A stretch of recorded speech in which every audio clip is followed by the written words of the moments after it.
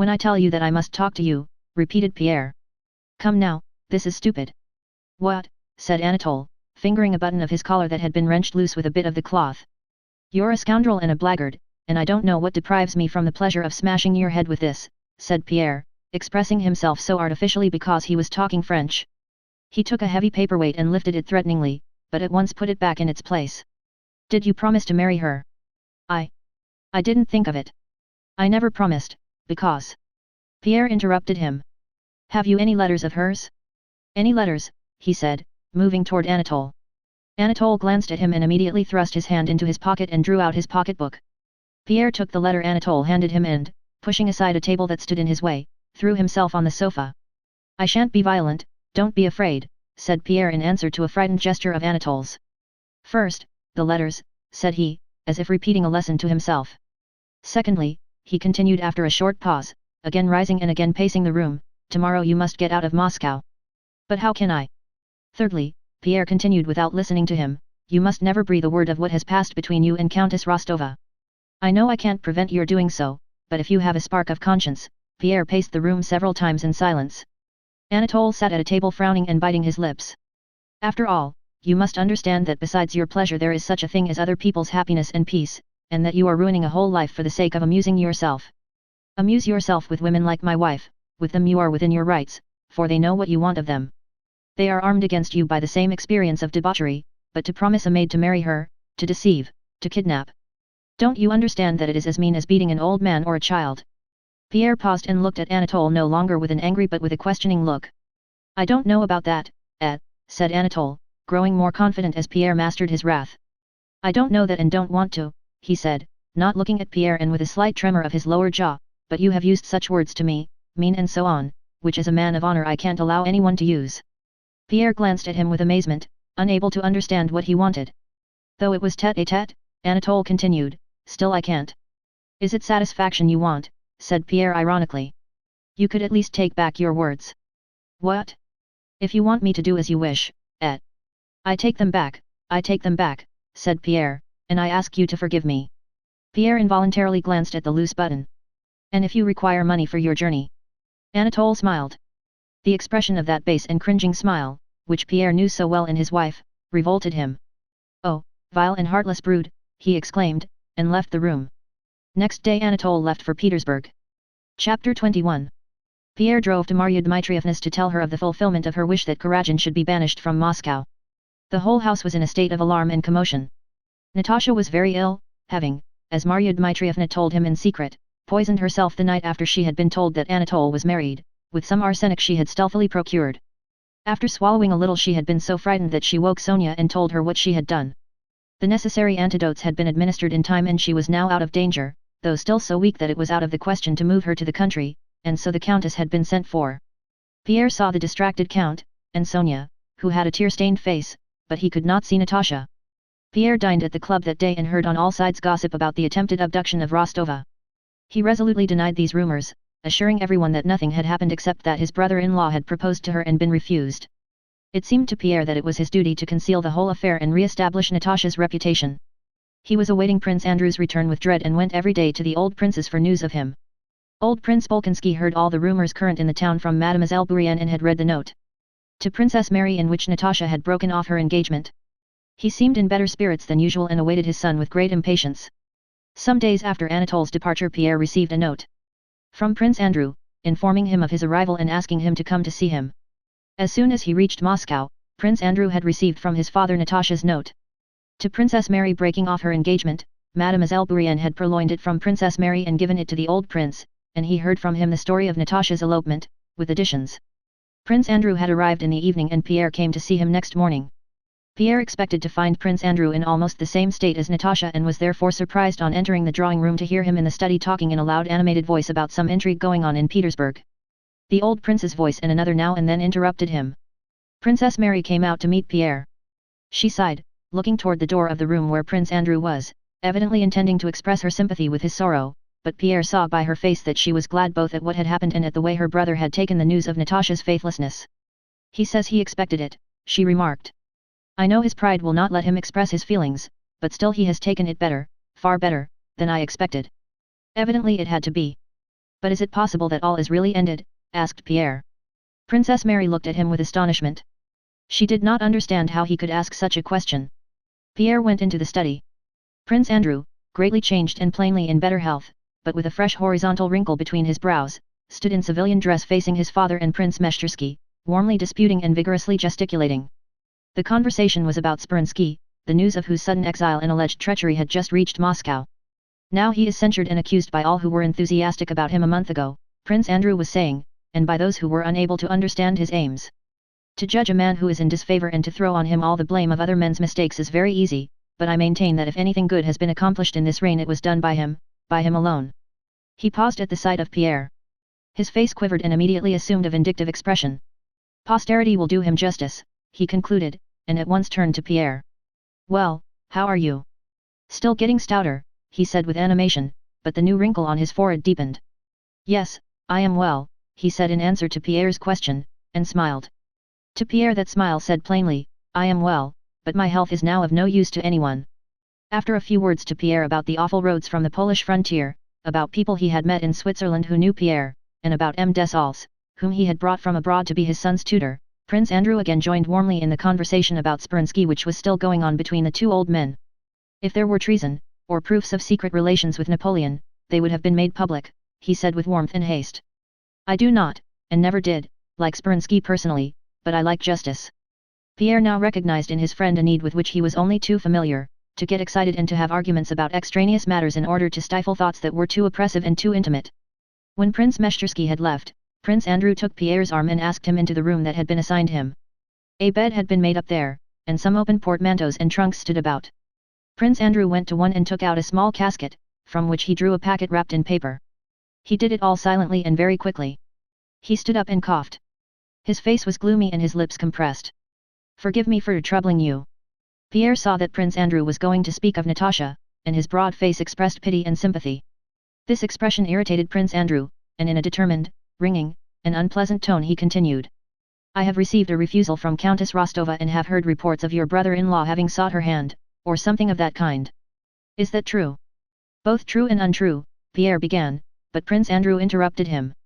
Here are her letters and her portrait, said he. He took the packet from the table and handed it to Pierre. Give this to the Countess, if you see her. She is very ill, said Pierre. Then she is here still, said Prince Andrew. And Prince Karadin, he added quickly. He left long ago. She has been at death's door. I much regret her illness, said Prince Andrew, and he smiled like his father, coldly, maliciously, and unpleasantly. So Monsieur Karadin has not honored Countess Rostova with his hand, said Prince Andrew, and he snorted several times. He could not marry, for he was married already, said Pierre. Prince Andrew laughed disagreeably, again reminding one of his father. And where is your brother-in-law now, if I may ask, he said. He has gone to Peter's. But I don't know, said Pierre. Well, it doesn't matter, said Prince Andrew. Tell Countess Rostova that she was and is perfectly free and that I wish her all that is good. Pierre took the packet. Prince Andrew, as if trying to remember whether he had something more to say, or waiting to see if Pierre would say anything, looked fixedly at him. I say, do you remember our discussion in Petersburg? Asked Pierre, about. Yes, returned Prince Andrew hastily. I said that a fallen woman should be forgiven, but I didn't say I could forgive her. I can't. But can this be compared? Said Pierre. Prince Andrew interrupted him and cried sharply, yes, ask her hand again, be magnanimous, and so on. Yes, that would be very noble, but I am unable to follow in that gentleman's footsteps. If you wish to be my friend, never speak to me of that, of all that. Well, goodbye. So you'll give her the packet. Pierre left the room and went to the old prince and Princess Mary. The old man seemed livelier than usual.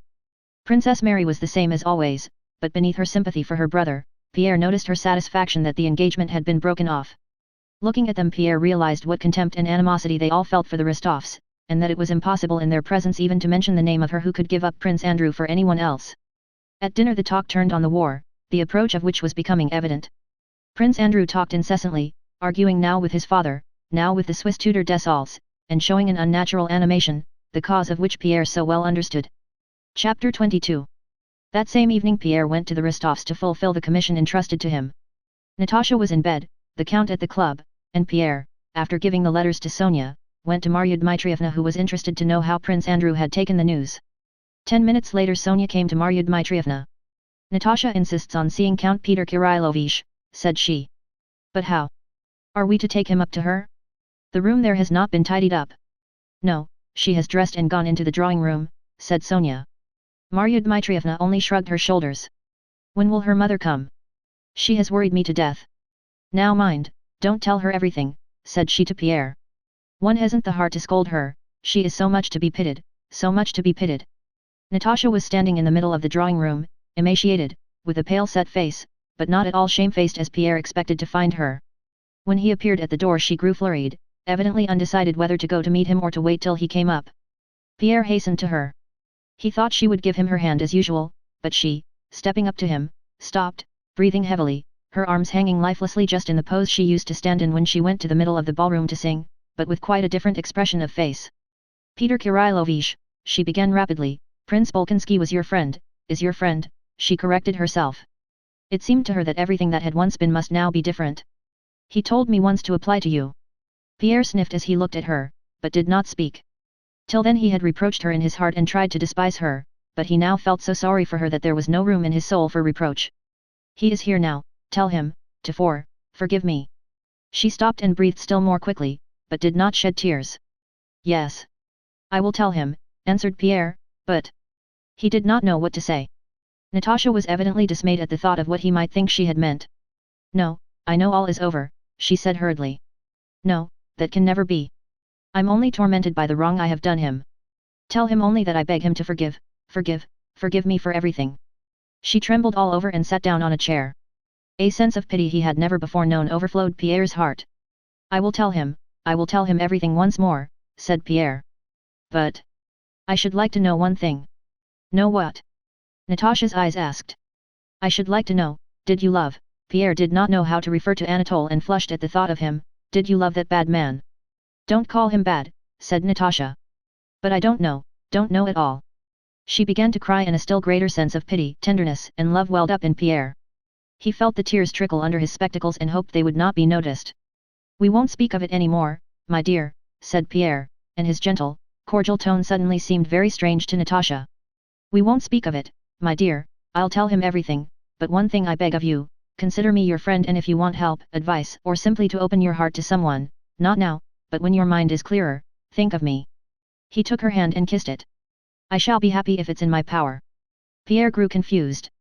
Don't speak to me like that. I am not worth it, exclaimed Natasha and turned to leave the room, but Pierre held her hand. He knew he had something more to say to her. But when he said it he was amazed at his own words. Stop, stop. You have your whole life before you, said he to her. Before me? No. All is over for me, she replied with shame and self-abasement. All over, he repeated. If I were not myself, but the handsomest, cleverest, and best man in the world, and were free, I would this moment ask on my knees for your hand and your love. For the first time for many days Natasha wept tears of gratitude and tenderness, and glancing at Pierre she went out of the room. Pierre too when she had gone almost ran into the anteroom, restraining tears of tenderness and joy that choked him, and without finding the sleeves of his fur cloak threw it on and got into his sleigh. Where to now, your excellency? Asked the coachman. Where to? Pierre asked himself. Where can I go now? Surely not to the club or to pay calls. All men seemed so pitiful, so poor, in comparison with this feeling of tenderness and love he experienced, in comparison with that softened, grateful, last look she had given him through her tears.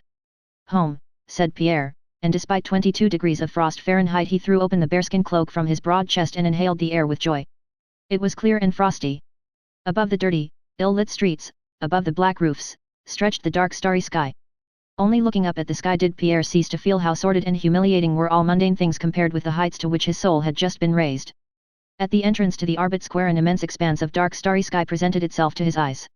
Almost in the center of it, above the Prechestenka Boulevard, surrounded and sprinkled on all sides by stars but distinguished from them all by its nearness to the earth, its white light, and its long uplifted tail, shone the enormous and brilliant comet of 1812, the comet which was said to portend all kinds of woes and the end of the world. In Pierre, however, that comet with its long luminous tail aroused no feeling of fear. On the contrary he gazed joyfully, his eyes moist with tears, at this bright comet which, having travelled in its orbit with inconceivable velocity through immeasurable space, seemed suddenly, like an arrow piercing the earth, to remain fixed in a chosen spot, vigorously holding its tail erect, shining and displaying its white light amid countless other scintillating stars. It seemed to Pierre that this comet fully responded to what was passing in his own softened and uplifted soul, now blossoming into a new life. Book 9, 1812. Chapter 1. From the close of the year 1811 an intensified arming and concentrating of the forces of Western Europe began, and in 1812 these forces, millions of men, reckoning those transporting and feeding the army, moved from the west eastwards to the Russian frontier, toward which since 1811 Russian forces had been similarly drawn. On the 12th of June, 1812, the forces of Western Europe crossed the Russian frontier and war began, that is, an event took place opposed to human reason and to human nature. Millions of men perpetrated against one another such innumerable crimes, frauds, treacheries, thefts, forgeries, issues of false money, burglaries, incendiarisms and murders as in whole centuries are not recorded in the annals of all the law courts of the world, but which those who committed them did not at the time regard as being crimes. What produced this extraordinary occurrence? What were its causes? The historians tell us with naive assurance that its causes were the wrongs inflicted on the Duke of Oldenburg, the non-observance of the continental system, the ambition of Napoleon, the firmness of Alexander, the mistakes of the diplomatists, and so on. Consequently, it would only have been necessary for Metternich, Rumyantsev, or Talleyrand, between a levee and an evening party, to have taken proper pains and written a more adroit note, or for Napoleon to have written to Alexander, "My respected brother, I consent to restore the duchy to the Duke of Oldenburg," and there would have been no war. We can understand that the matter seemed like that to contemporaries. It naturally seemed to Napoleon that the war was caused by England's intrigues, as in fact he said on the island of St. Helena. It naturally seemed to members of the English Parliament that the cause of the war was Napoleon's ambition, to the Duke of Oldenburg, that the cause of the war was the violence done to him, to businessmen that the cause of the war was the continental system which was ruining Europe, to the generals and old soldiers that the chief reason for the war was the necessity of giving them employment, to the legitimists of that day that it was the need of re-establishing les bons principes, and to the diplomatists of that time that it all resulted from the fact that the alliance between Russia and Austria in 1809 had not been sufficiently well concealed from Napoleon, and from the awkward wording of Memorandum No. 178. It is natural that these and a countless and infinite quantity of other reasons, the number depending on the endless diversity of points of view, presented themselves to the men of that day, but to us, to posterity who view the thing that happened in all its magnitude and perceive its plain and terrible meaning, these causes seem insufficient. To us it is incomprehensible that millions of Christian men killed and tortured each other either because Napoleon was ambitious or Alexander was firm, or because England's policy was astute or the Duke of Oldenburg wronged. We cannot grasp what connection such circumstances have with the actual fact of slaughter and violence. Why? Because the Duke was wronged, thousands of men from the other side of Europe killed and ruined the people of Smolensk and Moscow and were killed by them. To us, their descendants, who are not historians and are not carried away by the process of research and can therefore regard the event with unclouded common sense, an incalculable number of causes present themselves. The deeper we delve in search of these causes the more of them we find, and each separate cause or whole series of causes appears to us equally valid in itself and equally false by its insignificance compared to the magnitude of the events, and by its impotence, apart from the cooperation of all the other coincident causes, to occasion the event. To us, the wish or objection of this or that French corporal to serve a second term appears as much a cause as Napoleon's refusal to withdraw his troops beyond the Vistula and to restore the Duchy of Oldenburg, for had he not wished to serve, and had a second, a third, and a thousandth corporal and private also refused, there would have been so many less men in Napoleon's army and the war could not have occurred. Had Napoleon not taken offense at the demand that he should withdraw beyond the Vistula, and not ordered his troops to advance, there would have been no war, but had all his sergeants objected to serving a second term then also there could have been no war. Nor could there have been a war had there been no English intrigues and no Duke of Oldenburg, and had Alexander not felt insulted, and had there not been an autocratic government in Russia, or a revolution in France and a subsequent dictatorship and empire, or all the things that produced the French Revolution, and so on. Without each of these causes nothing could have happened. So all these causes, myriads of causes, coincided to bring it about. And so there was no one cause for that occurrence, but it had to occur because it had to. Millions of men, renouncing their human feelings and reason, had to go from west to east to slay their fellows, just as some centuries previously hordes of men had come from the east to the west, slaying their fellows. The actions of Napoleon and Alexander, on whose words the event seemed to hang, were as little voluntary as the actions of any soldier who was drawn into the campaign by lot or by conscription. This could not be otherwise, for in order that the will of Napoleon and Alexander, on whom the event seemed to depend, should be carried out, the concurrence of innumerable circumstances was needed without any one of which the event could not have taken place. It was necessary that millions of men in whose hands lay the real power, the soldiers who fired, or transported provisions and guns, should consent to carry out the will of these weak individuals, and should have been induced to do so by an infinite number of diverse and complex causes. We are forced to fall back on fatalism as an explanation of irrational events, that is to say, events the reasonableness of which we do not understand. The more we try to explain such events in history reasonably, the more unreasonable and incomprehensible do they become to us. Each man lives for himself, using his freedom to attain his personal aims, and feels with his whole being that he can now do or abstain from doing this or that action, but as soon as he has done it, that action performed at a certain moment in time becomes irrevocable and belongs to history, in which it has not a free but a predestined significance. There are two sides to the life of every man, his individual life, which is the more free the more abstract its interests, and his elemental hive life in which he inevitably obeys laws laid down for him. Man lives consciously for himself, but is an unconscious instrument in the attainment of the historic, universal, aims of humanity. A deed done is irrevocable, and its result coinciding in time with the actions of millions of other men assumes an historic significance. The higher a man stands on the social ladder, the more people he is connected with and the more power he has over others, the more evident is the predestination and inevitability of his every action.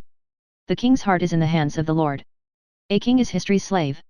History, that is, the unconscious, general, hive life of mankind, uses every moment of the life of kings as a tool for its own purposes. Though Napoleon at that time, in 1812, was more convinced than ever that it depended on him, Verser, Oune pas Verser, le sang de ses Pupples note, as Alexander expressed it in the last letter he wrote him, he had never been so much in the grip of inevitable laws, which compelled him, while thinking that he was acting on his own volition, to perform for the hive life, that is to say, for history, whatever had to be performed. Note. To shed, or not to shed, the blood of his peoples. The people of the West moved eastwards to slay their fellow men, and by the law of coincidence thousands of minute causes fitted in and co-ordinated to produce that movement and war, reproaches for the non-observance of the continental system, the Duke of Oldenburg's wrongs, the movement of troops into Prussia, undertaken, as it seemed to Napoleon, only for the purpose of securing an armed peace, the French Emperor's love and habit of war coinciding with his people's inclinations, allurement by the grandeur of the preparations, and the expenditure on those preparations and the need of obtaining advantages to compensate for that expenditure, the intoxicating honors he received in Dresden, the diplomatic negotiations which, in the opinion of contemporaries, were carried on with a sincere desire to attain peace, but which only wounded the self-love of both sides, and millions of other causes that adapted themselves to the event that was happening or coincided with it. When an apple has ripened and falls, why does it fall? Because of its attraction to the earth, because its stalk withers, because it is dried by the sun, because it grows heavier, because the wind shakes it, or because the boy standing below wants to eat it. Nothing is the cause. All this is only the coincidence of conditions in which all vital organic and elemental events occur. And the botanist who finds that the apple falls because the cellular tissue decays and so forth is equally right with the child who stands under the tree and says the apple fell because he wanted to eat it and prayed for it. Equally right or wrong is he who says that Napoleon went to Moscow because he wanted to, and perished because Alexander desired his destruction, and he who says that an undermined hill weighing 1,000,000 tons fell because the last navvy struck it for the last time with his mattock. In historic events the so-called great men are labels giving names to events, and like labels they have but the smallest connection with the event itself. Every act of theirs, which appears to them an act of their own will, is in an historical sense involuntary and is related to the whole course of history and predestined from eternity. Chapter 2. On the 29th of May Napoleon left Dresden, where he had spent 3 weeks surrounded by a court that included princes, dukes, kings, and even an emperor. Before leaving, Napoleon showed favor to the emperor, kings, and princes who had deserved it, reprimanded the kings and princes with whom he was dissatisfied, presented pearls and diamonds of his own, that is, which he had taken from other kings, to the Empress of Austria, and having, as his historian tells us, tenderly embraced the Empress Marie-Louise, who regarded him as her husband, though he had left another wife in Paris, left her grieved by the parting which she seemed hardly able to bear. Though the diplomatists still firmly believed in the possibility of peace and worked zealously to that end, and though the Emperor Napoleon himself wrote a letter to Alexander, calling him Monsieur Mundet Frère, and sincerely assured him that he did not want war and would always love and honor him, yet he set off to join his army, and at every station gave fresh orders to accelerate the movement of his troops from west to east. He went in a travelling coach with 6 horses, surrounded by pages, aides-de-camp, and an escort, along the road to Posen, Thorn, Danzig, and Königsberg. At each of these towns thousands of people met him with excitement and enthusiasm. The army was moving from west to east, and relays of 6 horses carried him in the same direction. On the 10th of June, note. Coming up with the army, he spent the night in apartments prepared for him on the estate of a Polish count in the Wilkowiecki forest. Note. Old style. Next day, overtaking the army, he went in a carriage to the Niemen, and, changing into a Polish uniform, he drove to the riverbank in order to select a place for the crossing.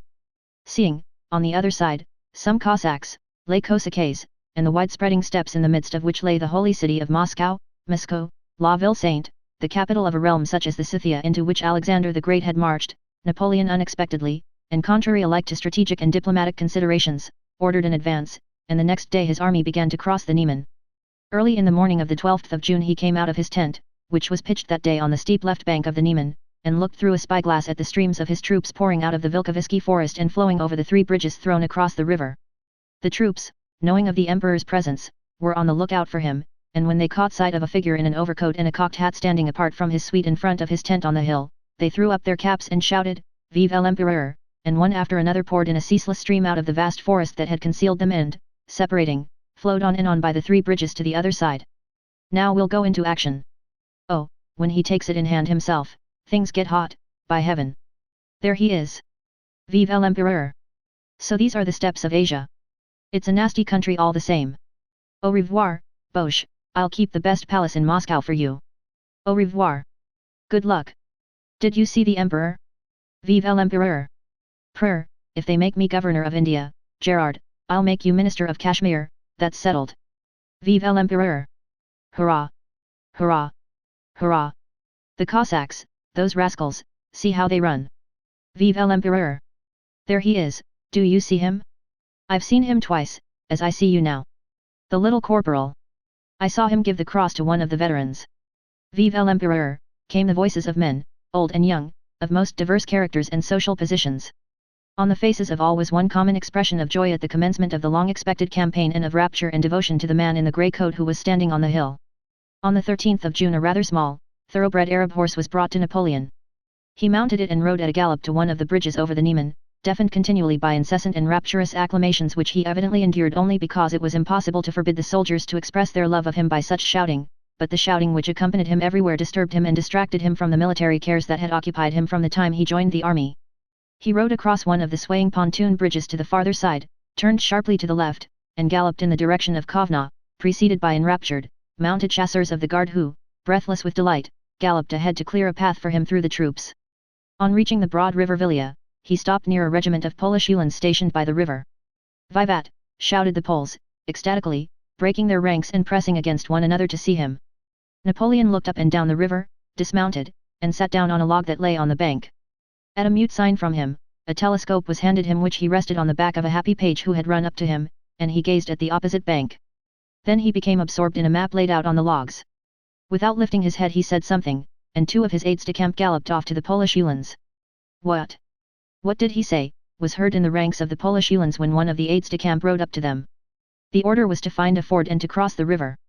The colonel of the Polish Uhlans, a handsome old man, flushed and, fumbling in his speech from excitement, asked the aide-de-camp whether he would be permitted to swim the river with his Uhlans instead of seeking a ford. In evident fear of refusal, like a boy asking for permission to get on a horse, he begged to be allowed to swim across the river before the emperor's eyes. The aide-de-camp replied that probably the emperor would not be displeased at this excess of zeal. As soon as the aide-de-camp had said this, the old mustached officer, with happy face and sparkling eyes, raised his saber, shouted "Vivat!" and, commanding the Uhlans to follow him, spurred his horse and galloped into the river. He gave an angry thrust to his horse, which had grown restive under him, and plunged into the water, heading for the deepest part where the current was swift. Hundreds of Uhlans galloped in after him. It was cold and uncanny in the rapid current in the middle of the stream, and the Uhlans caught hold of one another as they fell off their horses. Some of the horses were drowned and some of the men, the others tried to swim on, some in the saddle and some clinging to their horses' manes. They tried to make their way forward to the opposite bank and, though there was a ford 1/3 of a mile away, were proud that they were swimming and drowning in this river under the eyes of the man who sat on the log and was not even looking at what they were doing. When the aide-de-camp, having returned and choosing an opportune moment, ventured to draw the emperor's attention to the devotion of the Poles to his person, the little man in the grey overcoat got up and, having summoned Berthier, began pacing up and down the bank with him, giving him instructions and occasionally glancing disapprovingly at the drowning Uhlans who distracted his attention. For him it was no new conviction that his presence in any part of the world, from Africa to the steppes of Muscovy alike, was enough to dumbfound people and impel them to insane self-oblivion. He called for his horse and rode to his quarters. Some 40 Uhlans were drowned in the river, though boats were sent to their assistance. The majority struggled back to the bank from which they had started. The colonel and some of his men got across and with difficulty clambered out on the further bank. And as soon as they had got out, in their soaked and streaming clothes, they shouted "Vivat!" and looked ecstatically at the spot where Napoleon had been but where he no longer was and at that moment considered themselves happy. That evening, between issuing one order that the forged Russian paper money prepared for use in Russia should be delivered as quickly as possible and another that a Saxon should be shot, on whom a letter containing information about the orders to the French army had been found. Napoleon also gave instructions that the Polish colonel who had needlessly plunged into the river should be enrolled in the Legion d'honneur of which Napoleon was himself the head. Quos vult perdere dementat. Note. Note. Those whom, God, wishes to destroy he drives mad. Chapter 3. The Emperor of Russia had, meanwhile, been in Vilna for more than a month, reviewing troops and holding maneuvers. Nothing was ready for the war that everyone expected and to prepare for which the Emperor had come from Petersburg. There was no general plan of action. The vacillation between the various plans that were proposed had even increased after the Emperor had been at headquarters for a month. Each of the three armies had its own commander-in-chief, but there was no supreme commander of all the forces, and the Emperor did not assume that responsibility himself. The longer the Emperor remained in Vilna the less did everybody, tired of waiting, prepare for the war. All the efforts of those who surrounded the sovereign seemed directed merely to making him spend his time pleasantly and forget that war was impending. In June, after many balls and fêtes given by the Polish magnates, by the courtiers, and by the Emperor himself, it occurred to one of the Polish aides-de-camp in attendance that a dinner and ball should be given for the Emperor by his aides-de-camp. This idea was eagerly received. The Emperor gave his consent. The aides-de-camp collected money by subscription. The lady who was thought to be most pleasing to the Emperor was invited to act as hostess. Count Bennigsen, being a landowner in the Vilna province, offered his country house for the fete, and the 13th of June was fixed for a ball, dinner, regatta, and fireworks at Zakoret, Count Bennigsen's country seat. The very day that Napoleon issued the order to cross the Niemen, and his vanguard, driving off the Cossacks, crossed the Russian frontier, Alexander spent the evening at the entertainment given by his aides-de-camp at Bennigsen's country house. It was a gay and brilliant fete. Connoisseurs of such matters declared that rarely had so many beautiful women been assembled in one place. Countess Bezukhova was present among other Russian ladies who had followed the sovereign from Petersburg to Vilna and eclipsed the refined Polish ladies by her massive, so-called Russian type of beauty. The Emperor noticed her and honored her with a dance. Boris Drubetskoy, having left his wife in Moscow and being for the present en garçon, as he phrased it, was also there and, though not an aide-de-camp, had subscribed a large sum toward the expenses. Boris was now a rich man who had risen to high honors and no longer sought patronage but stood on an equal footing with the highest of those of his own age.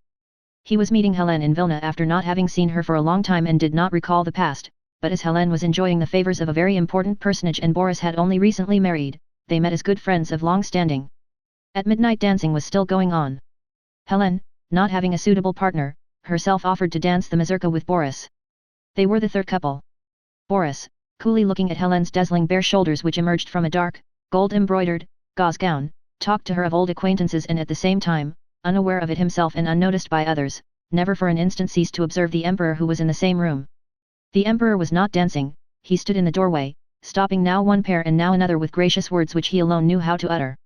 As the mazurka began, Boris saw that Adjutant General Balashev, one of those in closest attendance on the Emperor, went up to him and contrary to court etiquette stood near him while he was talking to a Polish lady. Having finished speaking to her, the Emperor looked inquiringly at Balashev and, evidently understanding that he only acted thus because there were important reasons for so doing, nodded slightly to the lady and turned to him. Hardly had Balashev begun to speak before a look of amazement appeared on the Emperor's face.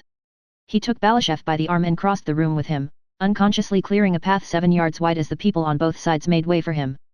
Boris noticed Arakshev's excited face when the sovereign went out with Balashev. Arakchev looked at the Emperor from under his brow and, sniffing with his red nose, stepped forward from the crowd as if expecting the Emperor to address him. Boris understood that Arakchev envied Balashev and was displeased that evidently important news had reached the Emperor otherwise than through himself. But the Emperor and Balashev passed out into the illuminated garden without noticing Arakchev who, holding his sword and glancing wrathfully around, followed some 20 paces behind them. All the time Boris was going through the figures of the mazurka, he was worried by the question of what news Balashev had brought and how he could find it out before others. In the figure in which he had to choose 2 ladies, he whispered to Helene that he meant to choose Countess Potocka who, he thought, had gone out onto the veranda, and glided over the parquet to the door opening into the garden, where, seeing Balashev and the Emperor returning to the veranda, he stood still. They were moving toward the door. Boris, fluttering as if he had not had time to withdraw, respectfully pressed close to the doorpost with bowed head.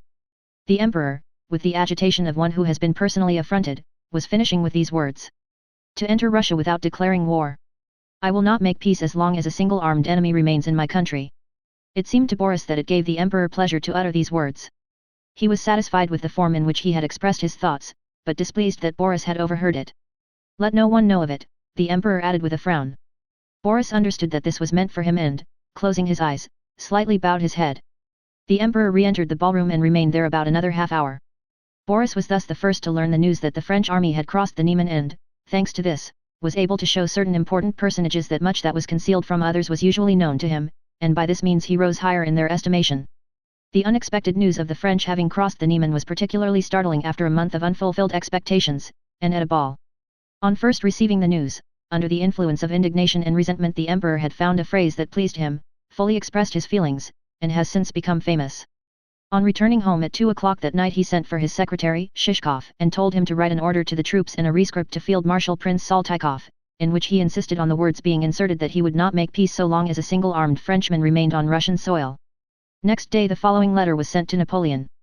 Monsieur Monday Frère.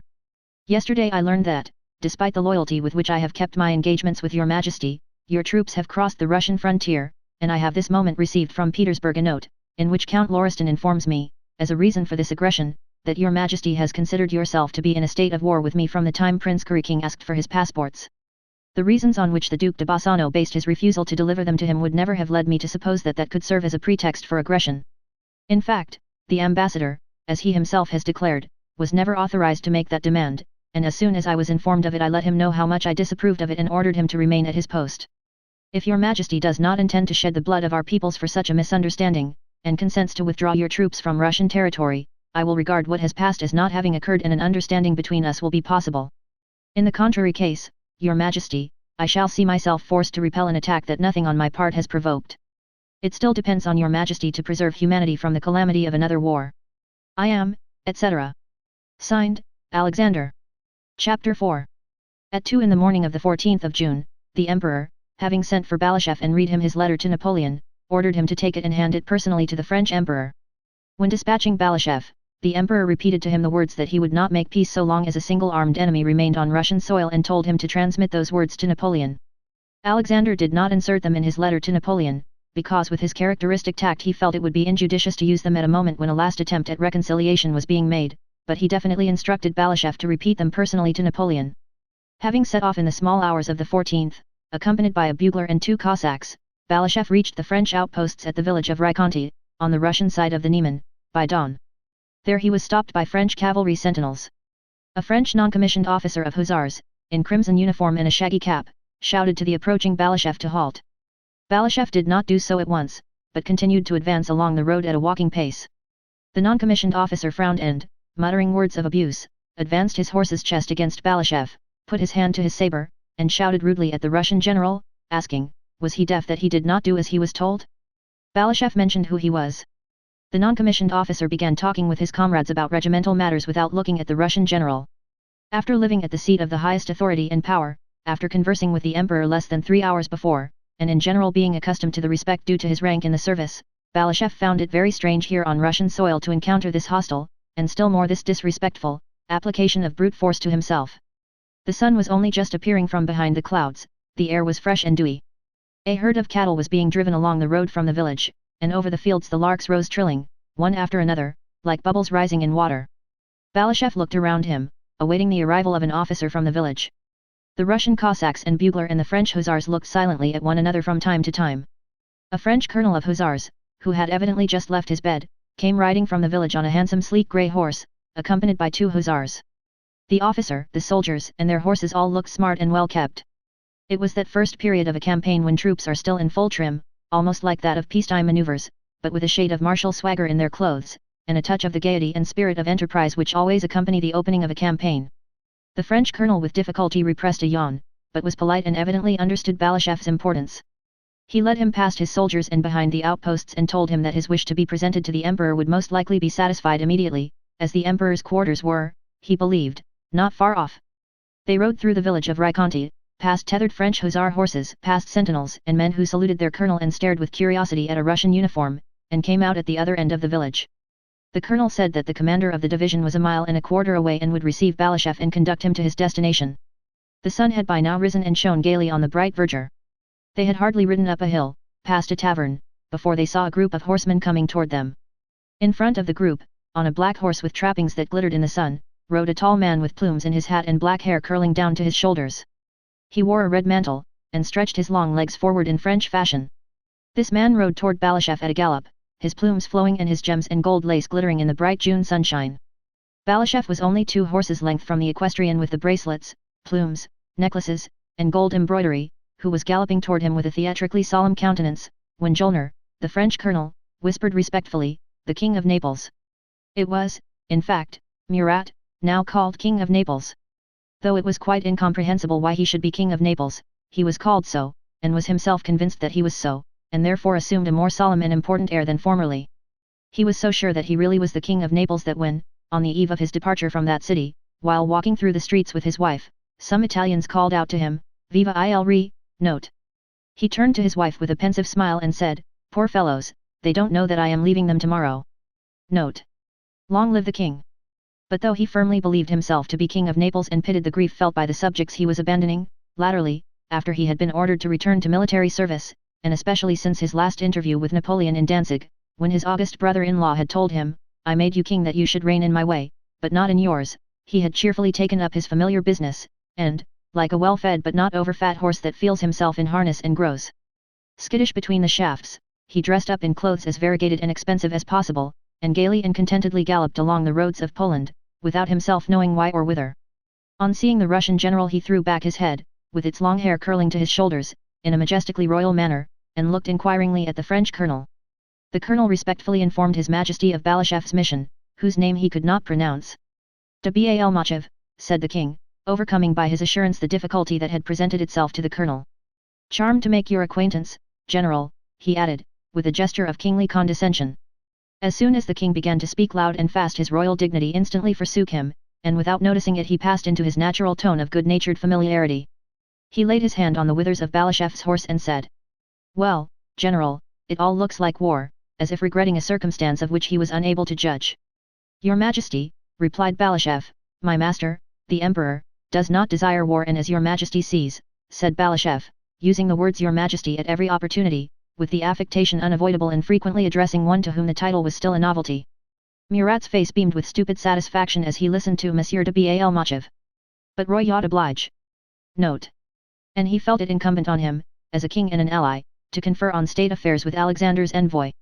He dismounted, took Balashëv's arm, and moving a few steps away from his suite, which waited respectfully, began to pace up and down with him, trying to speak significantly. He referred to the fact that the Emperor Napoleon had resented the demand that he should withdraw his troops from Prussia, especially when that demand became generally known and the dignity of France was thereby offended.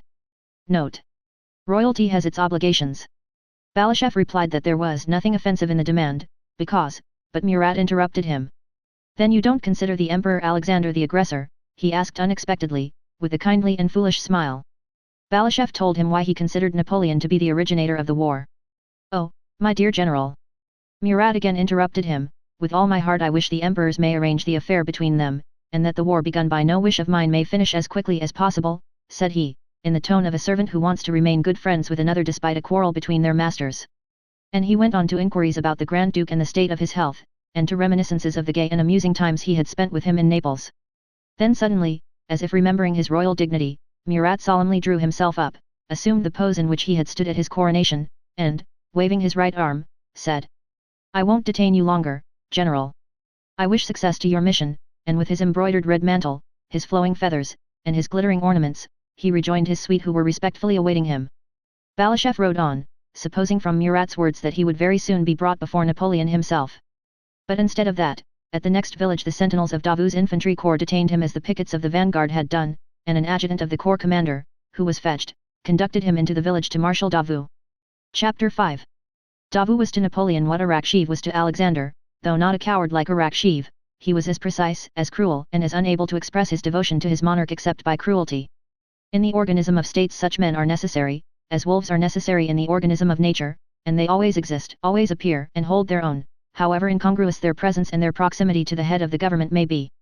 This inevitability alone can explain how the cruel Arakchev, who tore out a grenadier's mustache with his own hands, whose weak nerves rendered him unable to face danger, and who was neither an educated man nor a courtier, was able to maintain his powerful position with Alexander, whose own character was chivalrous, noble, and gentle. Balashëv found Davout seated on a barrel in the shed of a peasant's hut, writing. He was auditing accounts.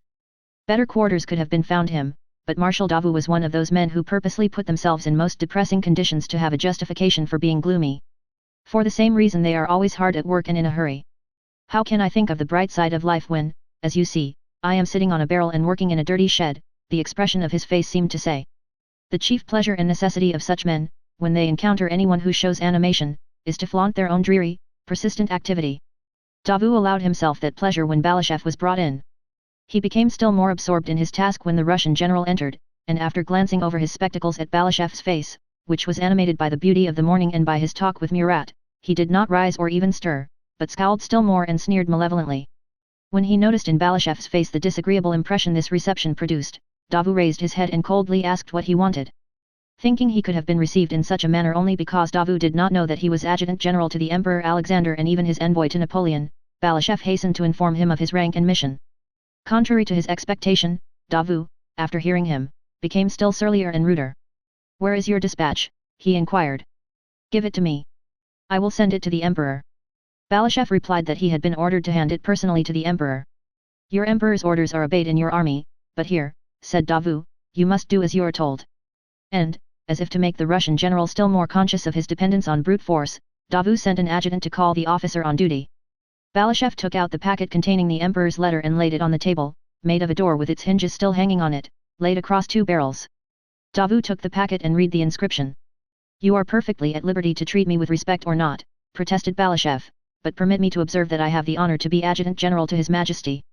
Davout glanced at him silently and plainly derived pleasure from the signs of agitation and confusion which appeared on Balashëv's face. "You will be treated as is fitting," said he and, putting the packet in his pocket, left the shed. A minute later the marshal's adjutant, de Casters, came in and conducted Balashëv to the quarters assigned him. That day he dined with the marshal, at the same board on the barrels. Next day Davout rode out early and, after asking Balashëv to come to him, peremptorily requested him to remain there, to move on with the baggage train should orders come for it to move, and to talk to no one except Monsieur de Casters.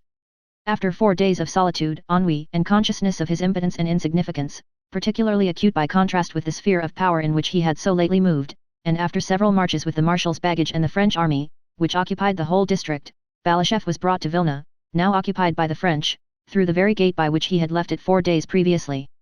Next day the imperial gentleman-in-waiting, the Comte de Turenne, came to Balashëv and informed him of the Emperor Napoleon's wish to honor him with an audience.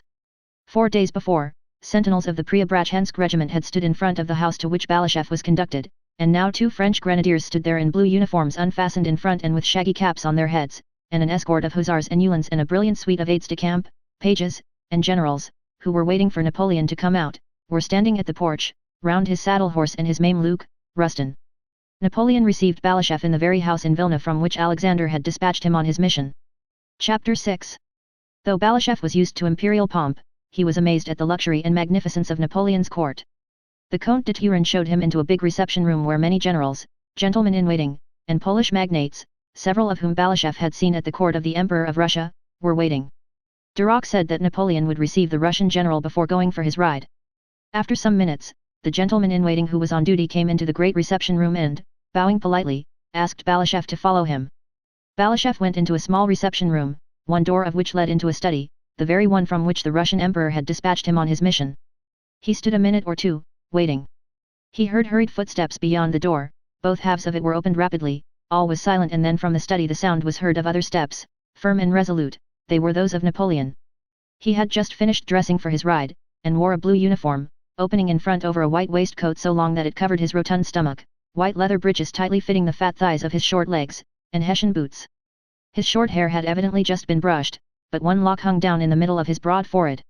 His plump white neck stood out sharply above the black collar of his uniform, and he smelled of eau de cologne. His full face, rather young-looking, with its prominent chin, wore a gracious and majestic expression of imperial welcome. He entered briskly, with a jerk at every step and his head slightly thrown back. His whole short corpulent figure with broad thick shoulders and chest and stomach involuntarily protruding, had that imposing and stately appearance one sees in men of 40 who live in comfort. It was evident, too, that he was in the best of spirits that day. He nodded in answer to Balashëv's low and respectful bow, and coming up to him at once began speaking like a man who values every moment of his time and does not condescend to prepare what he has to say but is sure he will always say the right thing and say it well. "Good day, General," said he. "I have received the letter you brought from the Emperor Alexander and am very glad to see you." He glanced with his large eyes into Balashëv's face and immediately looked past him. It was plain that Balashëv's personality did not interest him at all. Evidently only what took place within his own mind interested him. Nothing outside himself had any significance for him, because everything in the world, it seemed to him, depended entirely on his will. I do not, and did not, desire war, he continued, but it has been forced on me. Even now, he emphasized the word, I am ready to receive any explanations you can give me. And he began clearly and concisely to explain his reasons for dissatisfaction with the Russian government. Judging by the calmly moderate and amicable tone in which the French emperor spoke, Balashev was firmly persuaded that he wished for peace and intended to enter into negotiations. When Napoleon, having finished speaking, looked inquiringly at the Russian envoy, Balashev began a speech he had prepared long before. Sire. The emperor, my master, but the sight of the emperor's eyes bent on him confused him. You are flurried, compose yourself. Napoleon seemed to say, as with a scarcely perceptible smile he looked at Balashev's uniform and sword. Balashev recovered himself and began to speak. He said that the Emperor Alexander did not consider Kuriking's demand for his passports a sufficient cause for war, that Kuriking had acted on his own initiative and without his sovereign's assent, that the Emperor Alexander did not desire war, and had no relations with England. Not yet, interposed Napoleon, and, as if fearing to give vent to his feelings, he frowned and nodded slightly as a sign that Balashev might proceed. After saying all he had been instructed to say, Balashev added that the Emperor Alexander wished for peace, but would not enter into negotiations except on condition that. Here Balashev hesitated. He remembered the words the Emperor Alexander had not written in his letter, but had specially inserted in the rescript to Saltykov and had told Balashev to repeat to Napoleon. Balashev remembered these words, so long as a single armed foe remains on Russian soil, but some complex feeling restrained him. He could not utter them, though he wished to do so. He grew confused and said, on condition that the French army retires beyond the Niemen. Napoleon noticed Balashev's embarrassment when uttering these last words, his face twitched and the calf of his left leg began to quiver rhythmically. Without moving from where he stood he began speaking in a louder tone and more hurriedly than before. During the speech that followed, Balashev, who more than once lowered his eyes, involuntarily noticed the quivering of Napoleon's left leg which increased the more Napoleon raised his voice. I desire peace, no less than the Emperor Alexander, he began. Have I not for 18 months been doing everything to obtain it? I have waited 18 months for explanations. But in order to begin negotiations, what is demanded of me, he said, frowning and making an energetic gesture of inquiry with his small white plump hand. The withdrawal of your army beyond the Niemen, sire, replied Balashev. The Niemen, repeated Napoleon. So now you want me to retire beyond the Niemen, only the Niemen, repeated Napoleon, looking straight at Balashev. The latter bowed his head respectfully. Instead of the demand of 4 months earlier to withdraw from Pomerania, only a withdrawal beyond the Niemen was now demanded. Napoleon turned quickly and began to pace the room. You say the demand now is that I am to withdraw beyond the Niemen before commencing negotiations, but in just the same way 2 months ago the demand was that I should withdraw beyond the Vistula and the Oder, and yet you are willing to negotiate. He went in silence from one corner of the room to the other and again stopped in front of Balashev. Balashev noticed that his left leg was quivering faster than before and his face seemed petrified in its stern expression. This quivering of his left leg was a thing Napoleon was conscious of. The vibration of my left calf is a great sign with me, he remarked at a later date. Such demands as to retreat beyond the Vistula and Oder may be made to a prince of Baden, but not to me. Napoleon almost screamed, quite to his own surprise. If you gave me Petersburg and Moscow I could not accept such conditions. You say I have begun this war. But who first joined his army? The Emperor Alexander, not I. And you offer me negotiations when I have expended millions, when you are in alliance with England, and when your position is a bad one. You offer me negotiations. But what is the aim of your alliance with England? What has she given you? He continued hurriedly, evidently no longer trying to show the advantages of peace and discuss its possibility, but only to prove his own rectitude and power and Alexander's errors and duplicity. The commencement of his speech had obviously been made with the intention of demonstrating the advantages of his position and showing that he was nevertheless willing to negotiate. But he had begun talking, and the more he talked the less could he control his words. The whole purport of his remarks now was evidently to exalt himself and insult Alexander, just what he had least desired at the commencement of the interview. I hear you have made peace with Turkey. Balashev bowed his head affirmatively. Peace has been concluded, he began. But Napoleon did not let him speak. He evidently wanted to do all the talking himself, and continued to talk with the sort of eloquence and unrestrained irritability to which spoiled people are so prone. Yes, I know you have made peace with the Turks without obtaining Moldavia and Wallachia. I would have given your sovereign those provinces as I gave him Finland. Yes, he went on, I promised and would have given the Emperor Alexander Moldavia and Wallachia, and now he won't have those splendid provinces. Yet he might have united them to his empire and in a single reign would have extended Russia from the Gulf of Bothnia to the mouths of the Danube. Catherine the Great could not have done more, said Napoleon, growing more and more excited as he paced up and down the room, repeating to Balashov almost the very words he had used to Alexander himself at Tilsit. All that, he would have owed to my friendship. Oh, what a splendid rain, he repeated several times, then paused, drew from his pocket a gold snuff-box, lifted it to his nose, and greedily sniffed at it. What a splendid rain the Emperor Alexander's might have been. He looked compassionately at Balashov, and as soon as the latter tried to make some rejoinder hastily interrupted him. What could he wish or look for that he would not have obtained through my friendship, demanded Napoleon, shrugging his shoulders in perplexity. But no, he has preferred to surround himself with my enemies, and with whom? With Steins, Armfeldts, Bennigsen's, and Wincing-Erodes. Stein, a traitor expelled from his own country, Armfeldt, a rake and an intriguer, Wincing-Erode, a fugitive French subject, Bennigsen, rather more of a soldier than the others, but all the same an incompetent who was unable to do anything in 1807 and who should awaken terrible memories in the Emperor Alexander's mind. Granted that were they competent they might be made use of, continued Napoleon, hardly able to keep pace in words with the rush of thoughts that incessantly sprang up, proving how right and strong he was. In his perception the two were one and the same, but they are not even that. They are neither fit for war nor peace. Barclay is said to be the most capable of them all, but I cannot say so, judging by his first movements. And what are they doing, all these courtiers? Pfuel proposes, Armfeldt disputes, Bennigsen considers, and Barclay, called on to act, does not know what to decide on, and time passes bringing no result. Bagration alone is a military man.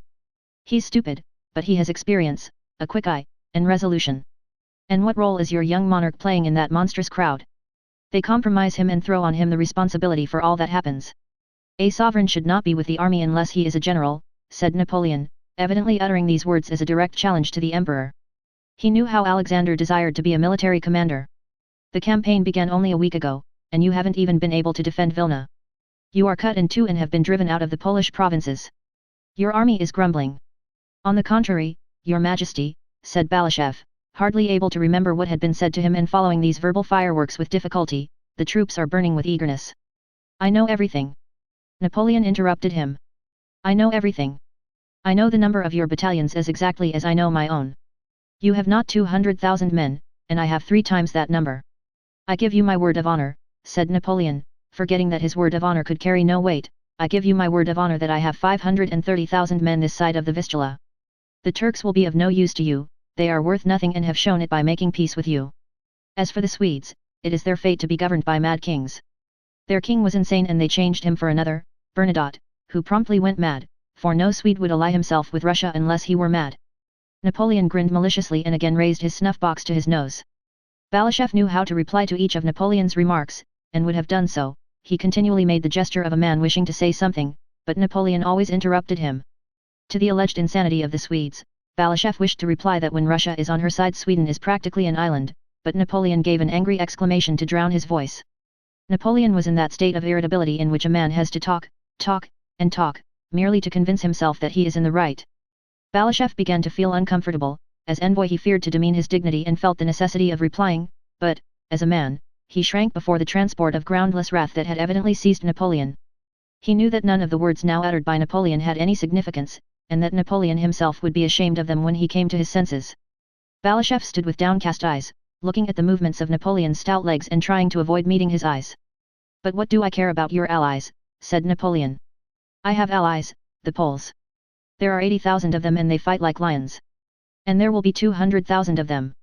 And probably still more perturbed by the fact that he had uttered this obvious falsehood, and that Balashov still stood silently before him in the same attitude of submission to fate, Napoleon abruptly turned round, drew close to Balashov's face, and, gesticulating rapidly and energetically with his white hands, almost shouted. Know that if you stir up Prussia against me, I'll wipe it off the map of Europe, he declared, his face pale and distorted by anger, and he struck one of his small hands energetically with the other. Yes, I will throw you back beyond the Dwina and beyond the Dnieper, and will re-erect against you that barrier which it was criminal and blind of Europe to allow to be destroyed. Yes, that is what will happen to you. That is what you have gained by alienating me. And he walked silently several times up and down the room, his fat shoulders twitching. He put his snuff-box into his waistcoat pocket, took it out again, lifted it several times to his nose, and stopped in front of Balashov. He paused, looked ironically straight into Balashov's eyes, and said in a quiet voice. And yet what a splendid reign your master might have had. Balashov, feeling it incumbent on him to reply, said that from the Russian side things did not appear in so gloomy a light. Napoleon was silent, still looking derisively at him and evidently not listening to him. Balashev said that in Russia the best results were expected from the war. Napoleon nodded condescendingly, as if to say, I know it's your duty to say that, but you don't believe it yourself. I have convinced you. When Balashev had ended, Napoleon again took out his snuff-box, sniffed at it, and stamped his foot twice on the floor as a signal. The door opened, a gentleman in waiting, bending respectfully, handed the emperor his hat and gloves, another brought him a pocket handkerchief. Napoleon, without giving them a glance, turned to Balashev. Assure the Emperor Alexander from me, said he, taking his hat, that I am as devoted to him as before. I know him thoroughly and very highly esteem his lofty qualities. I will detain you no longer, General, you shall receive my letter to the Emperor. And Napoleon went quickly to the door. Everyone in the reception room rushed forward and descended the staircase. Chapter 7. After all that Napoleon had said to him, those bursts of anger and the last dryly spoken words, I will detain you no longer, General, you shall receive my letter, Balashev felt convinced that Napoleon would not wish to see him, and would even avoid another meeting with him, an insulted envoy, especially as he had witnessed his unseemly anger. But, to his surprise, Balashev received, through Duroc, an invitation to dine with the emperor that day. Bessières, Caulaincourt and Berthier were present at that dinner. Napoleon met Balashev cheerfully and amiably. He not only showed no sign of constraint or self-reproach on account of his outburst that morning, but, on the contrary, tried to reassure Balashev. It was evident that he had long been convinced that it was impossible for him to make a mistake, and that in his perception whatever he did was right, not because it harmonized with any idea of right and wrong, but because he did it. The emperor was in very good spirits after his ride through Vilna, where crowds of people had rapturously greeted and followed him. From all the windows of the streets through which he rode, rugs, flags, and his monogram were displayed, and the Polish ladies, welcoming him, waved their handkerchiefs to him. At dinner, having placed Balashev beside him, Napoleon not only treated him amiably but behaved as if Balashev were one of his own courtiers, one of those who sympathized with his plans and ought to rejoice at his success. In the course of conversation he mentioned Moscow and questioned Balashev about the Russian capital, not merely as an interested traveler asks about a new city he intends to visit, but as if convinced that Balashev, as a Russian, must be flattered by his curiosity. How many inhabitants are there in Moscow? How many houses? Is it true that Moscow is called Holy Moscow? How many churches are there in Moscow? He asked. And receiving the reply that there were more than 200 churches, he remarked. Why such a quantity of churches? The Russians are very devout, replied Balashev. But a large number of monasteries and churches is always a sign of the backwardness of a people, said Napoleon, turning to Caulaincourt for appreciation of this remark. Balashev respectfully ventured to disagree with the French emperor. Every country has its own character, said he. But nowhere in Europe is there anything like that, said Napoleon.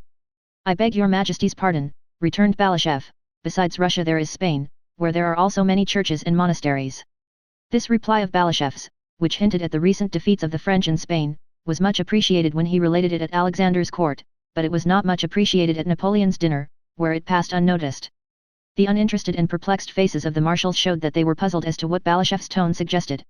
If there is a point we don't see it, or it is not at all witty, their expressions seemed to say. So little was his rejoinder appreciated that Napoleon did not notice it at all and naively asked Balashev through what towns the direct road from there to Moscow passed. Balashev, who was on the alert all through the dinner, replied that just as all roads lead to Rome, so all roads lead to Moscow. There were many roads, and among them the road through Poltava, which Charles XII chose. Balashev involuntarily flushed with pleasure at the aptitude of this reply, but hardly had he uttered the word Poltava before Caulaincourt began speaking of the badness of the road from Petersburg to Moscow and of his Petersburg reminiscences. After dinner they went to drink coffee in Napoleon's study, which 4 days previously had been that of the Emperor Alexander. Napoleon sat down, toying with his Sèvres coffee cup, and motioned Balashev to a chair beside him. Napoleon was in that well-known after-dinner mood which, more than any reasoned cause, makes a man contented with himself and disposed to consider everyone his friend. It seemed to him that he was surrounded by men who adored him, and he felt convinced that, after his dinner, Balashev too was his friend and worshipper. Napoleon turned to him with a pleasant, though slightly ironic, smile. They tell me this is the room the Emperor Alexander occupied? Strange, isn't it, General, he said, evidently not doubting that this remark would be agreeable to his hearer since it went to prove his, Napoleon's, superiority to Alexander. Balashev made no reply and bowed his head in silence. Yes. 4 days ago in this room, Wintzingerode and Stein were deliberating, continued Napoleon with the same derisive and self-confident smile. What I can't understand, he went on, is that the Emperor Alexander has surrounded himself with my personal enemies. That I do not understand. Has he not thought that I may do the same? And he turned inquiringly to Balashev, and evidently this thought turned him back onto the track of his morning's anger, which was still fresh in him. "And let him know that I will do so," said Napoleon, rising and pushing his cup away with his hand. "I'll drive all his Württemberg, Baden and Weimar relations out of Germany. Yes. I'll drive them out. Let him prepare an asylum for them in Russia." Balashëv bowed his head with an air indicating that he would like to make his bow and leave, and only listened because he could not help hearing what was said to him. Napoleon did not notice this expression. He treated Balashëv not as an envoy from his enemy, but as a man now fully devoted to him and who must rejoice at his former master's humiliation. "And why has the Emperor Alexander taken command of the armies? What is the good of that? War is my profession, but his business is to reign and not to command armies. Why has he taken on himself such a responsibility?" Again Napoleon brought out his snuff-box, paced several times up and down the room in silence, and then, suddenly and unexpectedly, went up to Balashëv and with a slight smile, as confidently, quickly, and simply as if he were doing something not merely important but pleasing to Balashëv, he raised his hand to the 40-year-old Russian general's face and, taking him by the ear, pulled it gently, smiling with his lips only. To have one's ear pulled by the emperor was considered the greatest honor and mark of favor at the French court. "Well, adorer and courtier of the Emperor Alexander, why don't you say anything?" said he, as if it was ridiculous, in his presence, to be the adorer and courtier of anyone but himself, Napoleon. "Are the horses ready for the general?" he added, with a slight inclination of his head in reply to Balashëv's bow. "Let him have mine, he has a long way to go." The letter taken by Balashëv was the last Napoleon sent to Alexander. Every detail of the interview was communicated to the Russian monarch, and the war began. Chapter 8. After his interview with Pierre in Moscow, Prince Andrew went to Petersburg, on business as he told his family, but really to meet Anatole Kurágin, whom he felt it necessary to encounter. On reaching Petersburg he inquired for Kurágin, but the latter had already left the city. Pierre had warned his brother-in-law that Prince Andrew was on his track. Anatole Kurágin promptly obtained an appointment from the Minister of War and went to join the army in Moldavia. While in Petersburg Prince Andrew met Kutuzov, his former commander, who was always well disposed toward him, and Kutuzov suggested that he should accompany him to the army in Moldavia, to which the old general had been appointed commander-in-chief. So Prince Andrew, having received an appointment on the headquarters staff, left for Turkey. Prince Andrew did not think it proper to write and challenge Kurágin. He thought that if he challenged him without some fresh cause it might compromise the young Countess Rostova, and so he wanted to meet Kurágin personally in order to find a fresh pretext for a duel. But he again failed to meet Kurágin in Turkey, for soon after Prince Andrew arrived, the latter returned to Russia. In a new country, amid new conditions, Prince Andrew found life easier to bear. After his betrothed had broken faith with him, which he felt the more acutely the more he tried to conceal its effects, the surroundings in which he had been happy became trying to him, and the freedom and independence he had once prized so highly were still more so.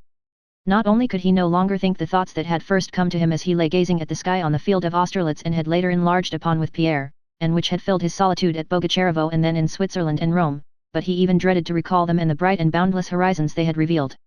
He was now concerned only with the nearest practical matters unrelated to his past interests, and he seized on these the more eagerly the more those past interests were closed to him. It was as if that lofty, infinite canopy of heaven that had once towered above him had suddenly turned into a low, solid vault that weighed him down, in which all was clear, but nothing eternal or mysterious. Of the activities that presented themselves to him, army service was the simplest and most familiar. As a general on duty on Kutuzov's staff, he applied himself to business with zeal and perseverance and surprised Kutuzov by his willingness and accuracy in work. Not having found Kurágin in Turkey, Prince Andrew did not think it necessary to rush back to Russia after him, but all the same he knew that however long it might be before he met Kurágin, despite his contempt for him and despite all the proofs he deduced to convince himself that it was not worth stooping to a conflict with him, he knew that when he did meet him he would not be able to resist calling him out, any more than a ravenous man can help snatching at food. And the consciousness that the insult was not yet avenged, that his rancor was still unspent, weighed on his heart and poisoned the artificial tranquility which he managed to obtain in Turkey by means of restless, plotting, and rather vainglorious and ambitious activity. In the year 1812, when news of the war with Napoleon reached Bucharest, where Kutuzov had been living for 2 months, passing his days and nights with a Wallachian woman, Prince Andrew asked Kutuzov to transfer him to the Western Army. Kutuzov, who was already weary of Bolkonsky's activity which seemed to reproach his own idleness, very readily let him go and gave him a mission to Barclay de Tolly. Before joining the Western Army, which was then, in May, encamped at Drissa, Prince Andrew visited Bald Hills, which was directly on his way, being only 2 miles off the Smolensk highroad. During the last 3 years there had been so many changes in his life, he had thought, felt and seen so much, having travelled both in the east and the west, that on reaching Bald Hills it struck him as strange and unexpected to find the way of life there unchanged and still the same in every detail. He entered through the gates with their stone pillars and drove up the avenue leading to the house as if he were entering an enchanted, sleeping castle. The same old stateliness, the same cleanliness, the same stillness reigned there, and inside there was the same furniture, the same walls, sounds, and smell, and the same timid faces, only somewhat older. Princess Mary was still the same timid, plain maiden getting on in years, uselessly and joylessly passing the best years of her life in fear and constant suffering. Mademoiselle Bourienne was the same coquettish, self-satisfied girl, enjoying every moment of her existence and full of joyous hopes for the future. She had merely become more self-confident, Prince Andrew thought. Dessalles, the tutor he had brought from Switzerland, was wearing a coat of Russian cut and talking broken Russian to the servants, but was still the same narrowly intelligent, conscientious, and pedantic preceptor. The old prince had changed in appearance only by the loss of a tooth, which left a noticeable gap on one side of his mouth. In character he was the same as ever, only showing still more irritability and skepticism as to what was happening in the world. Little Nicholas alone had changed. He had grown, become rosier, had curly dark hair, and, when merry and laughing, quite unconsciously lifted the upper lip of his pretty little mouth just as the little princess used to do. He alone did not obey the law of immutability in the enchanted, sleeping castle. But though externally all remained as of old, the inner relations of all these people had changed since Prince Andrew had seen them last. The household was divided into two alien and hostile camps, who changed their habits for his sake and only met because he was there. To the one camp belonged the old prince, Mademoiselle Bourienne, and the architect, to the other Princess Mary, Dessalles, little Nicholas, and all the old nurses and maids. During his stay at Bald Hills all the family dined together, but they were ill at ease and Prince Andrew felt that he was a visitor for whose sake an exception was being made and that his presence made them all feel awkward. Involuntarily feeling this at dinner on the first day, he was taciturn, and the old prince noticing this also became morosely dumb and retired to his apartments directly after dinner. In the evening, when Prince Andrew went to him and, trying to rouse him, began to tell him of the young Count Kamensky's campaign, the old prince began unexpectedly to talk about Princess Mary, blaming her for her superstitions and her dislike of Mademoiselle Bourienne, who, he said, was the only person really attached to him. The old prince said that if he was ill it was only because of Princess Mary, that she purposely worried and irritated him, and that by indulgence and silly talk she was spoiling little Prince Nicholas. The old prince knew very well that he tormented his daughter and that her life was very hard, but he also knew that he could not help tormenting her and that she deserved it. Why does Prince Andrew, who sees this, say nothing to me about his sister? Does he think me a scoundrel, or an old fool who, without any reason, keeps his own daughter at a distance and attaches this Frenchwoman to himself? He doesn't understand, so I must explain it, and he must hear me out, thought the old prince. And he began explaining why he could not put up with his daughter's unreasonable character. If you ask me, said Prince Andrew, without looking up, he was censuring his father for the first time in his life, I did not wish to speak about it, but as you ask me I will give you my frank opinion. If there is any misunderstanding and discord between you and Mary, I can't blame her for it at all. I know how she loves and respects you. Since you ask me, continued Prince Andrew, becoming irritable, as he was always liable to do of late, I can only say that if there are any misunderstandings they are caused by that worthless woman, who is not fit to be my sister's companion. The old man at first stared fixedly at his son, and an unnatural smile disclosed the fresh gap between his teeth to which Prince Andrew could not get accustomed. What companion, my dear boy? You've already been talking it over. Father, I did not want to judge, said Prince Andrew, in a hard and bitter tone, but you challenged me, and I have said, and always shall say, that Mary is not to blame, but those to blame, the one to blame, is that Frenchwoman. Ah, he has passed judgment, said the old man in a low voice and, as it seemed to Prince Andrew, with some embarrassment, but then he suddenly jumped up and cried, Be off, be off. Let not a trace of you remain here. Prince Andrew wished to leave at once, but Princess Mary persuaded him to stay another day. That day he did not see his father, who did not leave his room and admitted no one but Mademoiselle Bourienne and Tikhon, but asked several times whether his son had gone. Next day, before leaving, Prince Andrew went to his son's rooms. The boy, curly-headed like his mother and glowing with health, sat on his knee, and Prince Andrew began telling him the story of Bluebeard, but fell into a reverie without finishing the story. He thought not of this pretty child, his son whom he held on his knee, but of himself. He sought in himself either remorse for having angered his father or regret at leaving home for the first time in his life on bad terms with him, and was horrified to find neither.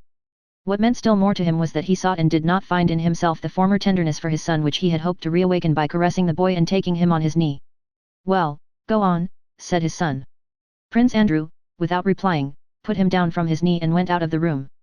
As soon as Prince Andrew had given up his daily occupations, and especially on returning to the old conditions of life amid which he had been happy, weariness of life overcame him with its former intensity, and he hastened to escape from these memories and to find some work as soon as possible. So you've decided to go, Andrew? Asked his sister. Thank God that I can, replied Prince Andrew. I am very sorry you can't. Why do you say that, replied Princess Mary. Why do you say that, when you are going to this terrible war, and he is so old? Mademoiselle Bourienne says he has been asking about you. As soon as she began to speak of that, her lips trembled and her tears began to fall. Prince Andrew turned away and began pacing the room. Ah, my God, my God! When one thinks who and what trash, can cause people misery, he said with a malignity that alarmed Princess Mary. She understood that when speaking of trash he referred not only to Mademoiselle Bourienne, the cause of her misery, but also to the man who had ruined his own happiness. Andrew! One thing I beg, I entreat of you, she said, touching his elbow and looking at him with eyes that shone through her tears. I understand you, she looked down. Don't imagine that sorrow is the work of men. Men are his tools.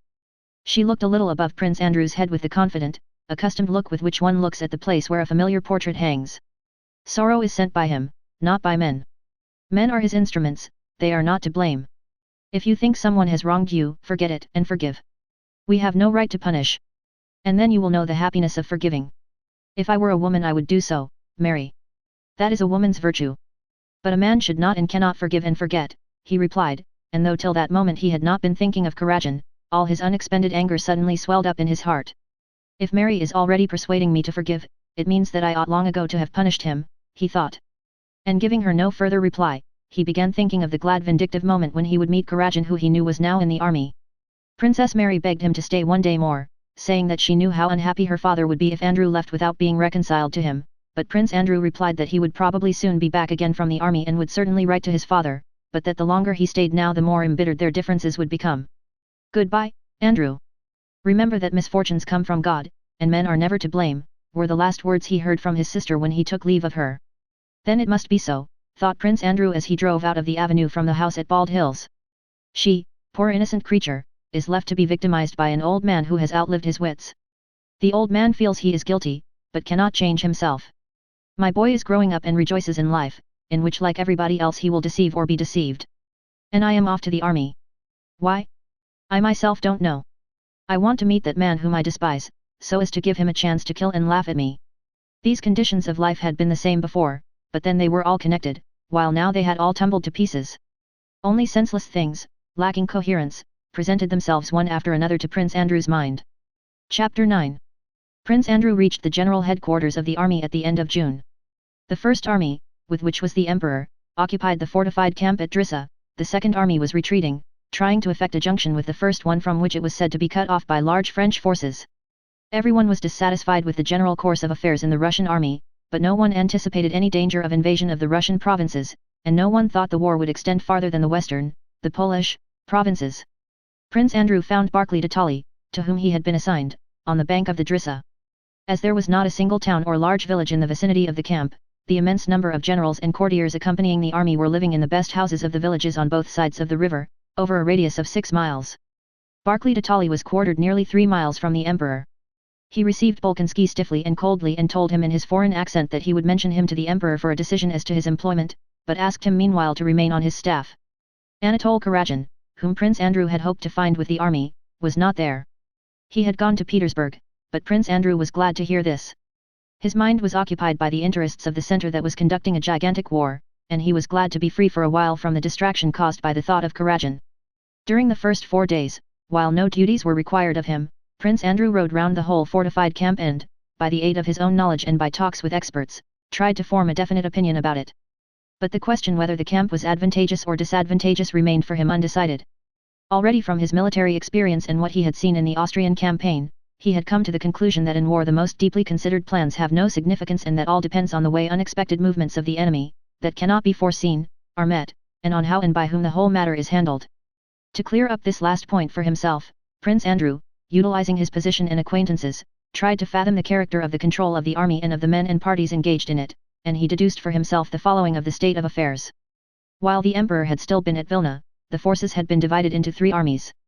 First, the army under Barclay de Tolly, secondly, the army under Bagration, and thirdly, the one commanded by Tormezov. The Emperor was with the First Army, but not as commander-in-chief.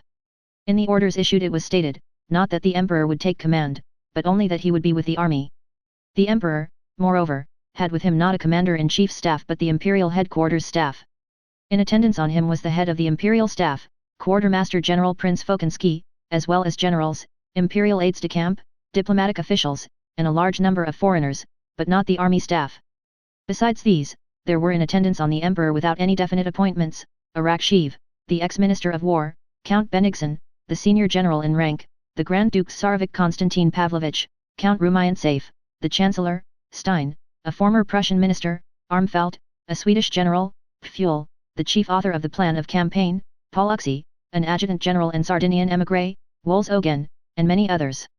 Though these men had no military appointment in the army, their position gave them influence, and often a corps commander, or even the commander-in-chief, did not know in what capacity he was questioned by Bennigsen, the Grand Duke Arakcheev or Prince Fokinsky, or was given this or that advice and did not know whether a certain order received in the form of advice emanated from the man who gave it or from the emperor and whether it had to be executed or not.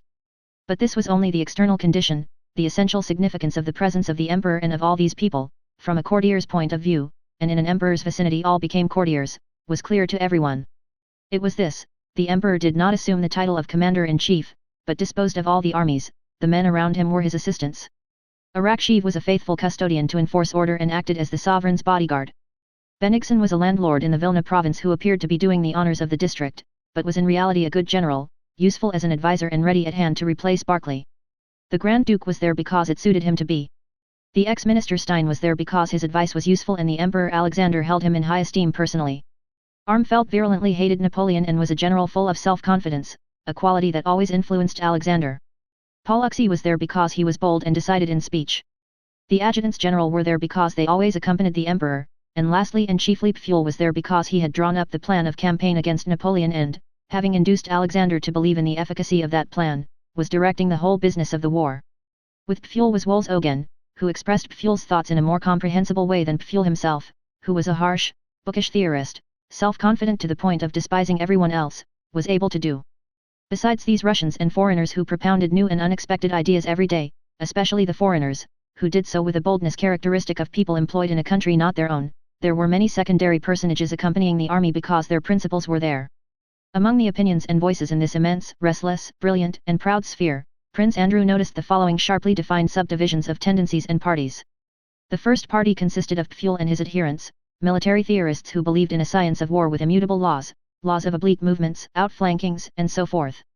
Pfuel and his adherents demanded a retirement into the depths of the country in accordance with precise laws defined by a pseudo-theory of war, and they saw only barbarism, ignorance, or evil intention in every deviation from that theory. To this party belonged the foreign nobles, Wolzogen, Wincing-Erode, and others, chiefly Germans.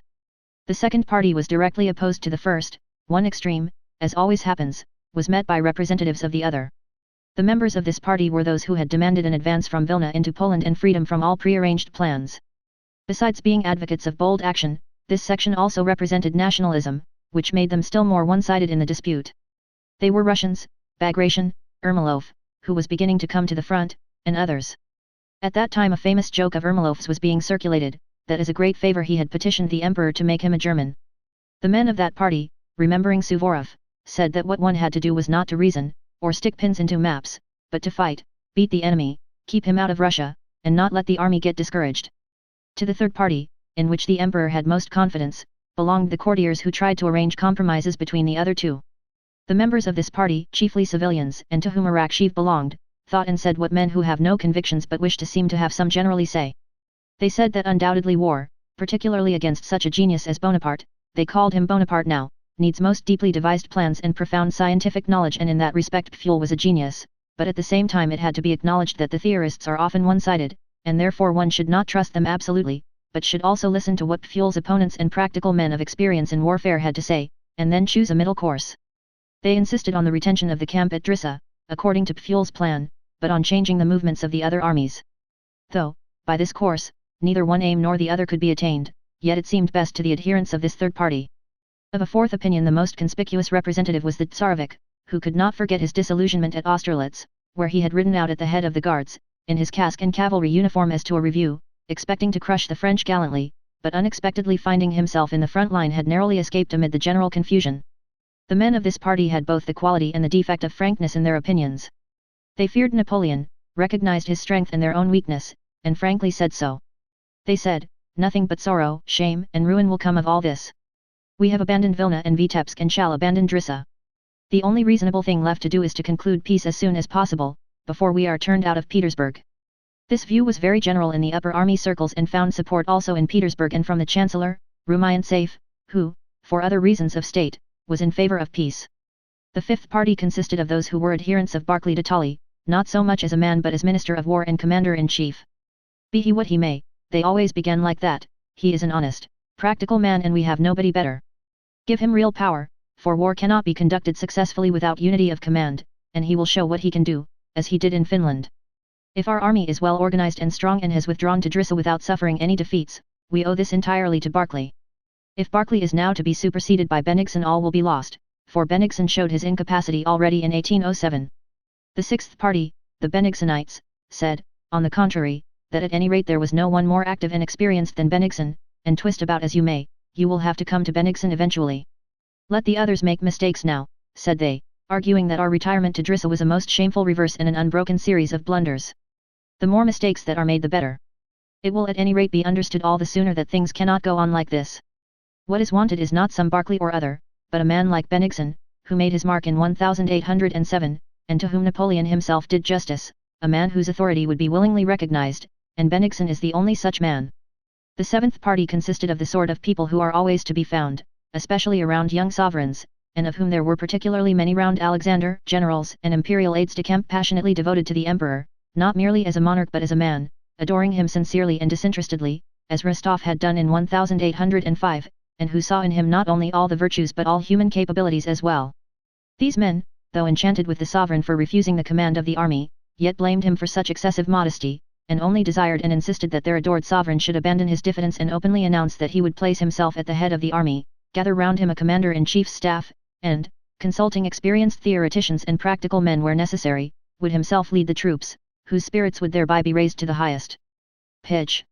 The eighth and largest group, which in its enormous numbers was to the others as 99 to 1, consisted of men who desired neither peace nor war, neither an advance nor a defensive camp at the Drissa or anywhere else, neither Barclay nor the Emperor, neither Pfuel nor Bennigsen, but only the one most essential thing, as much advantage and pleasure for themselves as possible. In the troubled waters of conflicting and intersecting intrigues that eddied about the Emperor's headquarters, it was possible to succeed in many ways unthinkable at other times. A man who simply wished to retain his lucrative post would today agree with Pfuel, tomorrow with his opponent, and the day after, merely to avoid responsibility or to please the Emperor, would declare that he had no opinion at all on the matter. Another who wished to gain some advantage would attract the Emperor's attention by loudly advocating the very thing the Emperor had hinted at the day before, and would dispute and shout at the council, beating his breast and challenging those who did not agree with him to duels, thereby proving that he was prepared to sacrifice himself for the common good. A third, in the absence of opponents, between two councils would simply solicit a special gratuity for his faithful services, well knowing that at that moment people would be too busy to refuse him. A fourth, while seemingly overwhelmed with work, would often come accidentally under the Emperor's eye. A fifth, to achieve his long-cherished aim of dining with the Emperor, would stubbornly insist on the correctness or falsity of some newly emerging opinion, and for this object would produce arguments more or less forcible and correct. All the men of this party were fishing for rubles, decorations, and promotions, and in this pursuit watched only the weathercock of imperial favor, and directly they noticed it turning in any direction, this whole drone population of the army began blowing hard that way, so that it was all the harder for the Emperor to turn it elsewhere. Amid the uncertainties of the position, with the menace of serious danger giving a peculiarly threatening character to everything, amid this vortex of intrigue, egotism, conflict of views and feelings, and the diversity of race among these people, this eighth and largest party of those preoccupied with personal interests imparted great confusion and obscurity to the common task. Whatever question arose, a swarm of these drones, without having finished their buzzing on a previous theme, flew over to the new one and by their hum drowned and obscured the voices of those who were disputing honestly. From among all these parties, just at the time Prince Andrew reached the army, another, a ninth party, was being formed and was beginning to raise its voice. This was the party of the elders, reasonable men experienced and capable in state affairs, who, without sharing any of those conflicting opinions, were able to take a detached view of what was going on at the staff at headquarters and to consider means of escape from this muddle, indecision, intricacy, and weakness. The men of this party said and thought that what was wrong resulted chiefly from the Emperor's presence in the army with his military court and from the consequent presence there of an indefinite, conditional and unsteady fluctuation of relations, which is in place at court but harmful in an army, that a sovereign should reign but not command the army, and that the only way out of the position would be for the Emperor and his court to leave the army, that the mere presence of the Emperor paralyzed the action of 50,000 men required to secure his personal safety, and that the worst commander-in-chief, if independent, would be better than the very best one trammeled by the presence and authority of the monarch. Just at the time Prince Andrew was living unoccupied at Drissa, Shishkov, the Secretary of State and one of the chief representatives of this party, wrote a letter to the Emperor which Arakchev and Balashov agreed to sign. In this letter, availing himself of permission given him by the Emperor to discuss the general course of affairs, he respectfully suggested, on the plea that it was necessary for the sovereign to arouse a warlike spirit in the people of the capital, that the Emperor should leave the army. That arousing of the people by their sovereign and his call to them to defend their country, the very incitement which was the chief cause of Russia's triumph in so far as it was produced by the Tsar's personal presence in Moscow, was suggested to the Emperor, and accepted by him, as a pretext for quitting the army. Chapter 10. This letter had not yet been presented to the Emperor when Barclay, one day at dinner, informed Bolkonsky that the sovereign wished to see him personally, to question him about Turkey, and that Prince Andrew was to present himself at Bennigsen's quarters at 6 that evening. News was received at the Emperor's quarters that very day of a fresh movement by Napoleon which might endanger the army, news subsequently found to be false. And that morning Colonel Michaud had ridden round the Drissa fortifications with the Emperor and had pointed out to him that this fortified camp constructed by Pfuel, until then considered a chef d'oeuvre of tactical science which would ensure Napoleon's destruction, was an absurdity, threatening the destruction of the Russian army. Prince Andrew arrived at Bennigsen's quarters, a country gentleman's house of moderate size, situated on the very banks of the river. Neither Bennigsen nor the Emperor was there, but Chernyshev, the Emperor's aide-de-camp, received Bolkonsky and informed him that the Emperor, accompanied by General Bennigsen and Marquis Pollux, had gone a second time that day to inspect the fortifications of the Drissa camp, of the suitability of which serious doubts were beginning to be felt. Chernyshev was sitting at a window in the first room with a French novel in his hand. This room had probably been a music room, there was still an organ in it on which some rugs were piled, and in one corner stood the folding bedstead of Bennigsen's adjutant. This adjutant was also there and sat dozing on the rolled-up bedding, evidently exhausted by work or by feasting. 2 doors led from the room, one straight on into what had been the drawing-room, and another, on the right, to the study. Through the first door came the sound of voices conversing in German and occasionally in French. In that drawing-room were gathered, by the Emperor's wish, not a military council, the Emperor preferred indefiniteness, but certain persons whose opinions he wished to know in view of the impending difficulties. It was not a council of war, but, as it were, a council to elucidate certain questions for the Emperor personally. To this semi-council had been invited the Swedish General Armfeldt, Adjutant General Wolfs-Ogen, Wintzingerode, whom Napoleon had referred to as a renegade French subject, Michaud, Toll, Count Stein who was not a military man at all, and Pfuel himself, who, as Prince Andrew had heard, was the mainspring of the whole affair. Prince Andrew had an opportunity of getting a good look at him, for Pfuel arrived soon after himself and, in passing through to the drawing-room, stopped a minute to speak to Chernyshev. At first sight, Pfuel, in his ill-made uniform of a Russian general, which fitted him badly like a fancy costume, seemed familiar to Prince Andrew, though he saw him now for the first time. There was about him something of Weyrother, Mack, and Schmidt, and many other German theorist generals whom Prince Andrew had seen in 1805, but he was more typical than any of them. Prince Andrew had never yet seen a German theorist in whom all the characteristics of those others were united to such an extent. Pfuel was short and very thin but broad-boned, of course, robust build, broad in the hips, and with prominent shoulder blades. His face was much wrinkled and his eyes deep-set. His hair had evidently been hastily brushed smooth in front of the temples, but stuck up behind in quaint little tufts. He entered the room, looking restlessly and angrily around, as if afraid of everything in that large apartment. Awkwardly holding up his sword, he addressed Chernyshev and asked in German where the Emperor was. One could see that he wished to pass through the rooms as quickly as possible, finish with the bows and greetings, and sit down to business in front of a map, where he would feel at home. He nodded hurriedly in reply to Chernyshev, and smiled ironically on hearing that the sovereign was inspecting the fortifications that he, Pfuel, had planned in accord with his theory. He muttered something to himself abruptly and in a bass voice, as self-assured Germans do, it might have been "stupid fellow," or "the whole affair will be ruined," or "something absurd will come of it." Prince Andrew did not catch what he said and would have passed on, but Chernyshev introduced him to Pfuel, remarking that Prince Andrew was just back from Turkey where the war had terminated so fortunately. Pfuel barely glanced, not so much at Prince Andrew as past him, and said, with a laugh, "That must have been a fine tactical war," and, laughing contemptuously, went on into the room from which the sound of voices was heard. Pfuel, always inclined to be irritably sarcastic, was particularly disturbed that day, evidently by the fact that they had dared to inspect and criticize his camp in his absence. From this short interview with Pfuel, Prince Andrew, thanks to his Austerlitz experiences, was able to form a clear conception of the man. Pfuel was one of those hopelessly and immutably self-confident men, self-confident to the point of martyrdom as only Germans are, because only Germans are self-confident on the basis of an abstract notion, science, that is, the supposed knowledge of absolute truth. A Frenchman is self-assured because he regards himself personally, both in mind and body, as irresistibly attractive to men and women. An Englishman is self-assured, as being a citizen of the best organized state in the world, and therefore as an Englishman always knows what he should do and knows that all he does as an Englishman is undoubtedly correct.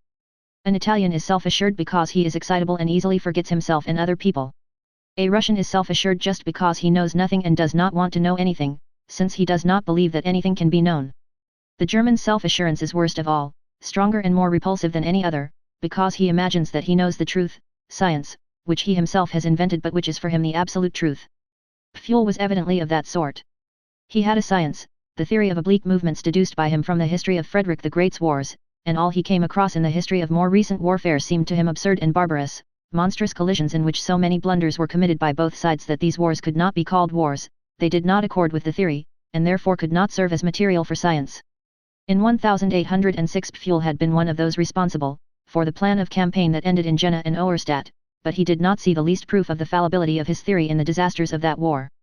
On the contrary, the deviations made from his theory were, in his opinion, the sole cause of the whole disaster, and with characteristically gleeful sarcasm he would remark, "There, I said the whole affair would go to the devil." Pfuel was one of those theoreticians who so love their theory that they lose sight of the theory's object, its practical application. His love of theory made him hate everything practical, and he would not listen to it. He was even pleased by failures, for failures resulting from deviations in practice from the theory only proved to him the accuracy of his theory. He said a few words to Prince Andrew and Chernyshев about the present war, with the air of a man who knows beforehand that all will go wrong, and who is not displeased that it should be so. The unbrushed tufts of hair sticking up behind and the hastily brushed hair on his temples expressed this most eloquently. He passed into the next room, and the deep, querulous sounds of his voice were at once heard from there. Chapter 11. Prince Andrew's eyes were still following Pfuel out of the room when Count Bennigsen entered hurriedly, and nodding to Bolkonsky, but not pausing, went into the study, giving instructions to his adjutant as he went. The Emperor was following him, and Bennigsen had hastened on to make some preparations and to be ready to receive the sovereign. Chernyshев and Prince Andrew went out into the porch, where the Emperor, who looked fatigued, was dismounting. Marquis Pollux was talking to him with particular warmth and the Emperor, with his head bent to the left, was listening with a dissatisfied air. The Emperor moved forward evidently wishing to end the conversation, but the flushed and excited Italian, oblivious of decorum, followed him and continued to speak. "And as for the man who advised forming this camp, the Drissa camp," said Pollux, as the Emperor mounted the steps and noticing Prince Andrew scanned his unfamiliar face, "as to that person, sire," continued Pollux, desperately, apparently unable to restrain himself, "the man who advised the Drissa camp, I see no alternative but the lunatic asylum or the gallows." Without heeding the end of the Italian's remarks, and as though not hearing them, the Emperor, recognizing Bolkonsky, addressed him graciously. "I am very glad to see you. Go in there where they are meeting, and wait for me." The Emperor went into the study. He was followed by Prince Peter Mikhailovich Fokonsky and Baron Stein, and the door closed behind them. Prince Andrew, taking advantage of the Emperor's permission, accompanied Pollux, whom he had known in Turkey, into the drawing room where the council was assembled.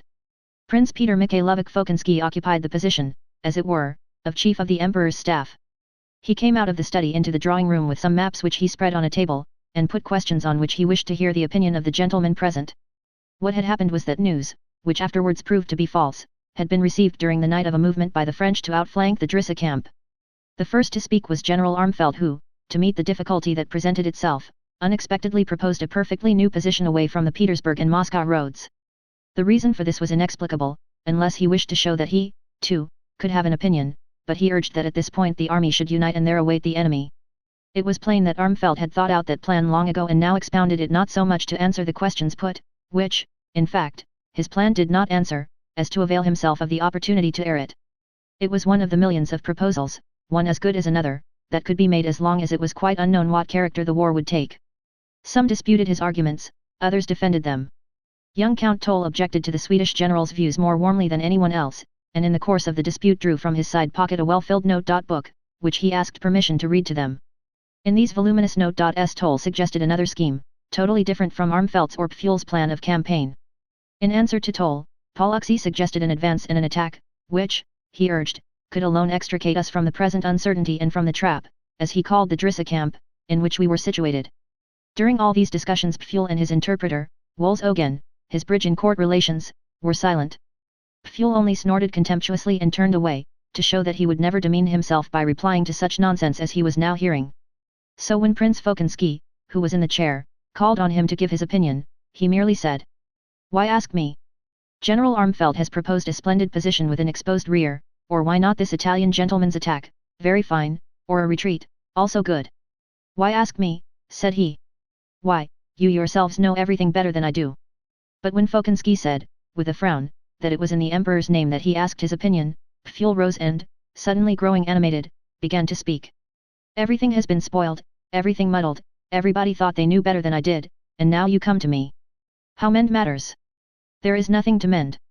The principles laid down by me must be strictly adhered to, said he, drumming on the table with his bony fingers. What is the difficulty? Nonsense, childishness. He went up to the map and speaking rapidly began proving that no eventuality could alter the efficiency of the Drissa camp, that everything had been foreseen, and that if the enemy were really going to outflank it, the enemy would inevitably be destroyed. Pollux, who did not know German, began questioning him in French. Wolzogen came to the assistance of his chief, who spoke French badly, and began translating for him, hardly able to keep pace with Pfuel, who was rapidly demonstrating that not only all that had happened, but all that could happen, had been foreseen in his scheme, and that if there were now any difficulties the whole fault lay in the fact that his plan had not been precisely executed. He kept laughing sarcastically, he demonstrated, and at last contemptuously ceased to demonstrate, like a mathematician who ceases to prove in various ways the accuracy of a problem that has already been proved. Wolzogen took his place and continued to explain his views in French, every now and then turning to Pfuel and saying, "Is it not so, Your Excellency?" But Pfuel, like a man heated in a fight who strikes those on his own side, shouted angrily at his own supporter, Wolzogen. Well, of course, what more is there to explain? Pollux and Michaud both attacked Wolzogen simultaneously in French. Armfeldt addressed Pfuel in German. Toll explained to Fokinsky in Russian. Prince Andrew listened and observed in silence. Of all these men Prince Andrew sympathized most with Pfuel, angry, determined, and absurdly self-confident as he was. Of all those present, evidently he alone was not seeking anything for himself, nursed no hatred against anyone, and only desired that the plan, formed on a theory arrived at by years of toil, should be carried out. He was ridiculous, and unpleasantly sarcastic, but yet he inspired involuntary respect by his boundless devotion to an idea. Besides this, the remarks of all except Pfuel had one common trait that had not been noticeable at the Council of War in 1805, there was now a panic fear of Napoleon's genius, which, though concealed, was noticeable in every rejoinder. Everything was assumed to be possible for Napoleon, they expected him from every side, and invoked his terrible name to shatter each other's proposals. Pfuel alone seemed to consider Napoleon a barbarian like everyone else who opposed his theory. But besides this feeling of respect, Pfuel evoked pity in Prince Andrew. From the tone in which the courtiers addressed him and the way Pollux had allowed himself to speak of him to the emperor, but above all from a certain desperation in Pfuel's own expressions, it was clear that the others knew, and Pfuel himself felt, that his fall was at hand. And despite his self-confidence and grumpy German sarcasm he was pitiable, with his hair smoothly brushed on the temples and sticking up in tufts behind. Though he concealed the fact under a show of irritation and contempt, he was evidently in despair that the sole remaining chance of verifying his theory by a huge experiment and proving its soundness to the whole world was slipping away from him. The discussions continued a long time, and the longer they lasted the more heated became the disputes, culminating in shouts and personalities, and the less was it possible to arrive at any general conclusion from all that had been said. Prince Andrew, listening to this polyglot talk and to these surmises, plans, refutations, and shouts, felt nothing but amazement at what they were saying. A thought that had long since and often occurred to him during his military activities, the idea that there is not and cannot be any science of war, and that therefore there can be no such thing as a military genius, now appeared to him an obvious truth. What theory and science is possible about a matter the conditions and circumstances of which are unknown and cannot be defined, especially when the strength of the acting forces cannot be ascertained? No one was or is able to foresee in what condition the enemy's armies will be in a day's time, and no one can gauge the force of this or that detachment. Sometimes, when there is not a coward at the front to shout, "We are cut off," and start running, but a brave and jolly lad who shouts, "Hurrah, a detachment of 5,000 is worth 30,000, as at Schongraben, while at times 50,000 run from 8,000, as at Austerlitz. What science can there be in a matter in which, as in all practical matters, nothing can be defined and everything depends on innumerable conditions, the significance of which is determined at a particular moment which arrives no one knows when? Armfeldt says our army is cut in half, and Pollux says we have got the French army between two fires, Michaud says that the worthlessness of the Drissa camp lies in having the river behind it, and Pfuel says that is what constitutes its strength. Toll proposes one plan, Armfeldt another, and they are all good and all bad, and the advantages of any suggestions can be seen only at the moment of trial. And why do they all speak of a military genius? Is a man a genius who can order bread to be brought up at the right time and say who is to go to the right and who to the left? It is only because military men are invested with pomp and power and crowds of sycophants flatter power, attributing to it qualities of genius it does not possess. The best generals I have known were, on the contrary, stupid or absent-minded men. Bagration was the best, Napoleon himself admitted that. And of Bonaparte himself. I remember his limited, self-satisfied face on the field of Austerlitz. Not only does a good army commander not need any special qualities, on the contrary he needs the absence of the highest and best human attributes, love, poetry, tenderness, and philosophic inquiring doubt. He should be limited, firmly convinced that what he is doing is very important, otherwise he will not have sufficient patience, and only then will he be a brave leader.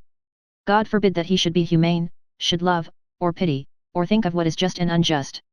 It is understandable that a theory of their genius was invented for them long ago because they have power. The success of a military action depends not on them, but on the man in the ranks who shouts, "We are lost," or who shouts, "Hurrah!" And only in the ranks can one serve with assurance of being useful.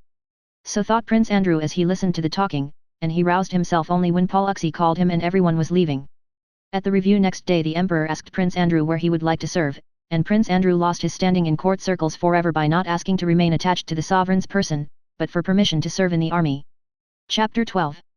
Before the beginning of the campaign, Rostov had received a letter from his parents in which they told him briefly of Natasha's illness and the breaking off of her engagement to Prince Andrew, which they explained by Natasha's having rejected him, and again asked Nicholas to retire from the army and return home.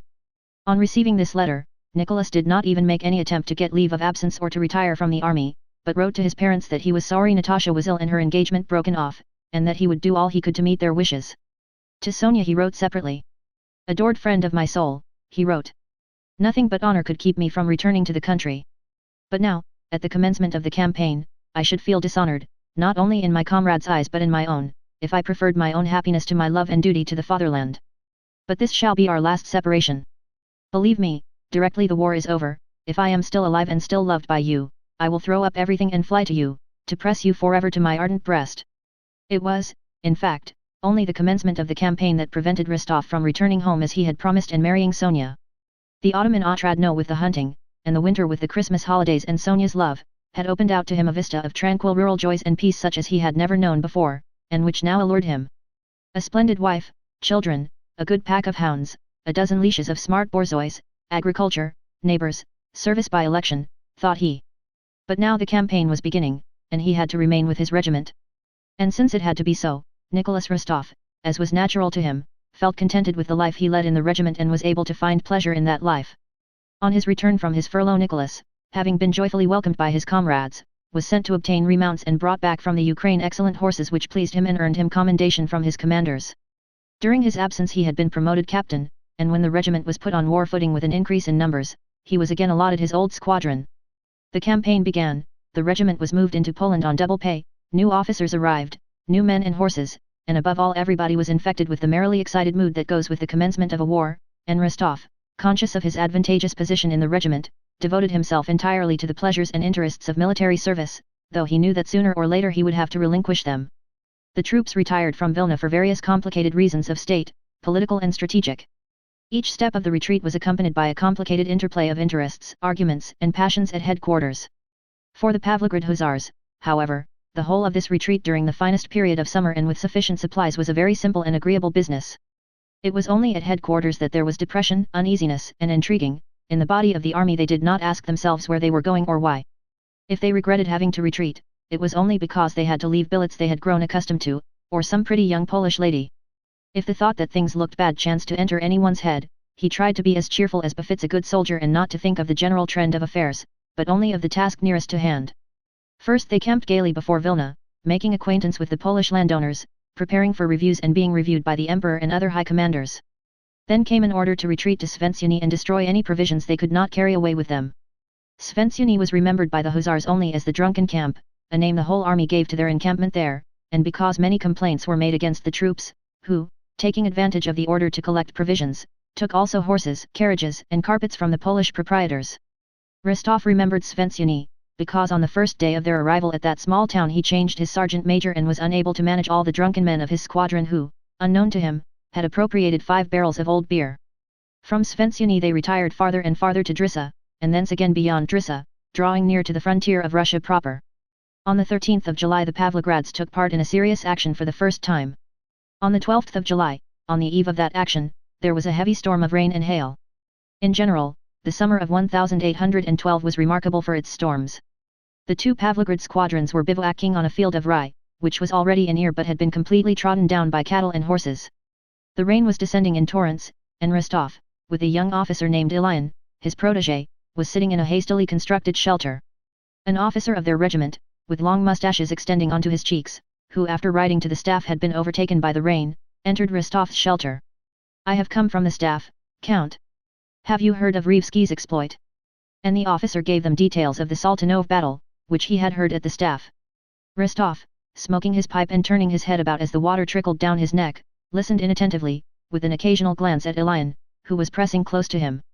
This officer, a lad of 16 who had recently joined the regiment, was now in the same relation to Nicholas that Nicholas had been to Denisov 7 years before. Ilyin tried to imitate Rostov in everything and adored him as a girl might have done.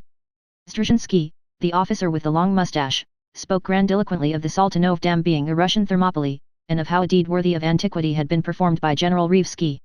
He recounted how Rivsky had led his 2 sons onto the dam under terrific fire and had charged with them beside him. Rostov heard the story and not only said nothing to encourage Zdrzhinsky's enthusiasm but, on the contrary, looked like a man ashamed of what he was hearing, though with no intention of contradicting it. Since the campaigns of Austerlitz and of 1807, Rostov knew by experience that men always lie when describing military exploits, as he himself had done when recounting them. Besides that, he had experience enough to know that nothing happens in war at all as we can imagine or relate it.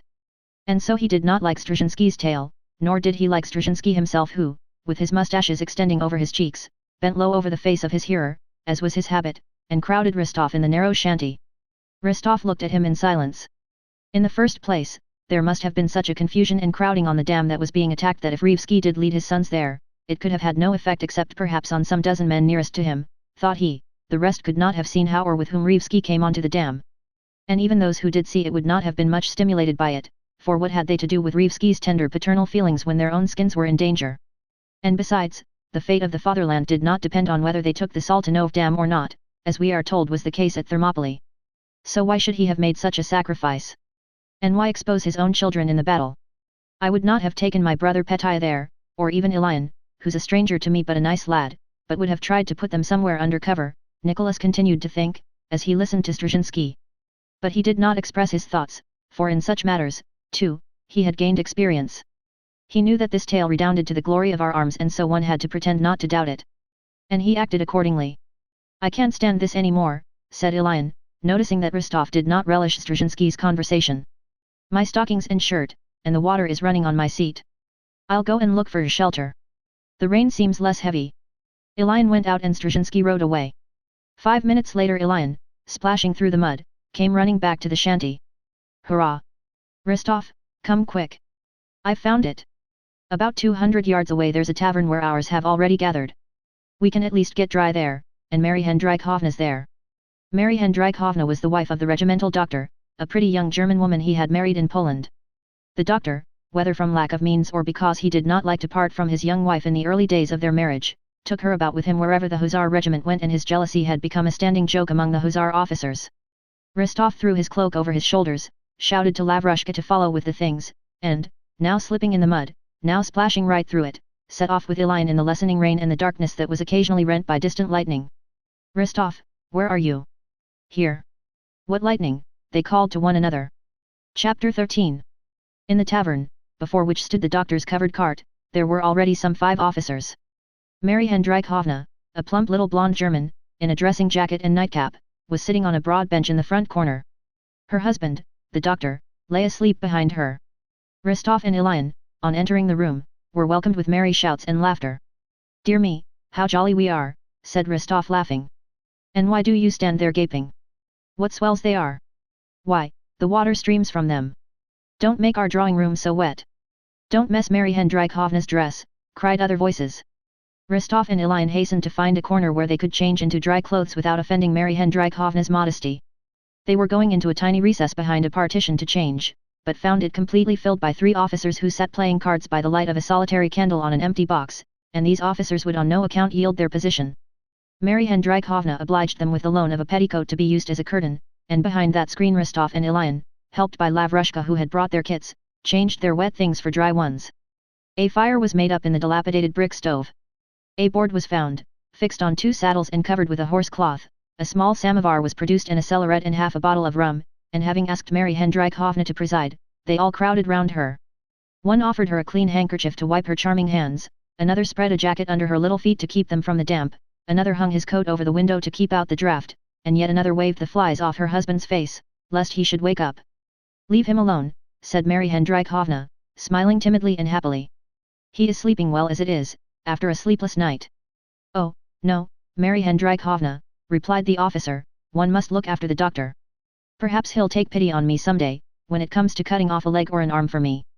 There were only 3 tumblers, the water was so muddy that one could not make out whether the tea was strong or weak, and the samovar held only 6 tumblers of water, but this made it all the pleasanter to take turns in order of seniority to receive one's tumbler from Mary Hendrikovna's plump little hands with their short and not over clean nails.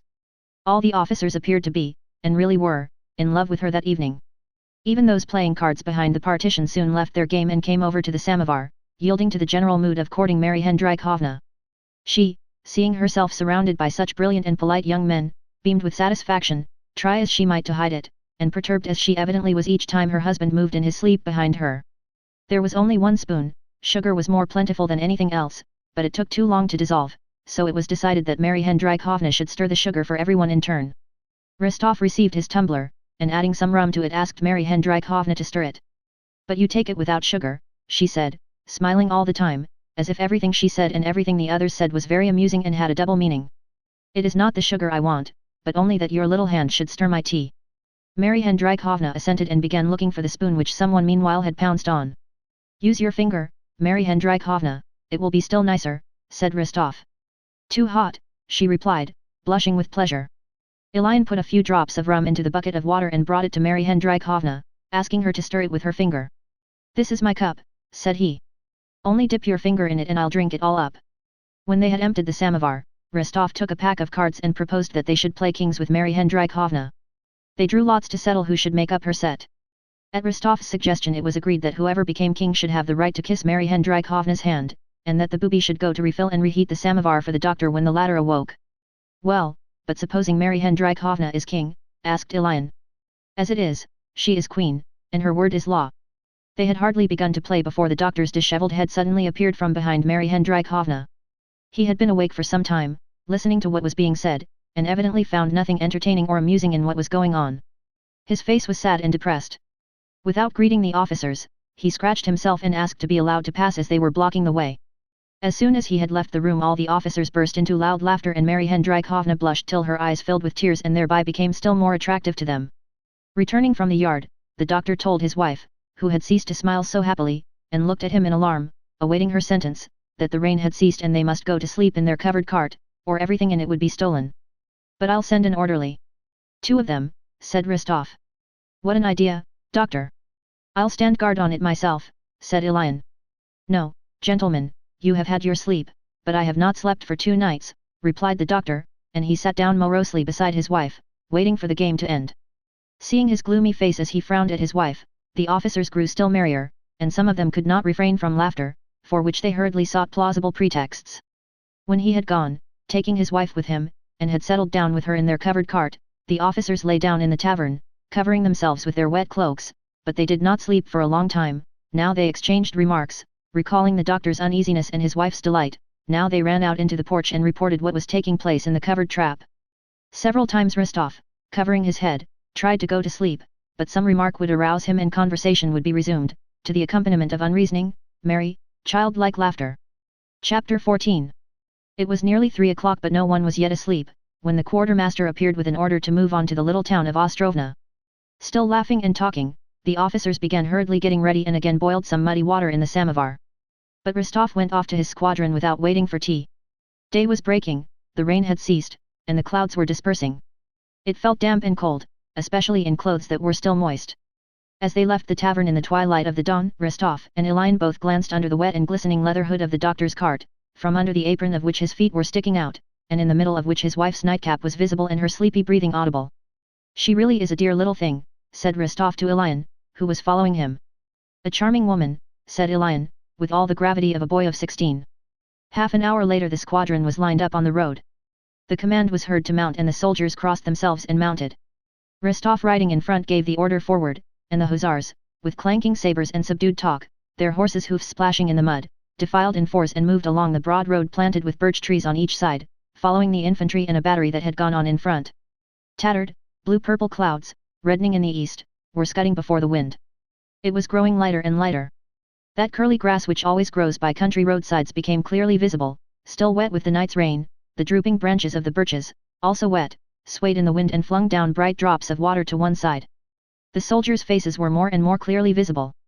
Rostov, always closely followed by Ilian, rode along the side of the road between two rows of birch trees. When campaigning, Rostov allowed himself the indulgence of riding not a regimental but a Cossack horse. A judge of horses and a sportsman, he had lately procured himself a large, fine, mettlesome, Donets horse, dun-colored, with light mane and tail, and when he rode it no one could outgallop him. To ride this horse was a pleasure to him, and he thought of the horse, of the morning, of the doctor's wife, but not once of the impending danger. Formerly, when going into action, Rostov had felt afraid, now he had not the least feeling of fear. He was fearless, not because he had grown used to being under fire, one cannot grow used to danger, but because he had learned how to manage his thoughts when in danger. He had grown accustomed when going into action to think about anything but what would seem most likely to interest him, the impending danger. During the first period of his service, hard as he tried and much as he reproached himself with cowardice, he had not been able to do this, but with time it had come of itself. Now he rode beside Ilian under the birch trees, occasionally plucking leaves from a branch that met his hand, sometimes touching his horse's side with his foot, or, without turning round, handing a pipe he had finished to an hussar riding behind him, with as calm and careless an air as though he were merely out for a ride.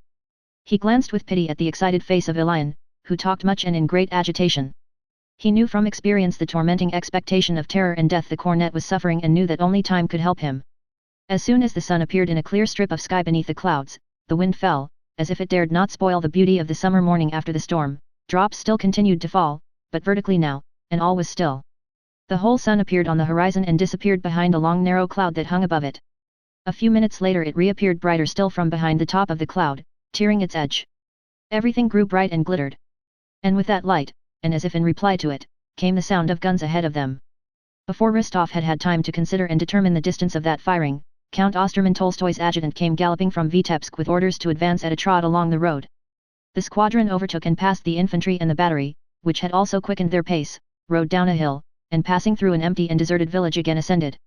The horses began to lather and the men to flush. Halt! Dress your ranks, the order of the regimental commander was heard ahead. Forward by the left. Walk, march, came the order from in front.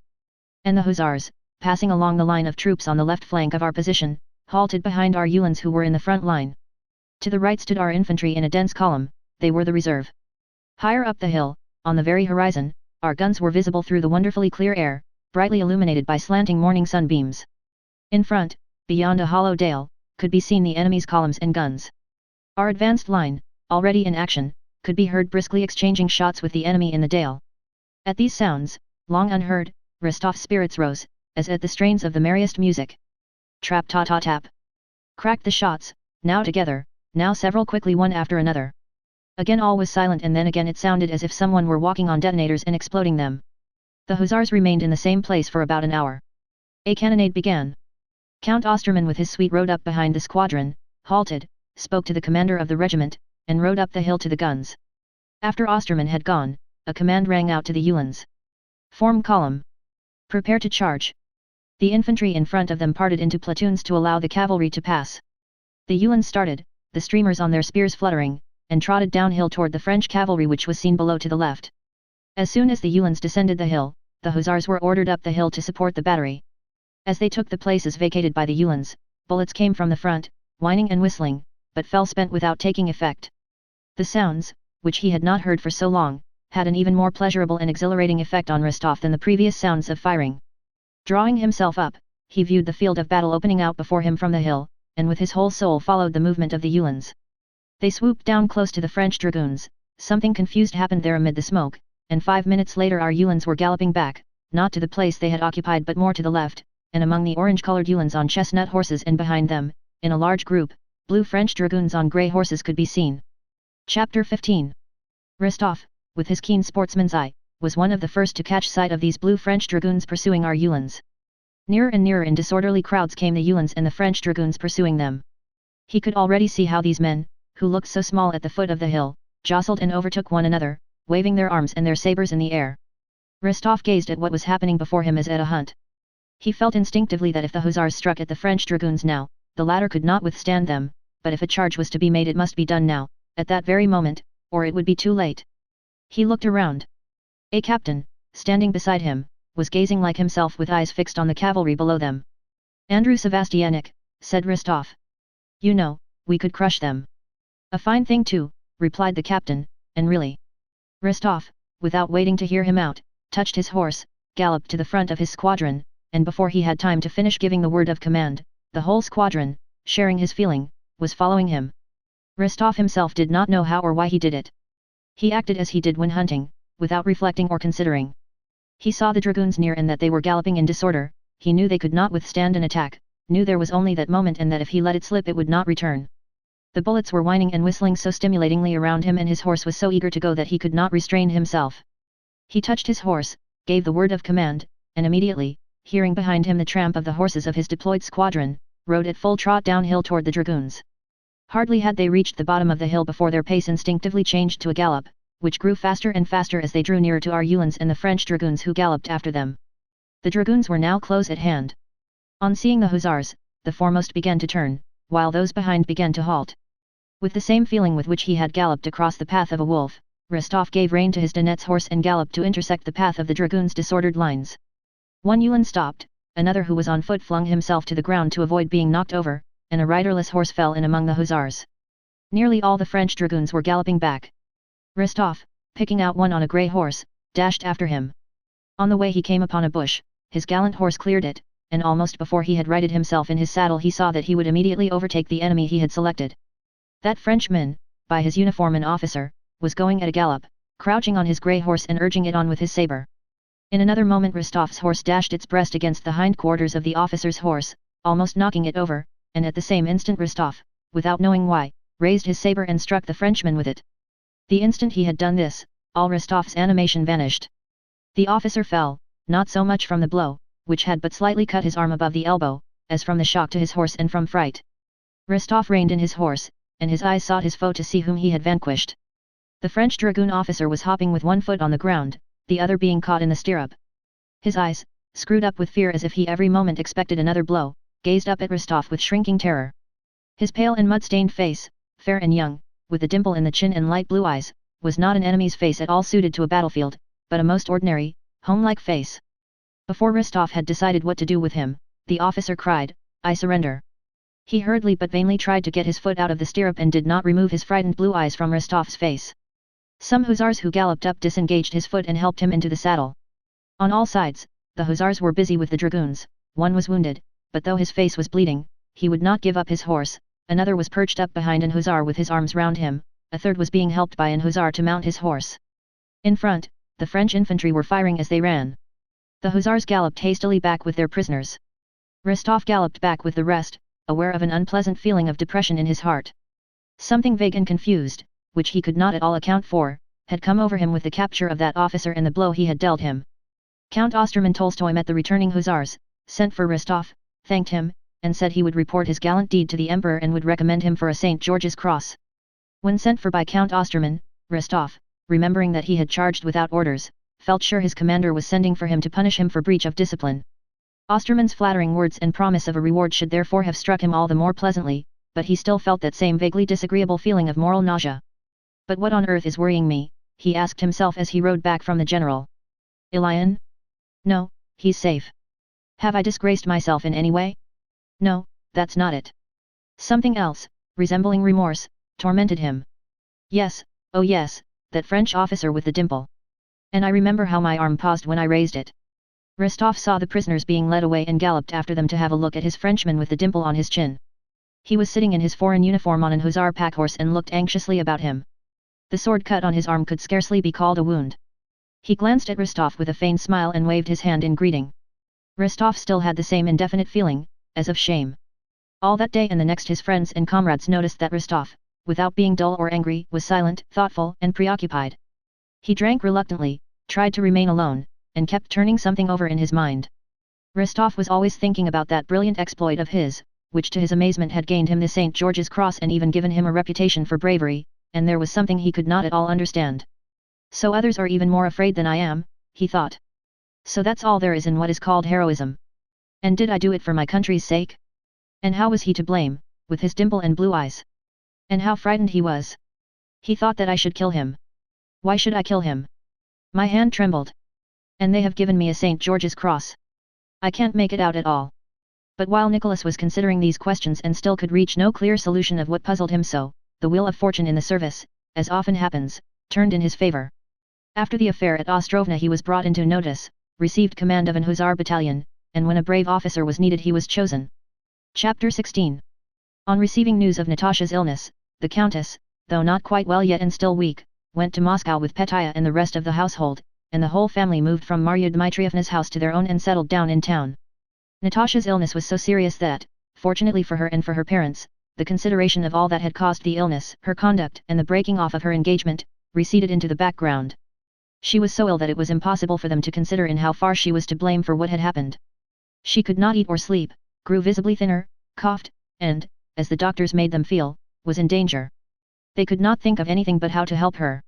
Doctors came to see her singly and in consultation, talked much in French, German, and Latin, blamed one another, and prescribed a great variety of medicines for all the diseases known to them, but the simple idea never occurred to any of them that they could not know the disease Natasha was suffering from, as no disease suffered by a live man can be known, for every living person has his own peculiarities and always has his own peculiar, personal, novel, complicated disease, unknown to medicine, not a disease of the lungs, liver, skin, heart, nerves, and so on mentioned in medical books, but a disease consisting of one of the innumerable combinations of the maladies of those organs.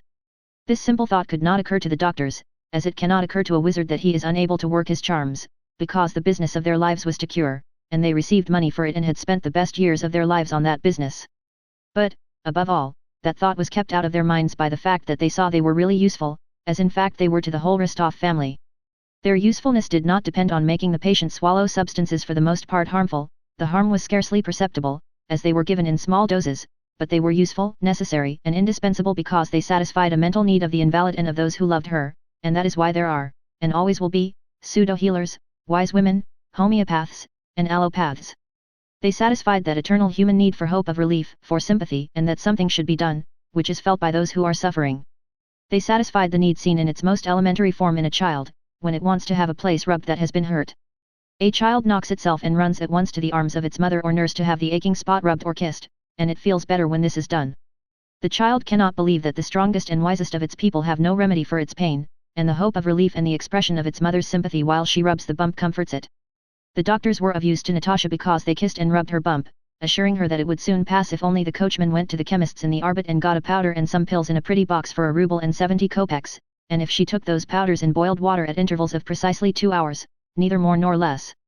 What would Sonia and the Count and Countess have done, how would they have looked, if nothing had been done, if there had not been those pills to give by the clock, the warm drinks, the chicken cutlets, and all the other details of life ordered by the doctors, the carrying out of which supplied an occupation and consolation to the family circle?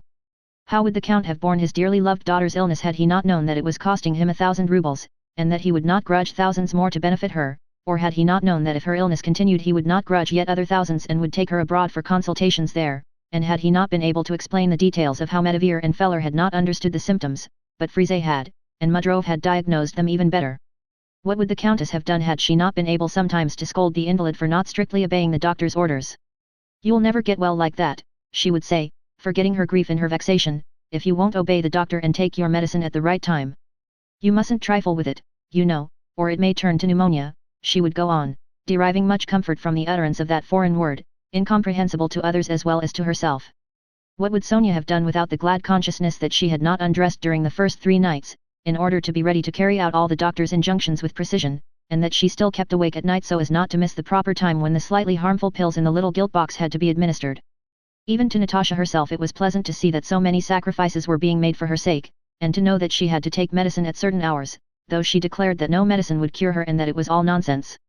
And it was even pleasant to be able to show, by disregarding the orders, that she did not believe in medical treatment and did not value her life.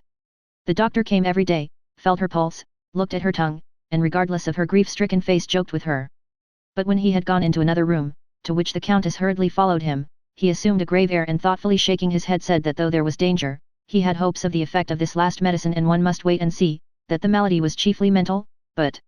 And the Countess, trying to conceal the action from herself and from him, slipped a gold coin into his hand and always returned to the patient with a more tranquil mind. The symptoms of Natasha's illness were that she ate little, slept little, coughed, and was always low-spirited.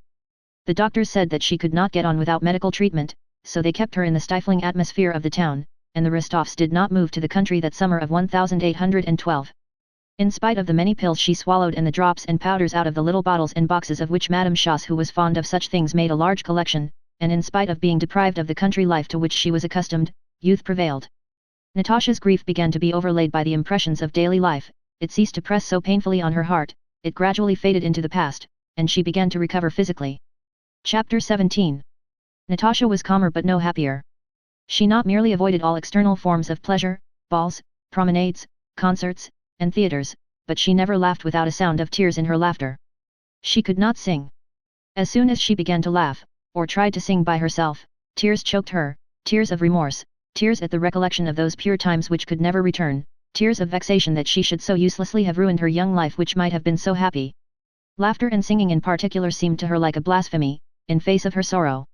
Without any need of self-restraint, no wish to coquette ever entered her head. She said and felt at that time that no man was more to her than Nastasia Ivanovna, the buffoon. Something stood sentinel within her and forbade her every joy. Besides, she had lost all the old interests of her carefree girlish life that had been so full of hope. The previous autumn, the hunting, uncle, and the Christmas holidays spent with Nicholas at Otradno were what she recalled oftenest and most painfully. What would she not have given to bring back even a single day of that time? But it was gone forever.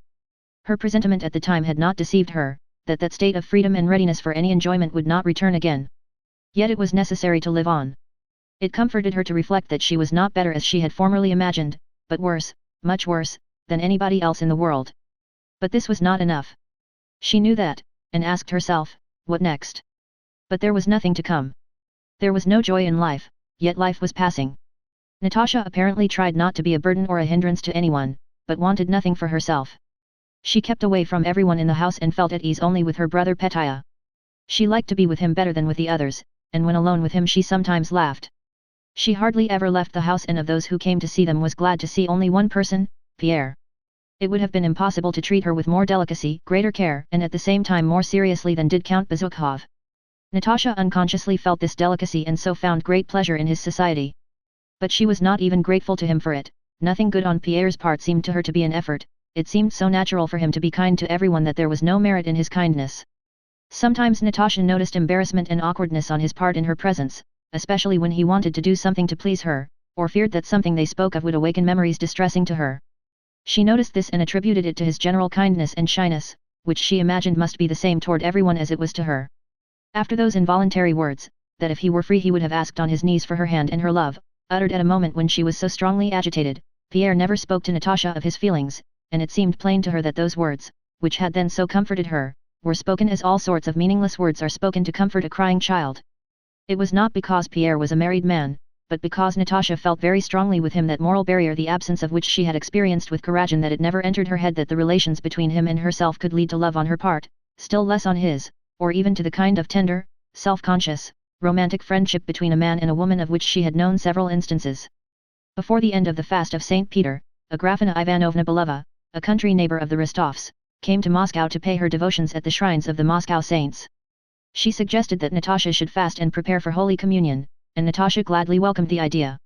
Despite the doctor's orders that she should not go out early in the morning, Natasha insisted on fasting and preparing for the sacrament, not as they generally prepared for it in the Rostov family by attending 3 services in their own house, but as Agrafena Ivanovna did, by going to church every day for a week and not once missing vespers, matins, or mass.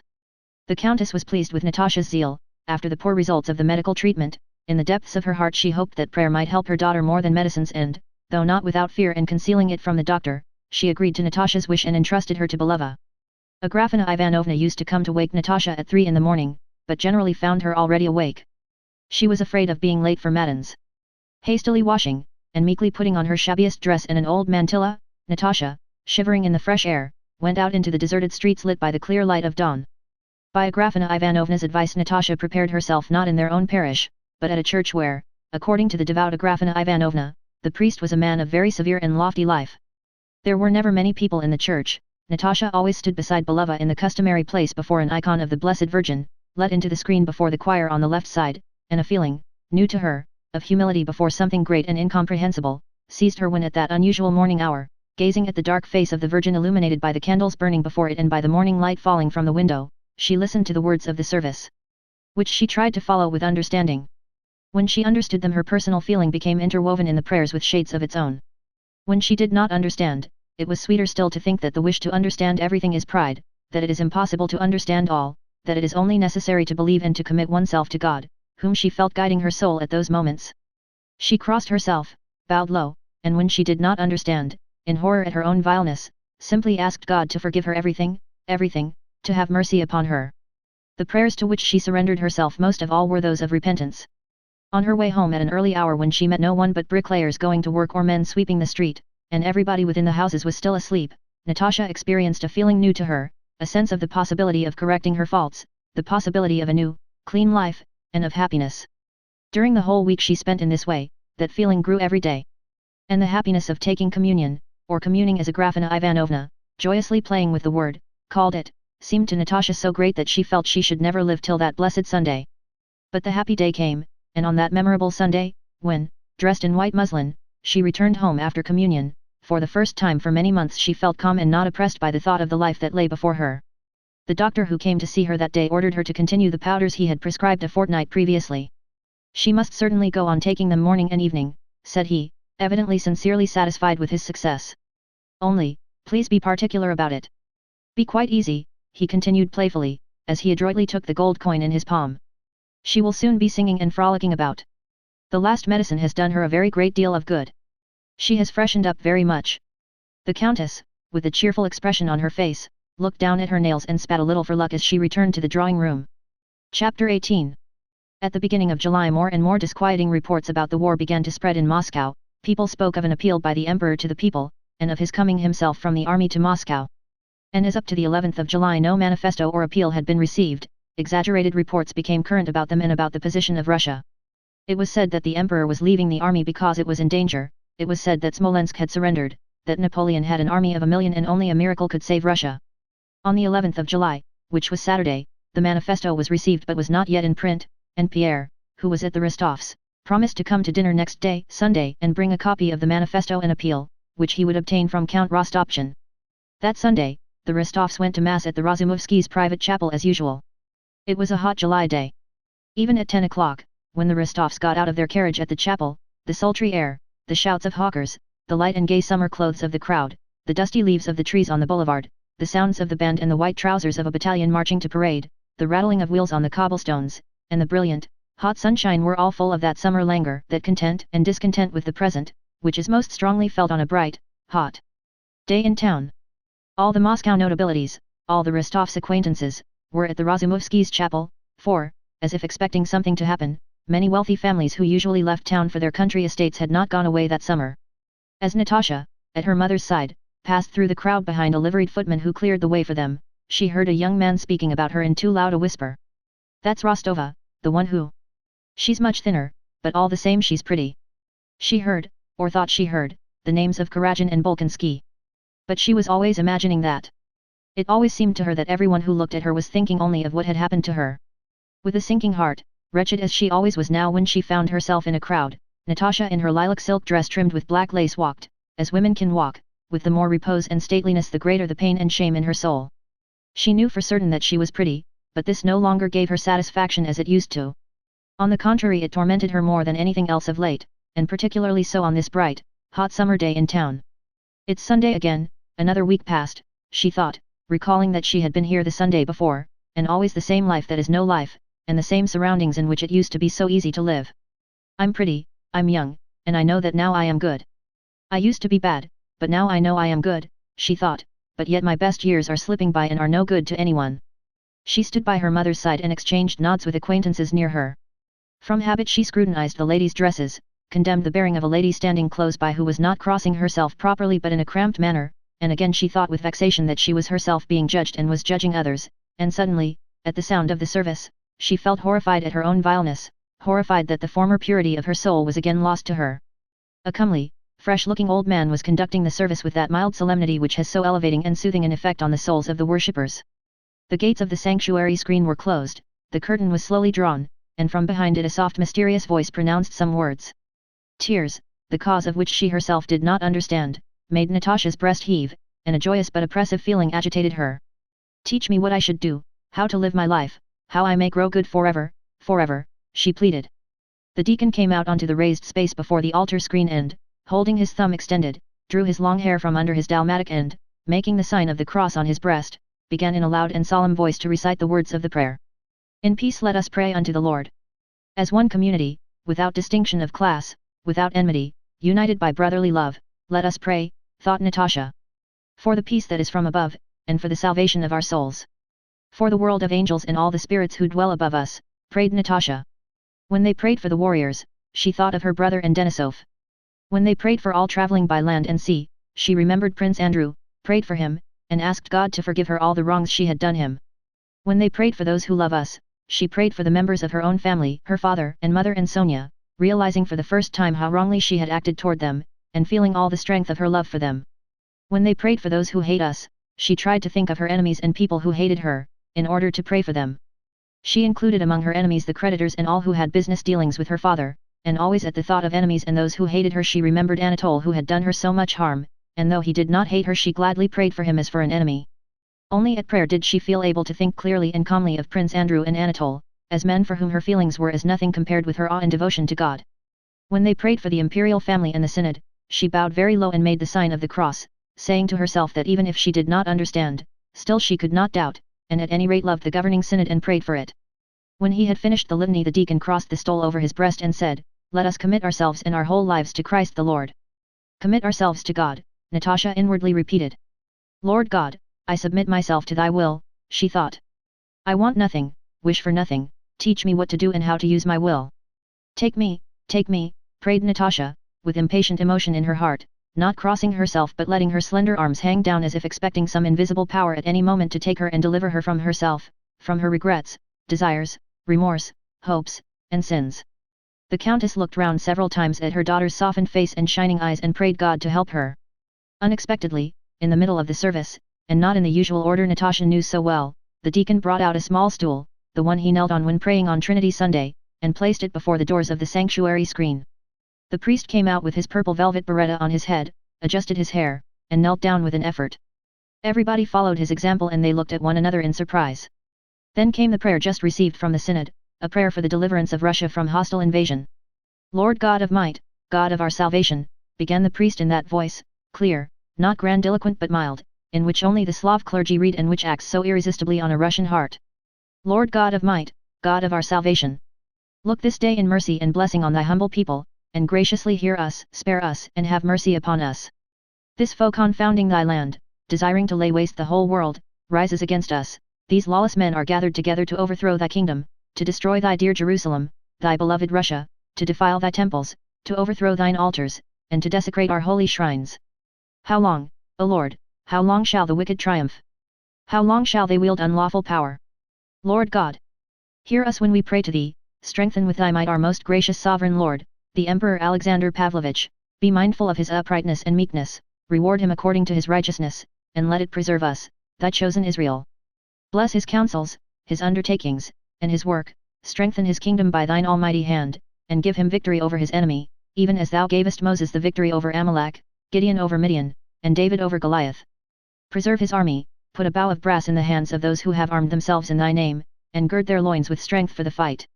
Take up the spear and shield and arise to help us, confound and put to shame those who have devised evil against us, may they be before the faces of thy faithful warriors as dust before the wind, and may thy mighty angel confound them and put them to flight, may they be ensnared when they know it not, and may the plots they have laid in secret be turned against them, let them fall before thy servants' feet and be laid low by our hosts. Lord, thou art able to save both great and small, thou art God, and man cannot prevail against thee. God of our fathers, remember thy bounteous mercy and loving kindness which are from of old, turn not thy face from us, but be gracious to our unworthiness, and in thy great goodness and thy many mercies regard not our transgressions and iniquities. Create in us a clean heart and renew a right spirit within us, strengthen us all in thy faith, fortify our hope, inspire us with true love one for another, arm us with unity of spirit in the righteous defense of the heritage thou gavest to us and to our fathers, and let not the scepter of the wicked be exalted against the destiny of those thou hast sanctified. O Lord our God, in whom we believe and in whom we put our trust, let us not be confounded in our hope of thy mercy, and give us a token of thy blessing, that those who hate us in our orthodox faith may see it and be put to shame and perish, and may all the nations know that thou art the Lord and we are thy people. Show thy mercy upon us this day, O Lord, and grant us thy salvation, make the hearts of thy servants to rejoice in thy mercy, smite down our enemies and destroy them swiftly beneath the feet of thy faithful servants. For thou art the defense, the succor, and the victory of them that put their trust in thee, and to thee be all glory, to Father, Son, and Holy Ghost, now and forever, world without end. Amen. In Natasha's receptive condition of soul this prayer affected her strongly. She listened to every word about the victory of Moses over Amalek, of Gideon over Midian, and of David over Goliath, and about the destruction of thy Jerusalem, and she prayed to God with the tenderness and emotion with which her heart was overflowing, but without fully understanding what she was asking of God in that prayer. She shared with all her heart in the prayer for the spirit of righteousness, for the strengthening of the heart by faith and hope, and its animation by love. But she could not pray that her enemies might be trampled underfoot when but a few minutes before she had been wishing she had more of them that she might pray for them. But neither could she doubt the righteousness of the prayer that was being read on bended knees. She felt in her heart a devout and tremulous awe at the thought of the punishment that overtakes men for their sins, and especially of her own sins, and she prayed to God to forgive them all, and her too, and to give them all, and her too, peace and happiness. And it seemed to her that God heard her prayer. Chapter 19. From the day when Pierre, after leaving the Rostovs with Natasha's grateful look fresh in his mind, had gazed at the comet that seemed to be fixed in the sky and felt that something new was appearing on his own horizon, from that day the problem of the vanity and uselessness of all earthly things, that had incessantly tormented him, no longer presented itself. That terrible question why? Wherefore, which had come to him amid every occupation, was now replaced, not by another question or by a reply to the former question, but by her image. When he listened to, or himself took part in, trivial conversations, when he read or heard of human baseness or folly, he was not horrified as formerly, and did not ask himself why men struggled so about these things when all is so transient and incomprehensible, but he remembered her as he had last seen her, and all his doubts vanished, not because she had answered the questions that had haunted him, but because his conception of her transferred him instantly to another, a brighter, realm of spiritual activity in which no one could be justified or guilty, a realm of beauty and love which it was worth living for. Whatever worldly baseness presented itself to him, he said to himself. Well, supposing NN has swindled the country and the country and the Tsar confer honors upon him, what does that matter? She smiled at me yesterday and asked me to come again, and I love her, and no one will ever know it. And his soul felt calm and peaceful. Pierre still went into society, drank as much and led the same idle and dissipated life, because besides the hours he spent at the Rostovs there were other hours he had to spend somehow, and the habits and acquaintances he had made in Moscow formed a current that bore him along irresistibly. But latterly, when more and more disquieting reports came from the seat of war and Natasha's health began to improve and she no longer aroused in him the former feeling of careful pity, an ever-increasing restlessness, which he could not explain, took possession of him. He felt that the condition he was in could not continue long, that a catastrophe was coming which would change his whole life, and he impatiently sought everywhere for signs of that approaching catastrophe. One of his brother Masons had revealed to Pierre the following prophecy concerning Napoleon, drawn from the Revelation of St. John. In chapter 13, verse 18, of the Apocalypse, it is said, "Here is wisdom. Let him that hath understanding count the number of the beast, for it is the number of a man, and his number is 666. And in the 5th verse of the same chapter, "And there was given unto him a mouth speaking great things and blasphemies, and power was given unto him to continue 42 months. The French alphabet, written out with the same numerical values as the Hebrew, in which the first 9 letters denote units and the others tens, will have the following significance.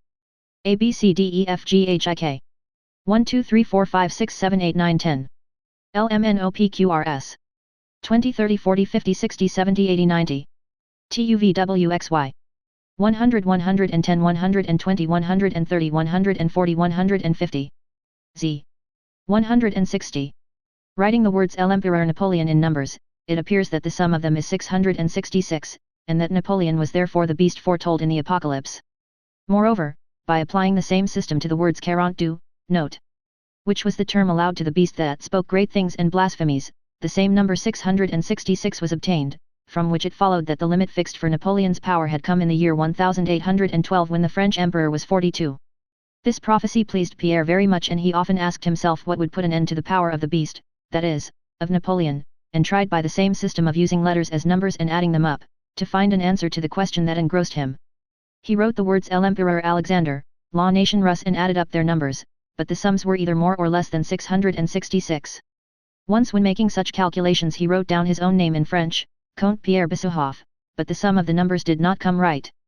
Then he changed the spelling, substituting az for the s and adding da and the article le, still without obtaining the desired result. Then it occurred to him, if the answer to the question were contained in his name, his nationality would also be given in the answer. So he wrote Le Ruspasuhoff and adding up the numbers got 671. This was only 5 too much, and 5 was represented by e, the very letter elided from the article le before the word emperor. By omitting the e, though incorrectly, Pierre got the answer he sought. L. Ruspasuhoff made 666. This discovery excited him. How, or by what means, he was connected with the great event foretold in the apocalypse he did not know, but he did not doubt that connection for a moment. His love for Natasha, Antichrist, Napoleon, the invasion, the comet, 666, El Emperor Napoleon, and L. Ruspasuhoff, all this had to mature and culminate, to lift him out of that spellbound, petty sphere of Moscow habits in which he felt himself held captive and lead him to a great achievement and great happiness. Note 42. On the eve of the Sunday when the special prayer was read, Pierre had promised the Rostovs to bring them, from Count Rostopchin whom he knew well, both the appeal to the people and the news from the army. In the morning, when he went to call at Rostopchin's he met there a courier fresh from the army, an acquaintance of his own, who often danced at Moscow balls. "Do, please, for heaven's sake, relieve me of something," said the courier. "I have a sackful of letters to parents." Among these letters was one from Nicholas Rostov to his father. Pierre took that letter, and Rostopchin also gave him the Emperor's appeal to Moscow, which had just been printed, the last army orders, and his own most recent bulletin. Glancing through the army orders, Pierre found in one of them, in the lists of killed, wounded and rewarded, the name of Nicholas Rostov, awarded a St. George's Cross of the 4th class for courage shown in the Ostrovna affair, and in the same order the name of Prince Andrew Bolkonsky, appointed to the command of a regiment of chasseurs. Though he did not want to remind the Rostovs of Bolkonsky, Pierre could not refrain from making them happy by the news of their sons having received a decoration, so he sent that printed army order and Nicholas letter to the Rostovs, keeping the appeal, the bulletin and the other orders to take with him when he went to dinner. His conversation with Count Rostopchin and the latter's tone of anxious hurry, the meeting with the courier who talked casually of how badly things were going in the army, the rumors of the discovery of spies in Moscow and of a leaflet in circulation stating that Napoleon promised to be in both the Russian capitals by the autumn, and the talk of the emperor's being expected to arrive next day, all aroused with fresh force that feeling of agitation and expectation in Pierre which he had been conscious of ever since the appearance of the comet, and especially since the beginning of the war. He had long been thinking of entering the army and would have done so had he not been hindered, first, by his membership of the Society of Freemasons to which he was bound by oath and which preached perpetual peace and the abolition of war, and secondly, by the fact that when he saw the great mass of Muscovites who had donned uniform and were talking patriotism, he somehow felt ashamed to take the step. But the chief reason for not carrying out his intention to enter the army lay in the vague idea that he was L. Ruspasuhoff who had the number of the beast, 666, that his part in the great affair of setting a limit to the power of the beast that spoke great and blasphemous things had been predestined from eternity, and that therefore he ought not to undertake anything, but wait for what was bound to come to pass. Chapter 20. A few intimate friends were dining with the Rostovs that day, as usual on Sundays. Pierre came early so as to find them alone. He had grown so stout this year that he would have been abnormal had he not been so tall, so broad of limb, and so strong that he carried his bulk with evident ease. He went up the stairs, puffing and muttering something. His coachman did not even ask whether he was to wait. He knew that when his master was at the Rostovs he stayed till midnight. The Rostovs' footman rushed eagerly forward to help him off with his cloak and take his hat and stick.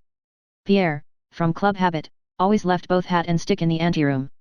The first person he saw in the house was Natasha. Even before he saw her, while taking off his cloak, he heard her. She was practicing solfa exercises in the music room. He knew that she had not sung since her illness, and so the sound of her voice surprised and delighted him. He opened the door softly and saw her, in the lilac dress she had worn at church, walking about the room singing. She had her back to him when he opened the door, but when, turning quickly, she saw his broad, surprised face, she blushed and came rapidly up to him. "I want to try to sing again," she said, adding as if by way of excuse, "It is, at least, something to do." "That's capital. How glad I am you've come. I am so happy today," she said, with the old animation Pierre had not seen in her for a long time. "You know Nicholas has received a St. George's Cross? I am so proud of him." "Oh yes, I sent that announcement. But I don't want to interrupt you," he added, and was about to go to the drawing room. Natasha stopped him. "Count, is it wrong of me to sing?" she said blushing, and fixing her eyes inquiringly on him. "No. Why should it be? On the contrary. But why do you ask me?" "I don't know myself," Natasha answered quickly, "but I should not like to do anything you disapproved of. I believe in you completely. You don't know how important you are to me, how much you've done for me, she spoke rapidly and did not notice how Pierre flushed at her words. I saw in that same army order that he, Bolkonsky, she whispered the name hastily, is in Russia, and in the army again. What do you think? She was speaking hurriedly, evidently afraid her strength might fail her. Will he ever forgive me? Will he not always have a bitter feeling toward me? What do you think? What do you think? I think, Pierre replied, that he has nothing to forgive. If I were in his place. By association of ideas, Pierre was at once carried back to the day when, trying to comfort her, he had said that if he were not himself but the best man in the world and free, he would ask on his knees for her hand, and the same feeling of pity, tenderness and love took possession of him and the same words rose to his lips. But she did not give him time to say them. Yes, you, she said, uttering the word you rapturously, that's a different thing. I know no one kinder, more generous, or better than you, nobody could be. Had you not been there then, and now too, I don't know what would have become of me, because... Tears suddenly rose in her eyes, she turned away, lifted her music before her eyes, began singing again, and again began walking up and down the room. Just then Petya came running in from the drawing room. Petya was now a handsome rosy lad of 15 with full red lips and resembled Natasha. He was preparing to enter the university, but he and his friend Obolensky had lately, in secret, agreed to join the Hussars. Petya had come rushing out to talk to his namesake about this affair. He had asked Pierre to find out whether he would be accepted in the Hussars. Pierre walked up and down the drawing room, not listening to what Petya was saying. Petya pulled him by the arm to attract his attention. Well, what about my plan? Peter Kirillik, for heaven's sake. You are my only hope, said Petya. Oh yes, your plan. To join the Hussars? I'll mention it, I'll bring it all up today. Well, Monday Cher, have you got the manifesto? Asked the old count. The countess has been to mass at the Razumovskys and heard the new prayer. She says it's very fine. Yes, I've got it, said Pierre. The emperor is to be here tomorrow, there's to be an extraordinary meeting of the nobility, and they are talking of a levy of 10 men per 1,000. Oh yes, let me congratulate you. Yes, thank God. Well, and what news from the army? We are again retreating. They say we're already near Smolensk, replied Pierre. Oh Lord, exclaimed the count. Where is the manifesto? The emperor's appeal? Oh yes. Pierre began feeling in his pockets for the papers, but could not find them. Still slapping his pockets, he kissed the hand of the countess who entered the room and glanced uneasily around, evidently expecting Natasha, who had left off singing but had not yet come into the drawing room. On my word, I don't know what I've done with it, he said. There he is, always losing everything, remarked the countess. Natasha entered with a softened and agitated expression of face and sat down looking silently at Pierre. As soon as she entered, Pierre's features, which had been gloomy, suddenly lighted up, and while still searching for the papers he glanced at her several times. No, really. I'll drive home, I must have left them there. I'll certainly. But you'll be late for dinner. Oh. And my coachman has gone. But Sonia, who had gone to look for the papers in the anteroom, had found them in Pierre's hat, where he had carefully tucked them under the lining. Pierre was about to begin reading. No, after dinner, said the old count, evidently expecting much enjoyment from that reading. At dinner, at which champagne was drunk to the health of the new Chevalier of St. George, Shinshin told them the town news, of the illness of the old Georgian princess, of Medivir's disappearance from Moscow, and of how some German fellow had been brought to Rostopchin and accused of being a French spy. So Count Rostopchin had told the story, and how Rostopchin let him go and assured the people that he was not a spy at all, but only an old German ruin. People are being arrested, said the count. I've told the countess she should not speak French so much. It's not the time for it now. And have you heard? Shinshin asked. Prince Golitsyn has engaged a master to teach him Russian. It is becoming dangerous to speak French in the streets. And how about you, Count Peter Kirillik? If they call up the militia, you too will have to mount a horse, remarked the old count, addressing Pierre. Pierre had been silent and preoccupied all through dinner, seeming not to grasp what was said. He looked at the count. Oh yes, the war, he said. No. What sort of warrior should I make? And yet everything is so strange, so strange. I can't make it out. I don't know, I am very far from having military tastes, but in these times no one can answer for himself. After dinner the count settled himself comfortably in an easy chair and with a serious face asked Sonia, who was considered an excellent reader, to read the appeal. To Moscow, our ancient capital. The enemy has entered the borders of Russia with immense forces. He comes to despoil our beloved country. Sonia read painstakingly in her high-pitched voice. The count listened with closed eyes, heaving abrupt sighs at certain passages. Natasha sat erect, gazing with a searching look now at her father and now at Pierre. Pierre felt her eyes on him and tried not to look round. The Countess shook her head disapprovingly and angrily at every solemn expression in the manifesto. In all these words she saw only that the danger threatening her son would not soon be over. Shinshin, with a sarcastic smile on his lips, was evidently preparing to make fun of anything that gave him the opportunity. Sonia's reading, any remark of the Count's, or even the manifesto itself should no better pretext present itself. After reading about the dangers that threatened Russia, the hopes the Emperor placed on Moscow and especially on its illustrious nobility, Sonia, with a quiver in her voice due chiefly to the attention that was being paid to her, read the last words. We ourselves will not delay to appear among our people in that capital and in other parts of our realm for consultation, and for the direction of all our levies, both those now barring the enemy's path and those freshly formed to defeat him wherever he may appear. May the ruin he hopes to bring upon us recoil on his own head, and may Europe delivered from bondage glorify the name of Russia. Yes, that's it, cried the Count, opening his moist eyes and sniffing repeatedly, as if a strong vinaigrette had been held to his nose, and he added, let the Emperor but say the word and we'll sacrifice everything and begrudge nothing. Before Shinshin had time to utter the joke he was ready to make on the Count's patriotism, Natasha jumped up from her place and ran to her father. What a darling our papa is, she cried, kissing him, and she again looked at Pierre with the unconscious coquetry that had returned to her with her better spirits. There. Here's a patriot for you, said Shinshin. Not a patriot at all, but simply, Natasha replied in an injured tone. Everything seems funny to you, but this isn't at all a joke. A joke indeed, put in the Count. Let him but say the word and we'll all go. We're not Germans. But did you notice, it says, for consultation, said Pierre. Never mind what it's for. At this moment, Petya, to whom nobody was paying any attention, came up to his father with a very flushed face and said in his breaking voice that was now deep and now shrill.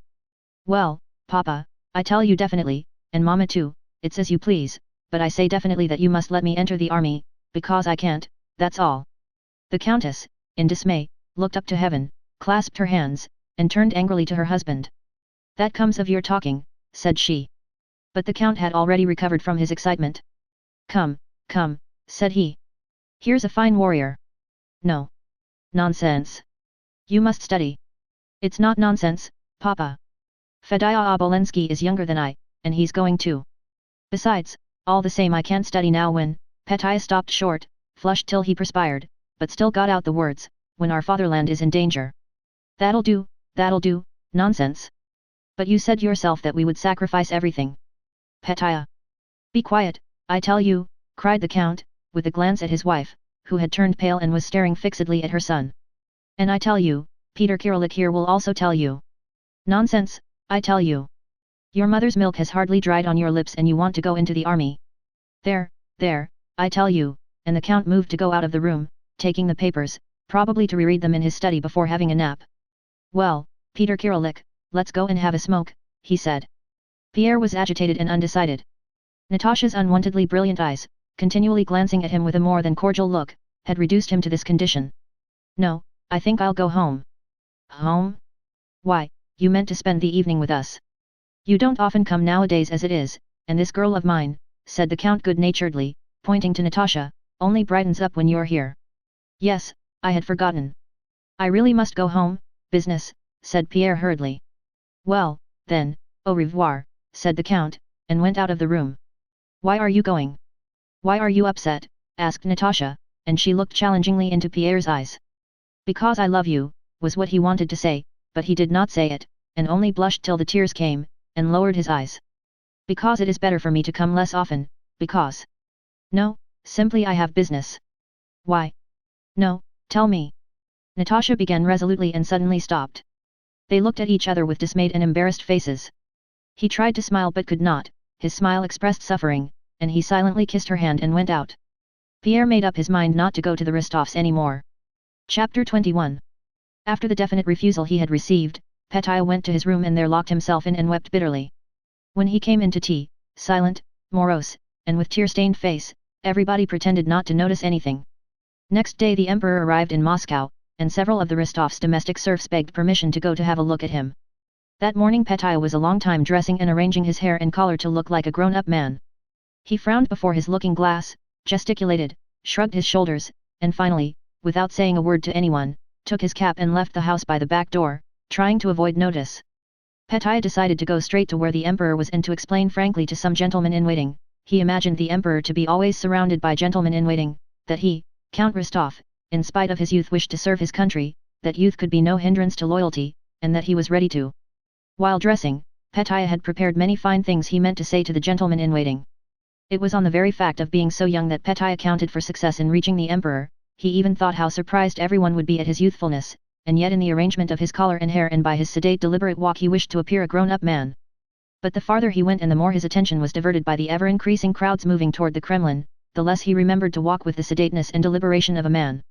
As he approached the Kremlin he even began to avoid being crushed and resolutely stuck out his elbows in a menacing way.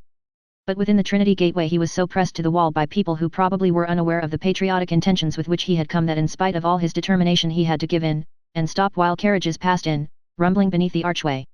Beside Petaya stood a peasant woman, a footman, 2 tradesmen, and a discharged soldier. After standing some time in the gateway, Petaya tried to move forward in front of the others without waiting for all the carriages to pass, and he began resolutely working his way with his elbows, but the woman just in front of him, who was the first against whom he directed his efforts, angrily shouted at him. "What are you shoving for, young lordling? Don't you see we're all standing still? Then why push? Anybody can shove," said the footman, and also began working his elbows to such effect that he pushed Petaya into a very filthy corner of the gateway. Petaya wiped his perspiring face with his hands and pulled up the damp collar which he had arranged so well at home to seem like a man's. He felt that he no longer looked presentable, and feared that if he were now to approach the gentleman in waiting in that plight he would not be admitted to the emperor. But it was impossible to smarten oneself up or move to another place, because of the crowd. One of the generals who drove past was an acquaintance of the Rostovs, and Petaya thought of asking his help, but came to the conclusion that that would not be a manly thing to do. When the carriages had all passed in, the crowd, carrying Petaya with it, streamed forward into the Kremlin square which was already full of people. There were people not only in the square, but everywhere, on the slopes and on the roofs. As soon as Petaya found himself in the square he clearly heard the sound of bells and the joyous voices of the crowd that filled the whole Kremlin.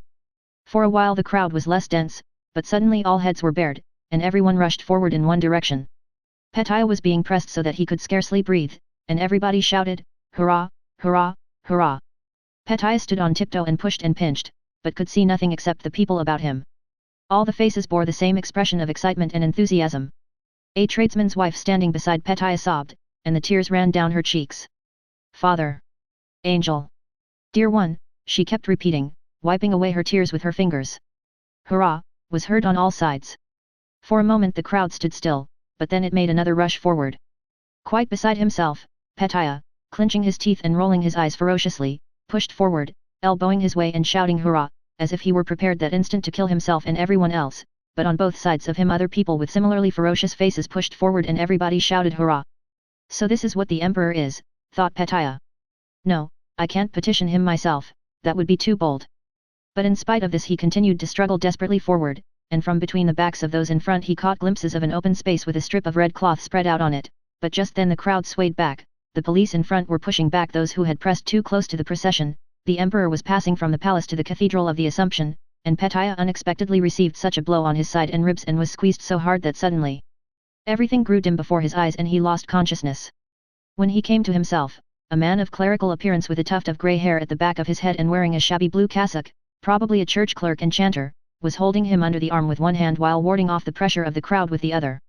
"You've crushed the young gentleman," said the clerk. "What are you up to?" "Gently. They've crushed him, crushed him." The emperor entered the Cathedral of the Assumption.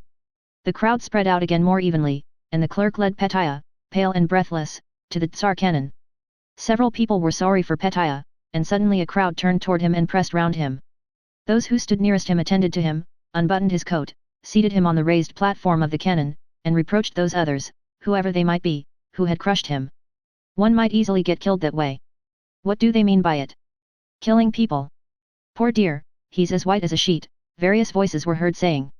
Petaya soon came to himself, the color returned to his face, the pain had passed, and at the cost of that temporary unpleasantness he had obtained a place by the cannon from where he hoped to see the emperor who would be returning that way. Petaya no longer thought of presenting his petition. If he could only see the emperor he would be happy. While the service was proceeding in the Cathedral of the Assumption, it was a combined service of prayer on the occasion of the emperor's arrival and of thanksgiving for the conclusion of peace with the Turks. The crowd outside spread out and hawkers appeared, selling kvass, gingerbread, and poppy seed sweets, of which Petaya was particularly fond, and ordinary conversation could again be heard. A tradesman's wife was showing a rent in her shawl and telling how much the shawl had cost, another was saying that all silk goods had now got dear. The clerk who had rescued Petaya was talking to a functionary about the priests who were officiating that day with the bishop. The clerk several times used the word plenary, of the service, a word Petaya did not understand. Two young citizens were joking with some serf girls who were cracking nuts. All these conversations, especially the joking with the girls, were such as might have had a particular charm for Petaya at his age, but they did not interest him now. He sat on his elevation, the pedestal of the cannon, still agitated as before by the thought of the emperor and by his love for him. The feeling of pain and fear he had experienced when he was being crushed, together with that of rapture, still further intensified his sense of the importance of the occasion. Suddenly the sound of a firing of cannon was heard from the embankment, to celebrate the signing of peace with the Turks, and the crowd rushed impetuously toward the embankment to watch the firing. Petaya too would have run there, but the clerk who had taken the young gentleman under his protection stopped him. The firing was still proceeding when officers, generals, and gentlemen in waiting came running out of the cathedral, and after them others in a more leisurely manner. Caps were again raised, and those who had run to look at the cannon ran back again. At last 4 men in uniforms and sashes emerged from the cathedral doors. "Hurrah, hurrah!" shouted the crowd again. "Which is he?" "Which?" asked Petaya in a tearful voice, of those around him, but no one answered him. Everybody was too excited, and Petaya, fixing on one of those 4 men, whom he could not clearly see for the tears of joy that filled his eyes, concentrated all his enthusiasm on him, though it happened not to be the emperor, frantically shouted hurrah, and resolved that tomorrow, come what might, he would join the army. The crowd ran after the emperor, followed him to the palace, and began to disperse. It was already late, and Petaya had not eaten anything and was drenched with perspiration, yet he did not go home but stood with that diminishing, but still considerable, crowd before the palace while the emperor dined, looking in at the palace windows, expecting he knew not what, and envying alike the notables he saw arriving at the entrance to dine with the emperor and the court footmen who served at table, glimpses of whom could be seen through the windows. While the emperor was dining, Valyuf, looking out of the window, said, "The people are still hoping to see your majesty again." The dinner was nearly over, and the emperor, munching a biscuit, rose and went out onto the balcony. The people, with Petaya among them, rushed toward the balcony. "Angel! Dear one! Hurrah! Father!" cried the crowd, and Petaya with it, and again the women and men of weaker mold, Petaya among them, wept with joy. A largish piece of the biscuit the emperor was holding in his hand broke off, fell on the balcony parapet, and then to the ground. A coachman in a jerkin, who stood nearest, sprang forward and snatched it up. Several people in the crowd rushed at the coachman. Seeing this, the emperor had a plate full of biscuits brought him and began throwing them down from the balcony. Petaya's eyes grew bloodshot, and still more excited by the danger of being crushed, he rushed at the biscuits. He did not know why, but he had to have a biscuit from the Tsar's hand and he felt that he must not give way. He sprang forward and upset an old woman who was catching at a biscuit. The old woman did not consider herself defeated though she was lying on the ground. She grabbed at some biscuits but her hand did not reach them. Petaya pushed her hand away with his knee, seized a biscuit, and as if fearing to be too late, again shouted hurrah, with a voice already hoarse. The emperor went in, and after that the greater part of the crowd began to disperse. "There! I said if only we waited, and so it was being joyfully said by various people. Happy as Petaya was, he felt sad at having to go home knowing that all the enjoyment of that day was over. He did not go straight home from the Kremlin, but called on his friend Obolensky, who was 15 and was also entering the regiment. On returning home Petaya announced resolutely and firmly that if he was not allowed to enter the service he would run away. And next day, Count Ilya Rostov, though he had not yet quite yielded, went to inquire how he could arrange for Petaya to serve where there would be least danger. Chapter 22. 2 days later, on the 15th of July, an immense number of carriages were standing outside the Sloboda Palace. The great halls were full. In the first were the nobility and gentry in their uniforms, in the second bearded merchants in full-skirted coats of blue cloth and wearing medals. In the noblemen's hall there was an incessant movement and buzz of voices. The chief magnates sat on high-backed chairs at a large table under the portrait of the emperor, but most of the gentry were strolling about the room. All these nobles, whom Pierre met every day at the club or in their own houses, were in uniform, some in that of Catherine's day, others in that of Emperor Paul, others again in the new uniforms of Alexander's time or the ordinary uniform of the nobility, and the general characteristic of being in uniform imparted something strange and fantastic to these diverse and familiar personalities, both old and young.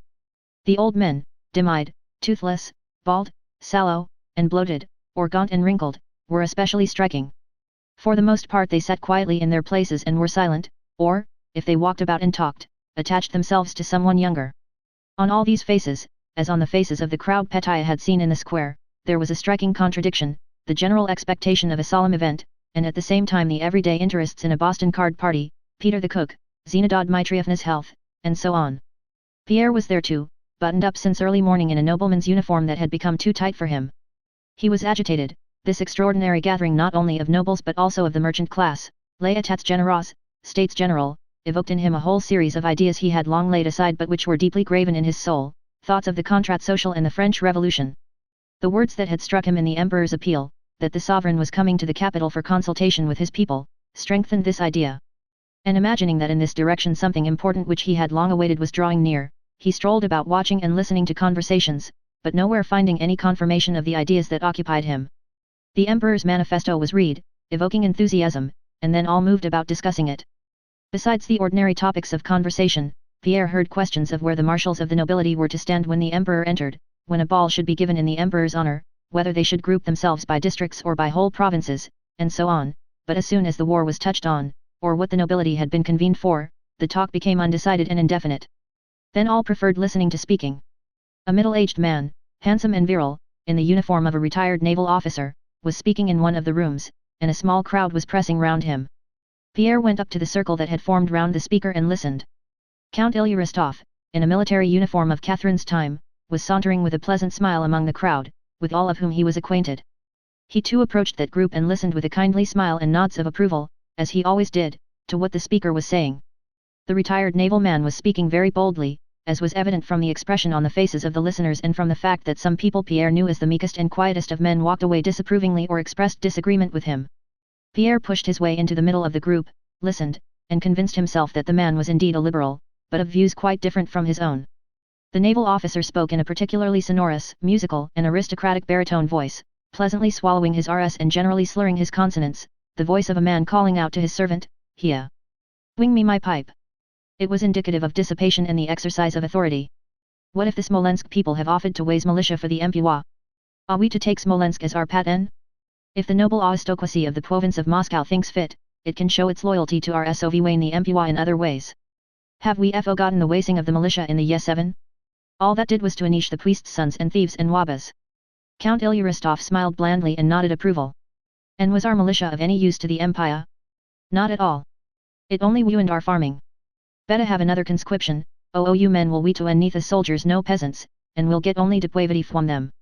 The nobility don't grudge their lives, every one of us will go and bring in more recruits, and the sovereign, that was the way he referred to the emperor, need only say the word and we'll all die for him," added the orator with animation. Count Rostov's mouth watered with pleasure and he nudged Pierre, but Pierre wanted to speak himself. He pushed forward, feeling stirred, but not yet sure what stirred him or what he would say. Scarcely had he opened his mouth when one of the senators, a man without a tooth in his head, with a shrewd though angry expression, standing near the first speaker, interrupted him. Evidently accustomed to managing debates and to maintaining an argument, he began in low but distinct tones. "I imagine, sir," said he, mumbling with his toothless mouth, "that we have been summoned here not to discuss whether it's best for the empire at the present moment to adopt conscription or to call out the militia. We have been summoned to reply to the appeal with which our sovereign the emperor has honored us. But to judge what is best, conscription or the militia, we can leave to the supreme authority." Pierre suddenly saw an outlet for his excitement. He hardened his heart against the senator who was introducing this set and narrow attitude into the deliberations of the nobility. Pierre stepped forward and interrupted him. He himself did not yet know what he would say, but he began to speak eagerly, occasionally lapsing into French or expressing himself in bookish Russian. "Excuse me, Your Excellency," he began. He was well acquainted with the senator, but thought it necessary on this occasion to address him formally. "Though I don't agree with the gentleman," he hesitated, he wished to say, "Monday très honorable préopinant, my very honorable opponent, with the gentleman, whom I have not the honor of knowing, I suppose that the nobility have been summoned not merely to express their sympathy and enthusiasm but also to consider the means by which we can assist our fatherland. I imagine," he went on, warming to his subject, "that the emperor himself would not be satisfied to find in us merely owners of serfs whom we are willing to devote to his service, and chair a canon note we are ready to make of ourselves, and not to obtain from us any co counsel. Note. Food for cannon." Many persons withdrew from the circle, noticing the senator's sarcastic smile and the freedom of Pierre's remarks.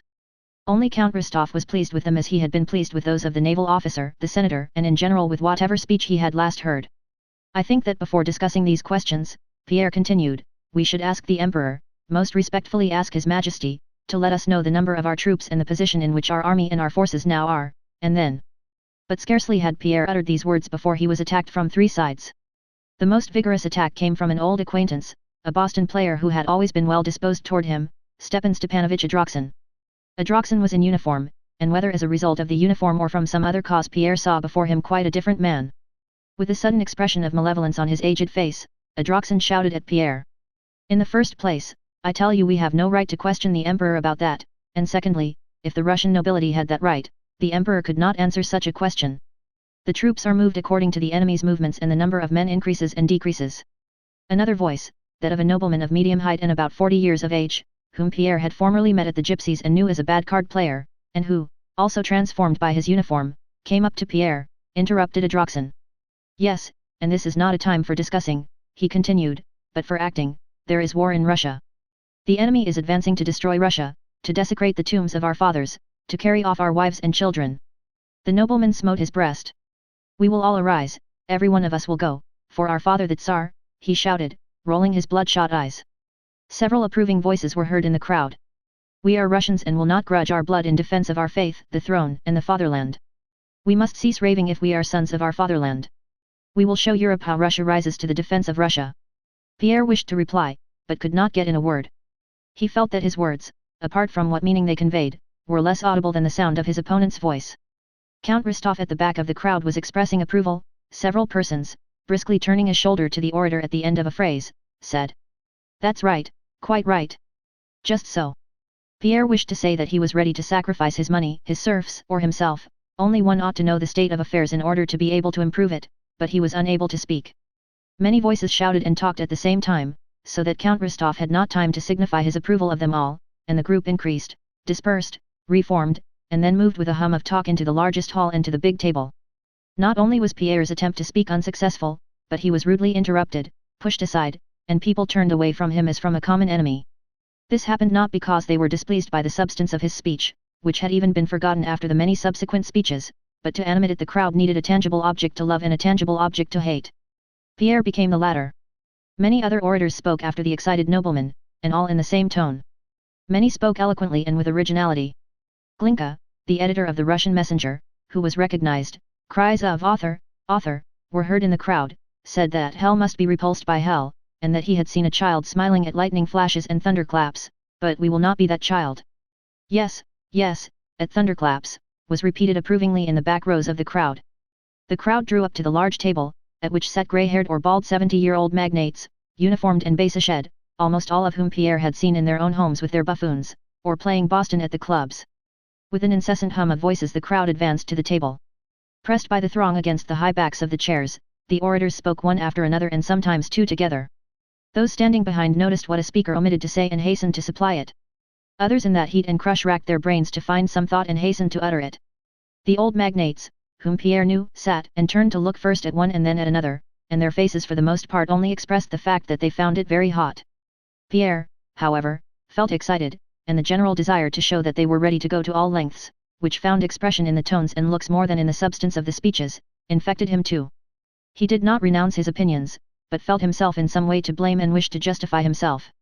"I only said that it would be more to the purpose to make sacrifices when we know what is needed," said he, trying to be heard above the other voices. One of the old men nearest to him looked round, but his attention was immediately diverted by an exclamation at the other side of the table. "Yes, Moscow will be surrendered. She will be our expiation," shouted one man. "He is the enemy of mankind," cried another. "Allow me to speak. Gentlemen, you are crushing me." Chapter 23. At that moment Count Rostopchin with his protruding chin and alert eyes, wearing the uniform of a general with sash over his shoulder, entered the room, stepping briskly to the front of the crowd of gentry. "Our sovereign the Emperor will be here in a moment," said Rostopchin. "I am straight from the palace. Seeing the position we are in, I think there is little need for discussion. The Emperor has deigned to summon us and the merchants. Millions will pour forth from there," he pointed to the merchants' hall, "but our business is to supply men and not spare ourselves. That is the least we can do." A conference took place confined to the magnates sitting at the table. The whole consultation passed more than quietly. After all the preceding noise the sound of their old voices saying one after another, "I agree," or for variety, "I too am of that opinion," and so on had even a mournful effect. The secretary was told to write down the resolution of the Moscow nobility and gentry, that they would furnish 10 men, fully equipped, out of every 1,000 serfs, as the Smolensk gentry had done. Their chairs made a scraping noise as the gentlemen who had conferred rose with apparent relief, and began walking up and down, arm in arm, to stretch their legs and converse in couples. "The Emperor! The Emperor!" a sudden cry resounded through the halls and the whole throng hurried to the entrance. The emperor entered the hall through a broad path between two lines of nobles. Every face expressed respectful, awestruck curiosity. Pierre stood rather far off and could not hear all that the emperor said. From what he did hear he understood that the emperor spoke of the danger threatening the empire and of the hopes he placed on the Moscow nobility. He was answered by a voice which informed him of the resolution just arrived at. "Gentlemen," said the emperor with a quivering voice.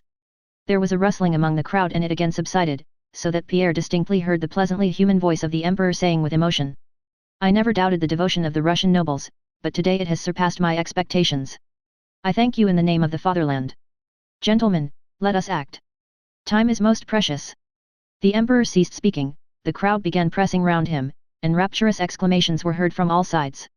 "Yes, most precious, a royal word," said Count Rostov, with a sob. He stood at the back, and, though he had heard hardly anything, understood everything in his own way. From the hall of the nobility the emperor went to that of the merchants. There he remained about 10 minutes. Pierre was among those who saw him come out from the merchants' hall with tears of emotion in his eyes. As became known later, he had scarcely begun to address the merchants before tears gushed from his eyes and he concluded in a trembling voice. When Pierre saw the emperor he was coming out accompanied by 2 merchants, one of whom Pierre knew, a fatted kupchik. The other was the mayor, a man with a thin sallow face and narrow beard. Both were weeping. Tears filled the thin man's eyes, and the fatted kupchik sobbed outright like a child and kept repeating. "Our lives and property, take them, your majesty." Pierre's one feeling at the moment was a desire to show that he was ready to go all lengths and was prepared to sacrifice everything. He now felt ashamed of his speech with its constitutional tendency and sought an opportunity of effacing it. Having heard that Count Mamonov was furnishing a regiment, Bezukhov at once informed Rostopchin that he would give 1,000 men and their maintenance. Old Rostov could not tell his wife of what had passed without tears, and at once consented to Petya's request and went himself to enter his name. Next day the emperor left Moscow. The assembled nobles all took off their uniforms and settled down again in their homes and clubs, and not without some groans gave orders to their stewards about the enrollment, feeling amazed themselves at what they had done. Book 10, 1812. Chapter 1. Napoleon began the war with Russia because he could not resist going to Dresden, could not help having his head turned by the homage he received, could not help donning a Polish uniform and yielding to the stimulating influence of a June morning, and could not refrain from bursts of anger in the presence of Kurykin and then of Balashëv. Alexander refused negotiations because he felt himself to be personally insulted. Barclay de Tolly tried to command the army in the best way, because he wished to fulfill his duty and earn fame as a great commander. Rostov charged the French because he could not restrain his wish for a gallop across a level field, and in the same way the innumerable people who took part in the war acted in accord with their personal characteristics, habits, circumstances, and aims. They were moved by fear or vanity, rejoiced or were indignant, reasoned, imagining that they knew what they were doing and did it of their own free will, but they all were involuntary tools of history, carrying on a work concealed from them but comprehensible to us. Such is the inevitable fate of men of action, and the higher they stand in the social hierarchy the less are they free. The actors of 1812 have long since left the stage, their personal interests have vanished leaving no trace, and nothing remains of that time but its historic results. Providence compelled all these men, striving to attain personal aims, to further the accomplishment of a stupendous result no one of them at all expected, neither Napoleon, nor Alexander, nor still less any of those who did the actual fighting. The cause of the destruction of the French army in 1812 is clear to us now. No one will deny that that cause was, on the one hand, its advance into the heart of Russia late in the season without any preparation for a winter campaign and, on the other, the character given to the war by the burning of Russian towns and the hatred of the foe this aroused among the Russian people. But no one at the time foresaw, what now seems so evident, that this was the only way an army of 800,000 men, the best in the world and led by the best general, could be destroyed in conflict with a raw army of half its numerical strength, and led by inexperienced commanders as the Russian army was. Not only did no one see this, but on the Russian side every effort was made to hinder the only thing that could save Russia, while on the French side, despite Napoleon's experience and so-called military genius, every effort was directed to pushing on to Moscow at the end of the summer, that is, to doing the very thing that was bound to lead to destruction. In historical works on the year 1812 French writers are very fond of saying that Napoleon felt the danger of extending his line, that he sought a battle and that his marshals advised him to stop at Smolensk, and of making similar statements to show that the danger of the campaign was even then understood. Russian authors are still fonder of telling us that from the commencement of the campaign a Scythian war plan was adopted to lure Napoleon into the depths of Russia, and this plan some of them attribute to Pfuel, others to a certain Frenchman, others to Toll, and others again to Alexander himself, pointing to note.s projects and letters which contain hints of such a line of action. But all these hints at what happened, both from the French side and the Russian, are advanced only because they fit in with the event. Had that event not occurred, these hints would have been forgotten, as we have forgotten the thousands and millions of hints and expectations to the contrary which were current then but have now been forgotten because the event falsified them. There are always so many conjectures as to the issue of any event that however it may end there will always be people to say, I said then that it would be so, quite forgetting that amid their innumerable conjectures many were to quite the contrary effect. Conjectures as to Napoleon's awareness of the danger of extending his line, and, on the Russian side, as to luring the enemy into the depths of Russia, are evidently of that kind, and only by much straining can historians attribute such conceptions to Napoleon and his marshals, or such plans to the Russian commanders. All the facts are in flat contradiction to such conjectures. During the whole period of the war not only was there no wish on the Russian side to draw the French into the heart of the country, but from their first entry into Russia everything was done to stop them. And not only was Napoleon not afraid to extend his line, but he welcomed every step forward as a triumph and did not seek battle as eagerly as in former campaigns, but very lazily. At the very beginning of the war our armies were divided, and our sole aim was to unite them, though uniting the armies was no advantage if we meant to retire and lure the enemy into the depths of the country. Our emperor joined the army to encourage it to defend every inch of Russian soil and not to retreat. The enormous Drissa camp was formed on Pfuel's plan, and there was no intention of retiring farther. The emperor reproached the commanders-in-chief for every step they retired. He could not bear the idea of letting the enemy even reach Smolensk, still less could he contemplate the burning of Moscow, and when our armies did unite he was displeased that Smolensk was abandoned and burned without a general engagement having been fought under its walls. So thought the emperor, and the Russian commanders and people were still more provoked at the thought that our forces were retreating into the depths of the country. Napoleon, having cut our armies apart, advanced far into the country and missed several chances of forcing an engagement. In August he was at Smolensk and thought only of how to advance farther, though as we now see that advance was evidently ruinous to him.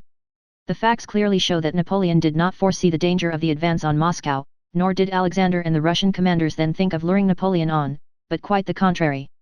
The luring of Napoleon into the depths of the country was not the result of any plan, for no one believed it to be possible. It resulted from a most complex interplay of intrigues, aims, and wishes among those who took part in the war and had no perception whatever of the inevitable, or of the one way of saving Russia. Everything came about fortuitously. The armies were divided at the commencement of the campaign. We tried to unite them, with the evident intention of giving battle and checking the enemy's advance, and by this effort to unite them while avoiding battle with a much stronger enemy, and necessarily withdrawing the armies at an acute angle, we led the French on to Smolensk. But we withdrew at an acute angle not only because the French advanced between our two armies, the angle became still more acute and we withdrew still farther, because Barclay de Tolly was an unpopular foreigner disliked by Bagration, who would come under his command, and Bagration, being in command of the Second Army, tried to postpone joining up and coming under Barclay's command as long as he could. Bagration was slow in effecting the junction, though that was the chief aim of all at headquarters, because, as he alleged, he exposed his army to danger on this march, and it was best for him to retire more to the left and more to the south, worrying the enemy from flank and rear and securing from the Ukraine recruits for his army, and it looks as if he planned this in order not to come under the command of the detested foreigner Barclay, whose rank was inferior to his own. The emperor was with the army to encourage it, but his presence and ignorance of what steps to take, and the enormous number of advisers and plans, destroyed the First Army's energy and it retired. The intention was to make a stand at the Drissa camp, but Polexiy, aiming at becoming commander-in-chief, unexpectedly employed his energy to influence Alexander, and Pfuel's whole plan was abandoned and the command entrusted to Barclay. But as Barclay did not inspire confidence, his power was limited. The armies were divided, there was no unity of command, and Barclay was unpopular, but from this confusion, division, and the unpopularity of the foreign commander-in-chief, there resulted on the one hand indecision and the avoidance of a battle, which we could not have refrained from had the armies been united and had someone else, instead of Barclay, been in command, and on the other an ever-increasing indignation against the foreigners and an increase in patriotic zeal. At last the emperor left the army, and as the most convenient and indeed the only pretext for his departure it was decided that it was necessary for him to inspire the people in the capitals and arouse the nation in general to a patriotic war. And by this visit of the emperor to Moscow the strength of the Russian army was trebled. He left in order not to obstruct the commander-in-chief's undivided control of the army, and hoping that more decisive action would then be taken, but the command of the armies became still more confused and enfeebled. Bennigsen, the Tsarevich, and a swarm of adjutants general remained with the army to keep the commander-in-chief under observation and arouse his energy, and Barclay, feeling less free than ever under the observation of all these eyes of the emperor, became still more cautious of undertaking any decisive action and avoided giving battle. Barclay stood for caution. The Tsarevich hinted at treachery and demanded a general engagement. Lubomirsky, Bronitsky, Dolaki, and the others of that group stirred up so much trouble that Barclay, under pretext of sending papers to the emperor, dispatched these Polish adjutants general to Petersburg and plunged into an open struggle with Bennigsen and the Tsarevich. At Smolensk the armies at last reunited, much as Bagration disliked it. Bagration drove up in a carriage to the house occupied by Barclay. Barclay donned his sash and came out to meet and report to his senior officer Bagration. Despite his seniority in rank, Bagration, in this contest of magnanimity, took his orders from Barclay, but, having submitted, agreed with him less than ever. By the Emperor's orders, Bagration reported direct to him. He wrote to Arakchev, the Emperor's confidant, "It must be as my sovereign pleases, but I cannot work with the minister," meaning Barclay. "For God's sake, send me somewhere else, if only in command of a regiment. I cannot stand it here. Headquarters are so full of Germans that a Russian cannot exist, and there is no sense in anything. I thought I was really serving my sovereign and the fatherland, but it turns out that I am serving Barclay. I confess I do not want to." The swarm of Bronitskys and wincing Erodes and their like still further embittered the relations between the commanders-in-chief, and even less unity resulted. Preparations were made to fight the French before Smolensk. A general was sent to survey the position. This general, hating Barclay, rode to visit a friend of his own, a corps commander, and, having spent the day with him, returned to Barclay and condemned, as unsuitable from every point of view, the battleground he had not seen. While disputes and intrigues were going on about the future field of battle, and while we were looking for the French, having lost touch with them, the French stumbled upon Neverovsky's division and reached the walls of Smolensk. It was necessary to fight an unexpected battle at Smolensk to save our lines of communication. The battle was fought and thousands were killed on both sides. Smolensk was abandoned contrary to the wishes of the emperor and of the whole people. But Smolensk was burned by its own inhabitants who had been misled by their governor. And these ruined inhabitants, setting an example to other Russians, went to Moscow thinking only of their own losses but kindling hatred of the foe. Napoleon advanced farther and we retired, thus arriving at the very result which caused his destruction. Chapter 2. The day after his son had left, Prince Nicholas sent for Princess Mary to come to his study. "Well? Are you satisfied now?" said he. "You've made me quarrel with my son. Satisfied, are you? That's all you wanted? Satisfied? It hurts me, it hurts. I'm old and weak and this is what you wanted. Well then, gloat over it. Gloat over it." After that, Princess Mary did not see her father for a whole week. He was ill and did not leave his study. Princess Mary noticed to her surprise that during this illness the old prince not only excluded her from his room, but did not admit Mademoiselle Bourienne either. Tikhon alone attended him. At the end of the week the prince reappeared and resumed his former way of life, devoting himself with special activity to building operations and the arrangement of the gardens and completely breaking off his relations with Mademoiselle Bourienne. His looks and cold tone to his daughter seemed to say, "There, you see? You plotted against me, you lied to Prince Andrew about my relations with that Frenchwoman and made me quarrel with him, but you see I need neither her nor you." Princess Mary spent half of every day with little Nicholas, watching his lessons, teaching him Russian and music herself, and talking to Dessalles. The rest of the day she spent over her books, with her old nurse, or with God's folk who sometimes came by the back door to see her. Of the war Princess Mary thought as women do think about wars. She feared for her brother who was in it, was horrified by and amazed at the strange cruelty that impels men to kill one another, but she did not understand the significance of this war, which seemed to her like all previous wars. She did not realize the significance of this war, though Dessalles, with whom she constantly conversed, was passionately interested in its progress and tried to explain his own conception of it to her, and though the God's folk who came to see her reported, in their own way, the rumors current among the people of an invasion by Antichrist, and though Julie, now Princess Drubetskaya, who had resumed correspondence with her, wrote patriotic letters from Moscow. "I write you in Russian, my good friend," wrote Julie in her Frenchified Russian, "because I have a detestation for all the French, and the same for their language which I cannot support to hear spoken. We in Moscow are elated by enthusiasm for our adored emperor. My poor husband is enduring pains and hunger in Jewish taverns, but the news which I have inspires me yet more. You heard probably of the heroic exploit of Rivsky, embracing his 2 sons and saying, 'I will perish with them but we will not be shaken.' And truly, though the enemy was twice stronger than we were unshakable. We pass the time as we can, but in war as in war.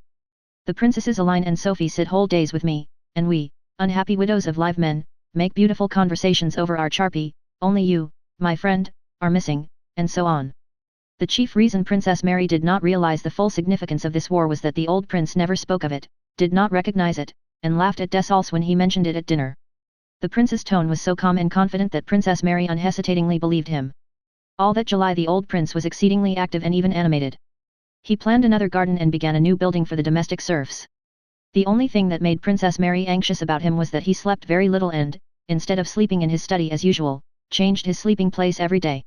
One day he would order his camp bed to be set up in the glass gallery, another day he remained on the couch or on the lounge chair in the drawing room and dozed there without undressing, while, instead of Mademoiselle Bourienne, a serf boy read to him.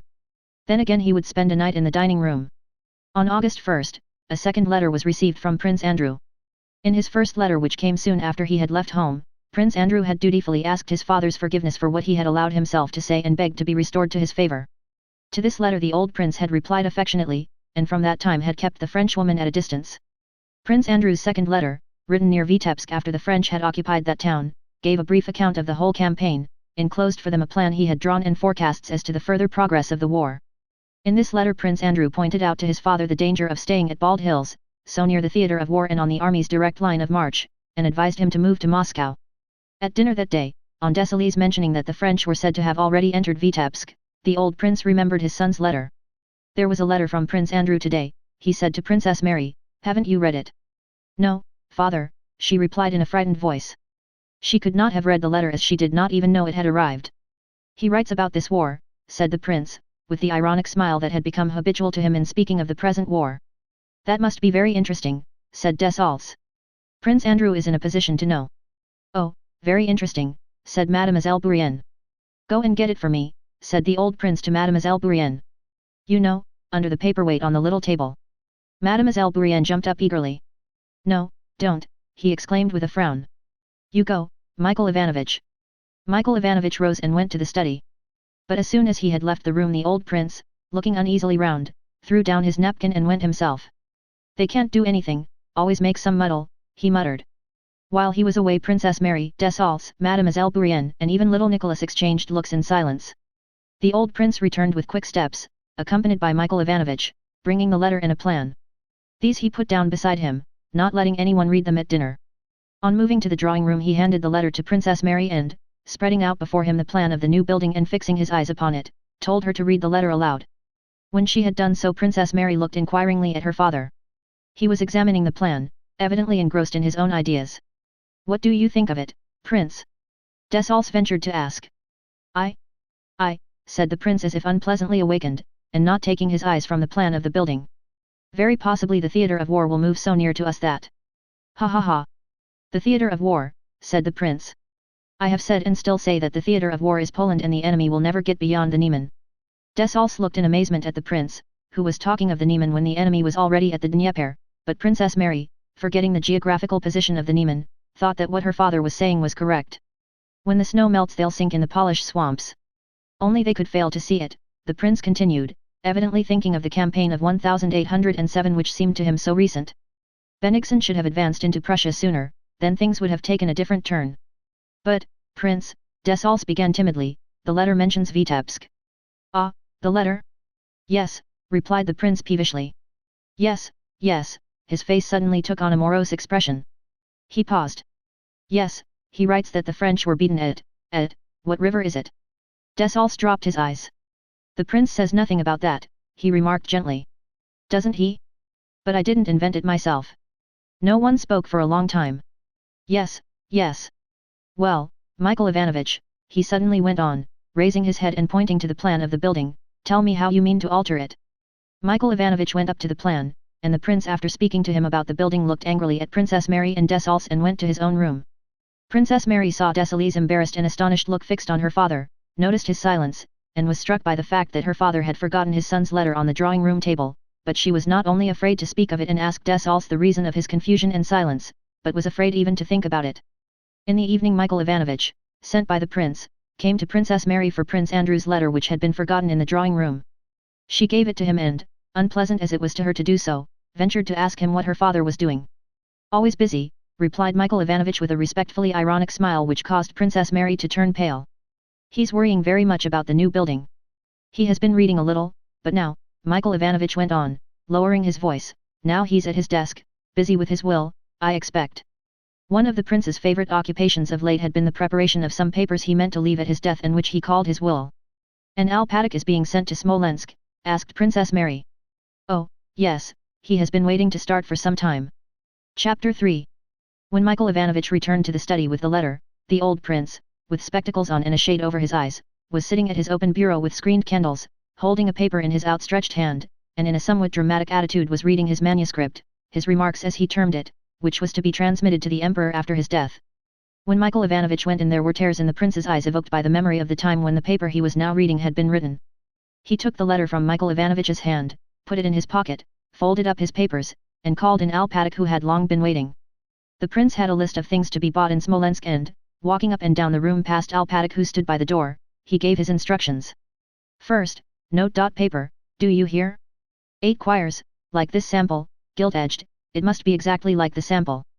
Varnish, sealing wax, as in Michael Ivanovich's list. He paced up and down for a while and glanced at his note.s. Then hand to the governor in person a letter about the deed. Next, bolts for the doors of the new building were wanted and had to be of a special shape the prince had himself designed, and a leather case had to be ordered to keep the wool in. The instructions to Alpatic took over 2 hours and still the prince did not let him go. He sat down, sank into thought, closed his eyes, and dozed off. Alpatic made a slight movement. Well, go. If anything more is wanted I'll send after you. Alpatic went out. The prince again went to his bureau, glanced into it, fingered his papers, closed the bureau again, and sat down at the table to write to the governor. It was already late when he rose after sealing the letter. He wished to sleep, but he knew he would not be able to and that most depressing thoughts came to him in bed. So he called Tikhon and went through the rooms with him to show him where to set up the bed for that night. He went about looking at every corner. Every place seemed unsatisfactory, but worst of all was his customary couch in the study. That couch was dreadful to him, probably because of the oppressive thoughts he had had when lying there. It was unsatisfactory everywhere, but the corner behind the piano in the sitting room was better than other places, he had never slept there yet. With the help of a footman Tikhon brought in the bedstead and began putting it up. That's not right. That's not right, cried the prince, and himself pushed it a few inches from the corner and then closer in again. Well, at last I've finished, now I'll rest, thought the prince, and let Tikhon undress him. Frowning with vexation at the effort necessary to divest himself of his coat and trousers, the prince undressed, sat down heavily on the bed, and appeared to be meditating as he looked contemptuously at his withered yellow legs. He was not meditating, but only deferring the moment of making the effort to lift those legs up and turn over on the bed. Ugh, how hard it is! Oh, that this toil might end and you would release me, thought he. Pressing his lips together he made that effort for the 20,000th time and lay down. But hardly had he done so before he felt the bed rocking backwards and forwards beneath him as if it were breathing heavily and jolting. This happened to him almost every night. He opened his eyes as they were closing. No peace, damn them, he muttered, angry he knew not with whom. Ah yes, there was something else important, very important, that I was keeping till I should be in bed. The bolts? No, I told him about them. No, it was something in the drawing room. Princess Mary talked some nonsense. Desals, that fool, said something. Something in my pocket, can't remember. Tikhon, what did we talk about at dinner? About Prince Michael. Be quiet, quiet. The prince slapped his hand on the table. Yes, I know, Prince Andrew's letter. Princess Mary read it. Desals said something about Vitebsk. Now I'll read it. He had the letter taken from his pocket and the table, on which stood a glass of lemonade and a spiral wax candle, moved close to the bed, and putting on his spectacles he began reading. Only now in the stillness of the night, reading it by the faint light under the green shade, did he grasp its meaning for a moment. The French at Vitebsk, in 4 days' march they may be at Smolensk, perhaps are already there. Tikhon. Tikhon jumped up. No, I don't want anything, he shouted. He put the letter under the candlestick and closed his eyes. And there rose before him the Danube at bright noonday, reeds, the Russian camp, and himself a young general without a wrinkle on his ruddy face, vigorous and alert, entering Potemkin's gaily colored tent, and a burning sense of jealousy of the favorite agitated him now as strongly as it had done then. He recalled all the words spoken at that first meeting with Potemkin. And he saw before him a plump, rather sallow-faced, short, stout woman, the Empress Mother, with her smile and her words at her first gracious reception of him, and then that same face on the catafalque, and the encounter he had with Zubov over her coffin about his right to kiss her hand. Oh, quicker, quicker! To get back to that time and have done with all the present. Quicker, and that they should leave me in peace. Chapter 4. Bald Hills, Prince Nicholas Bolkonsky's estate, lay 40 miles east from Smolensk and 2 miles from the main road to Moscow. The same evening that the prince gave his instructions to Alpatic, Desals, having asked to see Princess Mary, told her that, as the prince was not very well and was taking no steps to secure his safety, though from Prince Andrew's letter it was evident that to remain at Bald Hills might be dangerous, he respectfully advised her to send a letter by Alpatic to the provincial governor at Smolensk, asking him to let her know the state of affairs and the extent of the danger to which Bald Hills was exposed. Desals wrote this letter to the governor for Princess Mary, she signed it, and it was given to Alpatic with instructions to hand it to the governor and to come back as quickly as possible if there was danger. Having received all his orders, Alpatic, wearing a white beaver hat, a present from the prince, and carrying a stick as the prince did, went out accompanied by his family. 3 well-fed roans stood ready harnessed to a small conveyance with a leather hood. The larger bell was muffled and the little bells on the harness stuffed with paper. The prince allowed no one at Bald Hills to drive with ringing bells, but on a long journey Alpatic liked to have them. His satellites, the senior clerk, a counting-house clerk, a scullery maid, a cook, 2 old women, a little page boy, the coachman, and various domestic serfs, were seeing him off. His daughter placed chintz-covered down cushions for him to sit on and behind his back. His old sister-in-law popped in a small bundle, and one of the coachmen helped him into the vehicle. There! There! Women's fuss! Women, women, said Alpatic, puffing and speaking rapidly just as the prince did, and he climbed into the trap. After giving the clerk orders about the work to be done, Alpatic, not trying to imitate the prince now, lifted the hat from his bald head and crossed himself 3 times. If there is anything, come back, Yakov Alpatic. For Christ's sake think of us, cried his wife, referring to the rumors of war and the enemy. Women, women. Women's fuss, muttered Alpatic to himself and started on his journey, looking round at the fields of yellow rye and the still green, thickly growing oats, and at other quite black fields just being ploughed a second time. As he went along he looked with pleasure at the year's splendid crop of corn, scrutinized the strips of rye field which here and there were already being reaped, made his calculations as to the sowing and the harvest, and asked himself whether he had not forgotten any of the prince's orders. Having baited the horses twice on the way, he arrived at the town toward evening on the 4th of August. Alpatic kept meeting and overtaking baggage trains and troops on the road. As he approached Smolensk he heard the sounds of distant firing, but these did not impress him. What struck him most was the sight of a splendid field of oats in which a camp had been pitched and which was being mown down by the soldiers, evidently for fodder. This fact impressed Alpatic, but in thinking about his own business he soon forgot it. All the interests of his life for more than 30 years had been bounded by the will of the prince, and he never went beyond that limit. Everything not connected with the execution of the prince's orders did not interest and did not even exist for Alpatic.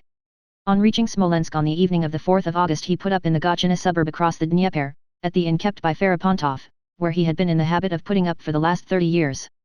Some 30 years ago Ferapontov, by Alpatic's advice, had bought a wood from the prince, had begun to trade, and now had a house, an inn, and a corn dealer's shop in that province. He was a stout, dark, red-faced peasant in the 40s, with thick lips, a broad knob of a nose, similar knobs over his black frowning brows, and a round belly. Wearing a waistcoat over his cotton shirt, Ferapontov was standing before his shop which opened onto the street. On seeing Alpatic he went up to him. "You're welcome, Yakov Alpatic. Folks are leaving the town, but you have come to it," said he. "Why are they leaving the town?" asked Alpatic. "That's what I say. Folks are foolish. Always afraid of the French.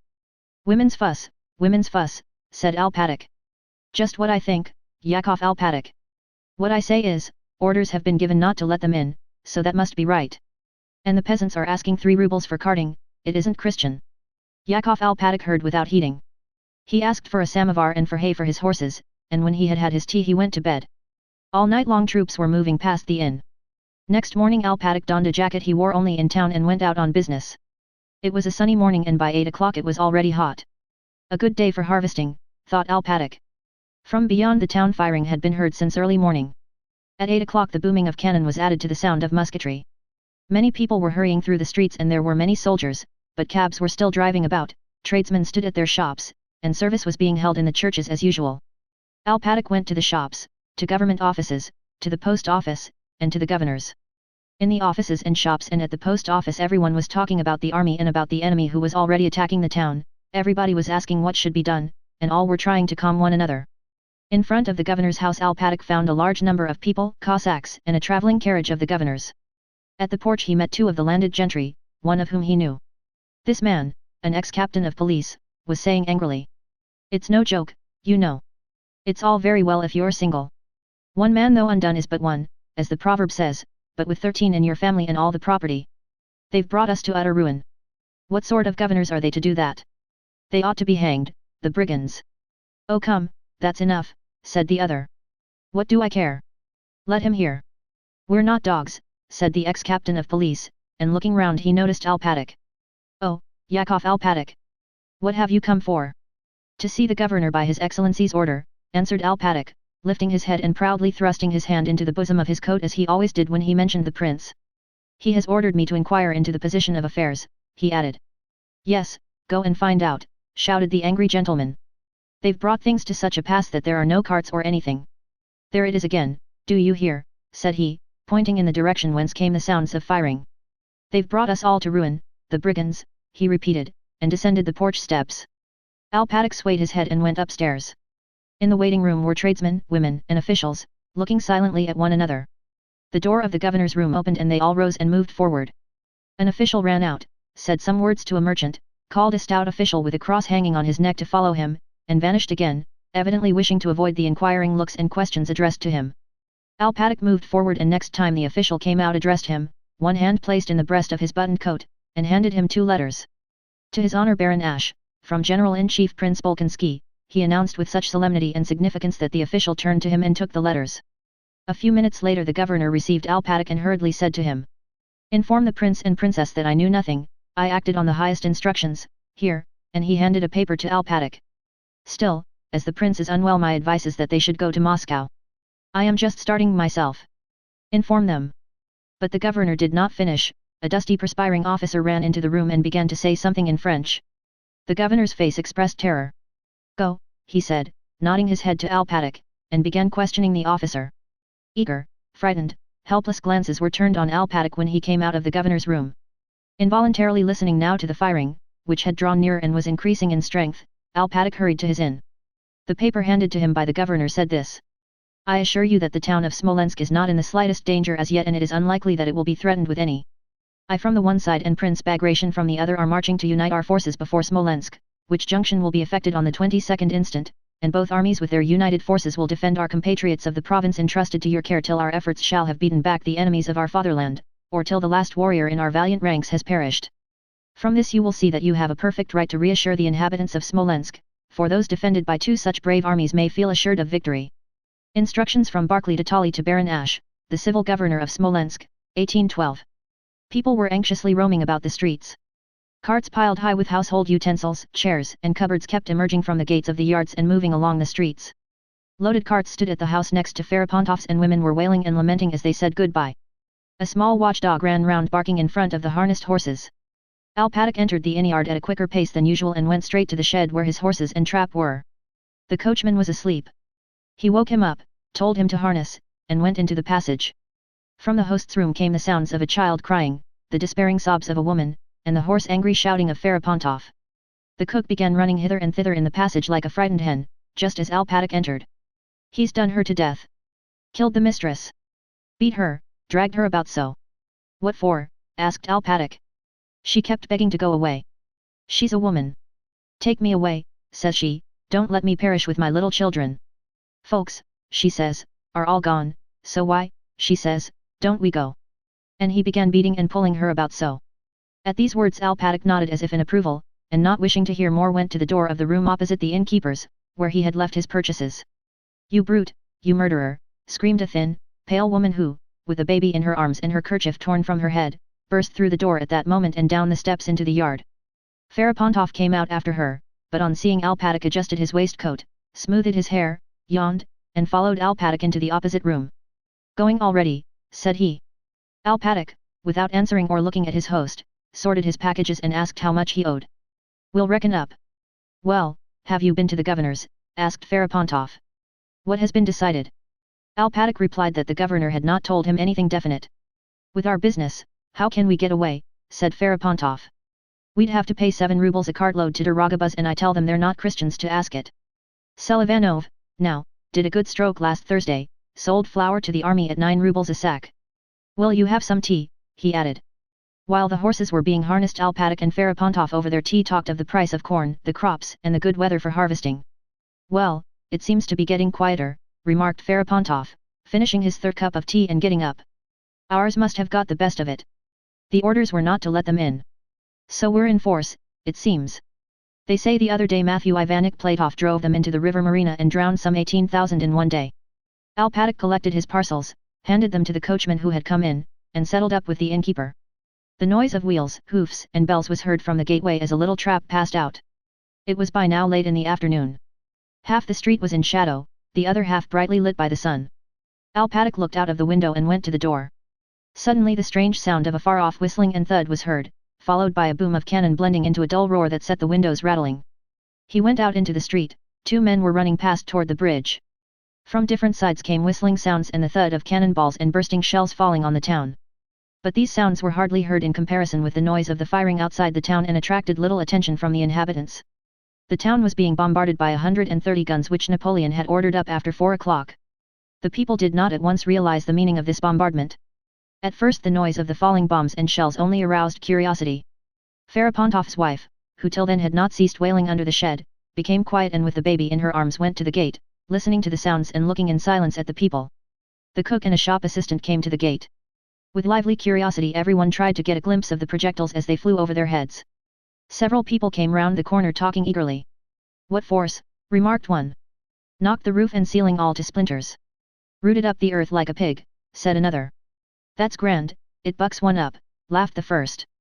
"Lucky you jumped aside, or it would have wiped you out." Others joined those men and stopped and told how cannonballs had fallen on a house close to them. Meanwhile still more projectiles, now with the swift sinister whistle of a cannonball, now with the agreeable intermittent whistle of a shell, flew over people's heads incessantly, but not one fell close by, they all flew over. Alpatic was getting into his trap. The innkeeper stood at the gate. "What are you staring at?" he shouted to the cook, who in her red skirt, with sleeves rolled up, swinging her bare elbows, had stepped to the corner to listen to what was being said. "What marvels!" she exclaimed, but hearing her master's voice she turned back, pulling down her tucked-up skirt. Once more something whistled, but this time quite close, swooping downwards like a little bird, a flame flashed in the middle of the street, something exploded, and the street was shrouded in smoke. "Scoundrel, what are you doing?" shouted the innkeeper, rushing to the cook. At that moment the pitiful wailing of women was heard from different sides, the frightened baby began to cry, and people crowded silently with pale faces round the cook. The loudest sound in that crowd was her wailing. "Oh! Dear souls, dear kind souls! Don't let me die! My good souls!" 5 minutes later no one remained in the street. The cook, with her thigh broken by a shell splinter, had been carried into the kitchen. Alpatic, his coachman, Ferapontov's wife and children and the house porter were all sitting in the cellar, listening. The roar of guns, the whistling of projectiles, and the piteous moaning of the cook, which rose above the other sounds, did not cease for a moment. The mistress rocked and hushed her baby and when anyone came into the cellar asked in a pathetic whisper what had become of her husband who had remained in the street. A shopman who entered told her that her husband had gone with others to the cathedral, whence they were fetching the wonder-working icon of Smolensk. Toward dusk the cannonade began to subside. Alpatic left the cellar and stopped in the doorway. The evening sky that had been so clear was clouded with smoke, through which, high up, the sickle of the new moon shone strangely. Now that the terrible din of the guns had ceased a hush seemed to reign over the town, broken only by the rustle of footsteps, the moaning, the distant cries, and the crackle of fires which seemed widespread everywhere. The cook's moans had now subsided. On two sides black curling clouds of smoke rose and spread from the fires. Through the streets soldiers in various uniforms walked or ran confusedly in different directions like ants from a ruined ant hill. Several of them ran into Ferapontov's yard before Alpatic's eyes.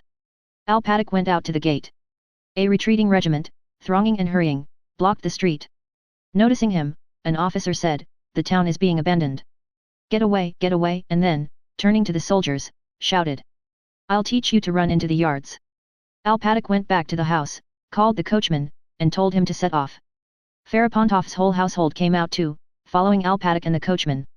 The women, who had been silent till then, suddenly began to wail as they looked at the fires, the smoke and even the flames of which could be seen in the failing twilight, and as if in reply the same kind of lamentation was heard from other parts of the street.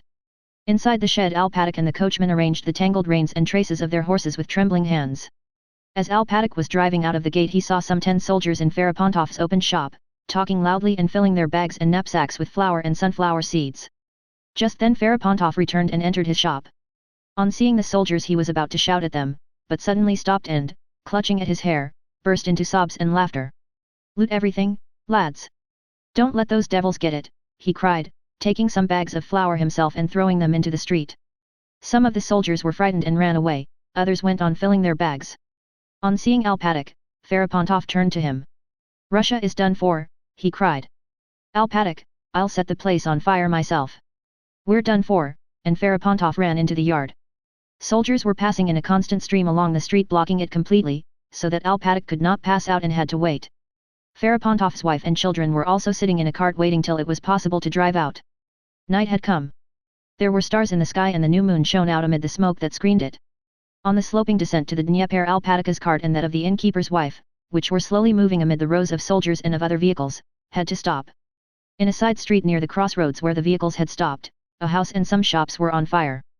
This fire was already burning itself out.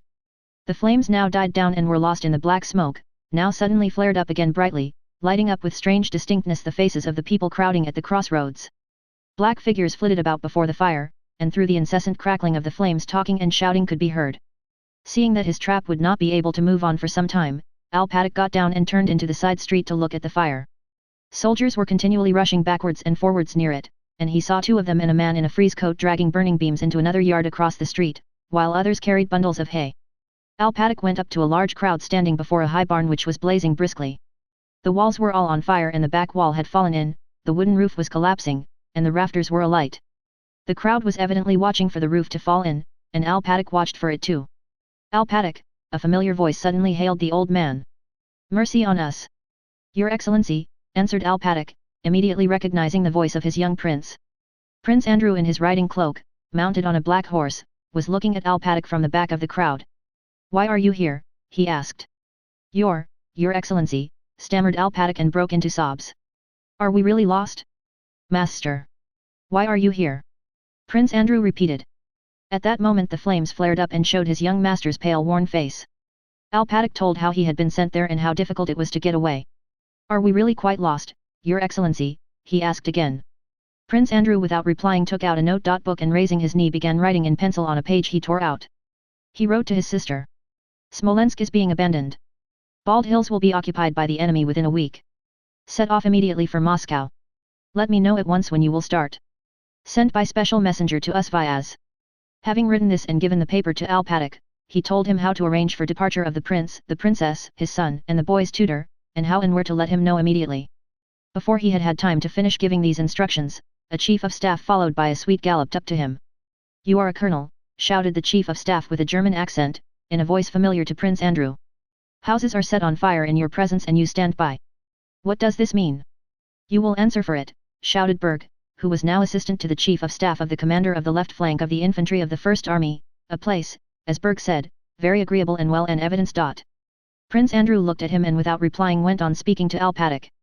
"So tell them that I shall await a reply till the 10th, and if by the 10th I don't receive news that they have all got away I shall have to throw up everything and come myself to Bald Hills." "Prince," said Berg, recognizing Prince Andrew, "I only spoke because I have to obey orders, because I always do obey exactly. You must please excuse me," he went on apologetically. Something cracked in the flames. The fire died down for a moment and wreaths of black smoke rolled from under the roof. There was another terrible crash and something huge collapsed. "Oh Uroro!" yelled the crowd, echoing the crash of the collapsing roof of the barn, the burning grain in which diffused a cake-like aroma all around. The flames flared up again, lighting the animated, delighted, exhausted faces of the spectators. The man in the frieze coat raised his arms and shouted. "It's fine, lads! Now it's raging! It's fine! That's the owner himself," cried several voices. "Well then," continued Prince Andrew to Alpatic, "report to them as I have told you," and not replying a word to Berg who was now mute beside him, he touched his horse and rode down the side street. Chapter 5. From Smolensk the troops continued to retreat, followed by the enemy. On the 10th of August the regiment Prince Andrew commanded was marching along the highroad past the avenue leading to Bald Hills. Heat and drought had continued for more than 3 weeks. Each day fleecy clouds floated across the sky and occasionally veiled the sun, but toward evening the sky cleared again and the sun set in reddish-brown mist. Heavy night dews alone refreshed the earth. The unreaped corn was scorched and shed its grain. The marshes dried up. The cattle lowed from hunger, finding no food on the sun-parched meadows. Only at night and in the forests while the dew lasted was there any freshness. But on the road, the high road along which the troops marched, there was no such freshness even at night or when the road passed through the forest. The dew was imperceptible on the sandy dust churned up more than 6 inches deep. As soon as day dawned the march began. The artillery and baggage wagons moved noiselessly through the deep dust that rose to the very hubs of the wheels, and the infantry sank ankle-deep in that soft, choking, hot dust that never cooled even at night.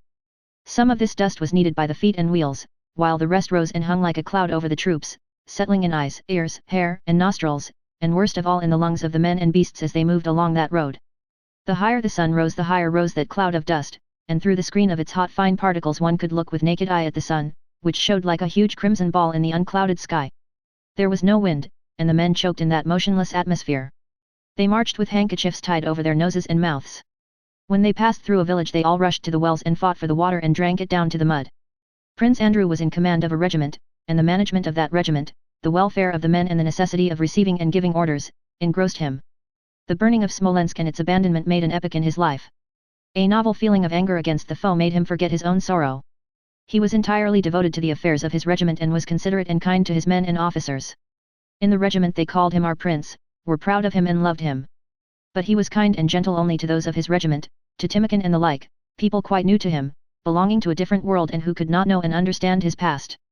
As soon as he came across a former acquaintance or anyone from the staff, he bristled up immediately and grew spiteful, ironical, and contemptuous. Everything that reminded him of his past was repugnant to him, and so in his relations with that former circle he confined himself to trying to do his duty and not to be unfair. In truth, everything presented itself in a dark and gloomy light to Prince Andrew, especially after the abandonment of Smolensk on the 6th of August. He considered that it could and should have been defended, and after his sick father had had to flee to Moscow, abandoning to pillage his dearly beloved Bald Hills which he had built and peopled. But despite this, thanks to his regiment, Prince Andrew had something to think about entirely apart from general questions. 2 days previously he had received news that his father, son, and sister had left for Moscow, and though there was nothing for him to do at Bald Hills, Prince Andrew, with a characteristic desire to foment his own grief, decided that he must ride there. He ordered his horse to be saddled and, leaving his regiment on the march, rode to his father's estate where he had been born and spent his childhood. Riding past the pond where there used always to be dozens of women chattering as they rinsed their linen or beat it with wooden beetles, Prince Andrew noticed that there was not a soul about and that the little washing wharf, torn from its place and half submerged, was floating on its side in the middle of the pond. He rode to the keeper's lodge. No one was at the stone entrance gates of the drive and the door stood open. Grass had already begun to grow on the garden paths and horses and calves were straying in the English park. Prince Andrew rode up to the hothouse. Some of the glass panes were broken, and of the trees in tubs some were overturned and others dried up. He called for Taras the gardener, but no one replied. Having gone round the corner of the hothouse to the ornamental garden, he saw that the carved garden fence was broken and branches of the plum trees had been torn off with the fruit. An old peasant whom Prince Andrew in his childhood had often seen at the gate was sitting on a green garden seat, plaiting a bast shoe. He was deaf and did not hear Prince Andrew ride up. He was sitting on the seat the old prince used to like to sit on, and beside him strips of bast were hanging on the broken and withered branch of a magnolia. Prince Andrew rode up to the house. Several limes in the old garden had been cut down and a piebald mare and her foal were wandering in front of the house among the rose bushes. The shutters were all closed, except at one window which was open. A little serf boy, seeing Prince Andrew, ran into the house. Alpatic, having sent his family away, was alone at Bald Hills and was sitting indoors reading the lives of the saints. On hearing that Prince Andrew had come, he went out with his spectacles on his nose, buttoning his coat, and, hastily stepping up, without a word began weeping and kissing Prince Andrew's knee. Then, vexed at his own weakness, he turned away and began to report on the position of affairs. Everything precious and valuable had been removed to Bogacherevo. 70 quarters of grain had also been carted away. The hay and the spring corn, of which Alpatic said there had been a remarkable crop that year, had been commandeered by the troops and mown down while still green. The peasants were ruined, some of them too had gone to Bogacherevo, only a few remained. Without waiting to hear him out, Prince Andrew asked, "When did my father and sister leave, meaning when did they leave for Moscow?" Alpatic, understanding the question to refer to their departure for Bogacherevo, replied that they had left on the 7th and again went into details concerning the estate management, asking for instructions. "Am I to let the troops have the oats, and to take a receipt for them?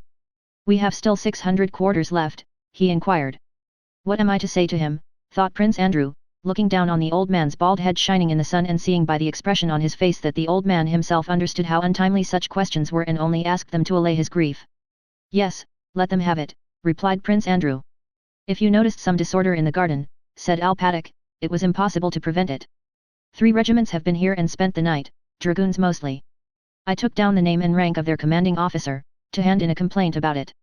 "Well, and what are you going to do? Will you stay here if the enemy occupies the place?" asked Prince Andrew. Alpatic turned his face to Prince Andrew, looked at him, and suddenly with a solemn gesture raised his arm. "He is my refuge. His will be done," he exclaimed. A group of bareheaded peasants was approaching across the meadow toward the prince. "Well, goodbye," said Prince Andrew, bending over to Alpatic. "You must go away too, take away what you can and tell the serfs to go to the Ryazan estate or to the one near Moscow." Alpatic clung to Prince Andrew's leg and burst into sobs. Gently disengaging himself, the prince spurred his horse and rode down the avenue at a gallop. The old man was still sitting in the ornamental garden, like a fly impassive on the face of a loved one who is dead, tapping the last on which he was making the bast shoe, and 2 little girls, running out from the hothouse carrying in their skirts plums they had plucked from the trees there, came upon Prince Andrew. On seeing the young master, the elder one with frightened look clutched her younger companion by the hand and hid with her behind a birch tree, not stopping to pick up some green plums they had dropped. Prince Andrew turned away with startled haste, unwilling to let them see that they had been observed. He was sorry for the pretty frightened little girl, was afraid of looking at her, and yet felt an irresistible desire to do so. A new sensation of comfort and relief came over him when, seeing these girls, he realized the existence of other human interests entirely aloof from his own and just as legitimate as those that occupied him. Evidently these girls passionately desired one thing, to carry away and eat those green plums without being caught, and Prince Andrew shared their wish for the success of their enterprise. He could not resist looking at them once more. Believing their danger past, they sprang from their ambush and, chirping something in their shrill little voices and holding up their skirts, their bare little sunburned feet scampered merrily and quickly across the meadow grass. Prince Andrew was somewhat refreshed by having ridden off the dusty highroad along which the troops were moving. But not far from Bald Hills he again came out on the road and overtook his regiment at its halting place by the dam of a small pond. It was past 1 o'clock. The sun, a red ball through the dust, burned and scorched his back intolerably through his black coat. The dust always hung motionless above the buzz of talk that came from the resting troops. There was no wind. As he crossed the dam, Prince Andrew smelled the ooze and freshness of the pond. He longed to get into that water, however dirty it might be, and he glanced round at the pool from whence came sounds of shrieks and laughter. The small, muddy, green pond had risen visibly more than a foot, flooding the dam, because it was full of the naked white bodies of soldiers with brick-red hands, necks, and faces, who were splashing about in it. All this naked white human flesh, laughing and shrieking, floundered about in that dirty pool like carp stuffed into a watering can, and the suggestion of merriment in that floundering mass rendered it specially pathetic. One fair-haired young soldier of the 3rd Company, whom Prince Andrew knew and who had a strap round the calf of one leg, crossed himself, stepped back to get a good run, and plunged into the water. Another, a dark non-commissioned officer who was always shaggy, stood up to his waist in the water joyfully wriggling his muscular figure and snorted with satisfaction as he poured the water over his head with hands blackened to the wrists. There were sounds of men slapping one another, yelling, and puffing. Everywhere on the bank, on the dam, and in the pond, there was healthy, white, muscular flesh. The officer, Timothy, with his red little nose, standing on the dam wiping himself with a towel, felt confused at seeing the prince, but made up his mind to address him nevertheless. "It's very nice, Your Excellency. Wouldn't you like to?" said he. "It's dirty," replied Prince Andrew, making a grimace. "We'll clear it out for you in a minute," said Timothy, and, still undressed, ran off to clear the men out of the pond. "The prince wants to bathe." "What prince?" "Ours," said many voices, and the men were in such haste to clear out that the prince could hardly stop them. He decided that he would rather wash himself with water in the barn. Flesh, bodies, cannon fodder, he thought, and he looked at his own naked body and shuddered, not from cold but from a sense of disgust and horror he did not himself understand, aroused by the sight of that immense number of bodies splashing about in the dirty pond. On the 7th of August Prince Bagration wrote as follows from his quarters at Mikhailovna on the Smolensk road. Dear Count Alexis Andreevuk, he was writing to Arakchev but knew that his letter would be read by the Emperor, and therefore weighed every word in it to the best of his ability. I expect the minister, Barclay de Tolly, has already reported the abandonment of Smolensk to the enemy. It is pitiable and sad, and the whole army is in despair that this most important place has been wantonly abandoned. I, for my part, begged him personally most urgently and finally wrote him, but nothing would induce him to consent. I swear to you on my honor that Napoleon was in such a fix as never before and might have lost half his army but could not have taken Smolensk. Our troops fought, and are fighting, as never before. With 15,000 men I held the enemy at bay for 35 hours and beat him, but he would not hold out even for 14 hours. It is disgraceful, a stain on our army, and as for him, he ought, it seems to me, not to live. If he reports that our losses were great, it is not true, perhaps about 4,000, not more, and not even that, but even were they 10,000, that's war. But the enemy has lost masses. What would it have cost him to hold out for another 2 days? They would have had to retire of their own accord, for they had no water for men or horses. He gave me his word he would not retreat, but suddenly sent instructions that he was retiring that night. We cannot fight in this way, or we may soon bring the enemy to Moscow. There is a rumor that you are thinking of peace. God forbid that you should make peace after all our sacrifices and such insane retreats. You would set all Russia against you and every one of us would feel ashamed to wear the uniform. If it has come to this, we must fight as long as Russia can and as long as there are men able to stand. One man ought to be in command, and not two. Your minister may perhaps be good as a minister, but as a general he is not merely bad but execrable, yet to him is entrusted the fate of our whole country. I am really frantic with vexation, forgive my writing boldly. It is clear that the man who advocates the conclusion of a peace, and that the minister should command the army, does not love our sovereign and desires the ruin of us all. So I write you frankly, call out the militia. For the minister is leading these visitors after him to Moscow in a most masterly way. The whole army feels great suspicion of the imperial aide-de-camp Wolzogen.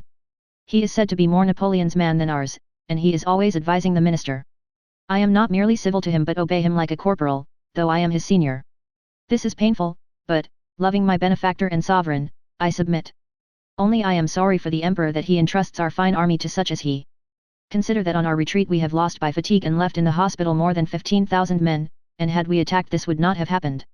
Tell me, for God's sake, what will Russia, our mother Russia, say to our being so frightened, and why are we abandoning our good and gallant fatherland to such rabble and implanting feelings of hatred and shame in all our subjects? What are we scared at and of whom are we afraid? I am not to blame that the minister is vacillating, a coward, dense, dilatory, and has all bad qualities. The whole army bewails it and calls down curses upon him. Chapter 6.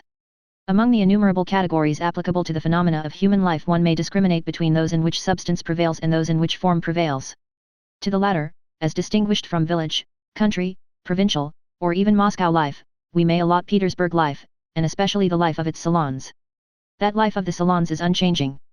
Since the year 1805 we had made peace and had again quarrelled with Bonaparte and had made constitutions and unmade them again, but the salons of Anna Pavlovna and Helene remained just as they had been, the one 7 and the other 5 years before. At Anna Pavlovna's they talked with perplexity of Bonaparte's successes just as before and saw in them and in the subservience shown to him by the European sovereigns a malicious conspiracy, the sole object of which was to cause unpleasantness and anxiety to the court circle of which Anna Pavlovna was the representative. And in Helene's salon, which Rumyantsev himself honoured with his visits, regarding Helene as a remarkably intelligent woman, they talked with the same ecstasy in 1812 as in 1808 of the great nation and the great man, and regretted our rupture with France, a rupture which, according to them, ought to be promptly terminated by peace. Of late, since the emperor's return from the army, there had been some excitement in these conflicting salon circles and some demonstrations of hostility to one another, but each camp retained its own tendency. In Anna Pavlovna's circle only those Frenchmen were admitted who were deep-rooted legitimists, and patriotic views were expressed to the effect that one ought not to go to the French theatre and that to maintain the French troop was costing the government as much as a whole army corps. The progress of the war was eagerly followed, and only the reports most flattering to our army were circulated. In the French circle of Helene and Rumyantsev the reports of the cruelty of the enemy and of the war were contradicted and all Napoleon's attempts at conciliation were discussed. In that circle they discountenanced those who advised hurried preparations for a removal to Kazan of the court and the girls' educational establishments under the patronage of the Dowager Empress. In Helene's circle the war in general was regarded as a series of formal demonstrations which would very soon end in peace, and the view prevailed expressed by Bilibin, who now in Petersburg was quite at home in Helene's house, which every clever man was obliged to visit, that not by gunpowder but by those who invented it would matters be settled. In that circle the Moscow enthusiasm, news of which had reached Petersburg simultaneously with the emperor's return, was ridiculed sarcastically and very cleverly, though with much caution. Anna Pavlovna's circle on the contrary was enraptured by this enthusiasm and spoke of it as Plutarch speaks of the deeds of the ancients. Prince Vasily, who still occupied his former important posts, formed a connecting link between these two circles.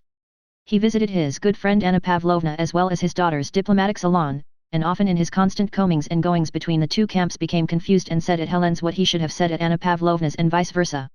Soon after the emperor's return Prince Vasily in a conversation about the war at Anna Pavlovna's severely condemned Barclay de Tolly, but was undecided as to who ought to be appointed commander-in-chief. One of the visitors, usually spoken of as a man of great merit, having described how he had that day seen Kutuzov, the newly chosen chief of the Petersburg militia, presiding over the enrollment of recruits at the treasury, cautiously ventured to suggest that Kutuzov would be the man to satisfy all requirements. Anna Pavlovna remarked with a melancholy smile that Kutuzov had done nothing but cause the emperor annoyance. I have talked and talked at the assembly of the nobility, Prince Vasily interrupted, but they did not listen to me. I told them his election as chief of the militia would not please the emperor. They did not listen to me. It's all this mania for opposition, he went on. And who for? It is all because we want to ape the foolish enthusiasm of those Muscovites, Prince Vasily continued, forgetting for a moment that though at Helene's one had to ridicule the Moscow enthusiasm, at Anna Pavlovna's one had to be ecstatic about it. But he retrieved his mistake at once. Now, is it suitable that Count Kutuzov, the oldest general in Russia, should preside at that tribunal? He will get nothing for his pains. How could they make a man commander-in-chief who cannot mount a horse, who drops asleep at a council, and has the very worst morals? A good reputation he made for himself at Bucharest. I don't speak of his capacity as a general, but at a time like this how they appoint a decrepit, blind old man, positively blind? A fine idea to have a blind general. He can't see anything. To play blind man's buff? He can't see at all. No one replied to his remarks. This was quite correct on the 24th of July. But on the 29th of July Kutuzov received the title of prince. This might indicate a wish to get rid of him, and therefore Prince Vasili's opinion continued to be correct, though he was not now in any hurry to express it. But on the 8th of August a committee, consisting of Field Marshal Saltykov, Arakcheev, Vyazmaidanov, Lopukhin, and Kochubey met to consider the progress of the war. This committee came to the conclusion that our failures were due to a want of unity in the command, and though the members of the committee were aware of the Emperor's dislike of Kutuzov, after a short deliberation they agreed to advise his appointment as Commander-in-Chief. That same day Kutuzov was appointed Commander-in-Chief with full powers over the armies and over the whole region occupied by them. On the 9th of August Prince Vasily at Anna Pavlovna's again met the man of great merit. The latter was very attentive to Anna Pavlovna because he wanted to be appointed director of one of the educational establishments for young ladies. Prince Vasily entered the room with the air of a happy conqueror who has attained the object of his desires. "Well, have you heard the great news? Prince Kutuzov is field marshal. All dissensions are at an end. I am so glad, so delighted. At last we have a man," said he, glancing sternly and significantly round at everyone in the drawing room. The man of great merit, despite his desire to obtain the post of director, could not refrain from reminding Prince Vasily of his former opinion. Though this was impolite to Prince Vasily in Anna Pavlovna's drawing room, and also to Anna Pavlovna herself who had received the news with delight, he could not resist the temptation. "But, Prince, they say he is blind," said he, reminding Prince Vasily of his own words. Nonsense. He sees well enough," said Prince Vasily rapidly, in a deep voice and with a slight cough, the voice and cough with which he was wont to dispose of all difficulties. "He sees well enough," he added. "And what I am so pleased about," he went on, "is that our sovereign has given him full powers over all the armies and the whole region, powers no commander-in-chief ever had before. He is a second autocrat," he concluded with a victorious smile. "God grant it! God grant it!" said Anna Pavlovna. The man of great merit, who was still a novice in court circles, wishing to flatter Anna Pavlovna by defending her former position on this question, observed. "It is said that the Emperor was reluctant to give Kutuzov those powers. They say he blushed like a girl to whom jocund is read, when he said to Kutuzov, 'Your Emperor and the fatherland award you this honor.' Perhaps the heart took no part in that speech," said Anna Pavlovna. "Oh, no, no," warmly rejoined Prince Vasily, who would not now yield Kutuzov to anyone. In his opinion Kutuzov was not only admirable himself, but was adored by everybody. "No, that's impossible," said he, "for our sovereign appreciated him so highly before. God grant only that Prince Kutuzov assumes real power and does not allow anyone to put a spoke in his wheel," observed Anna Pavlovna. Understanding at once to whom she alluded, Prince Vasily said in a whisper. "I know for a fact that Kutuzov made it an absolute condition that the Tsarevich should not be with the army. Do you know what he said to the Emperor?" And Prince Vasily repeated the words supposed to have been spoken by Kutuzov to the Emperor. "I can neither punish him if he does wrong nor reward him if he does right. Oh, a very wise man is Prince Kutuzov. I have known him a long time. They even say," remarked the man of great merit who did not yet possess courtly tact, "that His Excellency made it an express condition that the sovereign himself should not be with the army." As soon as he said this both Prince Vasily and Anna Pavlovna turned away from him and glanced sadly at one another with a sigh at his naivete. Chapter 7. While this was taking place in Petersburg the French had already passed Smolensk and were drawing nearer and nearer to Moscow. Napoleon's historian Thiers, like other of his historians, trying to justify his hero says that he was drawn to the walls of Moscow against his will. He is as right as other historians who look for the explanation of historic events in the will of one man. He is as right as the Russian historians who maintain that Napoleon was drawn to Moscow by the skill of the Russian commanders. Here besides the law of retrospection, which regards all the past as a preparation for events that subsequently occur, the law of reciprocity comes in, confusing the whole matter. A good chess player having lost a game is sincerely convinced that his loss resulted from a mistake he made and looks for that mistake in the opening, but forgets that at each stage of the game there were similar mistakes and that none of his moves were perfect. He only notices the mistake to which he pays attention, because his opponent took advantage of it. How much more complex than this is the game of war, which occurs under certain limits of time, and where it is not one will that manipulates lifeless objects, but everything results from innumerable conflicts of various wills. After Smolensk Napoleon sought a battle beyond Durogabuz at Vyazma, and then at Tsarevozamishch, but it happened that owing to a conjunction of innumerable circumstances the Russians could not give battle till they reached Borodino, 70 miles from Moscow. From Vyazma Napoleon ordered a direct advance on Moscow. Moscow, la capitale asiatique de ce grand empire, la ville sacrée des peuples d'Alexander, Moscow avec ses innombrables églises en forme de pagodes chinoises. Note. This Moscow gave Napoleon's imagination no rest. On the march from Vyazma to Tsarevozamishch he rode his light bay bobtailed ambler accompanied by his guards, his bodyguard, his pages and aides de camp. Berthier, his chief of staff, dropped behind to question a Russian prisoner captured by the cavalry. Followed by Lelorn d'Ideville, an interpreter, he overtook Napoleon at a gallop and reined in his horse with an amused expression. Note: Moscow, the Asiatic capital of this great empire, the sacred city of Alexander's people, Moscow with its innumerable churches shaped like Chinese pagodas. Well? Asked Napoleon. One of Platov's Cossacks says that Platov's corps is joining up with the main army and that Kutuzov has been appointed commander-in-chief. He is a very shrewd and garrulous fellow. Napoleon smiled and told them to give the Cossack a horse and bring the man to him. He wished to talk to him himself. Several adjutants galloped off, and an hour later, Lavrushka, the serf Denisov had handed over to Rostov, rode up to Napoleon in an orderly's jacket and on a French cavalry saddle, with a merry and tipsy face. Napoleon told him to ride by his side and began questioning him. "You are a Cossack?" "Yes, a Cossack, your honor." The Cossack, not knowing in what company he was, for Napoleon's plain appearance had nothing about it that would reveal to an Oriental mind the presence of a monarch, talked with extreme familiarity of the incidents of the war, says Thiers, narrating this episode. In reality Lavrushka, having got drunk the day before and left his master dinnerless, had been whipped and sent to the village in quest of chickens, where he engaged in looting till the French took him prisoner. Lavrushka was one of those coarse, bare-faced lackeys who have seen all sorts of things, consider it necessary to do everything in a mean and cunning way, are ready to render any sort of service to their master, and are keen at guessing their master's baser impulses, especially those prompted by vanity and pettiness.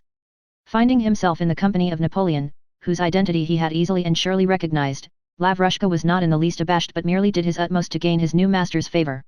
He knew very well that this was Napoleon, but Napoleon's presence could no more intimidate him than Rostov's, or a sergeant major's with the rods, would have done, for he had nothing that either the sergeant major or Napoleon could deprive him of. So he rattled on, telling all the gossip he had heard among the orderlies. Much of it true. But when Napoleon asked him whether the Russians thought they would beat Bonaparte or not, Lavrushka screwed up his eyes and considered. In this question he saw subtle cunning, as men of his type see cunning in everything, so he frowned and did not answer immediately. "It's like this," he said thoughtfully, "if there's a battle soon, yours will win." "That's right. But if 3 days pass, then after that, well, then that same battle will not soon be over." Lelorn d'Ideville smilingly interpreted this speech to Napoleon thus: "If a battle takes place within the next 3 days the French will win, but if later, God knows what will happen." Napoleon did not smile, though he was evidently in high good humor, and he ordered these words to be repeated. Lavrushka noticed this and to entertain him further, pretending not to know who Napoleon was, added: "We know that you have Bonaparte and that he has beaten everybody in the world, but we are a different matter," without knowing why or how this bit of boastful patriotism slipped out at the end. The interpreter translated these words without the last phrase, and Bonaparte smiled. The young Cossack made his mighty interlocutor smile, says Thiers. After riding a few paces in silence, Napoleon turned to Berthier and said he wished to see how the news that he was talking to the emperor himself, to that very emperor who had written his immortally victorious name on the pyramids, would affect this enfant du dawn. Note. Note. Child of the dawn. The fact was accordingly conveyed to Lavrushka. Lavrushka, understanding that this was done to perplex him and that Napoleon expected him to be frightened, to gratify his new masters promptly pretended to be astonished and awestruck, opened his eyes wide, and assumed the expression he usually put on when taken to be whipped. As soon as Napoleon's interpreter had spoken, says Thiers, the Cossack, seized by amazement, did not utter another word, but rode on, his eyes fixed on the conqueror whose fame had reached him across the steppes of the East. All his loquacity was suddenly arrested and replaced by a naive and silent feeling of admiration. Napoleon, after making the Cossack a present, had him set free like a bird restored to its native fields. Napoleon rode on, dreaming of the Moscow that so appealed to his imagination, and the bird restored to its native fields galloped to our outposts, inventing on the way all that had not taken place but that he meant to relate to his comrades. What had really taken place he did not wish to relate because it seemed to him not worth telling. He found the Cossacks, inquired for the regiment operating with Platov's detachment and by evening found his master, Nicholas Rostov, quartered at Yankovo. Rostov was just mounting to go for a ride round the neighboring villages with Ilion. He let Lavrushka have another horse and took him along with him. Chapter 8. Princess Mary was not in Moscow and out of danger as Prince Andrew supposed. After the return of Alpadik from Smolensk the old prince suddenly seemed to awake as from a dream. He ordered the militiamen to be called up from the villages and armed, and wrote a letter to the commander-in-chief informing him that he had resolved to remain at Bald Hills to the last extremity and to defend it, leaving to the commander-in-chief's discretion to take measures or not for the defense of Bald Hills, where one of Russia's oldest generals would be captured or killed, and he announced to his household that he would remain at Bald Hills. But while himself remaining, he gave instructions for the departure of the princess and Desalles with the little prince to Bogucharovo and thence to Moscow. Princess Mary, alarmed by her father's feverish and sleepless activity after his previous apathy, could not bring herself to leave him alone and for the first time in her life ventured to disobey him. She refused to go away and her father's fury broke over her in a terrible storm. He repeated every injustice he had ever inflicted on her. Trying to convict her, he told her she had worn him out, had caused his quarrel with his son, had harbored nasty suspicions of him, making it the object of her life to poison his existence, and he drove her from his study telling her that if she did not go away it was all the same to him. He declared that he did not wish to remember her existence and warned her not to dare to let him see her. The fact that he did not, as she had feared, order her to be carried away by force but only told her not to let him see her cheered Princess Mary. She knew it was a proof that in the depth of his soul he was glad she was remaining at home and had not gone away. The morning after little Nicholas had left, the old prince donned his full uniform and prepared to visit the commander-in-chief. His caleche was already at the door. Princess Mary saw him walk out of the house in his uniform wearing all his orders and go down the garden to review his armed peasants and domestic serfs. She sat by the window listening to his voice which reached her from the garden. Suddenly several men came running up the avenue with frightened faces. Princess Mary ran out to the porch, down the flower-bordered path, and into the avenue. A large crowd of militiamen and domestics were moving toward her, and in their midst several men were supporting by the armpits and dragging along a little old man in a uniform and decorations. She ran up to him and, in the play of the sunlight that fell in small round spots through the shade of the lime tree avenue, could not be sure what change there was in his face. All she could see was that his former stern and determined expression had altered to one of timidity and submission. On seeing his daughter he moved his helpless lips and made a hoarse sound. It was impossible to make out what he wanted. He was lifted up, carried to his study, and laid on the very couch he had so feared of late. The doctor, who was fetched that same night, bled him and said that the prince had had a seizure paralyzing his right side. It was becoming more and more dangerous to remain at Bald Hills, and next day they moved the prince to Bogacherevo, the doctor accompanying him. By the time they reached Bogacherevo, Desals and the little prince had already left for Moscow. For 3 weeks the old prince lay stricken by paralysis in the new house Prince Andrew had built at Bogacherevo, ever in the same state, getting neither better nor worse. He was unconscious and lay like a distorted corpse. He muttered unceasingly, his eyebrows and lips twitching, and it was impossible to tell whether he understood what was going on around him or not. One thing was certain, that he was suffering and wished to say something. But what it was, no one could tell. It might be some caprice of a sick and half-crazy man, or it might relate to public affairs, or possibly to family concerns. The doctor said this restlessness did not mean anything and was due to physical causes, but Princess Mary thought he wished to tell her something, and the fact that her presence always increased his restlessness confirmed her opinion. He was evidently suffering both physically and mentally. There was no hope of recovery. It was impossible for him to travel, it would not do to let him die on the road. Would it not be better if the end did come, the very end? Princess Mary sometimes thought. Night and day, hardly sleeping at all, she watched him and, terrible to say, often watched him not with hope of finding signs of improvement but wishing to find symptoms of the approach of the end. Strange as it was to her to acknowledge this feeling in herself, yet there it was. And what seemed still more terrible to her was that since her father's illness began, perhaps even sooner, when she stayed with him expecting something to happen, all the personal desires and hopes that had been forgotten or sleeping within her had awakened. Thoughts that had not entered her mind for years, thoughts of a life free from the fear of her father, and even the possibility of love and of family happiness, floated continually in her imagination like temptations of the devil. Thrust them aside as she would, questions continually recurred to her as to how she would order her life now, after that. These were temptations of the devil and Princess Mary knew it. She knew that the sole weapon against him was prayer, and she tried to pray. She assumed an attitude of prayer, looked at the icons, repeated the words of a prayer, but she could not pray. She felt that a different world had now taken possession of her, the life of a world of strenuous and free activity, quite opposed to the spiritual world in which till now she had been confined and in which her greatest comfort had been prayer. She could not pray, could not weep, and worldly cares took possession of her. It was becoming dangerous to remain in Bogacherevo. News of the approach of the French came from all sides, and in one village, 10 miles from Bogacherevo, a homestead had been looted by French marauders.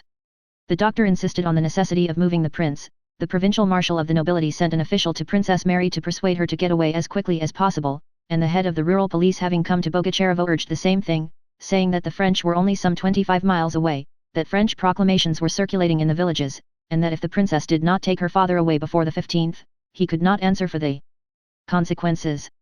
The princess decided to leave on the 15th. The cares of preparation and giving orders, for which everyone came to her, occupied her all day. She spent the night of the 14th as usual, without undressing, in the room next to the one where the prince lay. Several times, waking up, she heard his groans and muttering, the creak of his bed, and the steps of Tikhon and the doctor when they turned him over. Several times she listened at the door, and it seemed to her that his mutterings were louder than usual and that they turned him over oftener. She could not sleep and several times went to the door and listened, wishing to enter but not deciding to do so.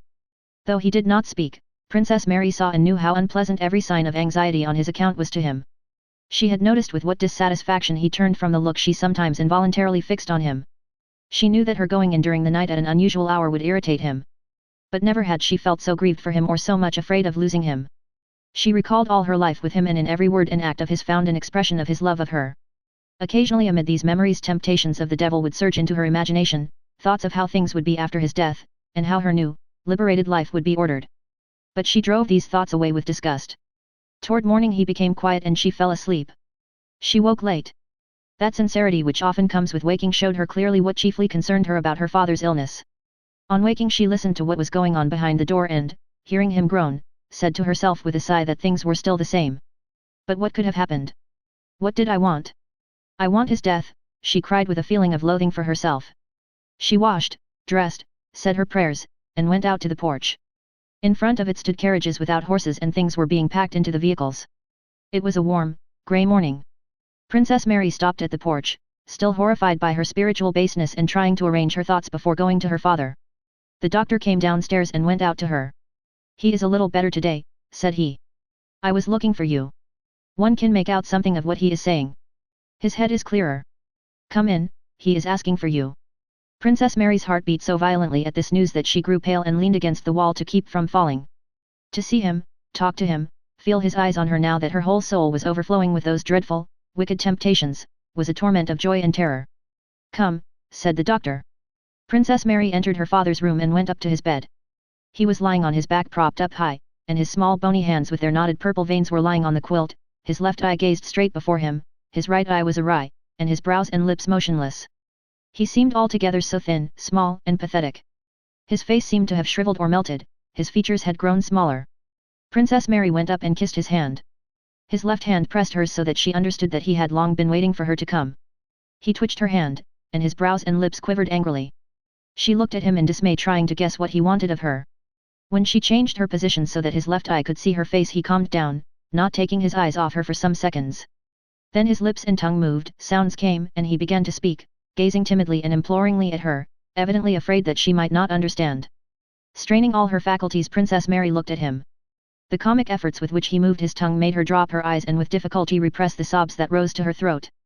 He said something, repeating the same words several times. She could not understand them, but tried to guess what he was saying and inquiringly repeated the words he uttered. Ar. 8, he repeated several times. It was quite impossible to understand these sounds. The doctor thought he had guessed them, and inquiringly repeated, Mary, are you afraid? The prince shook his head, again repeated the same sounds. My mind aches, questioned Princess Mary. He made a mumbling sound in confirmation of this, took her hand, and began pressing it to different parts of his breast as if trying to find the right place for it. Always thoughts, about you, thoughts, he then uttered much more clearly than he had done before, now that he was sure of being understood. Princess Mary pressed her head against his hand, trying to hide her sobs and tears. He moved his hand over her hair. I have been calling you all night, he brought out. If only I had known, she said through her tears. I was afraid to come in. He pressed her hand. Weren't you asleep? No, I did not sleep, said Princess Mary, shaking her head. Unconsciously imitating her father, she now tried to express herself as he did, as much as possible by signs, and her tongue too seemed to move with difficulty. Dear one. Dearest, Princess Mary could not quite make out what he had said, but from his look it was clear that he had uttered a tender caressing word such as he had never used to her before. Why didn't you come in? And I was wishing for his death, thought Princess Mary. He was silent a while. Thank you, daughter dear. For all, forgive. Thank you. Forgive. Thank you, and tears began to flow from his eyes. Call Andrew, he said suddenly, and a childish, timid expression of doubt showed itself on his face as he spoke. He himself seemed aware that his demand was meaningless.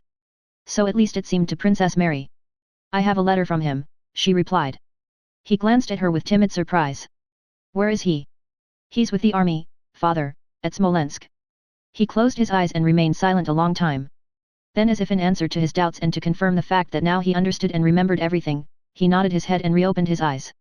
Yes, he said, softly and distinctly. Russia has perished. They've destroyed her. And he began to sob, and again tears flowed from his eyes. Princess Mary could no longer restrain herself and wept while she gazed at his face. Again he closed his eyes. His sobs ceased, he pointed to his eyes, and Tikhon, understanding him, wiped away the tears.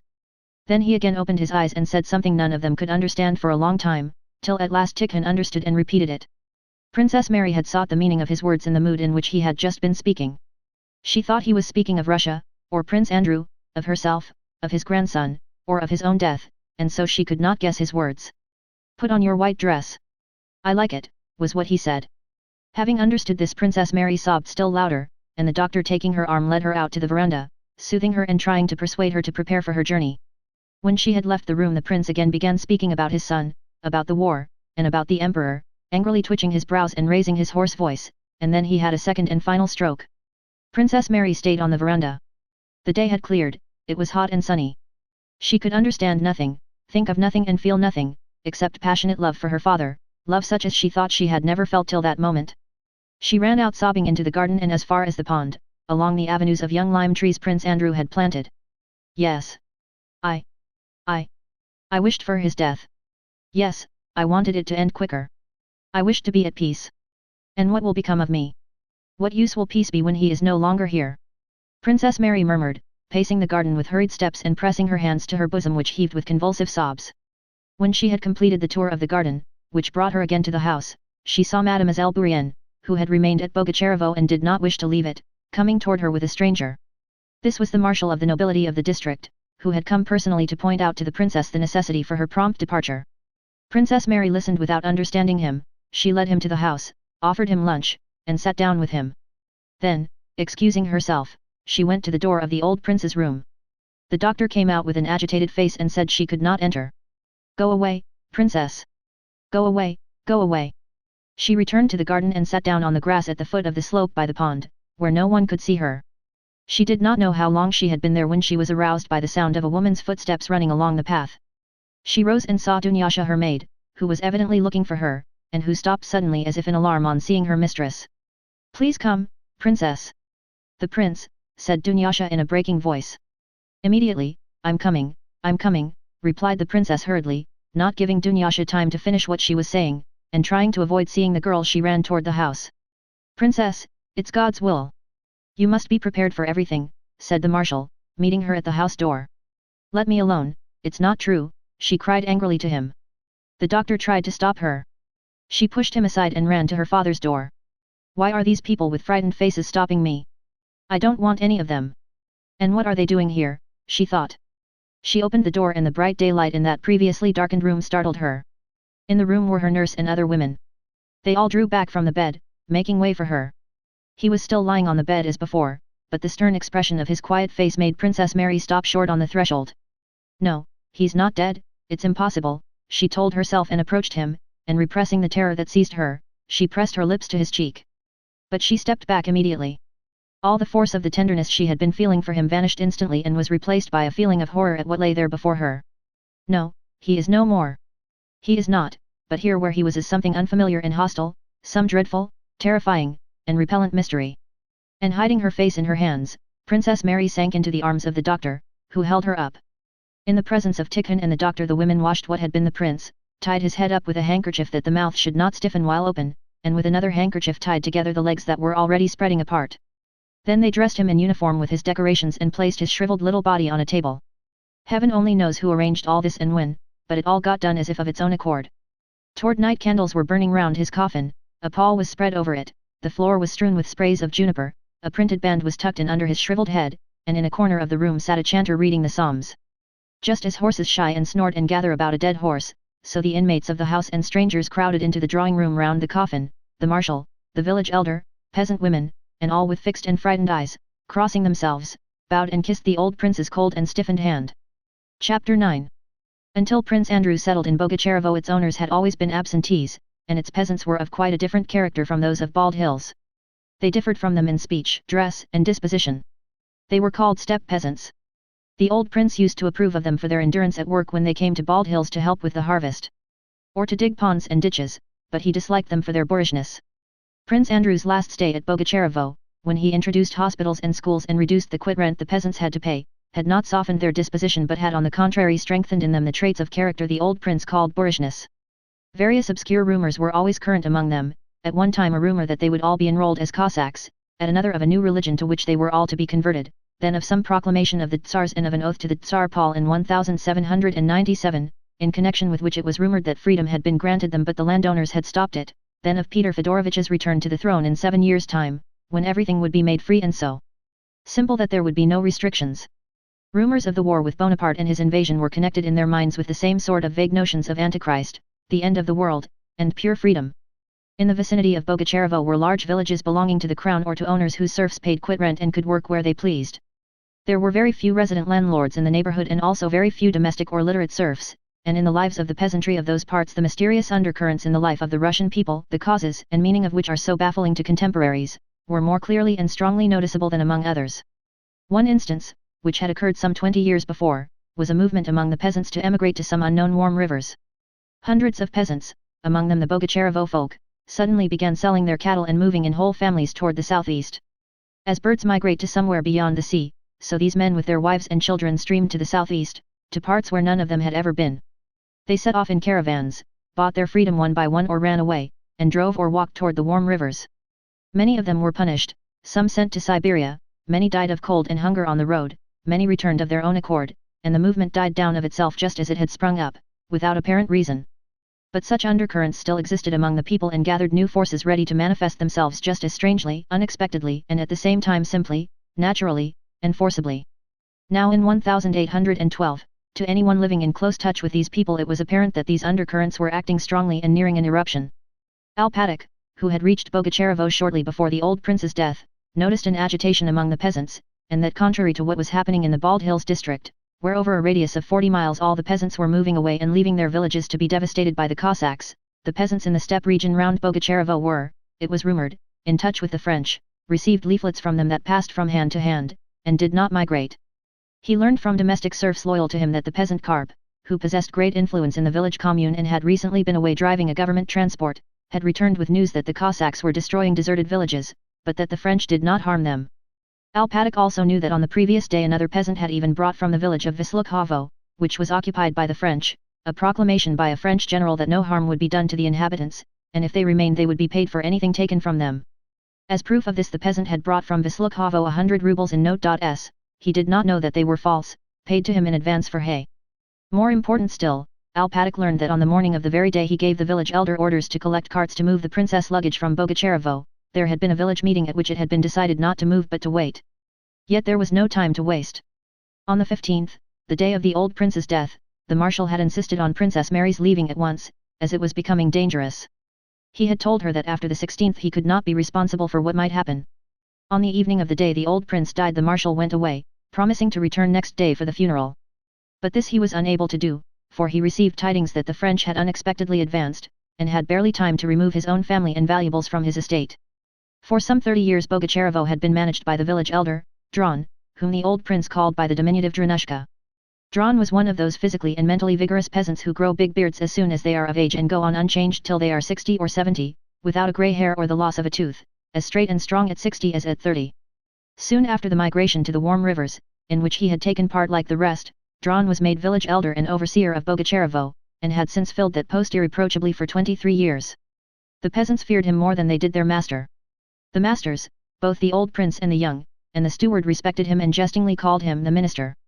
During the whole time of his service Dron had never been drunk or ill, never after sleepless nights or the hardest tasks had he shown the least fatigue, and though he could not read he had never forgotten a single money account or the number of quarters of flour in any of the endless cartloads he sold for the prince, nor a single shock of the whole corn crop on any single acre of the Bogacherevo fields.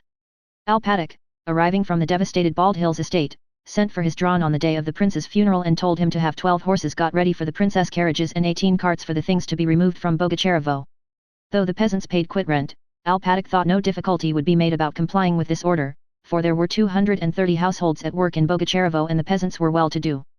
But on hearing the order Dron lowered his eyes and remained silent.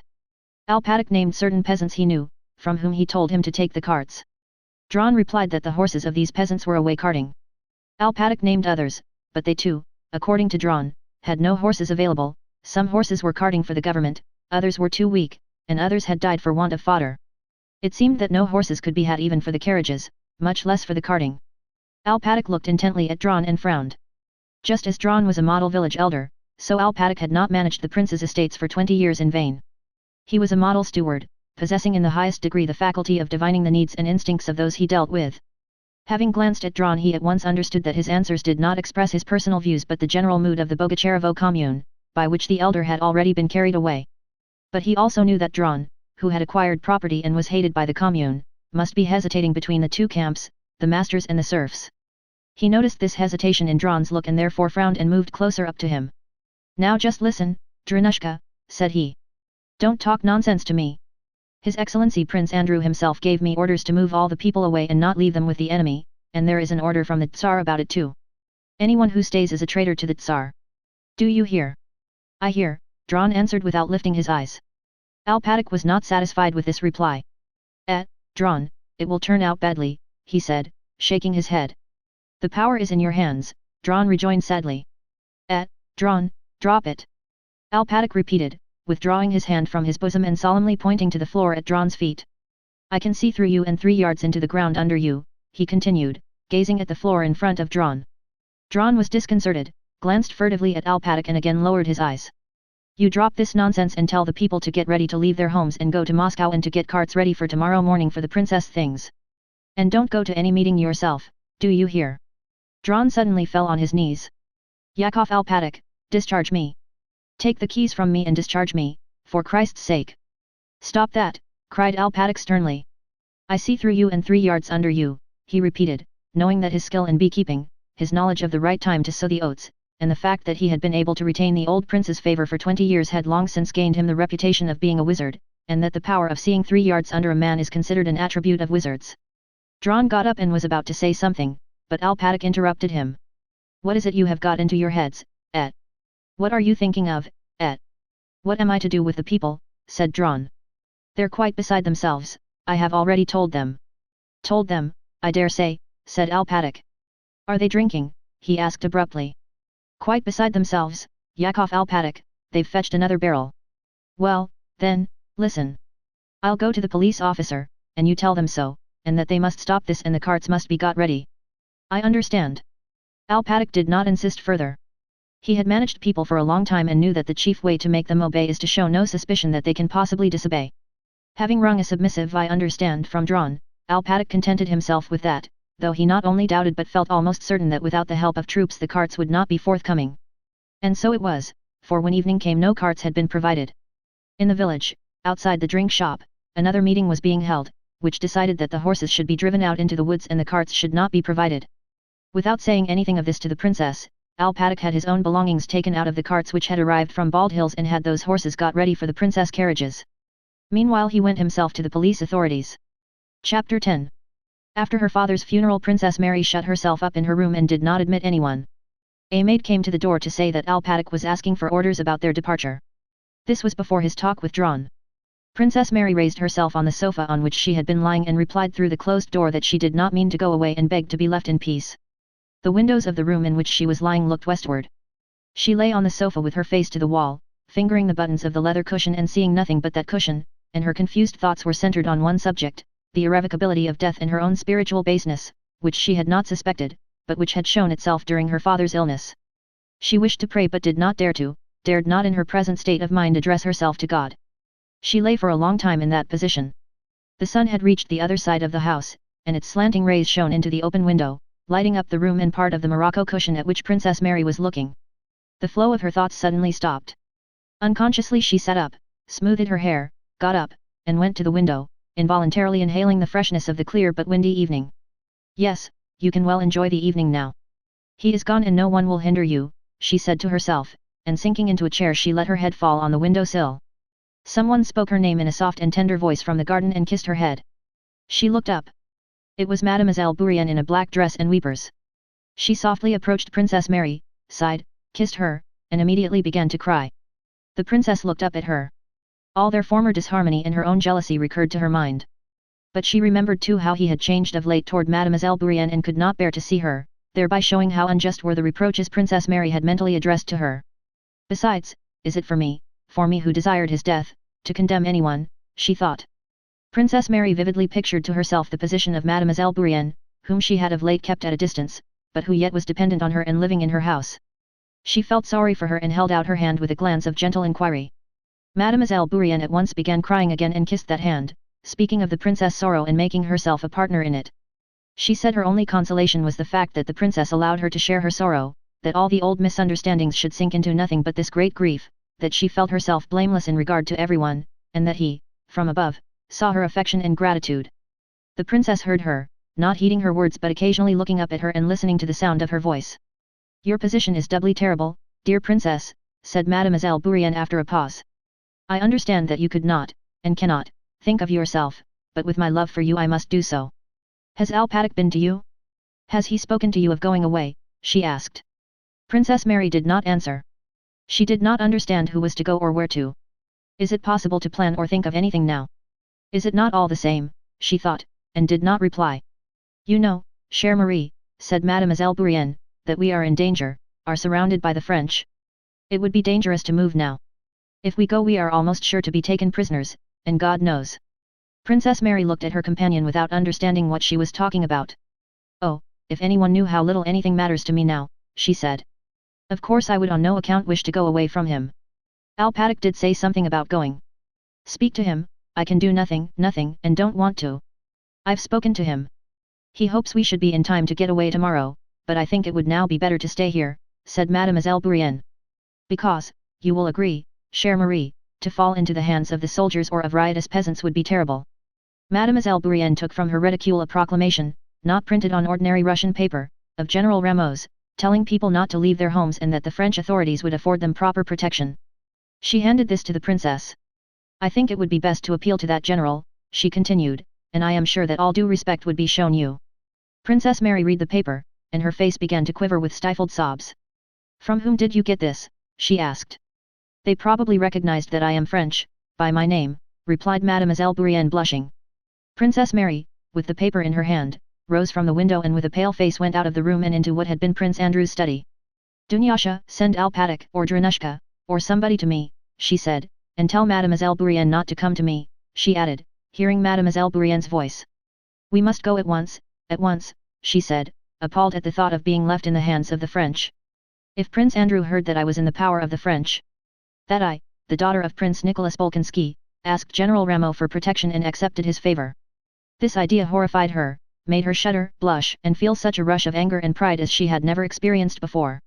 All that was distressing, and especially all that was humiliating, in her position rose vividly to her mind.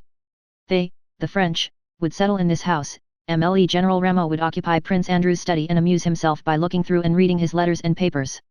Mademoiselle Bourienne would do the honors of Bogacherevo for him.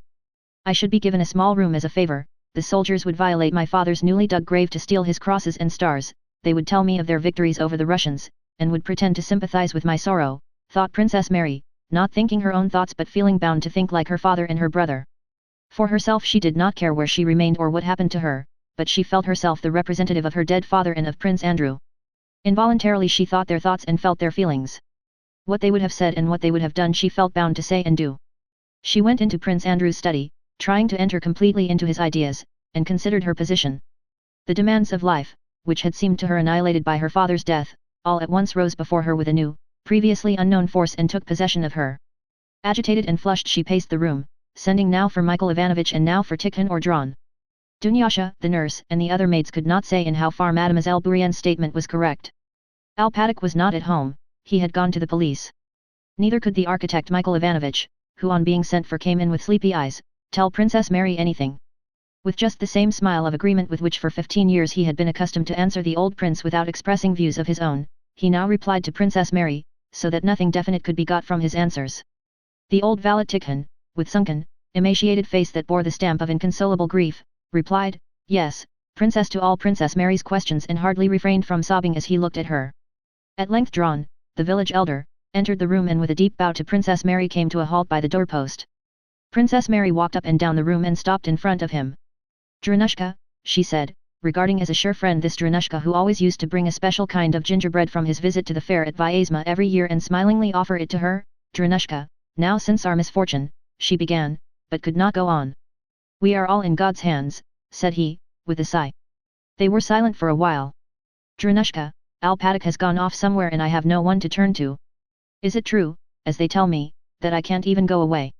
Why shouldn't you go away, Your Excellency? You can go, said Drawn. I was told it would be dangerous because of the enemy. Dear friend, I can do nothing. I understand nothing. I have nobody. I want to go away tonight or early tomorrow morning. Drawn paused.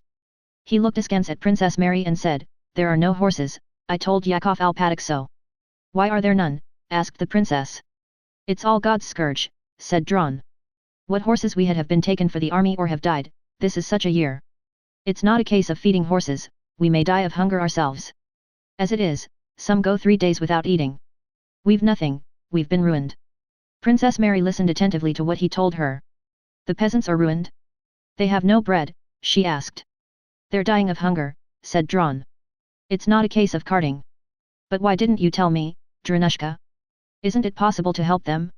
I'll do all I can. To Princess Mary it was strange that now, at a moment when such sorrow was filling her soul, there could be rich people and poor, and the rich could refrain from helping the poor.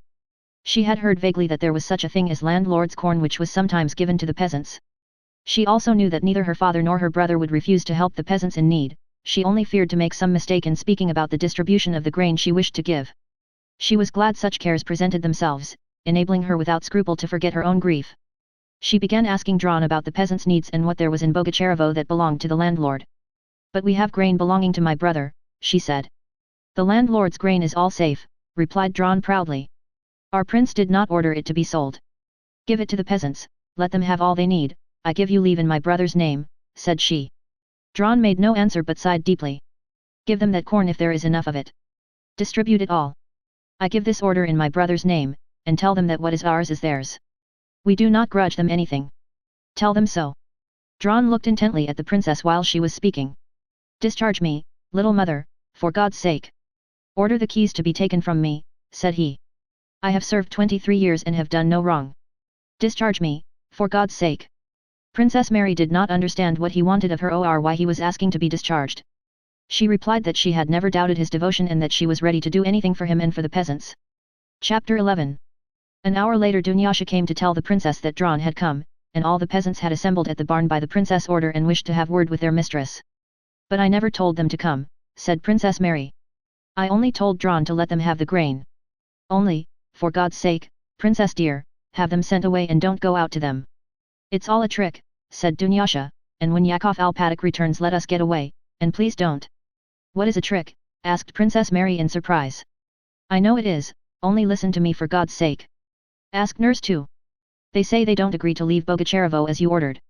You're making some mistake. I never ordered them to go away, said Princess Mary. Call Dranushka. Drawn came and confirmed Dunyasha's words, the peasants had come by the princess' order. But I never sent for them, declared the princess. You must have given my message wrong. I only said that you were to give them the grain. Drawn only sighed in reply. If you order it they will go away, said he. No, no. I'll go out to them, said Princess Mary, and in spite of the nurses and Dunyasha's protests she went out into the porch, Drawn, Dunyasha, the nurse and Michael Ivanovich following her. They probably think I am offering them the grain to bribe them to remain here, while I myself go away leaving them to the mercy of the French, thought Princess Mary. I will offer them monthly rations and housing at our Moscow estate. I am sure Andrew would do even more in my place, she thought as she went out in the twilight toward the crowd standing on the pasture by the barn. The men crowded closer together, stirred, and rapidly took off their hats. Princess Mary lowered her eyes and, tripping over her skirt, came close up to them. So many different eyes, old and young, were fixed on her, and there were so many different faces, that she could not distinguish any of them and, feeling that she must speak to them all at once, did not know how to do it. But again the sense that she represented her father and her brother gave her courage, and she boldly began her speech. I am very glad you have come, she said without raising her eyes, and feeling her heart beating quickly and violently. Dranushka tells me that the war has ruined you. That is our common misfortune, and I shall grudge nothing to help you. I am myself going away because it is dangerous here, the enemy is near, because I am giving you everything, my friends, and I beg you to take everything, all our grain, so that you may not suffer want. And if you have been told that I am giving you the grain to keep you here, that is not true. On the contrary, I ask you to go with all your belongings to our estate near Moscow, and I promise you I will see to it that there you shall want for nothing.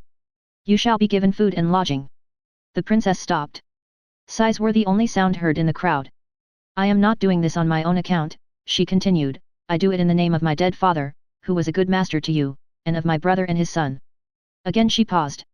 No one broke the silence. Ours is a common misfortune and we will share it together. All that is mine is yours, she concluded, scanning the faces before her. All eyes were gazing at her with one and the same expression. She could not fathom whether it was curiosity, devotion, gratitude, or apprehension and distrust, but the expression on all the faces was identical. We are all very thankful for your bounty, but it won't do for us to take the landlord's grain, said a voice at the back of the crowd. But why not? Asked the princess. No one replied, and Princess Mary, looking round at the crowd, found that every eye she met now was immediately dropped. But why don't you want to take it? She asked again. No one answered. The silence began to oppress the princess and she tried to catch someone's eye. Why don't you speak? She inquired of a very old man who stood just in front of her leaning on his stick. If you think something more is wanted, tell me. I will do anything, said she, catching his eye. But as if this angered him, he bent his head quite low and muttered. Why should we agree? We don't want the grain. Why should we give up everything? We don't agree. Don't agree. We are sorry for you, but we're not willing. Go away yourself, alone, came from various sides of the crowd. And again all the faces in that crowd bore an identical expression, though now it was certainly not an expression of curiosity or gratitude, but of angry resolve. But you can't have understood me, said Princess Mary with a sad smile. Why don't you want to go? I promised to house and feed you, while here the enemy would ruin you. But her voice was drowned by the voices of the crowd. We're not willing. Let them ruin us. We won't take your grain. We don't agree. Again Princess Mary tried to catch someone's eye, but not a single eye in the crowd was turned to her, evidently they were all trying to avoid her look. She felt strange and awkward. Oh yes, an artful tale. Follow her into slavery. Pull down your houses and go into bondage. I dare say. I'll give you grain, indeed, she says, voices in the crowd were heard saying. With drooping head Princess Mary left the crowd and went back to the house. Having repeated her order to Drawn to have horses ready for her departure next morning, she went to her room and remained alone with her own thoughts. Chapter 12. For a long time that night Princess Mary sat by the open window of her room hearing the sound of the peasants' voices that reached her from the village, but it was not of them she was thinking. She felt that she could not understand them however much she might think about them. She thought only of one thing, her sorrow, which, after the break caused by cares for the present, seemed already to belong to the past. Now she could remember it and weep or pray. After sunset the wind had dropped. The night was calm and fresh. Toward midnight the voices began to subside, a cock crowed, the full moon began to show from behind the lime trees, a fresh white dewy mist began to rise, and stillness reigned over the village and the house. Pictures of the near past, her father's illness and last moments, rose one after another to her memory. With mournful pleasure she now lingered over these images, repelling with horror only the last one, the picture of his death, which she felt she could not contemplate even in imagination at this still and mystic hour of night. And these pictures presented themselves to her so clearly and in such detail that they seemed now present, now past, and now future. She vividly recalled the moment when he had his first stroke and was being dragged along by his armpits through the garden at Bald Hills, muttering something with his helpless tongue, twitching his grey eyebrows and looking uneasily and timidly at her. Even then he wanted to tell me what he told me the day he died, she thought. He had always thought what he said then.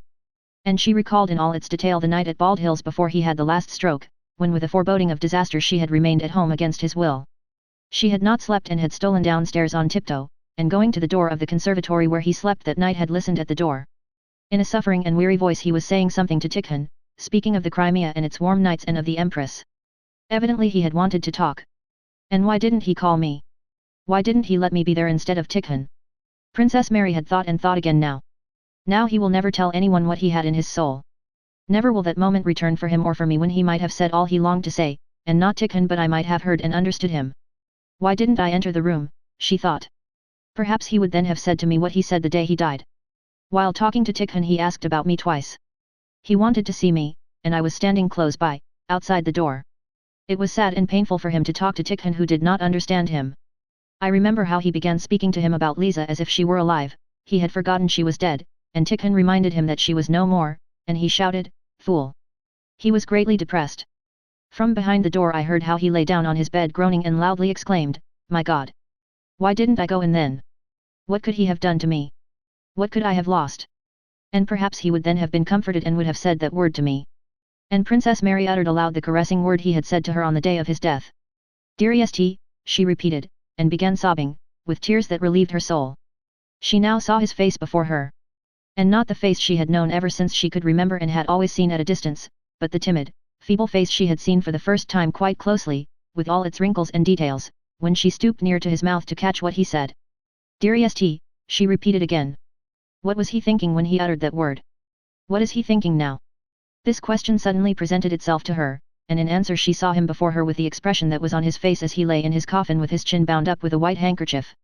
And the horror that had seized her when she touched him and convinced herself that that was not he, but something mysterious and horrible, seized her again. She tried to think of something else and to pray, but could do neither. With wide open eyes she gazed at the moonlight and the shadows, expecting every moment to see his dead face, and she felt that the silence brooding over the house and within it held her fast. "Dunyasha," she whispered.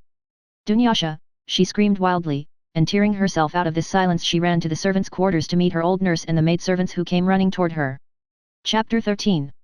On the 17th of August Rostov and Ilyin, accompanied by Lavrushka who had just returned from captivity and by an hussar orderly, left their quarters at Yankovo, 10 miles from Bogacherovo, and went for a ride, to try a new horse Ilyin had bought and to find out whether there was any hay to be had in the villages. For the last 3 days Bogacherovo had lain between the two hostile armies, so that it was as easy for the Russian rearguard to get to it as for the French vanguard. Rostov, as a careful squadron commander, wished to take such provisions as remained at Bogacherovo before the French could get them. Rostov and Ilyin were in the merriest of moods. On the way to Bogacherovo, a princely estate with a dwelling house and farm where they hoped to find many domestic serfs and pretty girls, they questioned Lavrushka about Napoleon and laughed at his stories, and raced one another to try Ilyin's horse. Rostov had no idea that the village he was entering was the property of that very Bolkonsky who had been engaged to his sister. Rostov and Ilyin gave rein to their horses for a last race along the incline before reaching Bogacherovo, and Rostov, outstripping Ilyin, was the first to gallop into the village street. "You're first," cried Ilyin, flushed. "Yes, always first both on the grassland and here," answered Rostov, stroking his heated Donet's horse. "And I'd have won on my Frenchie, your excellency," said Lavrushka from behind, alluding to his shabby cart horse, "only I didn't wish to mortify you." They rode at a footpace to the barn, where a large crowd of peasants was standing. Some of the men bared their heads, others stared at the new arrivals without doffing their caps. 2 tall old peasants with wrinkled faces and scanty beards emerged from the tavern, smiling, staggering, and singing some incoherent song, and approached the officers. "Fine fellows," said Rostov laughing. "Is there any hay here?" "And how like one another," said Ilyin. "A most pa," sang one of the peasants with a blissful smile. One of the men came out of the crowd and went up to Rostov. "Who do you belong to?" he asked. "The French," replied Ilyin jestingly, "and here is Napoleon himself," and he pointed to Lavrushka. "Then you are Russians?" the peasant asked again. "And is there a large force of you here?" said another, a short man, coming up. "Very large," answered Rostov. "But why have you collected here?" he added. "Is it a holiday?" "The old men have met to talk over the business of the commune," replied the peasant, moving away. At that moment, on the road leading from the big house, 2 women and a man in a white hat were seen coming toward the officers. "The one in pink is mine, so keep off," said Ilyin on seeing Dunyasha running resolutely toward him. "She'll be ours," said Lavrushka to Ilyin, winking. "What do you want, my pretty?" said Ilyin with a smile. "The princess ordered me to ask your regiment and your name." "This is Count Rostov, squadron commander, and I am your humble servant." "Coom pa New York," roared the tipsy peasant with a beatific smile as he looked at Ilyin talking to the girl. Following Dunyasha, Alpatak advanced to Rostov, having bared his head while still at a distance. "May I make bold to trouble your honor," said he respectfully, but with a shade of contempt for the youthfulness of this officer and with a hand thrust into his bosom. "My mistress, daughter of General-in-Chief Prince Nicholas Bolkonsky who died on the 15th of this month, finding herself in difficulties owing to the boorishness of these people," he pointed to the peasants, "asks you to come up to the house." "Won't you, please, ride on a little farther," said Alpatak with a melancholy smile, "as it is not convenient in the presence of—" He pointed to the 2 peasants who kept as close to him as horseflies to a horse. "Ah! Alpatak! Ah, Yakov Alpatak! Grand! Forgive us for Christ's sake, said the peasants, smiling joyfully at him. Rostov looked at the tipsy peasants and smiled. "Or perhaps they amuse your honor," remarked Alpatak with a staid air, as he pointed at the old men with his free hand. "No, there's not much to be amused at here," said Rostov, and rode on a little way. "What's the matter?" he asked.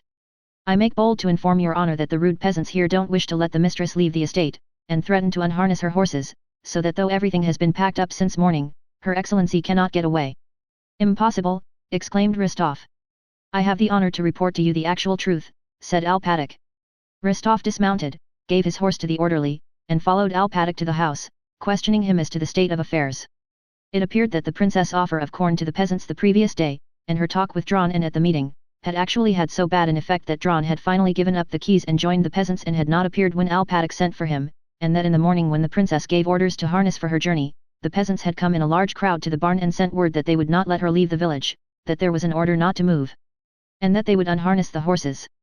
Alpatic had gone out to admonish them, but was told, it was chiefly Karp who did the talking, Dron not showing himself in the crowd, that they could not let the princess go, that there was an order to the contrary, but that if she stayed they would serve her as before and obey her in everything.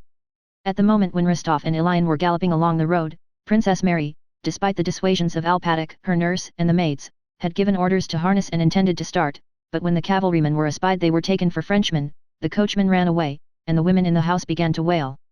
"Father! Benefactor! God has sent you," exclaimed deeply moved voices as Rostov passed through the anteroom. Princess Mary was sitting helpless and bewildered in the large sitting room, when Rostov was shown in. She could not grasp who he was and why he had come, or what was happening to her. When she saw his Russian face, and by his walk and the first words he uttered recognized him as a man of her own class, she glanced at him with her deep radiant look and began speaking in a voice that faltered and trembled with emotion. This meeting immediately struck Rostov as a romantic event. A helpless girl overwhelmed with grief, left to the mercy of coarse, rioting peasants. And what a strange fate sent me here. What gentleness and nobility there are in her features and expression, thought he as he looked at her and listened to her timid story. When she began to tell him that all this had happened the day after her father's funeral, her voice trembled. She turned away, and then, as if fearing he might take her words as meant to move him to pity, looked at him with an apprehensive glance of inquiry. There were tears in Rostov's eyes. Princess Mary noticed this and glanced gratefully at him with that radiant look which caused the plainness of her face to be forgotten. "I cannot express, Princess, how glad I am that I happened to ride here and am able to show my readiness to serve you," said Rostov, rising. "Go when you please, and I give you my word of honor that no one shall dare to cause you annoyance if only you will allow me to act as your escort." And bowing respectfully, as if to a lady of royal blood, he moved toward the door. Rostov's deferential tone seemed to indicate that though he would consider himself happy to be acquainted with her, he did not wish to take advantage of her misfortunes to intrude upon her. Princess Mary understood this and appreciated his delicacy. "I am very, very grateful to you," she said in French, "but I hope it was all a misunderstanding and that no one is to blame for it." She suddenly began to cry. "Excuse me," she said. Rostov, knitting his brows, left the room with another low bow. Chapter 14. "Well, is she pretty?" "Ah, friend, my pink one is delicious, her name is Dunyasha." But on glancing at Rostov's face Ilian stopped short. He saw that his hero and commander was following quite a different train of thought. Rostov glanced angrily at Ilian and without replying strode off with rapid steps to the village. "I'll show them, I'll give it to them, the brigands," said he to himself. Alpatic at a gliding trot, only just managing not to run, kept up with him with difficulty. "What decision have you been pleased to come to?" said he. Rostov stopped and, clenching his fists, suddenly and sternly turned on Alpatic. "Decision? What decision? Old dotard," cried he. "What have you been about? Eh? The peasants are rioting, and you can't manage them? You're a traitor yourself. I know you. I'll flay you all alive," and as if afraid of wasting his store of anger, he left Alpatic and went rapidly forward. Alpatic, mastering his offended feelings, kept pace with Rostov at a gliding gait and continued to impart his views. He said the peasants were obdurate and that at the present moment it would be imprudent to over-resist them without an armed force, and would it not be better first to send for the military? "I'll give them armed force. I'll over-resist them," uttered Rostov meaninglessly, breathless with irrational animal fury and the need to vent it. Without considering what he would do he moved unconsciously with quick, resolute steps toward the crowd. And the nearer he drew to it the more Alpatic felt that this unreasonable action might produce good results. The peasants in the crowd were similarly impressed when they saw Rostov's rapid, firm steps and resolute, frowning face. After the hussars had come to the village and Rostov had gone to see the princess, a certain confusion and dissension had arisen among the crowd. Some of the peasants said that these new arrivals were Russians and might take it amiss that the mistress was being detained. Dron was of this opinion, but as soon as he expressed it Karp and others attacked their ex-elder. "How many years have you been fattening on the commune?" Karp shouted at him. "It's all one to you. You'll dig up your pot of money and take it away with you. What does it matter to you whether our homes are ruined or not? We've been told to keep order, and that no one is to leave their homes or take away a single grain, and that's all about it," cried another. "It was your son's turn to be conscripted, but no fear. You begrudged your lump of a son," a little old man suddenly began attacking Dron, "and so they took my Vanka to be shaved for a soldier. But we all have to die. To be sure, we all have to die." "I'm not against the commune," said Dron. That's it, not against it. You've filled your belly. The two tall peasants had their say. As soon as Rostov, followed by Ilyin, Lavrushka and Alpatic, came up to the crowd, Karp, thrusting his fingers into his belt and smiling a little, walked to the front. Drawn on the contrary retired to the rear and the crowd drew closer together. Who is your elder here? Hey, shouted Rostov, coming up to the crowd with quick steps. The elder? What do you want with him? Asked Karp. But before the words were well out of his mouth, his cap flew off and a fierce blow jerked his head to one side. Caps off, traitors, shouted Rostov in a wrathful voice. Where's the elder? He cried furiously. The elder. He wants the elder. Drawn Zakharik, you, meek and flustered voices here and there were heard calling and caps began to come off their heads. We don't riot, we're following the orders, declared Karp, and at that moment several voices began speaking together. It's as the old men have decided, there's too many of you giving orders. Arguing? Mutiny. Brigands. Traitors, cried Rostov unmeaningly in a voice not his own, gripping Karp by the collar. Bind him, he shouted, though there was no one to bind him but Lavrushka and Alpatic. Lavrushka, however, ran up to Karp and seized him by the arms from behind. Shall I call up our men from beyond the hill? He called out. Alpatic turned to the peasants and ordered two of them by name to come and bind Karp. The men obediently came out of the crowd and began taking off their belts. Where's the elder? Demanded Rostov in a loud voice. With a pale and frowning face Drawn stepped out of the crowd. Are you the elder? Bind him, Lavrushka, shouted Rostov, as if that order, too, could not possibly meet with any opposition. And in fact two more peasants began binding Drawn, who took off his own belt and handed it to them, as if to aid them. And you all listen to me, said Rostov to the peasants. Be off to your houses at once, and don't let one of your voices be heard. Why, we've not done any harm. We did it just out of foolishness. It's all nonsense. I said then that it was not in order, voices were heard bickering with one another. There. What did I say? Said Alpatic, coming into his own again. It's wrong, lads. All our stupidity, Yakov Alpatic, came the answers, and the crowd began at once to disperse through the village. The two bound men were led off to the master's house. The two drunken peasants followed them. When I look at you, said one of them to Karp. How can one talk to the masters like that? What were you thinking of, you fool, added the other, a real fool. 2 hours later the carts were standing in the courtyard of the Bogacherevo house. The peasants were briskly carrying out the proprietor's goods and packing them on the carts, and Drawn, liberated at Princess Mary's wish from the cupboard where he had been confined, was standing in the yard directing the men. Don't put it in so carelessly, said one of the peasants, a man with a round smiling face, taking a casket from a housemaid. You know it has cost money. How can you chuck it in like that or shove it under the cord where it'll get rubbed? I don't like that way of doing things. Let it all be done properly, according to rule. Look here, put it under the bast matting and cover it with hay, that's the way. Books, said another peasant, bringing out Prince Andrew's library cupboards. Don't catch up against it. It's heavy, lads, solid books. Yes, they worked all day and didn't play, remarked the tall, round-faced peasant gravely, pointing with a significant wink at the dictionaries that were on the top. Unwilling to obtrude himself on the princess, Rostov did not go back to the house but remained in the village awaiting her departure. When her carriage drove out of the house, he mounted and accompanied her 8 miles from Bogacherevo to where the road was occupied by our troops. At the inn at Yankovo he respectfully took leave of her, for the first time permitting himself to kiss her hand. How can you speak so? He blushingly replied to Princess Mary's expressions of gratitude for her deliverance, as she termed what had occurred. Any police officer would have done as much. If we had had only peasants to fight, we should not have let the enemy come so far, said he with a sense of shame and wishing to change the subject. I am only happy to have had the opportunity of making your acquaintance. Goodbye, Princess. I wish you happiness and consolation and hope to meet you again in happier circumstances. If you don't want to make me blush, please don't thank me. But the princess, if she did not again thank him in words, thanked him with the whole expression of her face, radiant with gratitude and tenderness. She could not believe that there was nothing to thank him for. On the contrary, it seemed to her certain that had he not been there she would have perished at the hands of the mutineers and of the French, and that he had exposed himself to terrible and obvious danger to save her, and even more certain was it that he was a man of lofty and noble soul, able to understand her position and her sorrow. His kind, honest eyes, with the tears rising in them when she herself had begun to cry as she spoke of her loss, did not leave her memory. When she had taken leave of him and remained alone she suddenly felt her eyes filling with tears, and then not for the first time the strange question presented itself to her, did she love him? On the rest of the way to Moscow, though the princess' position was not a cheerful one, Dunyasha, who went with her in the carriage, more than once noticed that her mistress leaned out of the window and smiled at something with an expression of mingled joy and sorrow. Well, supposing I do love him, thought Princess Mary.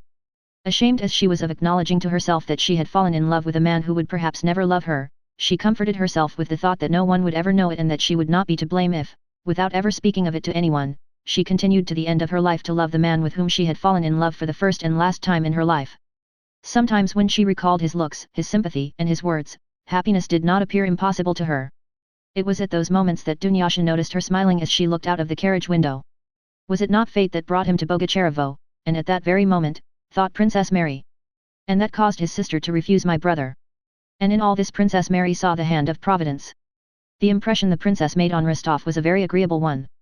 To remember her gave him pleasure, and when his comrades, hearing of his adventure at Bogacherevo, rallied him on having gone to look for hay and having picked up one of the wealthiest heiresses in Russia, he grew angry. It made him angry just because the idea of marrying the gentle Princess Mary, who was attractive to him and had an enormous fortune, had against his will more than once entered his head. For himself personally Nicholas could not wish for a better wife. By marrying her he would make the Countess his mother happy, would be able to put his father's affairs in order, and would even, he felt it, ensure Princess Mary's happiness.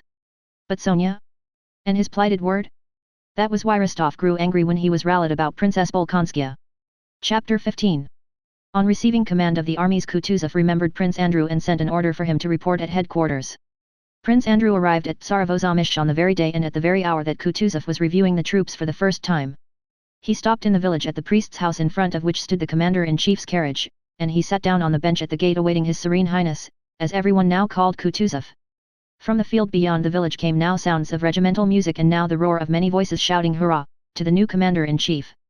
2 orderlies, a courier and a major-domo, stood nearby, some 10 paces from Prince Andrew, availing themselves of Kutuzov's absence and of the fine weather.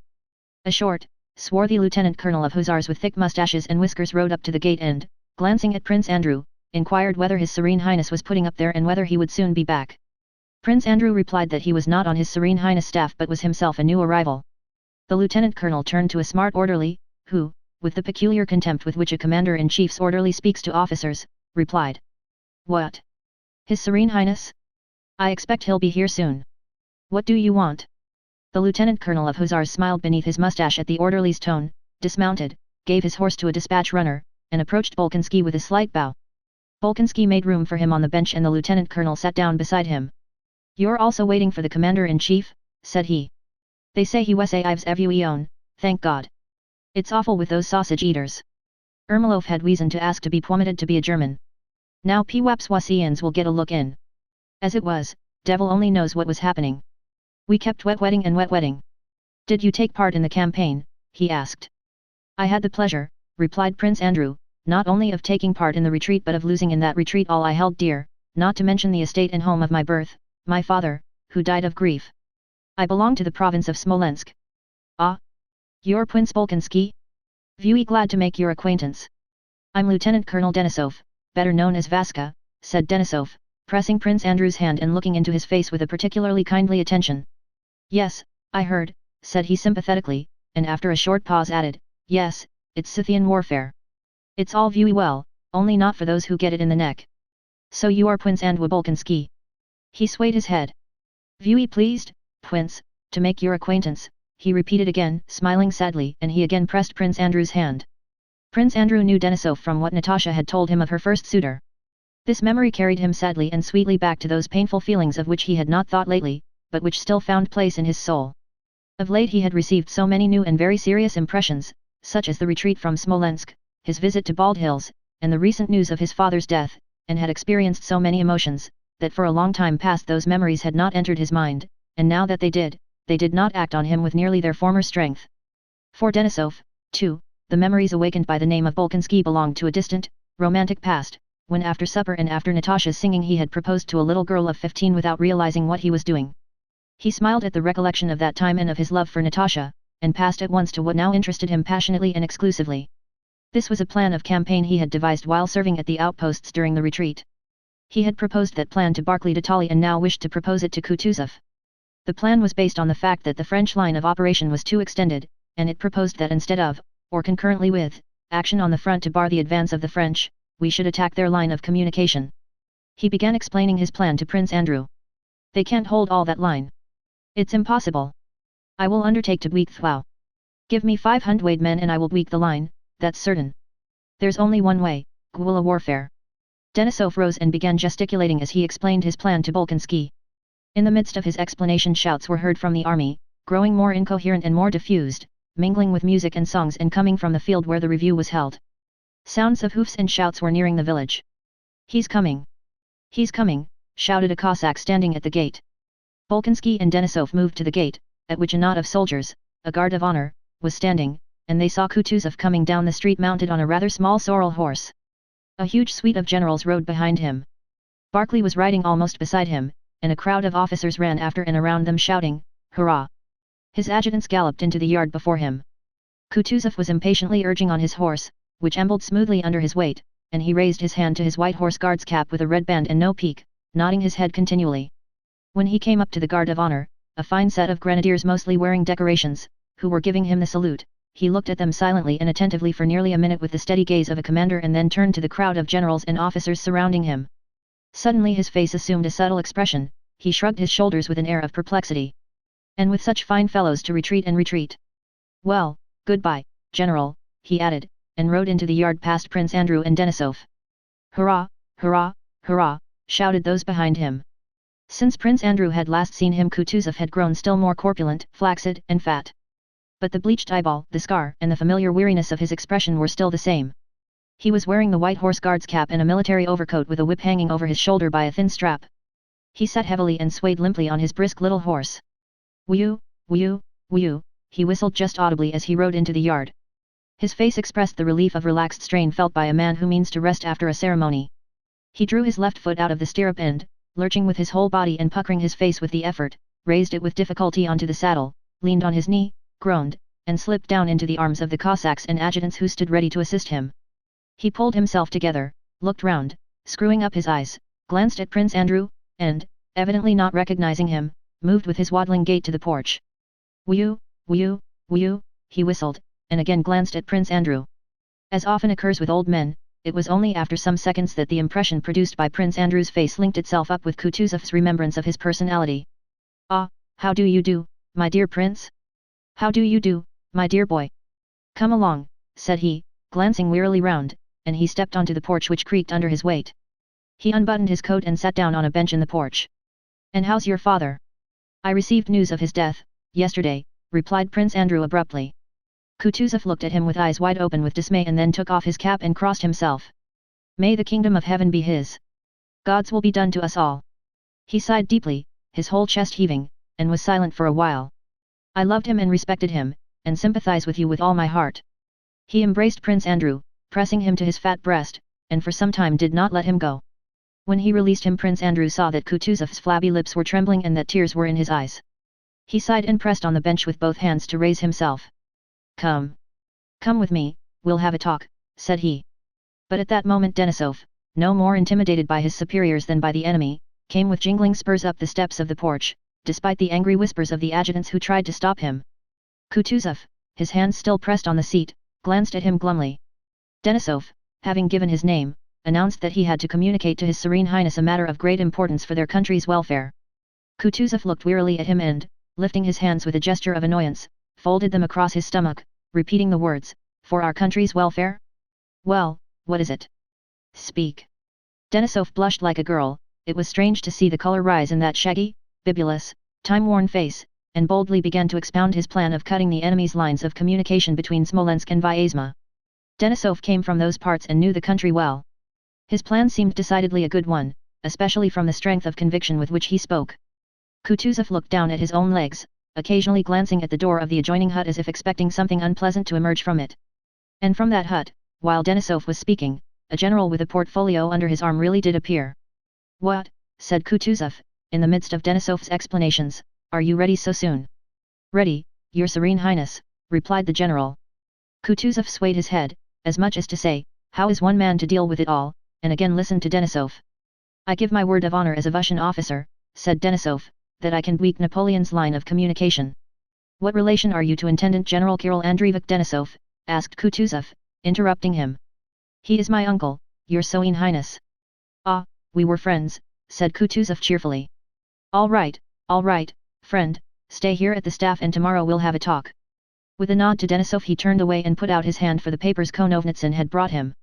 Would not your Serene Highness like to come inside, said the general on duty in a discontented voice, the plans must be examined and several papers have to be signed. An adjutant came out and announced that everything was in readiness within. But Kutuzov evidently did not wish to enter that room till he was disengaged. He made a grimace. No, tell them to bring a small table out here, my dear boy. I'll look at them here, said he. Don't go away, he added, turning to Prince Andrew, who remained in the porch and listened to the general's report. While this was being given, Prince Andrew heard the whisper of a woman's voice and the rustle of a silk dress behind the door. Several times on glancing that way he noticed behind that door a plump, rosy, handsome woman in a pink dress with a lilac silk kerchief on her head, holding a dish and evidently awaiting the entrance of the commander-in-chief. Kutuzov's adjutant whispered to Prince Andrew that this was the wife of the priest whose home it was, and that she intended to offer His Serene Highness bread and salt. Her husband has welcomed His Serene Highness with the cross at the church, and she intends to welcome him in the house. She's very pretty, added the adjutant with a smile. At those words Kutuzov looked round. He was listening to the general's report, which consisted chiefly of a criticism of the position at Tsarevozomishch, as he had listened to Denisov, and 7 years previously had listened to the discussion at the Austerlitz Council of War. He evidently listened only because he had ears which, though there was a piece of tow in one of them, could not help hearing, but it was evident that nothing the general could say would surprise or even interest him, that he knew all that would be said beforehand, and heard it all only because he had to, as one has to listen to the chanting of a service of prayer. All that Denisov had said was clever and to the point. What the general was saying was even more clever and to the point, but it was evident that Kutuzov despised knowledge and cleverness, and knew of something else that would decide the matter, something independent of cleverness and knowledge. Prince Andrew watched the commander-in-chief's face attentively, and the only expression he could see there was one of boredom, curiosity as to the meaning of the feminine whispering behind the door, and a desire to observe propriety. It was evident that Kutuzov despised cleverness and learning and even the patriotic feeling shown by Denisov, but despised them not because of his own intellect, feelings, or knowledge. He did not try to display any of these, but because of something else. He despised them because of his old age and experience of life. The only instruction Kutuzov gave of his own accord during that report referred to looting by the Russian troops. At the end of the report the general put before him for signature a paper relating to the recovery of payment from army commanders for green oats mown down by the soldiers, when landowners lodged petitions for compensation. After hearing the matter, Kutuzov smacked his lips together and shook his head. Into the stove, into the fire with it. I tell you once for all, my dear fellow, said he, into the fire with all such things. Let them cut the crops and burn wood to their heart's content. I don't order it or allow it, but I don't exact compensation either. One can't get on without it.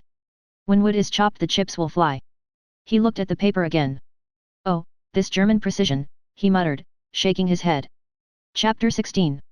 Well, that's all, said Kutuzov as he signed the last of the documents, and rising heavily and smoothing out the folds in his fat white neck he moved toward the door with a more cheerful expression.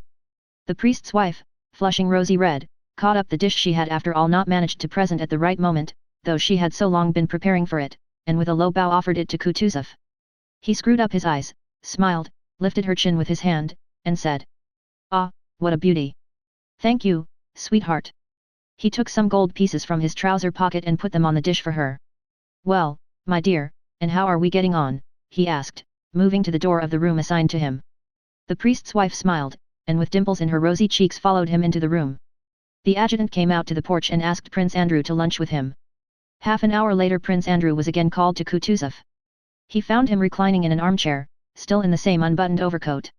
He had in his hand a French book which he closed as Prince Andrew entered, marking the place with a knife. Prince Andrew saw by the cover that it was Les Chevaliers du Cygne by Madame de Genlis. "Well, sit down here. Let's have a talk," said Kutuzov. "It's sad, very sad. But remember, my dear fellow, that I am a father to you, a second father."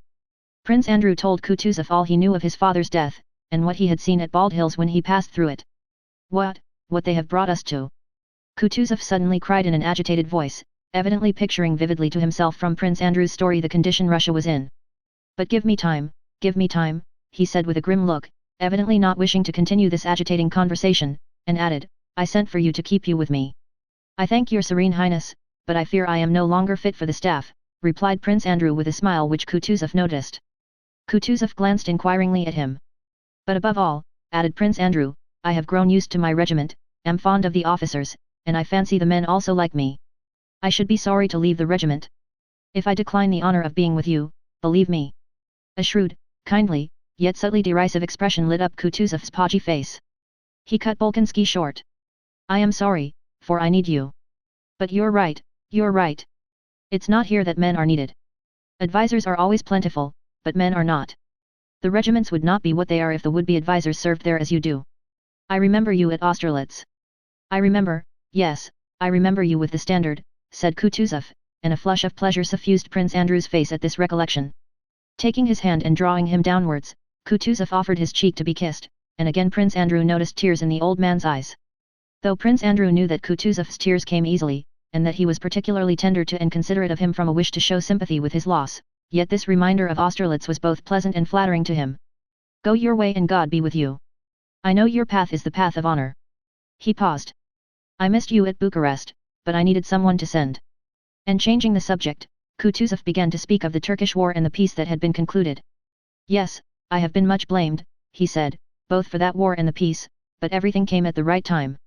Tout vint à point à celui qui s'y attendra. Note. And there were as many advisers there as here, he went on, returning to the subject of advisers which evidently occupied him. Ah, those advisers, said he. If we had listened to them all we should not have made peace with Turkey and should not have been through with that war. Everything in haste, but more haste, less speed.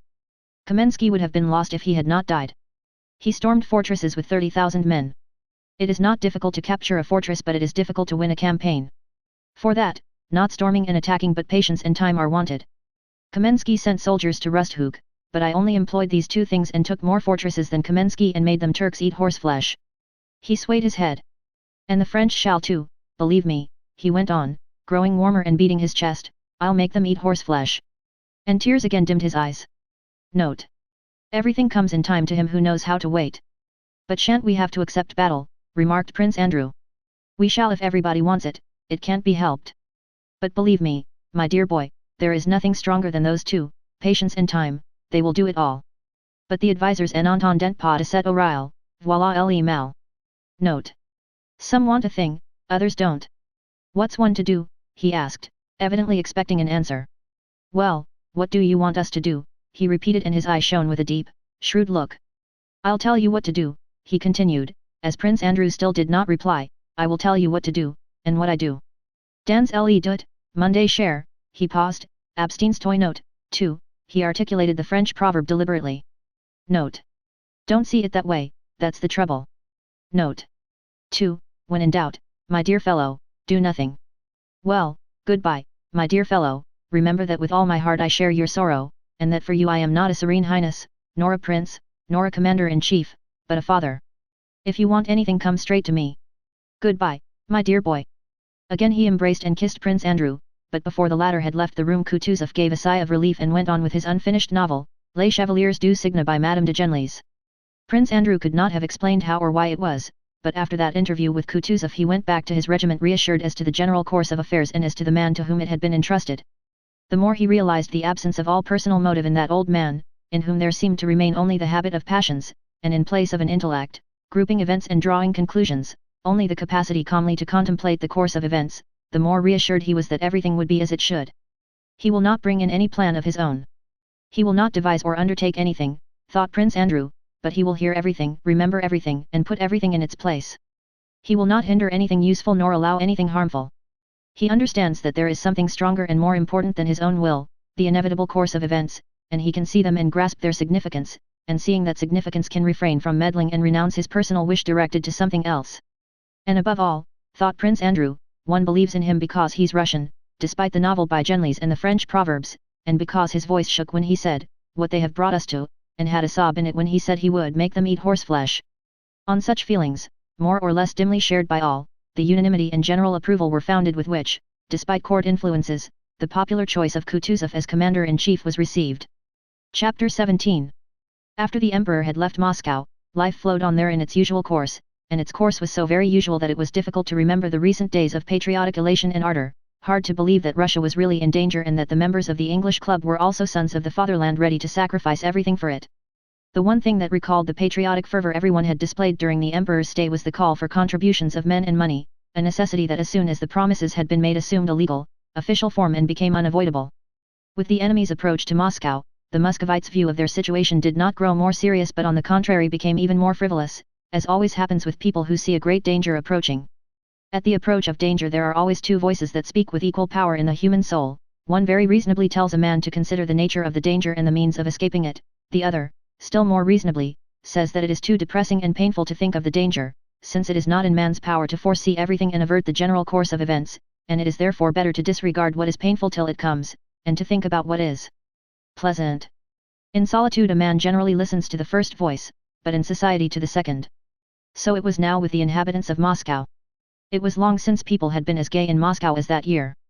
Rostopchin's broadsheets, headed by woodcuts of a drink shop, a potman, and a Moscow burgher called Karpushka Chicherin, who, having been a militiaman and having had rather too much at the pub, heard that Napoleon wished to come to Moscow, grew angry, abused the French in very bad language, came out of the drink shop, and, under the sign of the eagle, began to address the assembled people, were read and discussed, together with the latest of Vasily Lvovich Pushkin's bouts rhymes. In the corner room at the club, members gathered to read these broadsheets, and some liked the way Karpushka jeered at the French, saying, "They will swell up with Russian cabbage, burst with our buckwheat porridge, and choke themselves with cabbage soup. They are all dwarfs and one peasant woman will toss 3 of them with a hay fork." Others did not like that tone and said it was stupid and vulgar. It was said that Rostopchin had expelled all Frenchmen and even all foreigners from Moscow, and that there had been some spies and agents of Napoleon among them, but this was told chiefly to introduce Rostopchin's witty remark on that occasion. The foreigners were deported to Nizhny by boat, and Rostopchin had said to them in French, "Rentrez en vous-mêmes, entrez dans la barque, etn en faites pas un barque de Karen." Note.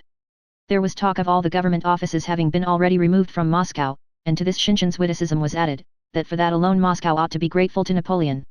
It was said that Mamanov's regiment would cost him 800,000 rubles, and that Bezukhov had spent even more on his, but that the best thing about Bezukhov's action was that he himself was going to don a uniform and ride at the head of his regiment without charging anything for the show. Note. Think it over, get into the bark, and take care not to make it a bark of Karen. "You don't spare anyone," said Julie Drubetskia as she collected and pressed together a bunch of raveled lint with her thin, bearing fingers. Julie was preparing to leave Moscow next day and was giving a farewell soiree. "Bezukhov est ridicule, but he is so kind and good-natured. What pleasure is there to be so caustic?" "A forfeit," cried a young man in militia uniform whom Julie called Monday Chevalier, and who was going with her to Nizhny. In Julie's set, as in many other circles in Moscow, it had been agreed that they would speak nothing but Russian and that those who made a slip and spoke French should pay fines to the Committee of Voluntary Contributions. "Another forfeit for a Gallicism," said a Russian writer who was present. "What pleasure is there to be is not Russian. You spare no one," continued Julie to the young man without heeding the author's remark. "For caustic, I am guilty and will pay, and I am prepared to pay again for the pleasure of telling you the truth. For Gallicisms I won't be responsible," she remarked, turning to the author. "I have neither the money nor the time, like Prince Golitsyn, to engage a master to teach me Russian. Ah, here he is," she added. "Kwandon." "No, no," she said to the militia officer, "you won't catch me. Speak of the sun and you see its rays," and she smiled amiably at Pierre. "We were just talking of you," she said with the facility in lying natural to a society woman. "We were saying that your regiment would be sure to be better than Mamanov's." "Oh, don't talk to me of my regiment," replied Pierre, kissing his hostess' hand and taking a seat beside her. "I am so sick of it." "You will, of course, command it yourself," said Julie, directing a sly, sarcastic glance toward the militia officer. The latter in Pierre's presence had ceased to be caustic, and his face expressed perplexity as to what Julie's smile might mean. In spite of his absent-mindedness and good nature, Pierre's personality immediately checked any attempt to ridicule him to his face. "No," said Pierre, with a laughing glance at his big, stout body. "I should make too good a target for the French, besides I am afraid I should hardly be able to climb onto a horse." Among those whom Julie's guests happened to choose to gossip about were the Rostovs. "I hear that their affairs are in a very bad way," said Julie. "And he is so unreasonable, the Count himself I mean. The Razumovskys wanted to buy his house and his estate near Moscow, but it drags on and on. He asks too much." "No, I think the sale will come off in a few days," said someone. "Though it is madness to buy anything in Moscow now." "Why?" asked Julie. "You don't think Moscow is in danger? Then why are you leaving?" "I? What a question!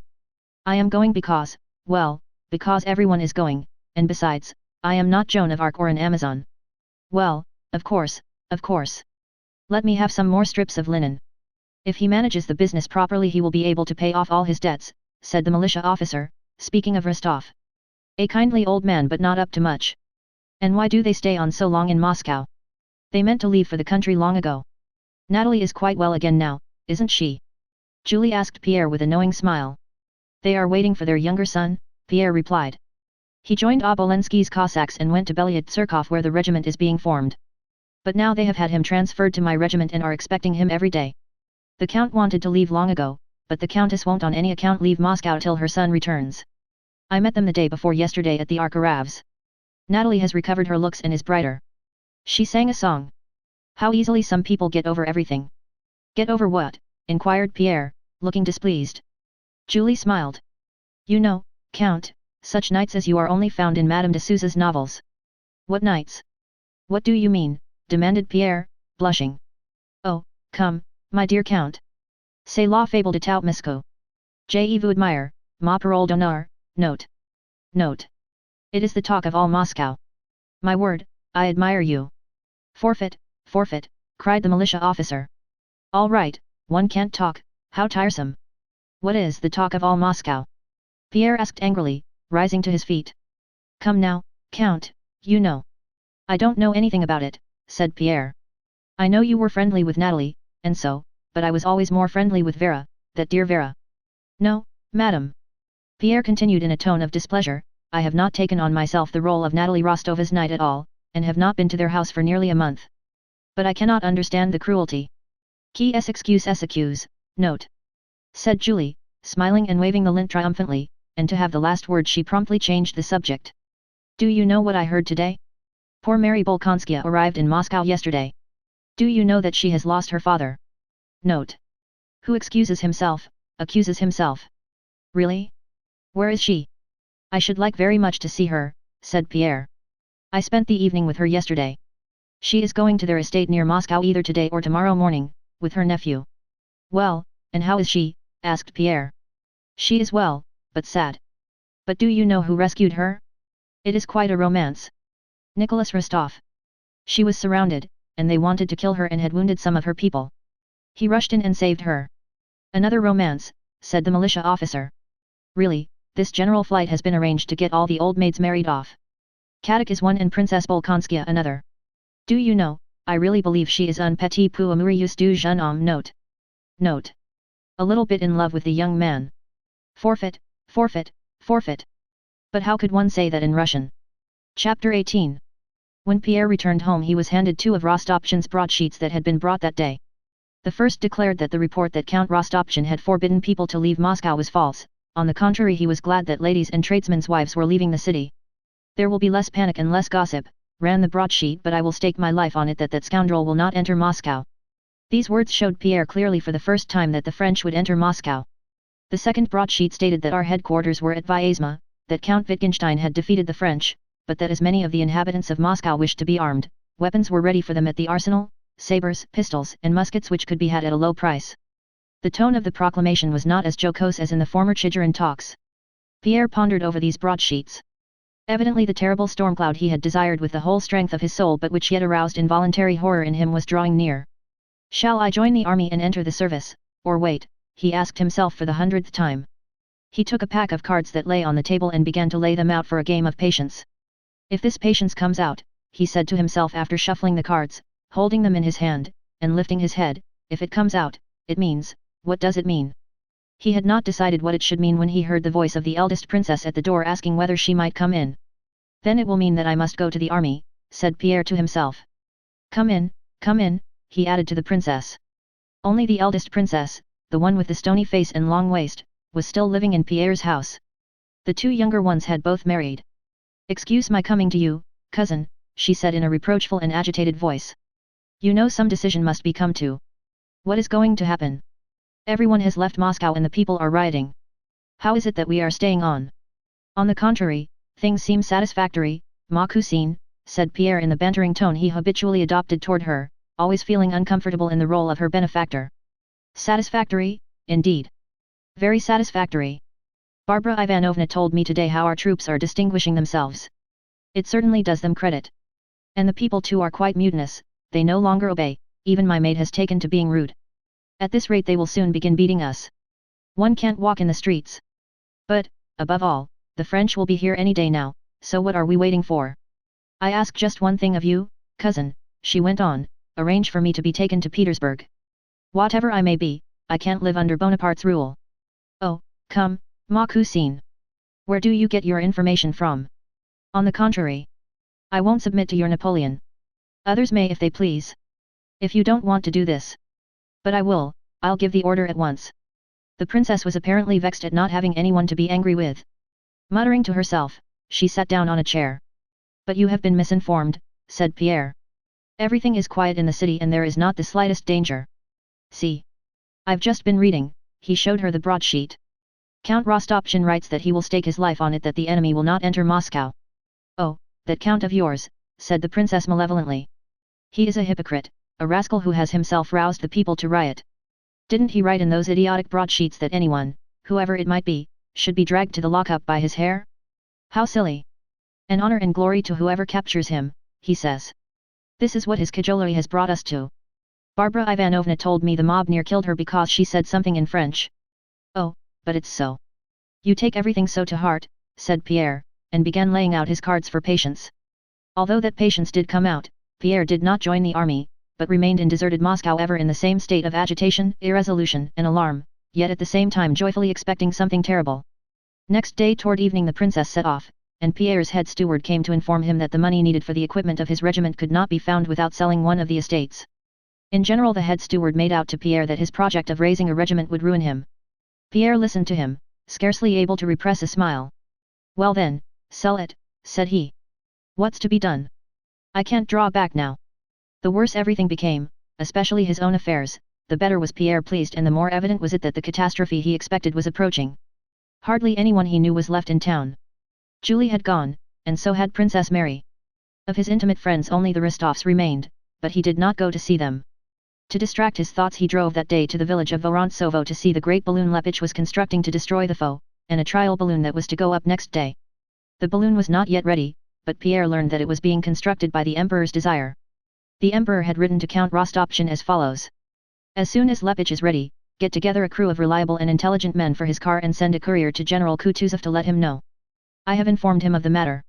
Please impress upon Lepich to be very careful where he descends for the first time, that he may not make a mistake and fall into the enemy's hands. It is essential for him to combine his movements with those of the commander-in-chief. On his way home from Vorontsov, as he was passing the Bolotno place Pierre, seeing a large crowd round the Lobno place, stopped and got out of his trap. A French cook accused of being a spy was being flogged. The flogging was only just over, and the executioner was releasing from the flogging bench a stout man with red whiskers, in blue stockings and a green jacket, who was moaning piteously. Another criminal, thin and pale, stood near. Judging by their faces they were both Frenchmen. With a frightened and suffering look resembling that on the thin Frenchman's face, Pierre pushed his way in through the crowd. What is it? Who is it? What is it for? He kept asking. But the attention of the crowd, officials, burghers, shopkeepers, peasants, and women in cloaks and in pelisses, was so eagerly centered on what was passing in Lobno place that no one answered him. The stout man rose, frowned, shrugged his shoulders, and evidently trying to appear firm began to pull on his jacket without looking about him, but suddenly his lips trembled and he began to cry, in the way full-blooded grown-up men cry, though angry with himself for doing so. In the crowd people began talking loudly, to stifle their feelings of pity as it seemed to Pierre. He's cooked to some prince. Monsieur, Russian sauce seems to be sour to a Frenchman, sets his teeth on edge, said a wrinkled clerk who was standing behind Pierre, when the Frenchman began to cry. The clerk glanced round, evidently hoping that his joke would be appreciated. Some people began to laugh, others continued to watch in dismay the executioner who was undressing the other man. Pierre choked, his face puckered, and he turned hastily away, went back to his trap muttering something to himself as he went, and took his seat. As they drove along he shuddered and exclaimed several times so audibly that the coachman asked him. What is your pleasure? Where are you going? Shouted Pierre to the man, who was driving to Lubyanka Street. To the governor's, as you ordered, answered the coachman. Fool! Idiot! Shouted Pierre, abusing his coachman, a thing he rarely did. Home, I told you. And drive faster, blockhead.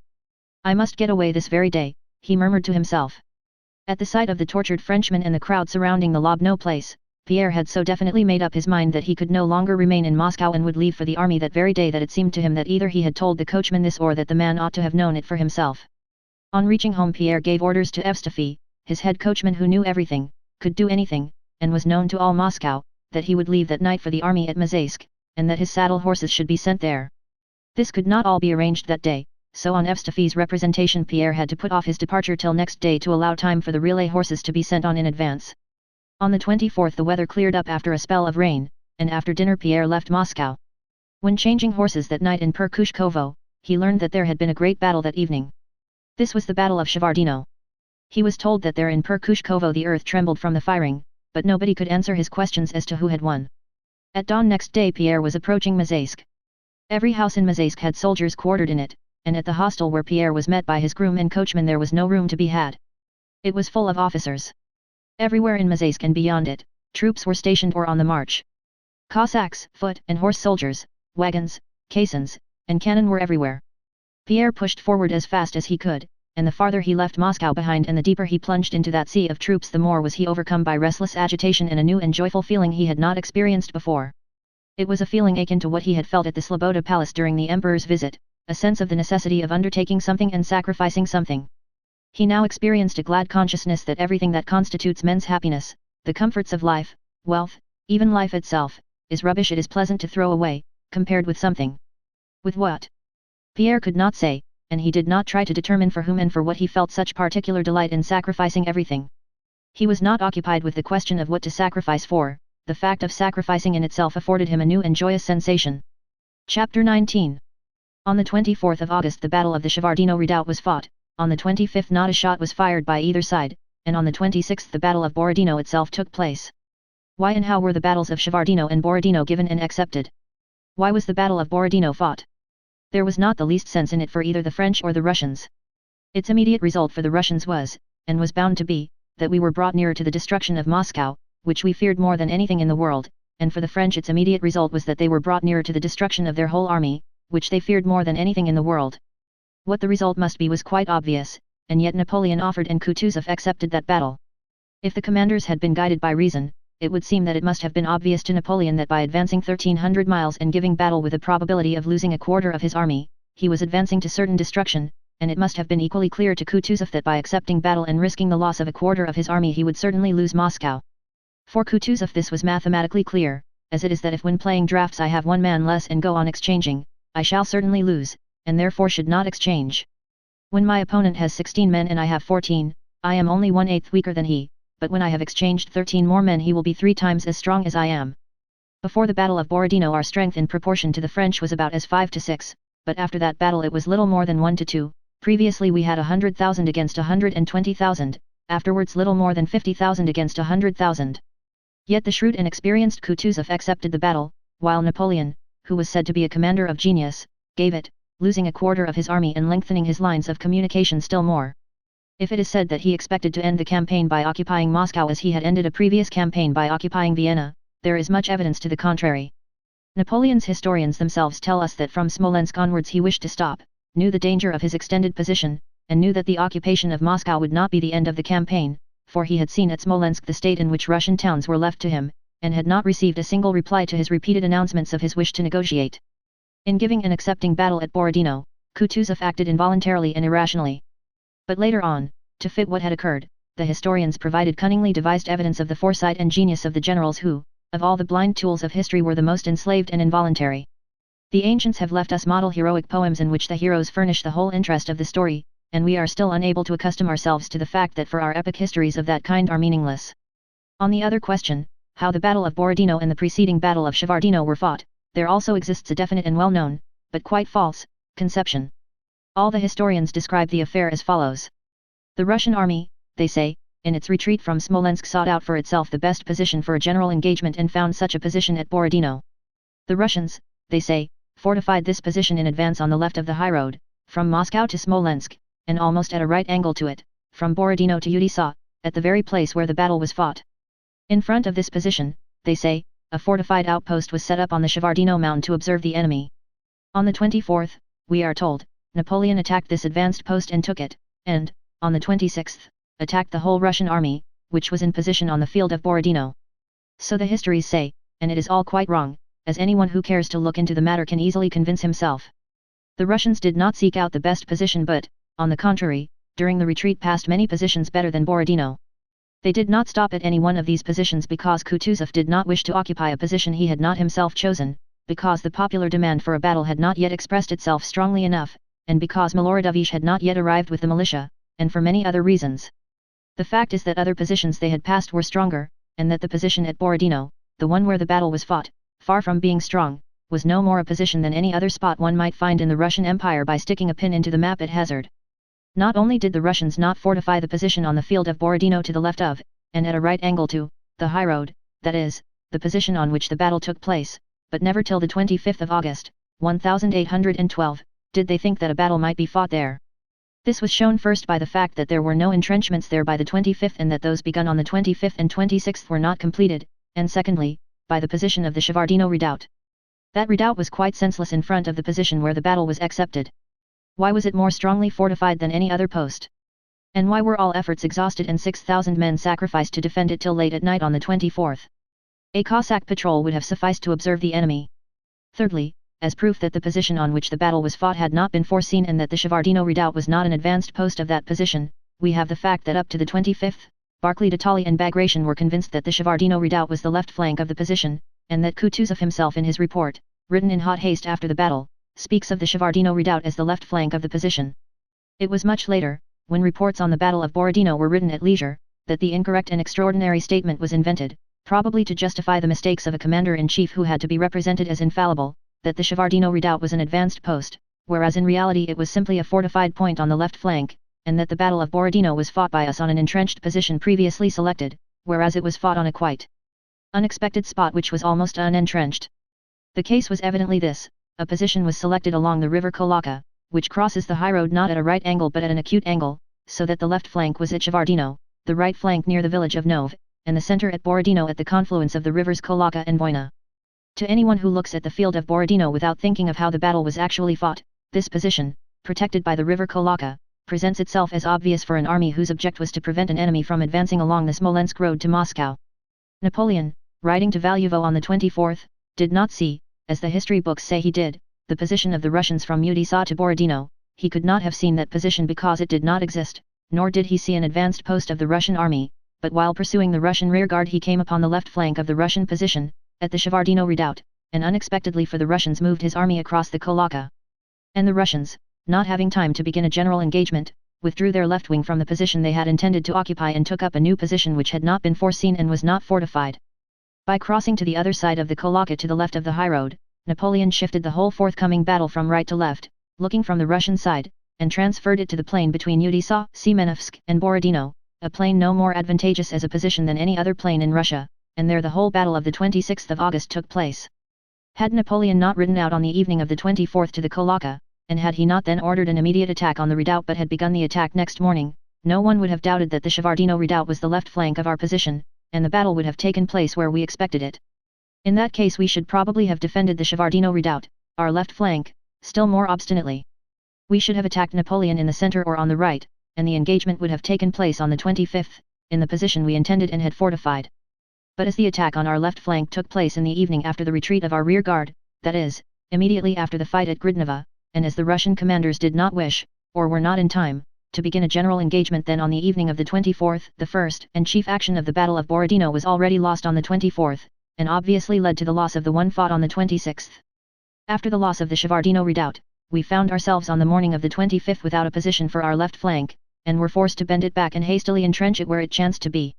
Not only was the Russian army on the 26th defended by weak, unfinished entrenchments, but the disadvantage of that position was increased by the fact that the Russian commanders, not having fully realized what had happened, namely the loss of our position on the left flank and the shifting of the whole field of the forthcoming battle from right to left, maintained their extended position from the village of Nov to Udisa, and consequently had to move their forces from right to left during the battle. So it happened that throughout the whole battle the Russians opposed the entire French army launched against our left flank with but half as many men. Poniatowski's action against Udisa, and Uvarov's on the right flank against the French, were actions distinct from the main course of the battle. So the Battle of Borodino did not take place at all as, in an effort to conceal our commander's mistakes even at the cost of diminishing the glory due to the Russian army and people, it has been described. The Battle of Borodino was not fought on a chosen and entrenched position with forces only slightly weaker than those of the enemy, but, as a result of the loss of the Shevardino redoubt, the Russians fought the Battle of Borodino on an open and almost unentrenched position, with forces only half as numerous as the French, that is to say, under conditions in which it was not merely unthinkable to fight for 10 hours and secure an indecisive result, but unthinkable to keep an army even from complete disintegration and flight, Chapter 20. On the morning of the 25th, Pierre was leaving Mazaisk. At the descent of the high steep hill, down which a winding road led out of the town past the cathedral on the right, where a service was being held and the bells were ringing, Pierre got out of his vehicle and proceeded on foot. Behind him a cavalry regiment was coming down the hill preceded by its singers. Coming up toward him was a train of carts carrying men who had been wounded in the engagement the day before. The peasant drivers, shouting and lashing their horses, kept crossing from side to side. The carts, in each of which 3 or 4 wounded soldiers were lying or sitting, jolted over the stones that had been thrown on the steep incline to make it something like a road. The wounded, bandaged with rags, with pale cheeks, compressed lips and knitted brows, held on to the sides of the carts as they were jolted against one another. Almost all of them stared with naive, childlike curiosity at Pierre's white hat and green swallowtail coat. Pierre's coachman shouted angrily at the convoy of wounded to keep to one side of the road. The cavalry regiment, as it descended the hill with its singers, surrounded Pierre's carriage and blocked the road. Pierre stopped, being pressed against the side of the cutting in which the road ran. The sunshine from behind the hill did not penetrate into the cutting and there it was cold and damp, but above Pierre's head was the bright August sunshine and the bells sounded merrily. One of the carts with wounded stopped by the side of the road close to Pierre. The driver in his bast shoes ran panting up to it, placed a stone under one of its tireless hind wheels, and began arranging the breech band on his little horse. One of the wounded, an old soldier with a bandaged arm who was following the cart on foot, caught hold of it with his sound hand and turned to look at Pierre. "I say, fellow countryman. Will they set us down here or take us on to Moscow?" he asked. Pierre was so deep in thought that he did not hear the question. He was looking now at the cavalry regiment that had met the convoy of wounded, now at the cart by which he was standing, in which 2 wounded men were sitting and one was lying. One of those sitting up in the cart had probably been wounded in the cheek. His whole head was wrapped in rags and one cheek was swollen to the size of a baby's head. His nose and mouth were twisted to one side. This soldier was looking at the cathedral and crossing himself. Another, a young lad, a fair-haired recruit as white as though there was no blood in his thin face, looked at Pierre kindly, with a fixed smile. The third lay prone so that his face was not visible. The cavalry singers were passing close by. "All lost, quite lost, is my head so keen. Living in a foreign land." They sang their soldiers' dance song. As if responding to them but with a different sort of merriment, the metallic sound of the bells reverberated high above and the hot rays of the sun bathed the top of the opposite slope with yet another sort of merriment. But beneath the slope, by the cart with the wounded near the panting little nag where Pierre stood, it was damp, somber, and sad. The soldier with the swollen cheek looked angrily at the cavalry singers. "Oh, the coxcombs," he muttered reproachfully. "It's not the soldiers only, but I've seen peasants today, too." "The peasants, even they have to go," said the soldier behind the cart, addressing Pierre with a sad smile. "No distinctions made nowadays. They want the whole nation to fall on them, in a word, it's Moscow. They want to make an end of it." In spite of the obscurity of the soldier's words, Pierre understood what he wanted to say and nodded approval. The road was clear again. Pierre descended the hill and drove on. He kept looking to either side of the road for familiar faces, but only saw everywhere the unfamiliar faces of various military men of different branches of the service, who all looked with astonishment at his white hat and green tail coat. Having gone nearly 3 miles he at last met an acquaintance and eagerly addressed him. This was one of the head army doctors. He was driving toward Pierre in a covered gig, sitting beside a young surgeon, and on recognizing Pierre he told the Cossack who occupied the driver's seat to pull up. "Count. Your Excellency, how come you to be here?" asked the doctor. "Well, you know, I wanted to see." Yes, there will be something to see." Pierre got out and talked to the doctor, explaining his intention of taking part in a battle. The doctor advised him to apply direct to Kutuzov. "Why should you be God knows where out of sight, during the battle?" he said, exchanging glances with his young companion. "Anyhow His Serene Highness knows you and will receive you graciously. That's what you must do." The doctor seemed tired and in a hurry. "You think so?" "Ah, I also wanted to ask you where our position is exactly," said Pierre. "The position," repeated the doctor. "Well, that's not my line. Drive past Tatarinova, a lot of digging is going on there. Go up the hillock and you'll see." "Can one see from there?" "If you would." But the doctor interrupted him and moved toward his gig. "I would go with you but on my honor I'm up to here," and he pointed to his throat. "I'm galloping to the commander of the corps." "How do matters stand?" "You know, Count, there'll be a battle tomorrow. Out of an army of 100,000 we must expect at least 20,000 wounded, and we haven't stretchers or bunks or dressers, or doctors enough for 6,000. We have 10,000 carts, but we need other things as well, we must manage as best we can." The strange thought that of the thousands of men, young and old, who had stared with merry surprise at his hat, perhaps the very men he had noticed, 20,000 were inevitably doomed to wounds and death amazed Pierre. They may die tomorrow, why are they thinking of anything but death? And by some latent sequence of thought the descent of the Mazaisk hill, the carts with the wounded, the ringing bells, the slanting rays of the sun, and the songs of the cavalrymen vividly recurred to his mind. The cavalry ride to battle and meet the wounded and do not for a moment think of what awaits them, but pass by, winking at the wounded. Yet from among these men 20,000 are doomed to die, and they wonder at my hat.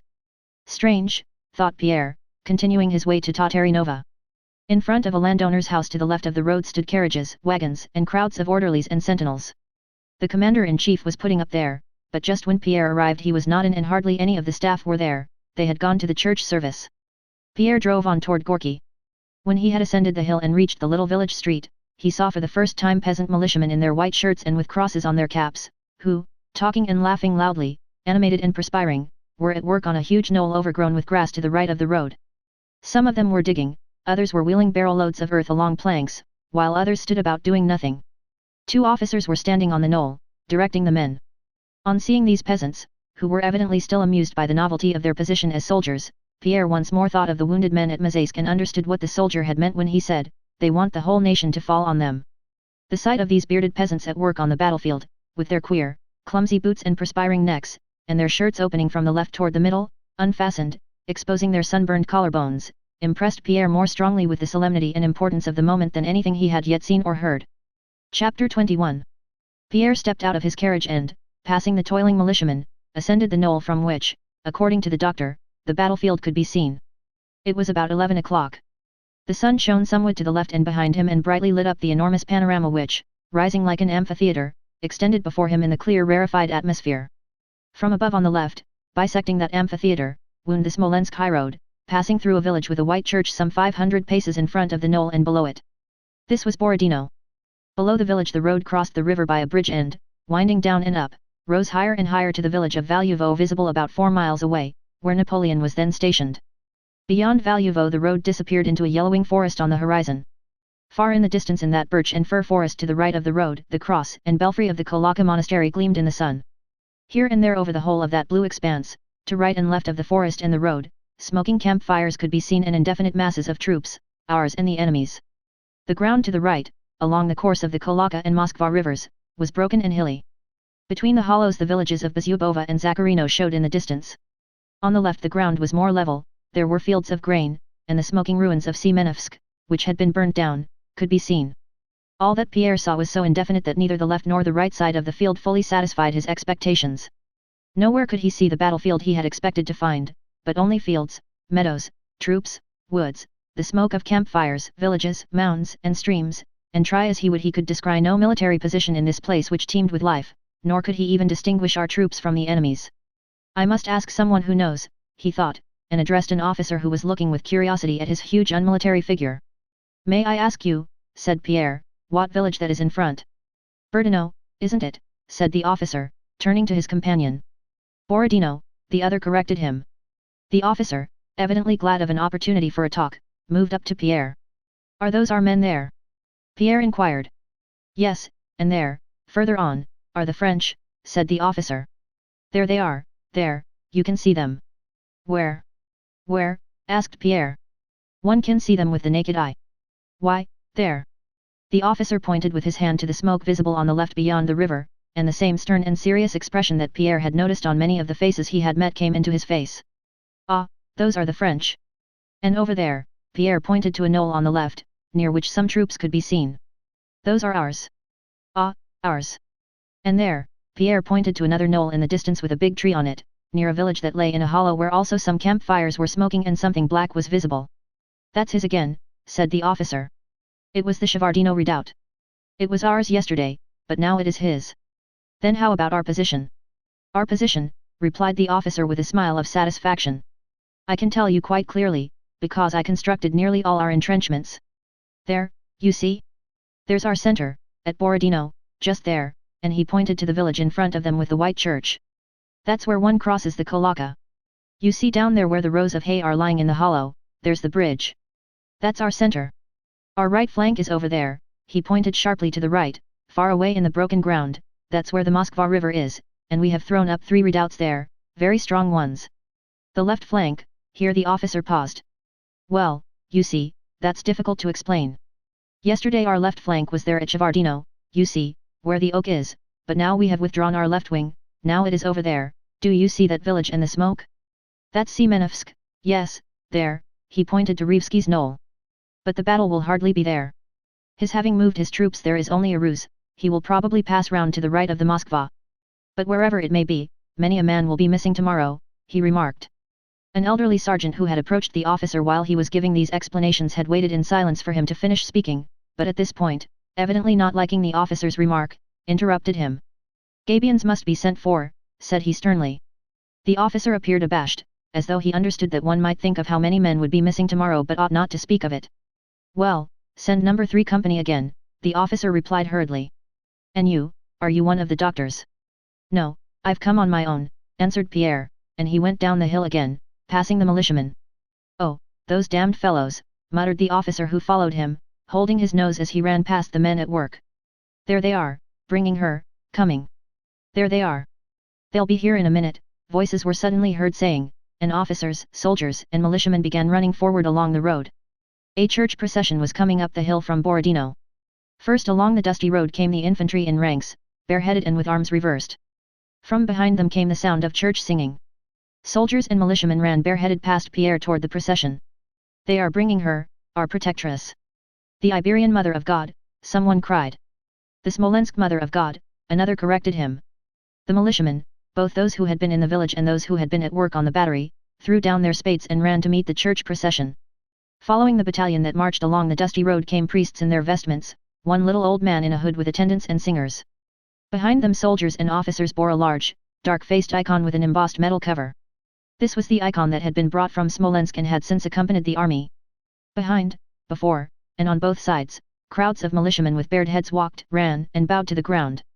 At the summit of the hill they stopped with the icon, the men who had been holding it up by the linen bands attached to it were relieved by others, the chanters relit their censers, and service began. The hot rays of the sun beat down vertically and a fresh soft wind played with the hair of the bared heads and with the ribbons decorating the icon. The singing did not sound loud under the open sky. An immense crowd of bareheaded officers, soldiers and militiamen surrounded the icon. Behind the priest and a chanter stood the notabilities on a spot reserved for them. A bald general with a St. George's cross on his neck stood just behind the priest's back, and without crossing himself, he was evidently a German, patiently awaited the end of the service, which he considered it necessary to hear to the end, probably to arouse the patriotism of the Russian people. Another general stood in a martial pose, crossing himself by shaking his hand in front of his chest while looking about him. Standing among the crowd of peasants, Pierre recognized several acquaintances among these notables, but did not look at them. His whole attention was absorbed in watching the serious expression on the faces of the crowd of soldiers and militiamen who were all gazing eagerly at the icon. As soon as the tired chanters, who were singing the service for the 20th time that day, began lazily and mechanically to sing, "Save from calamity thy servants, O Mother of God," and the priest and deacon chimed in, "For to thee under God we all flee as to an inviolable bulwark and protection," there again kindled in all those faces the same expression of consciousness of the solemnity of the impending moment that Pierre had seen on the faces at the foot of the hill at Mazaysk, and momentarily on many and many faces he had met that morning, and heads were bowed more frequently and hair tossed back, and sighs and the sound men made as they crossed themselves were heard. The crowd round the icon suddenly parted and pressed against Pierre. Someone, a very important personage judging by the haste with which way was made for him, was approaching the icon. It was Kutuzov, who had been riding round the position and on his way back to Tatarinova had stopped where the service was being held. Pierre recognized him at once by his peculiar figure, which distinguished him from everybody else. With a long overcoat on his exceedingly stout, round-shouldered body, with uncovered white head and puffy face showing the white ball of the eye he had lost, Kutuzov walked with plunging, swaying gait into the crowd and stopped behind the priest. He crossed himself with an accustomed movement, bent till he touched the ground with his hand, and bowed his white head with a deep sigh. Behind Kutuzov was Bennigsen and the suite. Despite the presence of the commander-in-chief, who attracted the attention of all the superior officers, the militiamen and soldiers continued their prayers without looking at him. When the service was over, Kutuzov stepped up to the icon, sank heavily to his knees, bowed to the ground, and for a long time tried vainly to rise, but could not do so on account of his weakness and weight. His white head twitched with the effort. At last he rose, kissed the icon as a child does with naively pouting lips, and again bowed till he touched the ground with his hand. The other generals followed his example, then the officers, and after them with excited faces, pressing on one another, crowding, panting, and pushing, scrambled the soldiers and militiamen. Chapter 22. Staggering amid the crush, Pierre looked about him. "Count Peter Kirillovich. How did you get here?" said a voice. Pierre looked round. Boris Drubetskoy, brushing his knees with his hand, he had probably soiled them when he, too, had knelt before the icon, came up to him smiling. Boris was elegantly dressed, with a slightly martial touch appropriate to a campaign. He wore a long coat and like Kutuzov had a whip slung across his shoulder. Meanwhile Kutuzov had reached the village and seated himself in the shade of the nearest house, on a bench which one Cossack had run to fetch and another had hastily covered with a rug. An immense and brilliant suite surrounded him. The icon was carried further, accompanied by the throng. Pierre stopped some 30 paces from Kutuzov, talking to Boris.